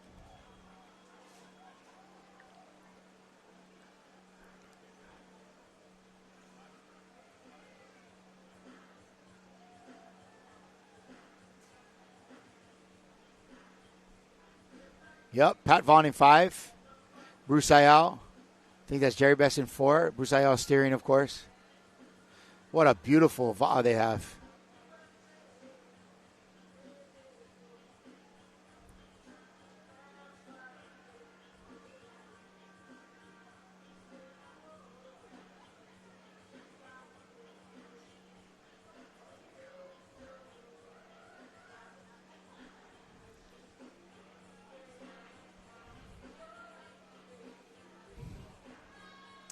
Waiting for the last couple of crews to finish here, and we'll be moving on to the Open Fours. Open Fours, of course, they have only 4 paddlers in the crew. They have seat 1, 2, 4, and 6 occupied, usually leaving 3 and 5 open. And, you know, even though they have less paddlers and less weight, they have less power per pound of canoe. And so sometimes they have trouble getting these canoes up and out of the water and really planing. What you're seeing on your screen is the women open fours lineup. Lanikai Canoe Club in first, now Molokai in second. Third lane is going to be La Hui o Olaoloa. Lane 4, Hawaiian Canoe Club. Lane 5, Puna. Lane 6, Huilanakila. Lane 7, Kamehameha Canoe Club from Hilo. Alapahoi in 8. Napili in 9. Leeward Kai in 10. Kailua Canoe Club in 11. 12 is Keaukaha. Imua in 13 and 14, Lahaina Canoe Club. This is event 38, Women's Open 4.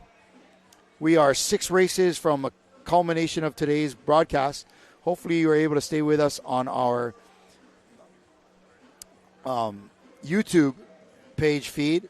Right now, we got I'm going to ask the boys in the studio, have we brought the Facebook and the HCRA? Okay, so our Facebook is back up and running. If you were checking there, you just have to reboot.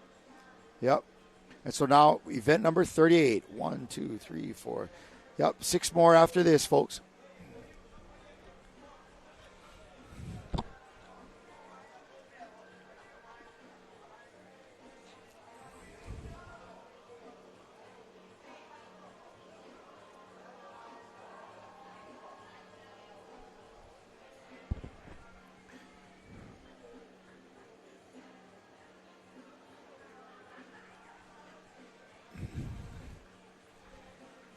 Beautiful afternoon of racing. Our trades have continued, but not exactly blustery. They're kind of just cruising through this afternoon, keeping for great conditions here in Ke'ehi for racing. It's not so much that the boats are being hard to keep still in the start while their wind is blowing. It's not affecting the turns too much. The upwind leg is not too bad. There's not too much of a headwind. And so it's really kind of a fair bit of racing happening out here today. We're seeing clubs not necessarily only on the inside lanes or the outside lanes that are doing well, but even in the middle, clubs are winning in the middle. It's pretty fair course today, and we're just stoked to have all of our paddlers out here enjoying this afternoon, coming together to celebrate our canoe culture, our va'aohana, and being able to race and have fun out here in beautiful Ke'ehi Lagoon.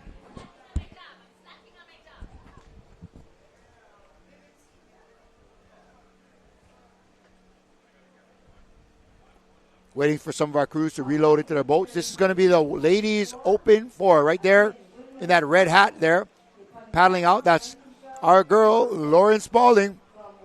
She's steering the Hawaiian Canoe Club crew in lane 4. We'll be kind of keeping a watchful eye for them.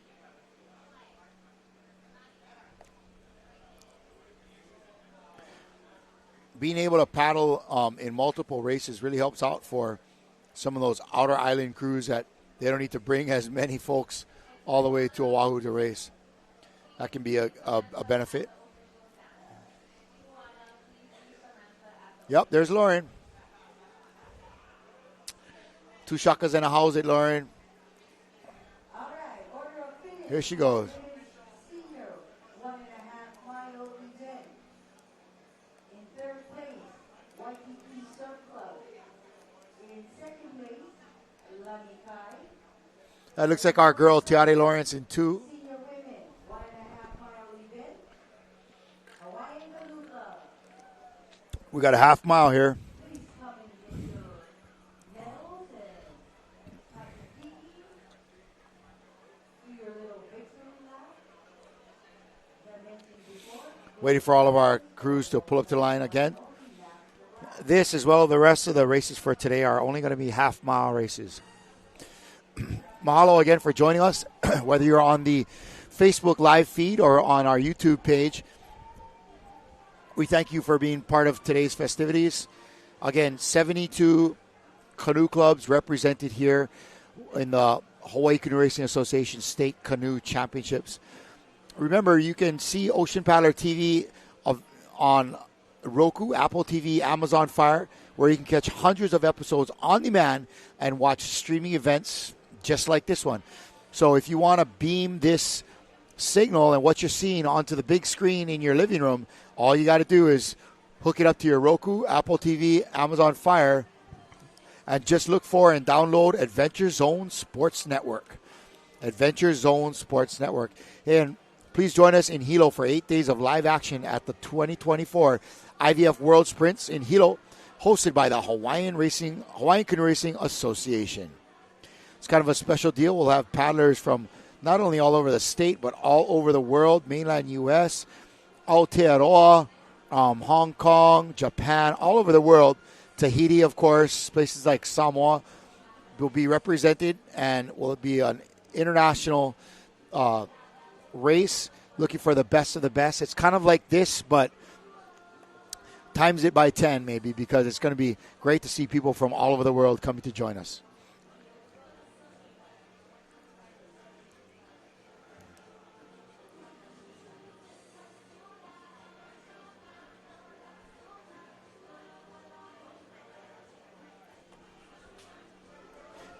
Bidi bidi bum bum.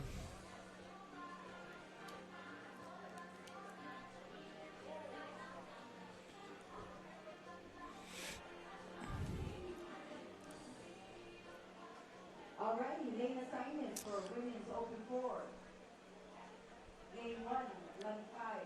2, Molokai. 3, Lagoon. 4, Hawaiian. 5, Puna. 6, Lagoon.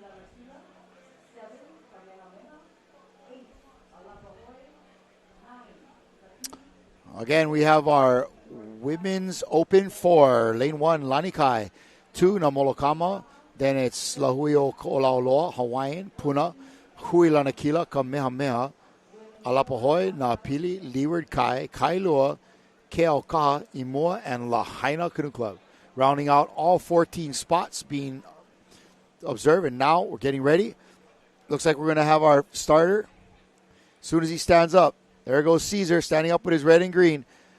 Looking for 5. 1, 2, 3, 4, 5. Red, green. And they're off. Women's open 4. Lanikai in lane 1 right there.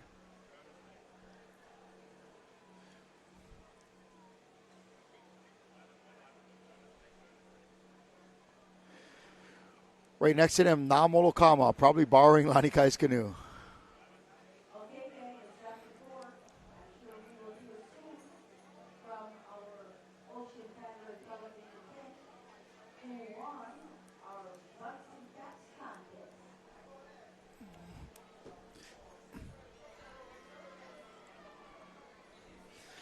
We just had our butts and caps contest. We had been noticing how many folks were complaining about all the rubbish that's been on the beach here.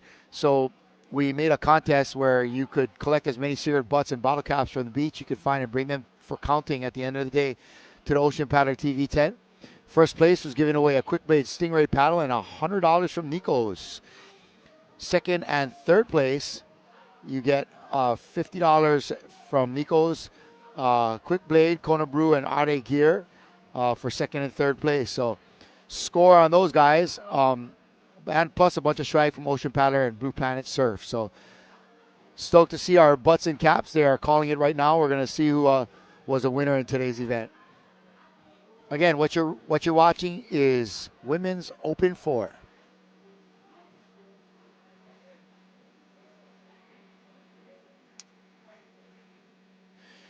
This is a tough race. You need a really good steersperson on this one. They are that steersman can make a big difference if they can keep paddling the whole time.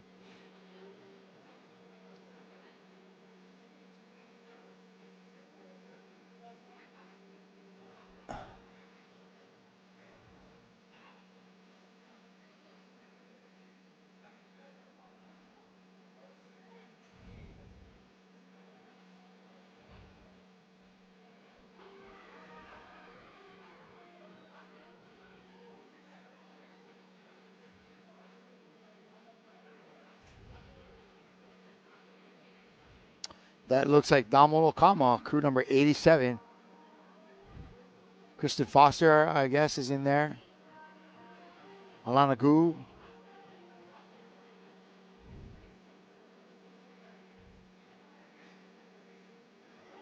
On the outside in green and yellow.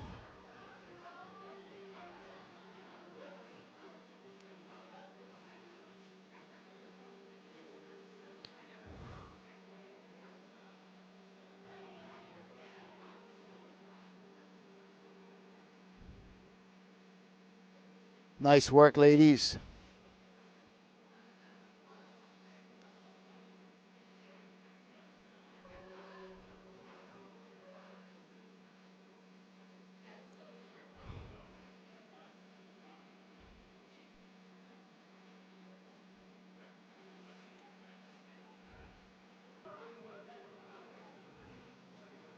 Yep, you really got to pull uphill at this point. All into the wind with only 4 paddlers, man. You need muscle in the boat on this one. These girls are working their butts off trying to get back uphill. Right there, the paddlers from Lanikai Canoe Club. Just to their right behind them, that's Na Molokama.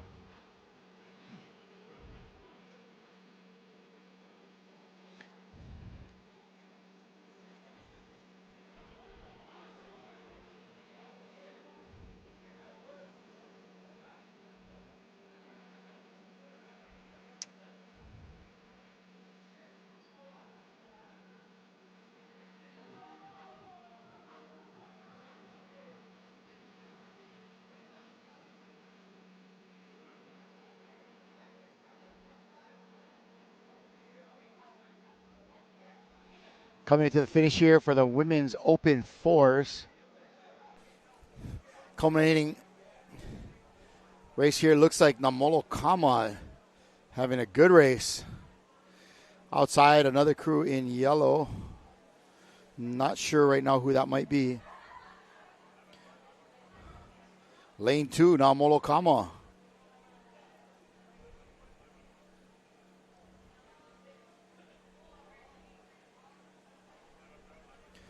Lane 2, Namolo Kama. Congratulations on a great race, ladies. First place in the Open 4 women, Namolo Kama from the North Shore of the island of Kauai.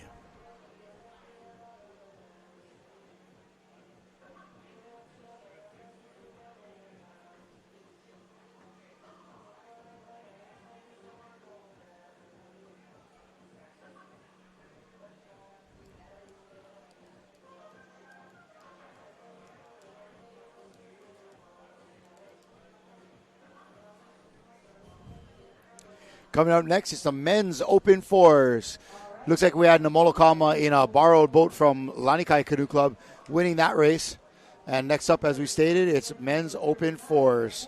That would be event number 38, 39 of 44. 5 more events left to go.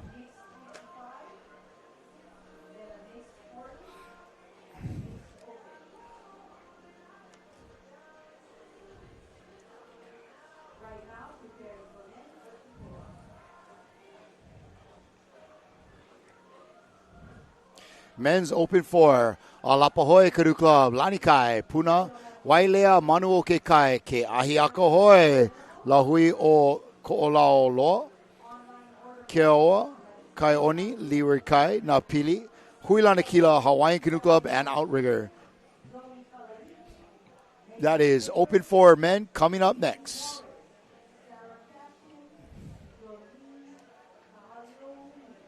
Again, if you're looking for a detailed race results from today's events, you can check out HCRApaddler.com. Again, that's HCRApaddler.com. That's the official Hawaiian Canoe Racing Association race site, and they have all the latest results from today's events. And right there, that's your winning crew from Na Molokama Canoe Club.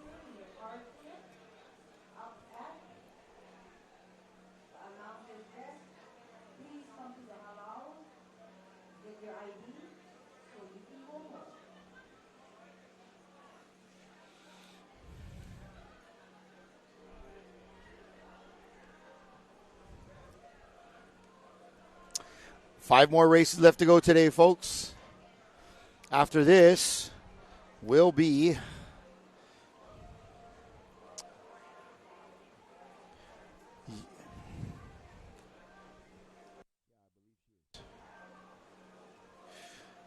we'll have a mixed 55s, mixed 40s, mixed open, and men's and women's 40s to round out the day.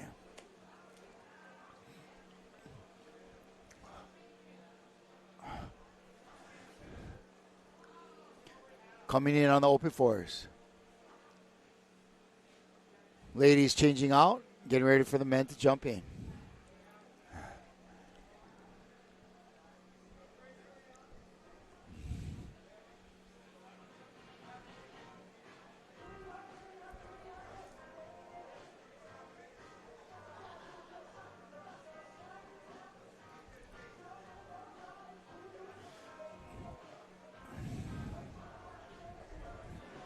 Again, getting ready for the change out of paddlers for the men's open 4s right there.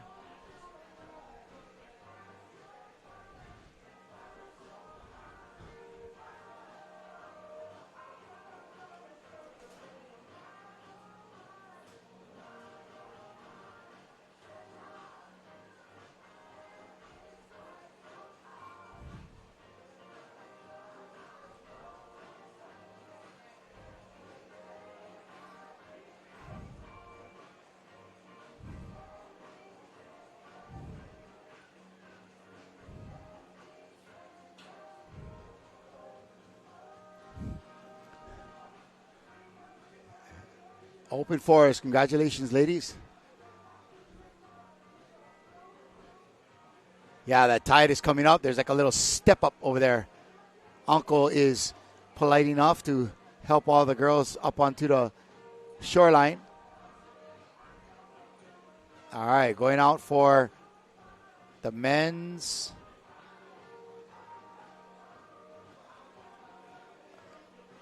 open 4. Just a reminder, if you want to see the results of the races, HCRA.com.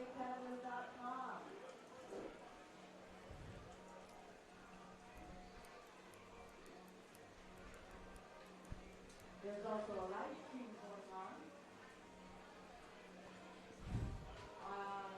Search up on Facebook.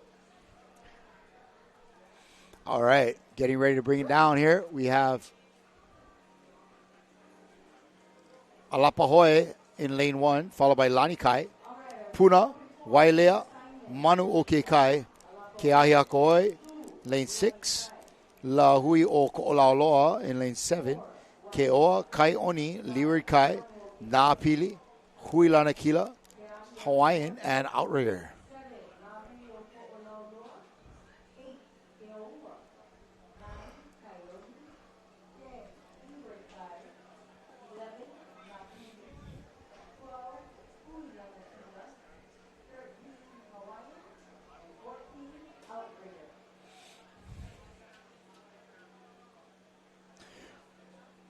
Good afternoon for racing. We got, light trades.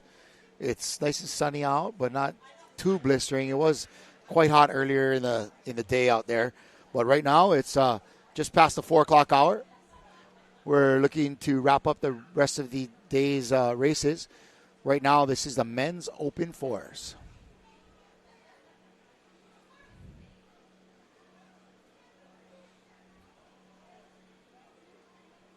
Alrighty, we have a little paddle here with a little face engraved on it. Baby face engraved on a little paddle here that was found.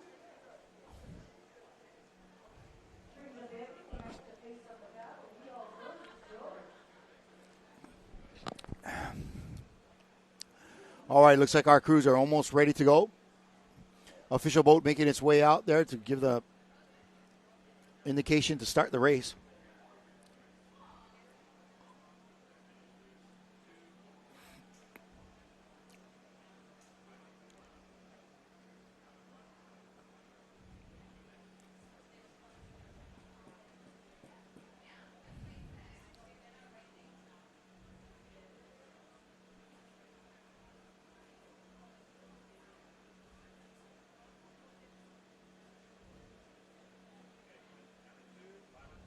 All right, ready to go. I see that yellow flag out. Let's see our officials stand up to the front of the boat. You can see it's a little bit of chop on the surface there. The flags are, there we go. Looking for 5 yellow, 2, 3, 4, 5, red, green. Looks like a clean start there in the men's open fours.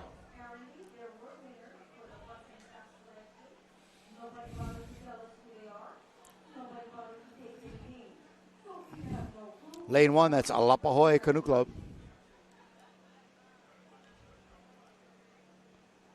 Lane 2, Lanikai. Lane 3, Puna. Puna off to a good start. Puna, Wailea, Manu, Kekai. Kiahiakoe right outside of them, getting a nice start too. This crew right below us. Keoa. Kaioni with a nice start. Kaioni and Leeward Kai. It's really important in these shorter races to have a really good start.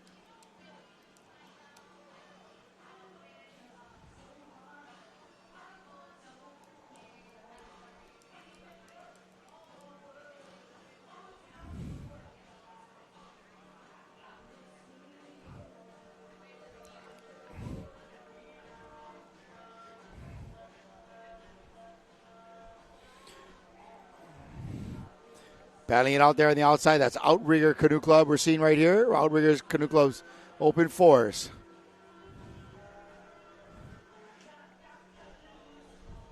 Lanikai and Puna out there with no shirts. That's Puna from the Big Island of Hawaii.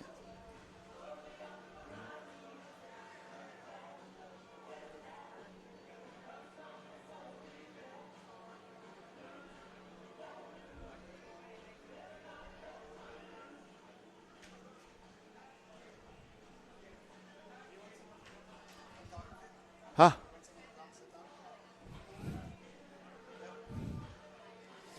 All right, just came out of our turn there, looking good on the outside.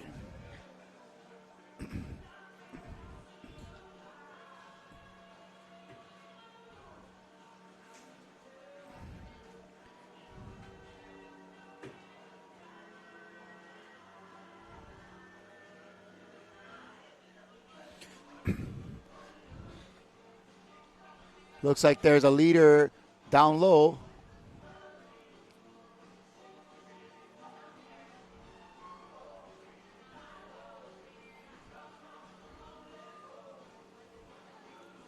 Oh, yeah.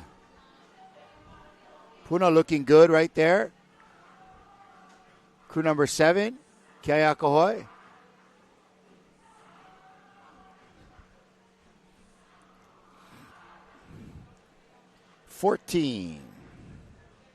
That's Kaioni Canoe Club. They're having a good race today. Men's open fours on their way back to the finish line.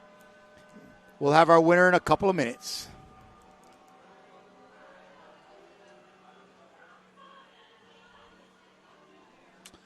That's Puna Canoe Club right there. Crew number 57, 5-7.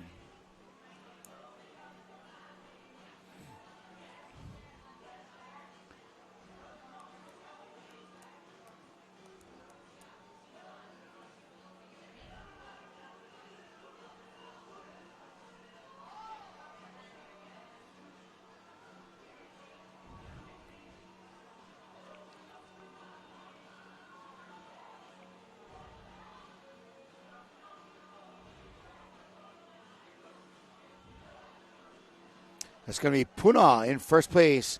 On the outside, we're not quite sure.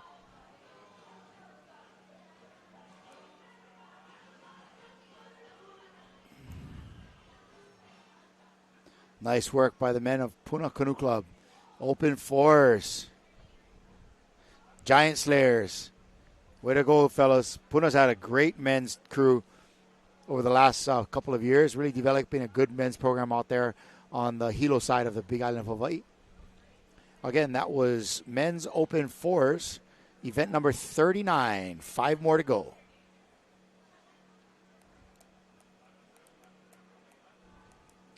Collecting their boat holders.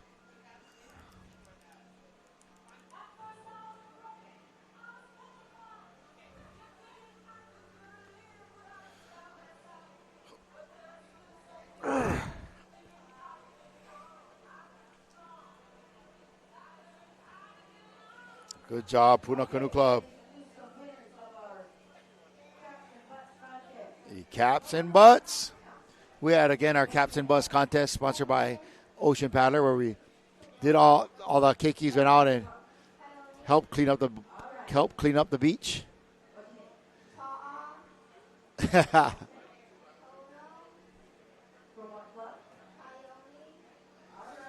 Yeah. All right, coming up, the Mixed Masters 55 and over.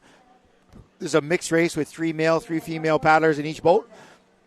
Lining up will be Lanikai Canoe Club, followed by Kailua Vakapaimua from the island of Molokai, Haliva Outrigger Huivao Waiakea, Kihei Outrigger Canoe Club, Hawaiian Canoe Club, Waikiki Yacht Club, Ke Ahiakahoe, Kaiopua Canoe Club, Alapahoe, Huinalu, and New Hope. Rounding out the 14 and getting ready for the Mixed Masters 55s.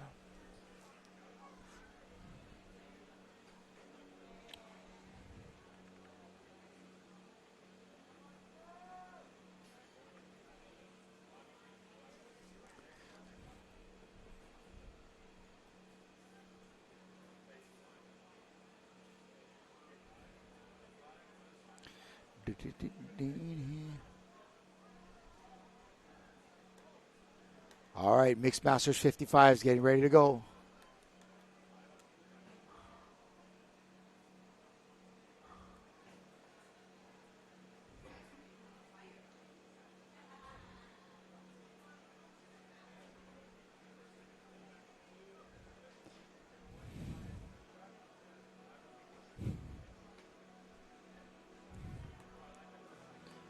Good fun bunch right here. These Masters paddlers, they're always game for anything. Ready to go. Here goes Lanikai saddling up their paddlers. They've been getting a lot of complimentary shots today as they're right next to our camera guys. So good for you, Lanikai Canoe Club. You can see right there sandwiched between Hawaiian Canoe Club in the blue tent and Lanikai on the left. That is our officials tent. They've been watching every movement out there in the water today, recording, making sure people aren't getting disqualified, make sure everybody's adhering to the rules, recording the times and the places and all of that. So big mahalo to all our officials, not only out there but working behind the scenes here in our booth. Mahalo for all you guys' efforts.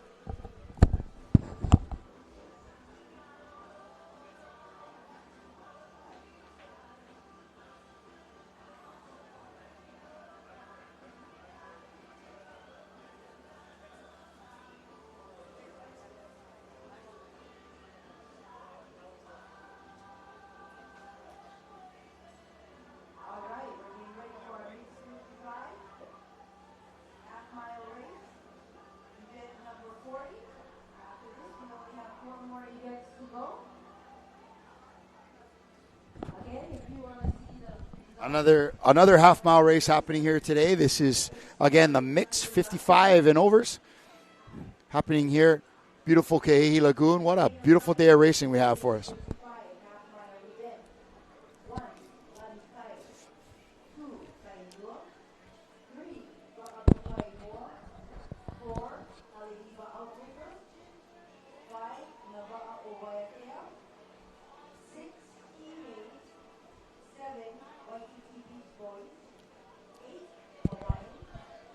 Wow, it's turning out to be a killer afternoon. Beautiful sunny afternoon here. The trades have backed off maybe just a hair. I'm making for a great day of racing as we finish up here at the Hawaiian Canoe Racing Association's yearly state regatta championships. This is all sprint style racing. Course lengths can be anywhere from a quarter mile for the young keikis and the older folks, all the way to half mile, 1 mile, and a mile and a half for the senior open divisions. So good fun day of racing. We out of 42 races all throughout the day, we are 44. We We are in event number 40. This is a mixed 55s.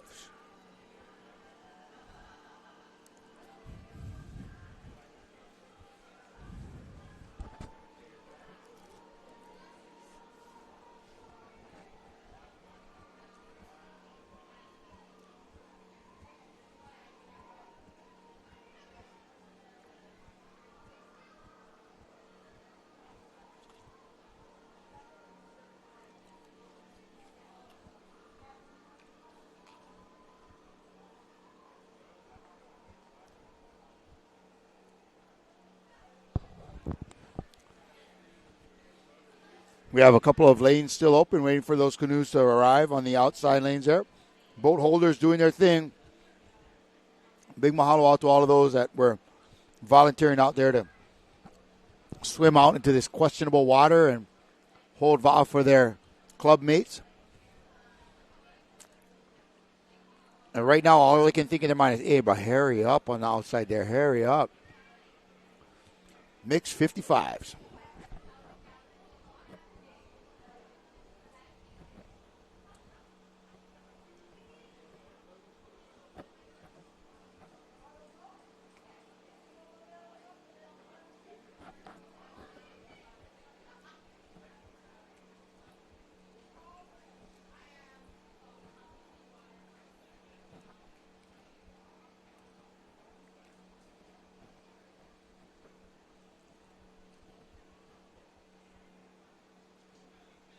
Waiting for those last couple of bots to get in place here.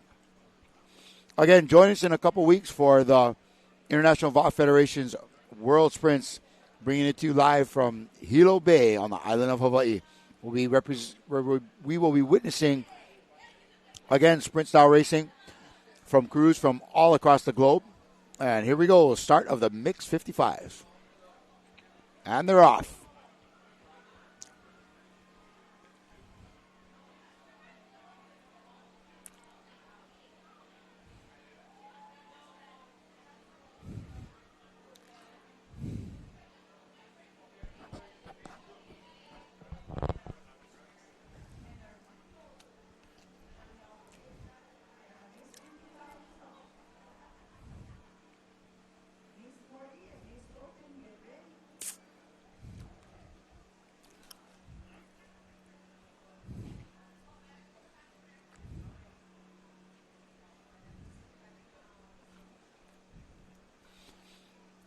Want to once again send a big mahalo out to all of our folks that came and joined us on the broadcast screen, including Lauren Spalding, Keone Miyake, Mike Atwood, all lending their expertise and helping to make this a more lively broadcast. Mahalo to you guys. Great to see you. Hopefully we catch up with you, all of you again on the Big Island for the World Sprints.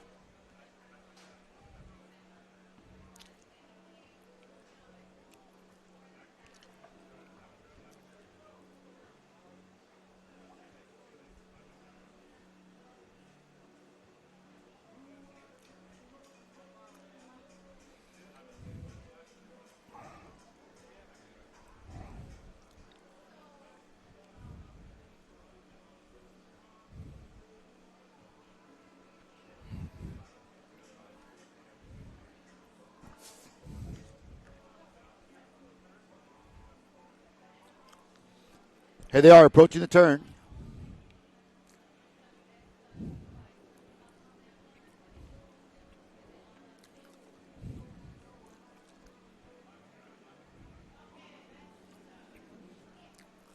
Are you seeing Lanikai at the bottom of your screen?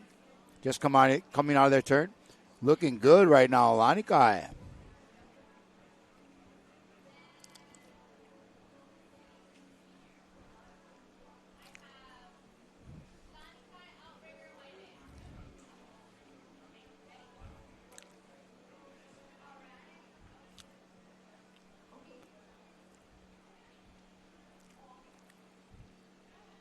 Crew number 50, that's Kyle Pua on the outside.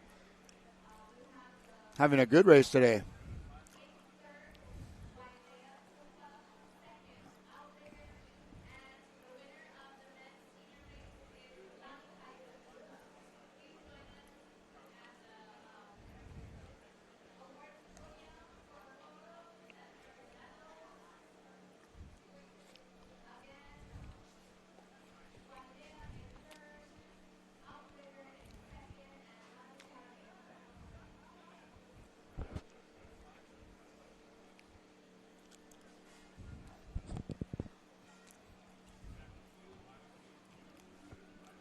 Kaiopua having a go of it on the outside, looking like they got a good race happening there.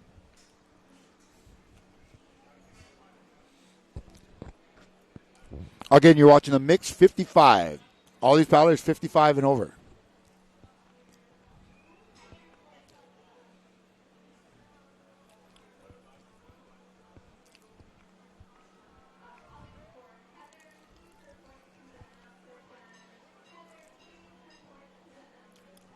Nice race from Kaiopua. Crew number 50 on the outside there. Wow. Yes, sir. Look at that. Who says the outside lanes can't do well? Congratulations, Kaiopua. Wow. Nice movement on that canoe. An easy couple boat lengths ahead of the next cruise. Fantastic performance by Kaiopua Canoe Club out of the Big Island of Hawaii. Looking to be our winner here at the mixed 55s. Strong performance. Strong performance. That stroker was hammer.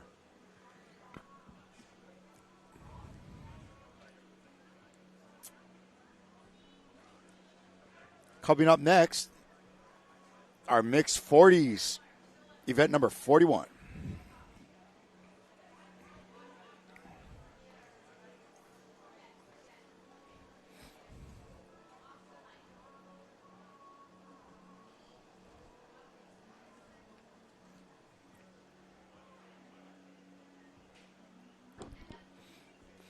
Again, if you're looking for results on any of the races you'll see today, you can log on to HCRApaddler.com for race results and race times. Check out who were the top finishers in your favorite races. Maybe how you did, and check your times against the competition. HCRApaddler.com.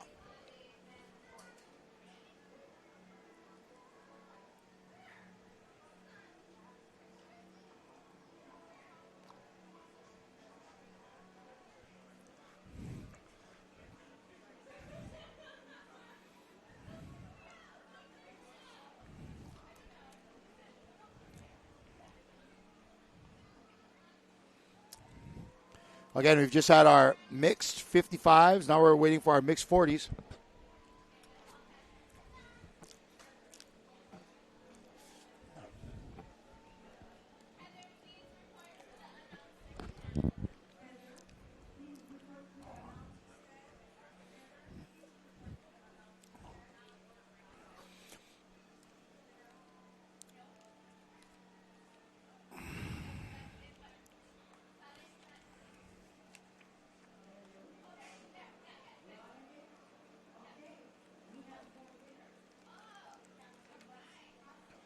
All right, this is the lineup for our Mixed Masters 40s. In lane 1, it's going to be Wailea. 2, Nakeki Okamoi. 3, Puna Canoe Club. Followed by Hawaiian Canoe Club. Helani Lanikai Kani Ohi. Kai Ehitu Outrigger. Manu Okekai. Kailua. Huilanakila. Keokaha Alapahoi. And Nakai Evalu. Again, this is a very competitive race.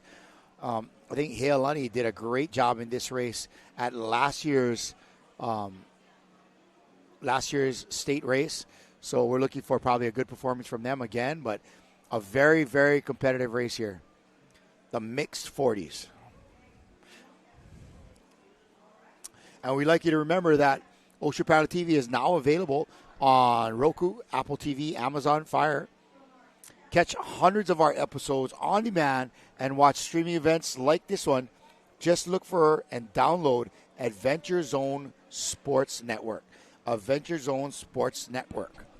And, of course, we're going to look for you to join us in Hilo coming up in 2 weeks for 8 days of live action at the 2024 IVF World Sprints, hosted in Hilo by the Hawaiian Canoe Racing Association. That's going to be starting up in August 15th. Remember, follow us on Instagram and Facebook for the latest in outrigger canoe paddling. And speaking of the latest, up next, it's the 40 mixed.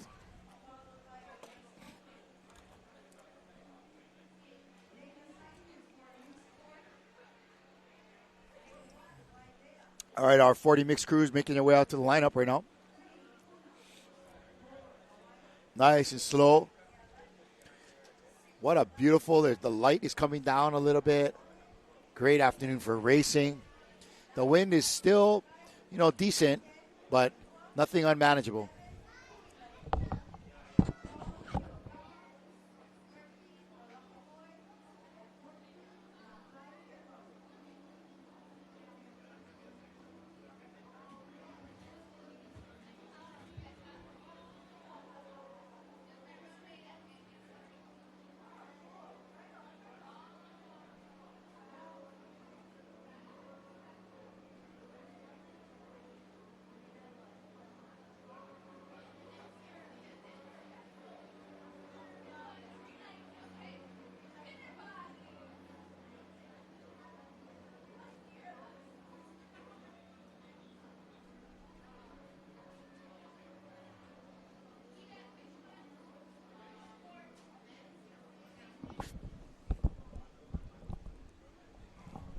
All right, this is the mixed 40s, event number 41.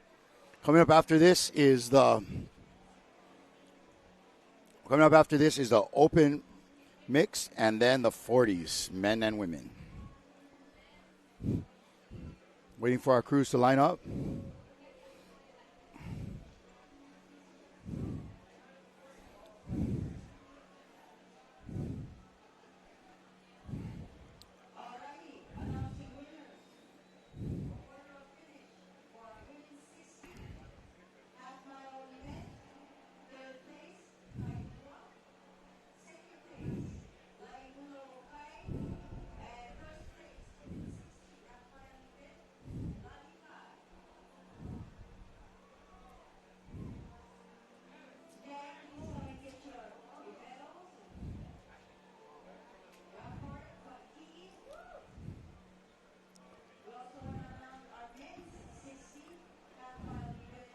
Coming up again right after this, we're looking for the mixed 40s. Their lineup, and there we have our start.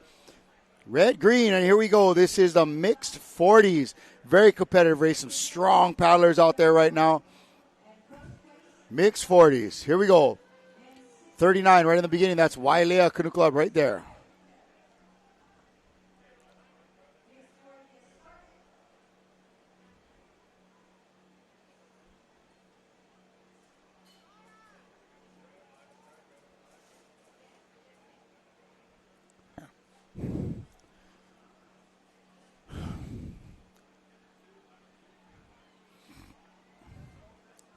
Mixed 40s.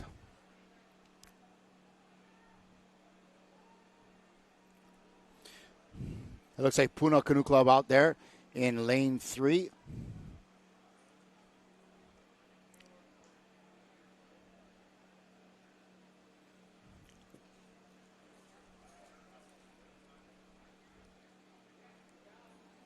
That's Wailea in the foreground. Just outside of them, Kamui and Puna towards the leader group right there. Puna Canoe Club.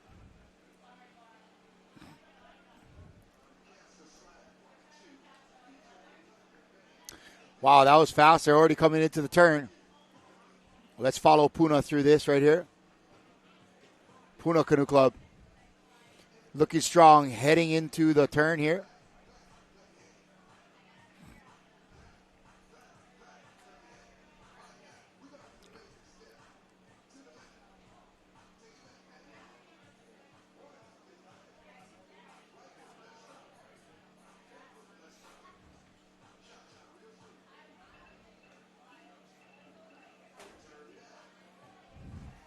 Nice turn there. That's Heilani, crew number 1. They I think they may have won this race last year. Man, they are moving. I think that's Kailua right there, crew number. Correction, that's Keoka, crew number 53.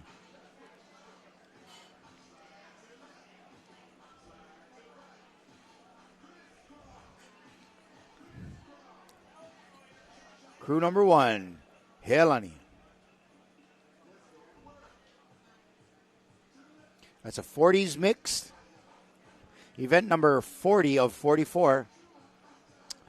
Puna on their heels.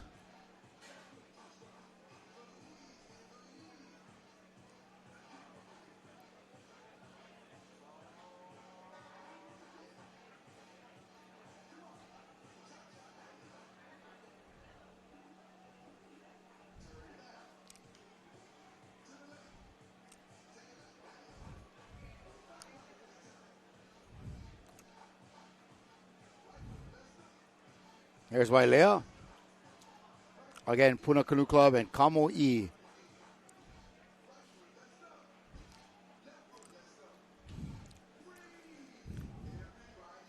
Right now, it looks like Puna and Heilani are a couple of the crews battling it out for the top position here as they're closing in on the finish line.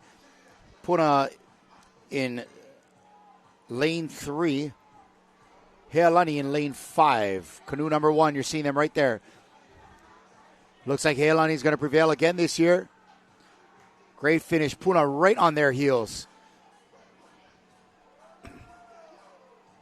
Heilani.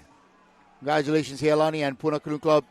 Third is going to be too close to call at this point, but first and second, we're going Heilani and Puna Canoe Club from the Big Island. Heilani, of course, one of the legacy clubs here on Oahu. Congratulations, Heilani. Great race. Great race by this mixed 40s crew. Shaka Cam, gang. Shaka Cam.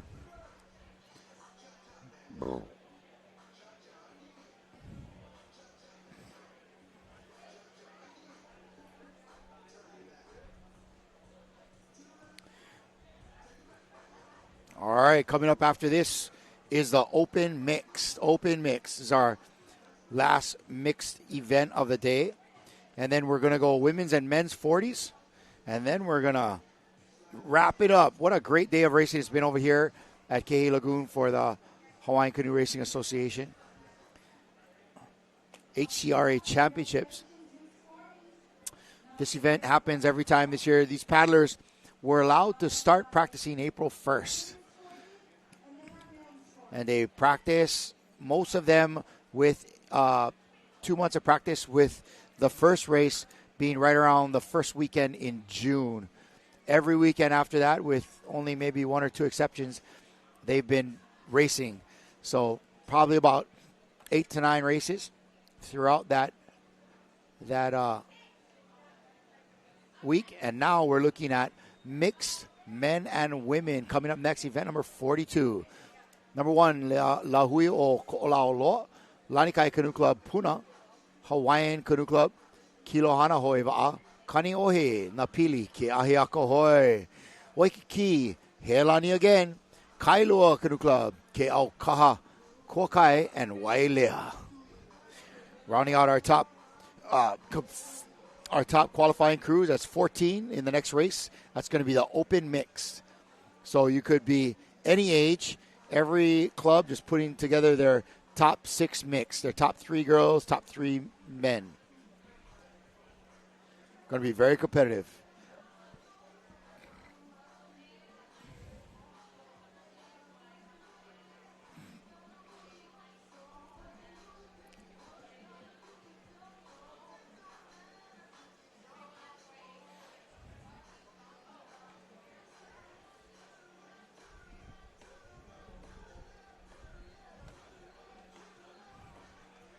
The atmosphere here on the beach is certainly getting festive. They're starting to jam all the music. A lot of the paddlers have done their deal for today. They're starting to relax and enjoy themselves, socialize a little bit, have some fun. It's going to be a good afternoon into the evening here, encouraging everyone to make sure they drive home safely. Get ready for a distance season. Tomorrow starts training, right?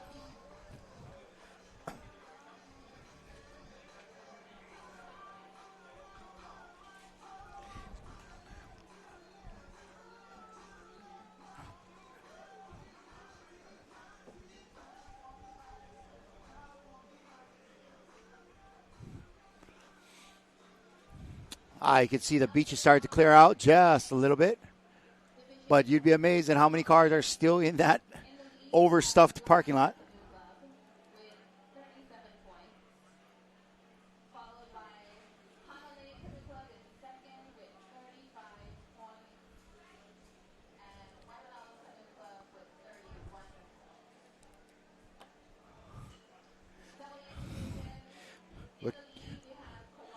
looking for HCRApaddler.com, where you can get the latest update.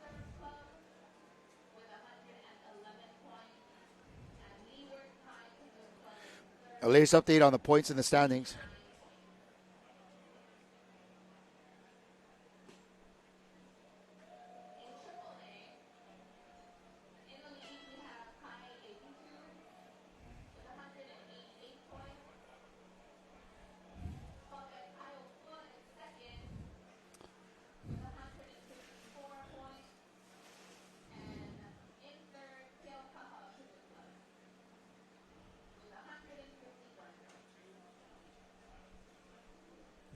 Hold on one second, folks. Here we go. Getting ready for the start of the Mixed Open.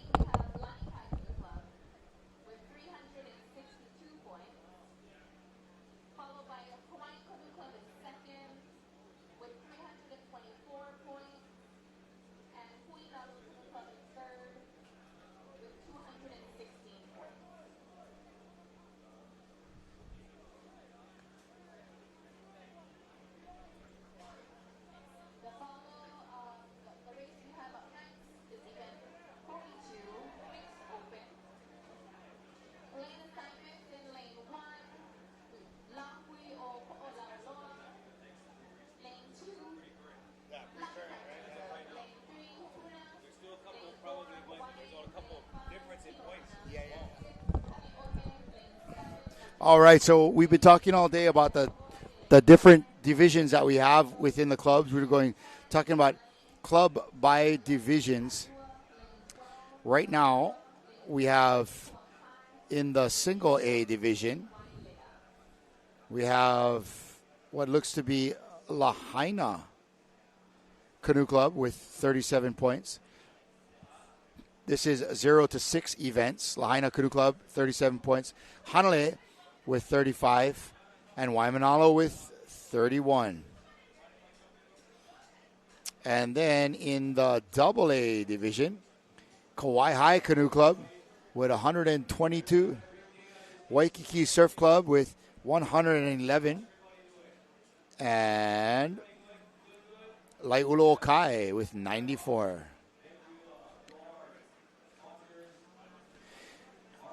Triple A division, that's 13 to 20 events. Kaiehitu, Kaiopua, and Keaukaha. Wow, all Big Island clubs in that Triple A division. They are crushing right now, especially Kaiehitu with 200 points. Kaiopua, 154. Keaukaha, 151. And in the big gang, Quadruple A, Lanikai Canoe Club with 375 points. Wow, Lanikai Canoe Club in first place, 375.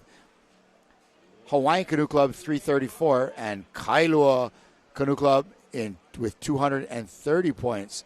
But Lanikai Canoe Club taking a commanding lead. Congratulations to them. That's of right now. We have a few races left to go. But those standings are good as of right now. And there may be changes throughout the day. But that's how it stands for the moment. Right now we're getting ready for the Mixed Open.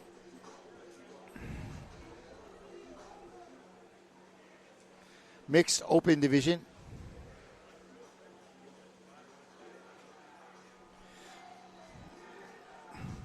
Best male and female paddlers of any age from the different canoe clubs. We have one crew we're waiting on to get up into the line.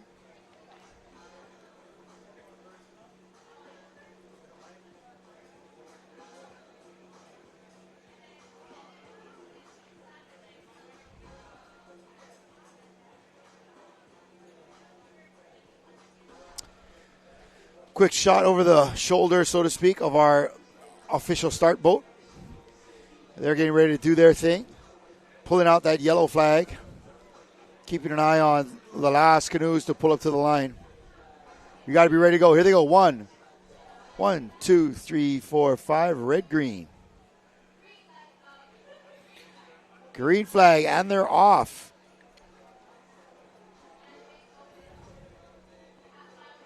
Lahui o Ko'olauloa and Lanikai Canoe Club, lanes 1 and 2, followed by Puna right outside of them.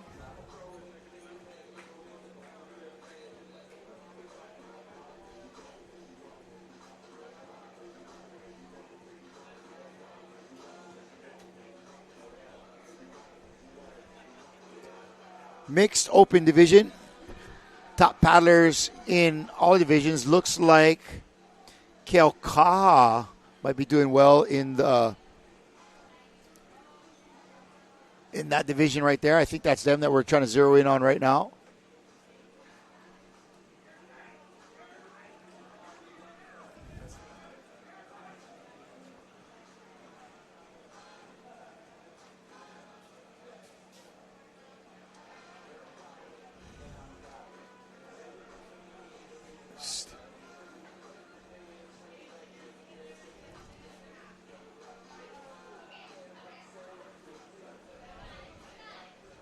That's not her name. No, it's not. All right, we got our last few. Come on.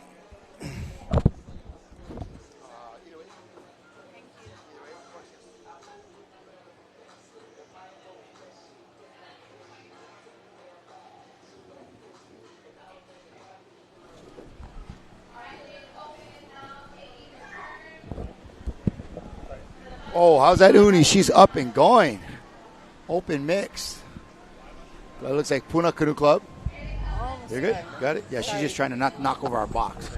Knock over the box. There you go, Sam. Thanks. Nice. That was Puna Canoe Club watching their turn run through there. You gotta try to sneak up close to me if you can, Sam. We're bringing on Sam from HCRA, and she's going to talk to us a little bit about what's about the day's events and everything that's gone on. Kind of walk us through the last couple of races of the day. And Sam, right now we're watching the mixed open race, and this is more or less 3 male, 3 female paddlers from all the clubs. This is their best. They can be of any age, right? They can be of any age, pretty much, any right? Age. So any age. And how's it, Sam? And so this is a pretty competitive race. Yes. Kept at the end of the day with the rest of our mixed races. And now is the point of the day where it seems like maybe a win or something here can get a club into a first place standing, right? 14 points 14 for first points. place. And So- points for everything after that. Especially in the single A and double A divisions, there's not many points separating first and second place. Right. So it'd be good. As far as like Lanikai, they're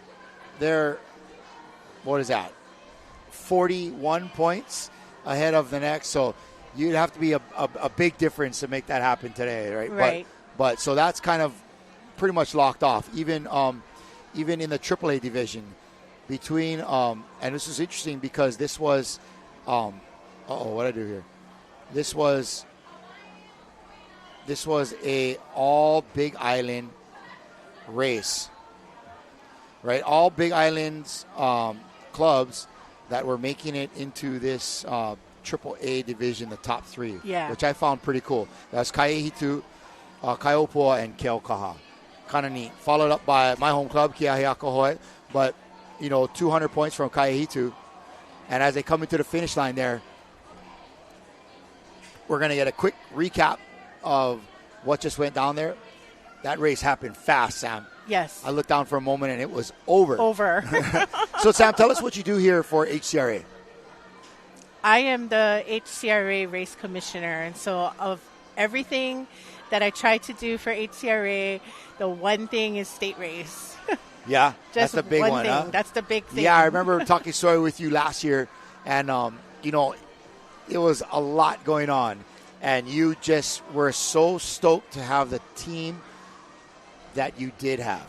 Yes. The team that you had was incredible, and I'm sure you got pretty much a lot of the same people, and would like to reach out and mahalo them.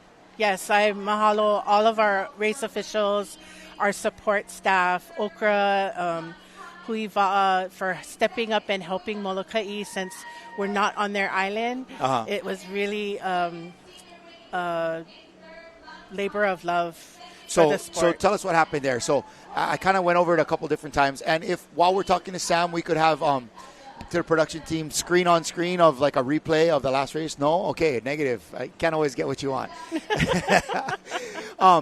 But so as we mentioned, Molokai doesn't have the location or the manpower, whatever, to host their own race. And so they use this site here on Oahu at Ke'ehi. Yes, it's just they logistically and everything. It's the next best choice for them if you can't do it on your own island. Yes. And so you're saying that the folks here on Oahu, especially Huiva'a. Yes, Huiva'a and Okra. Actually, Okra and Huiva'a teamed up together to support them. In what way, Sam? Can you quantify that for us? Manpower. They have both of their trailers here today with tables, chairs, drinks for the officials, our boat drivers. Wow. Everything comes down. It just comes to everything, every little thing.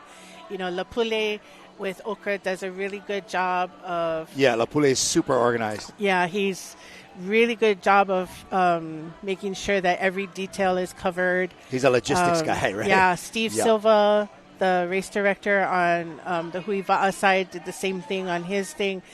Just anything that Molokai needed, we just jumped through and try to help them out. Well, Molokai is kind of special, you know, right? A lot of people say it's still the most Hawaiian island that we have. You know, when you go there, it's a very special feeling.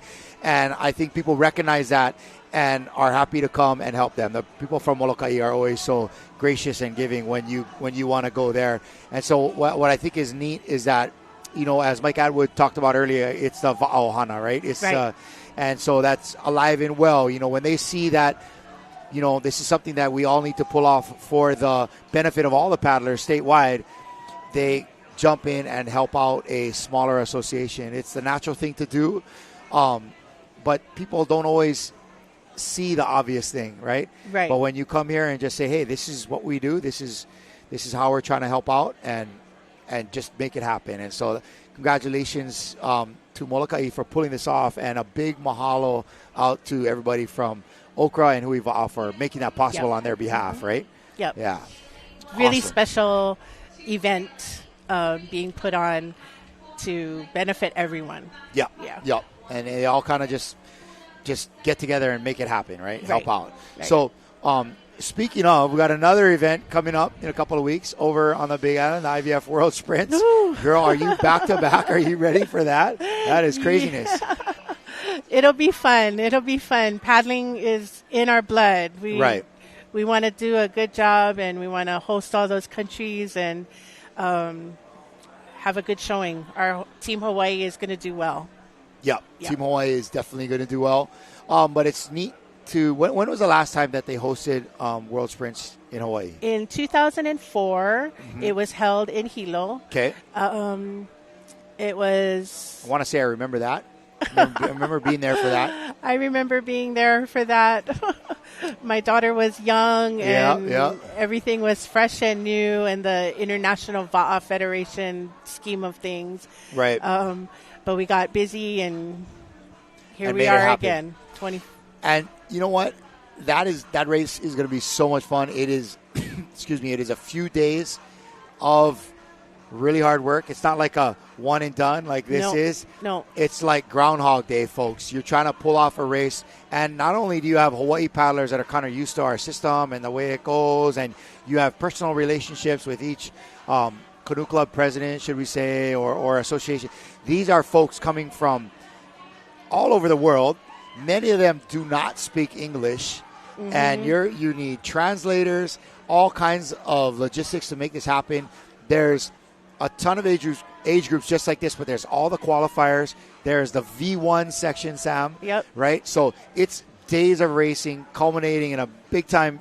There's V1, there's V6, there's para, which are our para-athletes. Right. There's an exhibition race for our intellectually challenged paddlers. Wow. There's a whole bunch of stuff. Culture night, opening ceremonies. It's a big deal. Wow, that sounds like a big deal. It's gonna be fun though, Sam. It's gonna be fun, and you're gonna get through it. You're gonna make it. You and your team have been through things like this before, and you guys are ready to go. So please join us, everyone out there, for the IVF World Sprints happening in Hilo on, what about, you guys think about starting on the 15th? It starts on the 15th. The 15th, okay.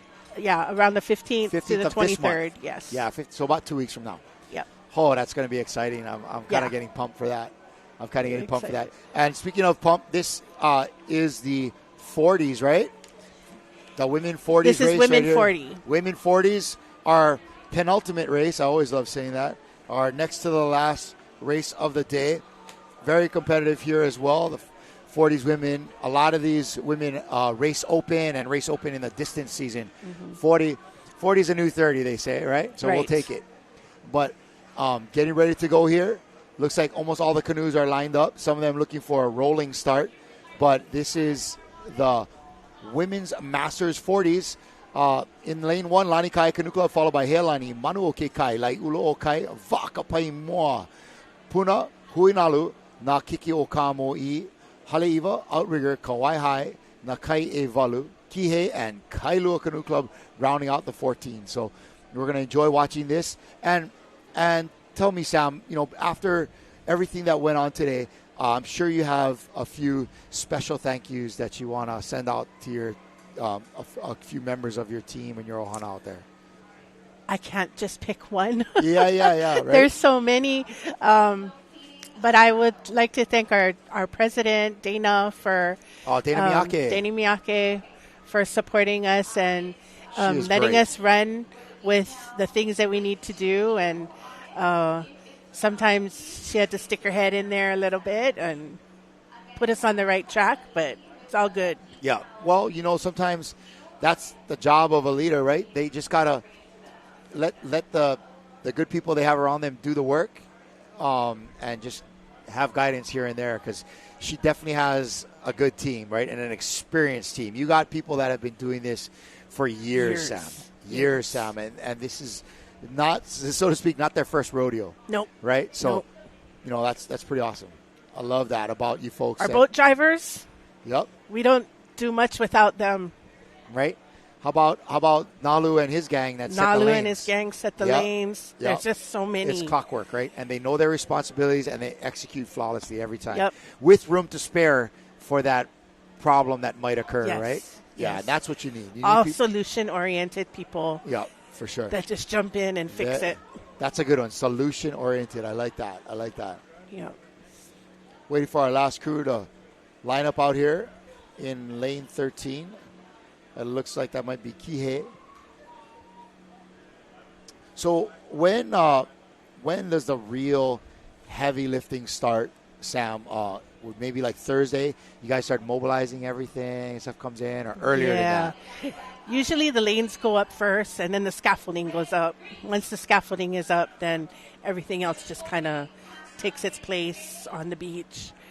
We try to get everything set up infrastructure-wise before our clubs come, because they come in on Thursday afternoon, Friday morning, and they want to put up their tent and they want to stake their ground, Right. How I always wonder about that. How much does HCRA go and like put pins on the beach and say, your canoe club, you're from here to here, you are from here to here, or do they kind of suss it out themselves? So we do that just so that we actually measure the beach. We find out how many crews you have that are entered in the event. If you have quite a few crews, then you get a 20 by 40 space area for your canoe and your crews. Right. So the larger clubs, we put them closer to the finish line so that we don't have to wait all day for them to come. Yeah, quicker. That was hard. Smart. That was an Uncle Bo thing. Yep. Uncle Bo Campos. Yeah. Rest in peace. We miss that guy. Yeah, my mentor. So I just kept that going so that we could get through the day.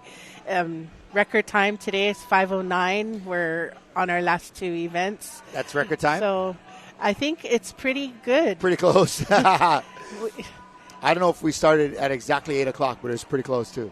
Yeah. 7:55, that flag went up. Yeah. My judges were ready.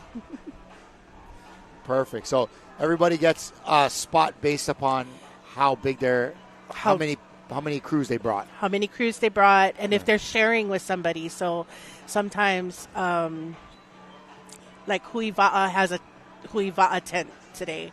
So all of the clubs in Huiva'a are sharing a tent. Oh, really? Yeah.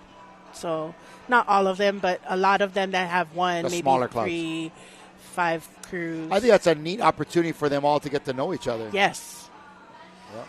And you can host a club from the another island and create that bond that you have with them. So when you travel, you're able to reach out to another club get support and staff, right? get some support. So right now you're seeing on that was crew number 57, Puna Canoe Club. They're having a great race here in the women's 40s. That's Puna right there with that light-colored ama.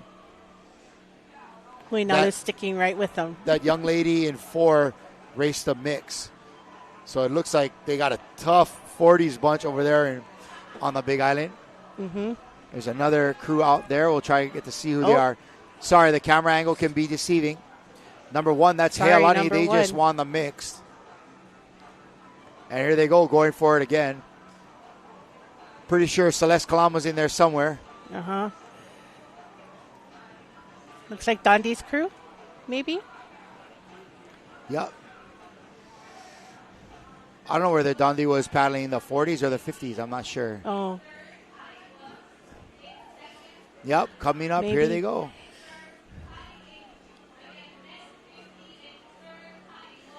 Lanikai looking good. Lanikai in lane 1. Healani just outside of them in lane 2.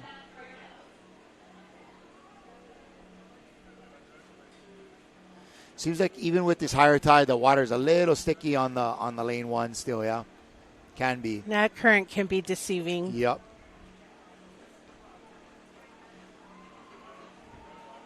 Healani looking good. It's going to be hard to tell. There's a couple of crews on the outside that are looking strong as well.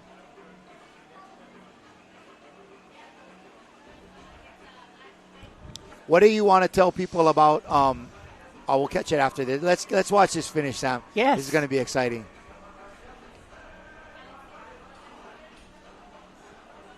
Oh, yeah. That's Rillo, them. Healani 40s.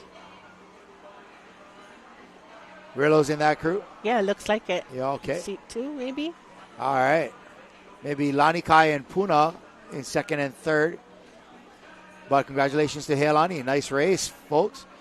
Wow. Unofficially winning the women's 40. So, what, Sam, what do you want folks to know about HCRA? Can you kind of give us a little bit of a timeline for the paddlers or people that just want to fly up there and check it out? Can you, describe where paddlers are coming from? What are the special nights that we're going to have? Ooh. Yeah. So for World Sprints, it's going to be fun. There's an opening ceremony on the 15th. Mm-hmm. What time does that kick off? 4 o'clock in the afternoon. There'll be a parade of paddlers. Cool. So each country, similar to the Olympics, where you have your flag, your name. Yeah. Okay. And what is this name. parade of countries includes? Tell us some of the countries. I mean, obviously, everybody goes, okay, yeah, mainland U.S., obviously, Tahiti, obviously, Aotearoa, obviously. But what are some of the ones that we might not think of when we think paddling? So maybe Wallace and Futuna. What the heck is that? I never even heard of that. American Samoa, Tonga, Fiji. Wow. Tuvalu. There's just so many. Brazil. Brazil, yeah. Has paddling has taken off in Brazil. But real quick, we're going to take a look at the screen here. And our last race for the day, Sam. It has arrived. Number 44. Yes, in lane 1, Lanikai Canoe Club. Healani 2. In 3rd lane, that's Kaiahitu, followed by Waikiki Beach Boys, Wailea, Manuo Kekai, Lokahi, Kihei Canoe Club, Puna, who's going to be strong again, I bet, Leeward Kai, Huinalu, Keokaha, Hawaiian, and New Hope Canoe Club in lane 14. So I'm excited about this, Sam. This is going to be a good final race of the day, of a great day of racing, and I have a real interest. I'd like to see these guys that are just a hair older than the norm being able to go out there and still smash some killer half-mile times out here, So I love watching the 40s and the 50s especially. But so, Sam, on Friday the 15th, we're going to have a parade of countries. All of these, and a big contingent coming from Brazil, like you said, and some other little places you would have never thought of. I'm sure Tahiti's going to have a big contingent. Mm-hmm. Yeah. How about Aotearoa? They have they have the second biggest Really? Who's the contingent coming. The first is Hawaii. Really? Well, we better have the We first. better have the best and the we're first. here. We have the shortest flight, right? So, Right. And then, right on. That sounds great. And so,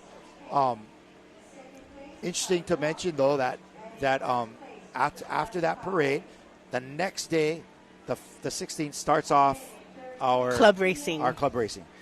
Yeah, so we'll have racing, elite racing, club racing, up until the 20th. The 20th is Culture Night, so every country has the opportunity to present themselves culturally with song, dance, however they want to. Okay, well, what does Hawaii have planned? Can you give us I don't know. prelim? Who's in charge of it? Ka'ili. Okay, Ka'ili and cool. Noe, the area coordinators for Hawaii.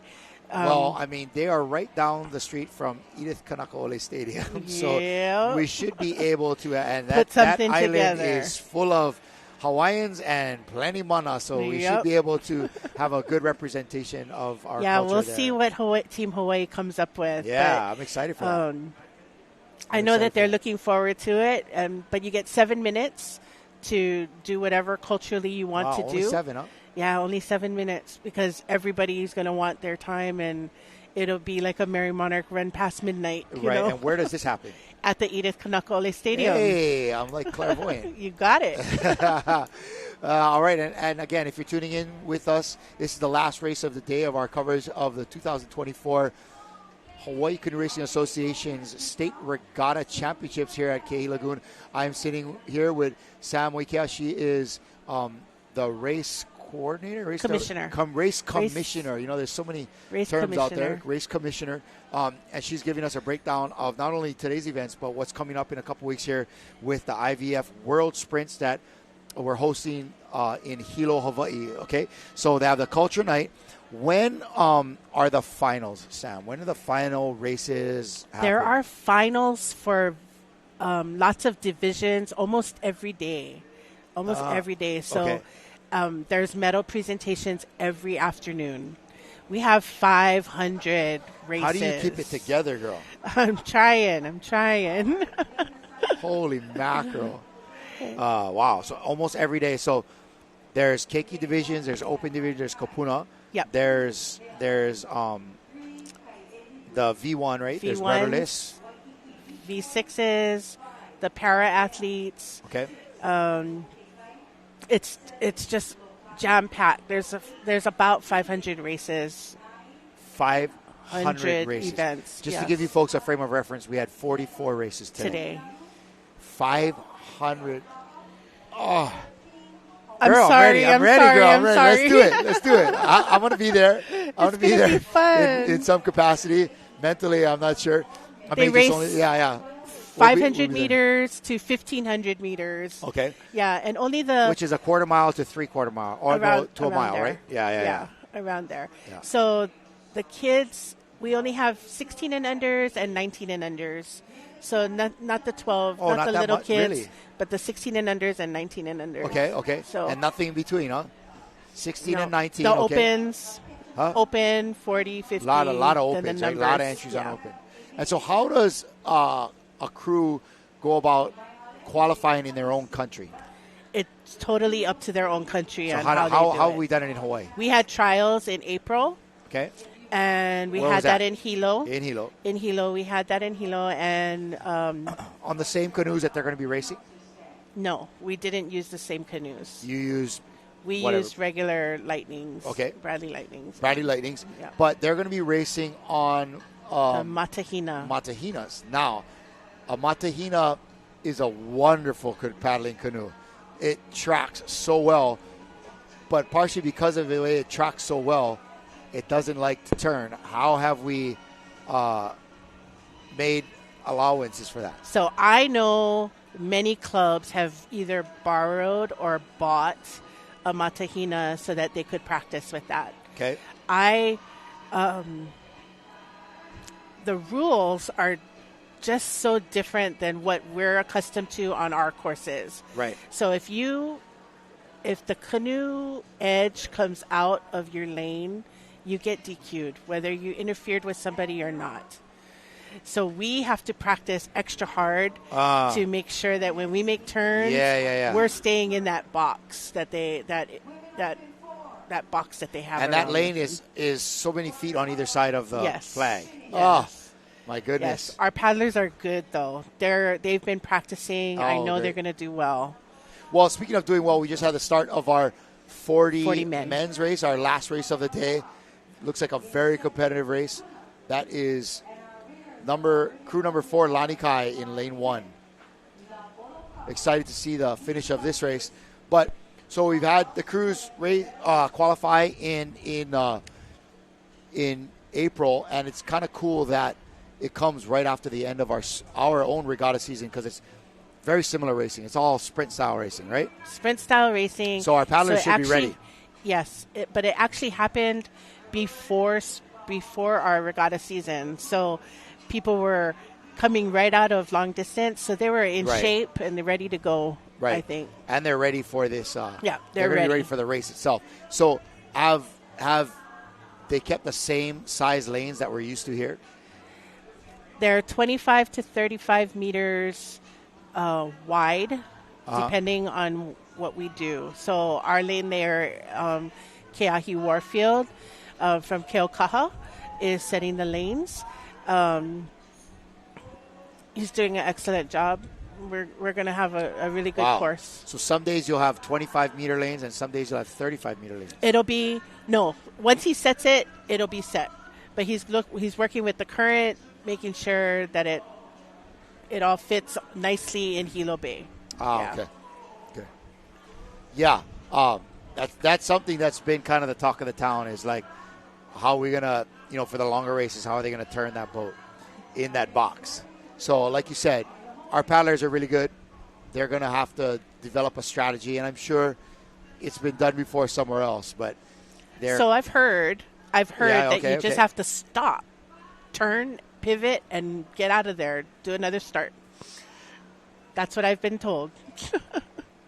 Wow! And so in a 1,500-meter race, that's 1, 2, 3 turns. Yeah. Three turns. 3 turns. They use the 250 mark also. Oh, they don't have a 500? I'd have to check on that. Okay. I'd have to check on it. They have a 500, but I think it depends. I got to check with the race, the area coordinators on that. That's a lot of starts. Man, just doing the uni and coming out of the hole, it can tire you out. But, man, coming to a complete stop and going again. Hey, at least the canoe is light, right? And like I said, Matahina is a great canoe and paddle as well.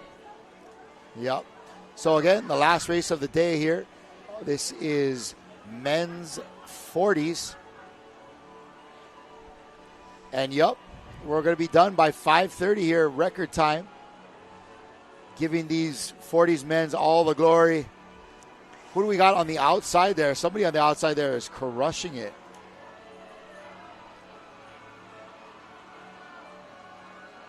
Lanikai. Looks like Lanikai did well on that one. Hard to check if we could get a bigger screen on that finish line. Are we doing replays anymore, or is that out? A lot of chihus in the background. Good finish for this 40 men's half-mile race.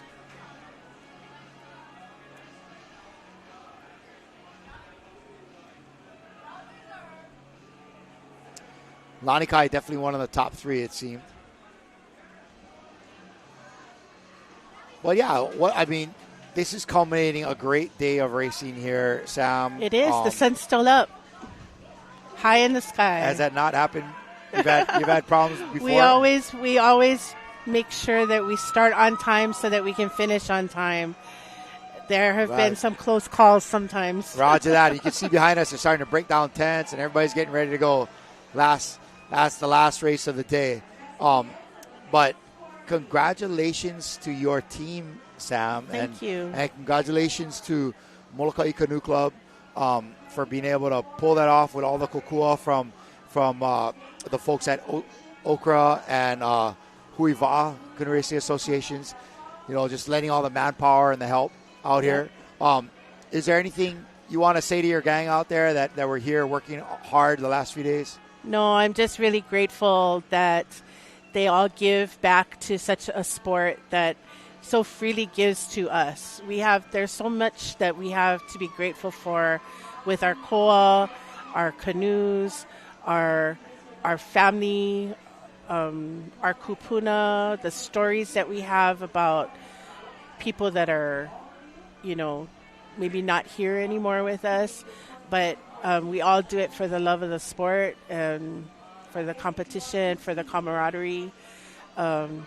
If we don't get in a canoe, some of us actually use the time to volunteer and give back. So it's just an all-encompassing sport. That's awesome. And, really, like, on behalf of all the paddlers out there, they're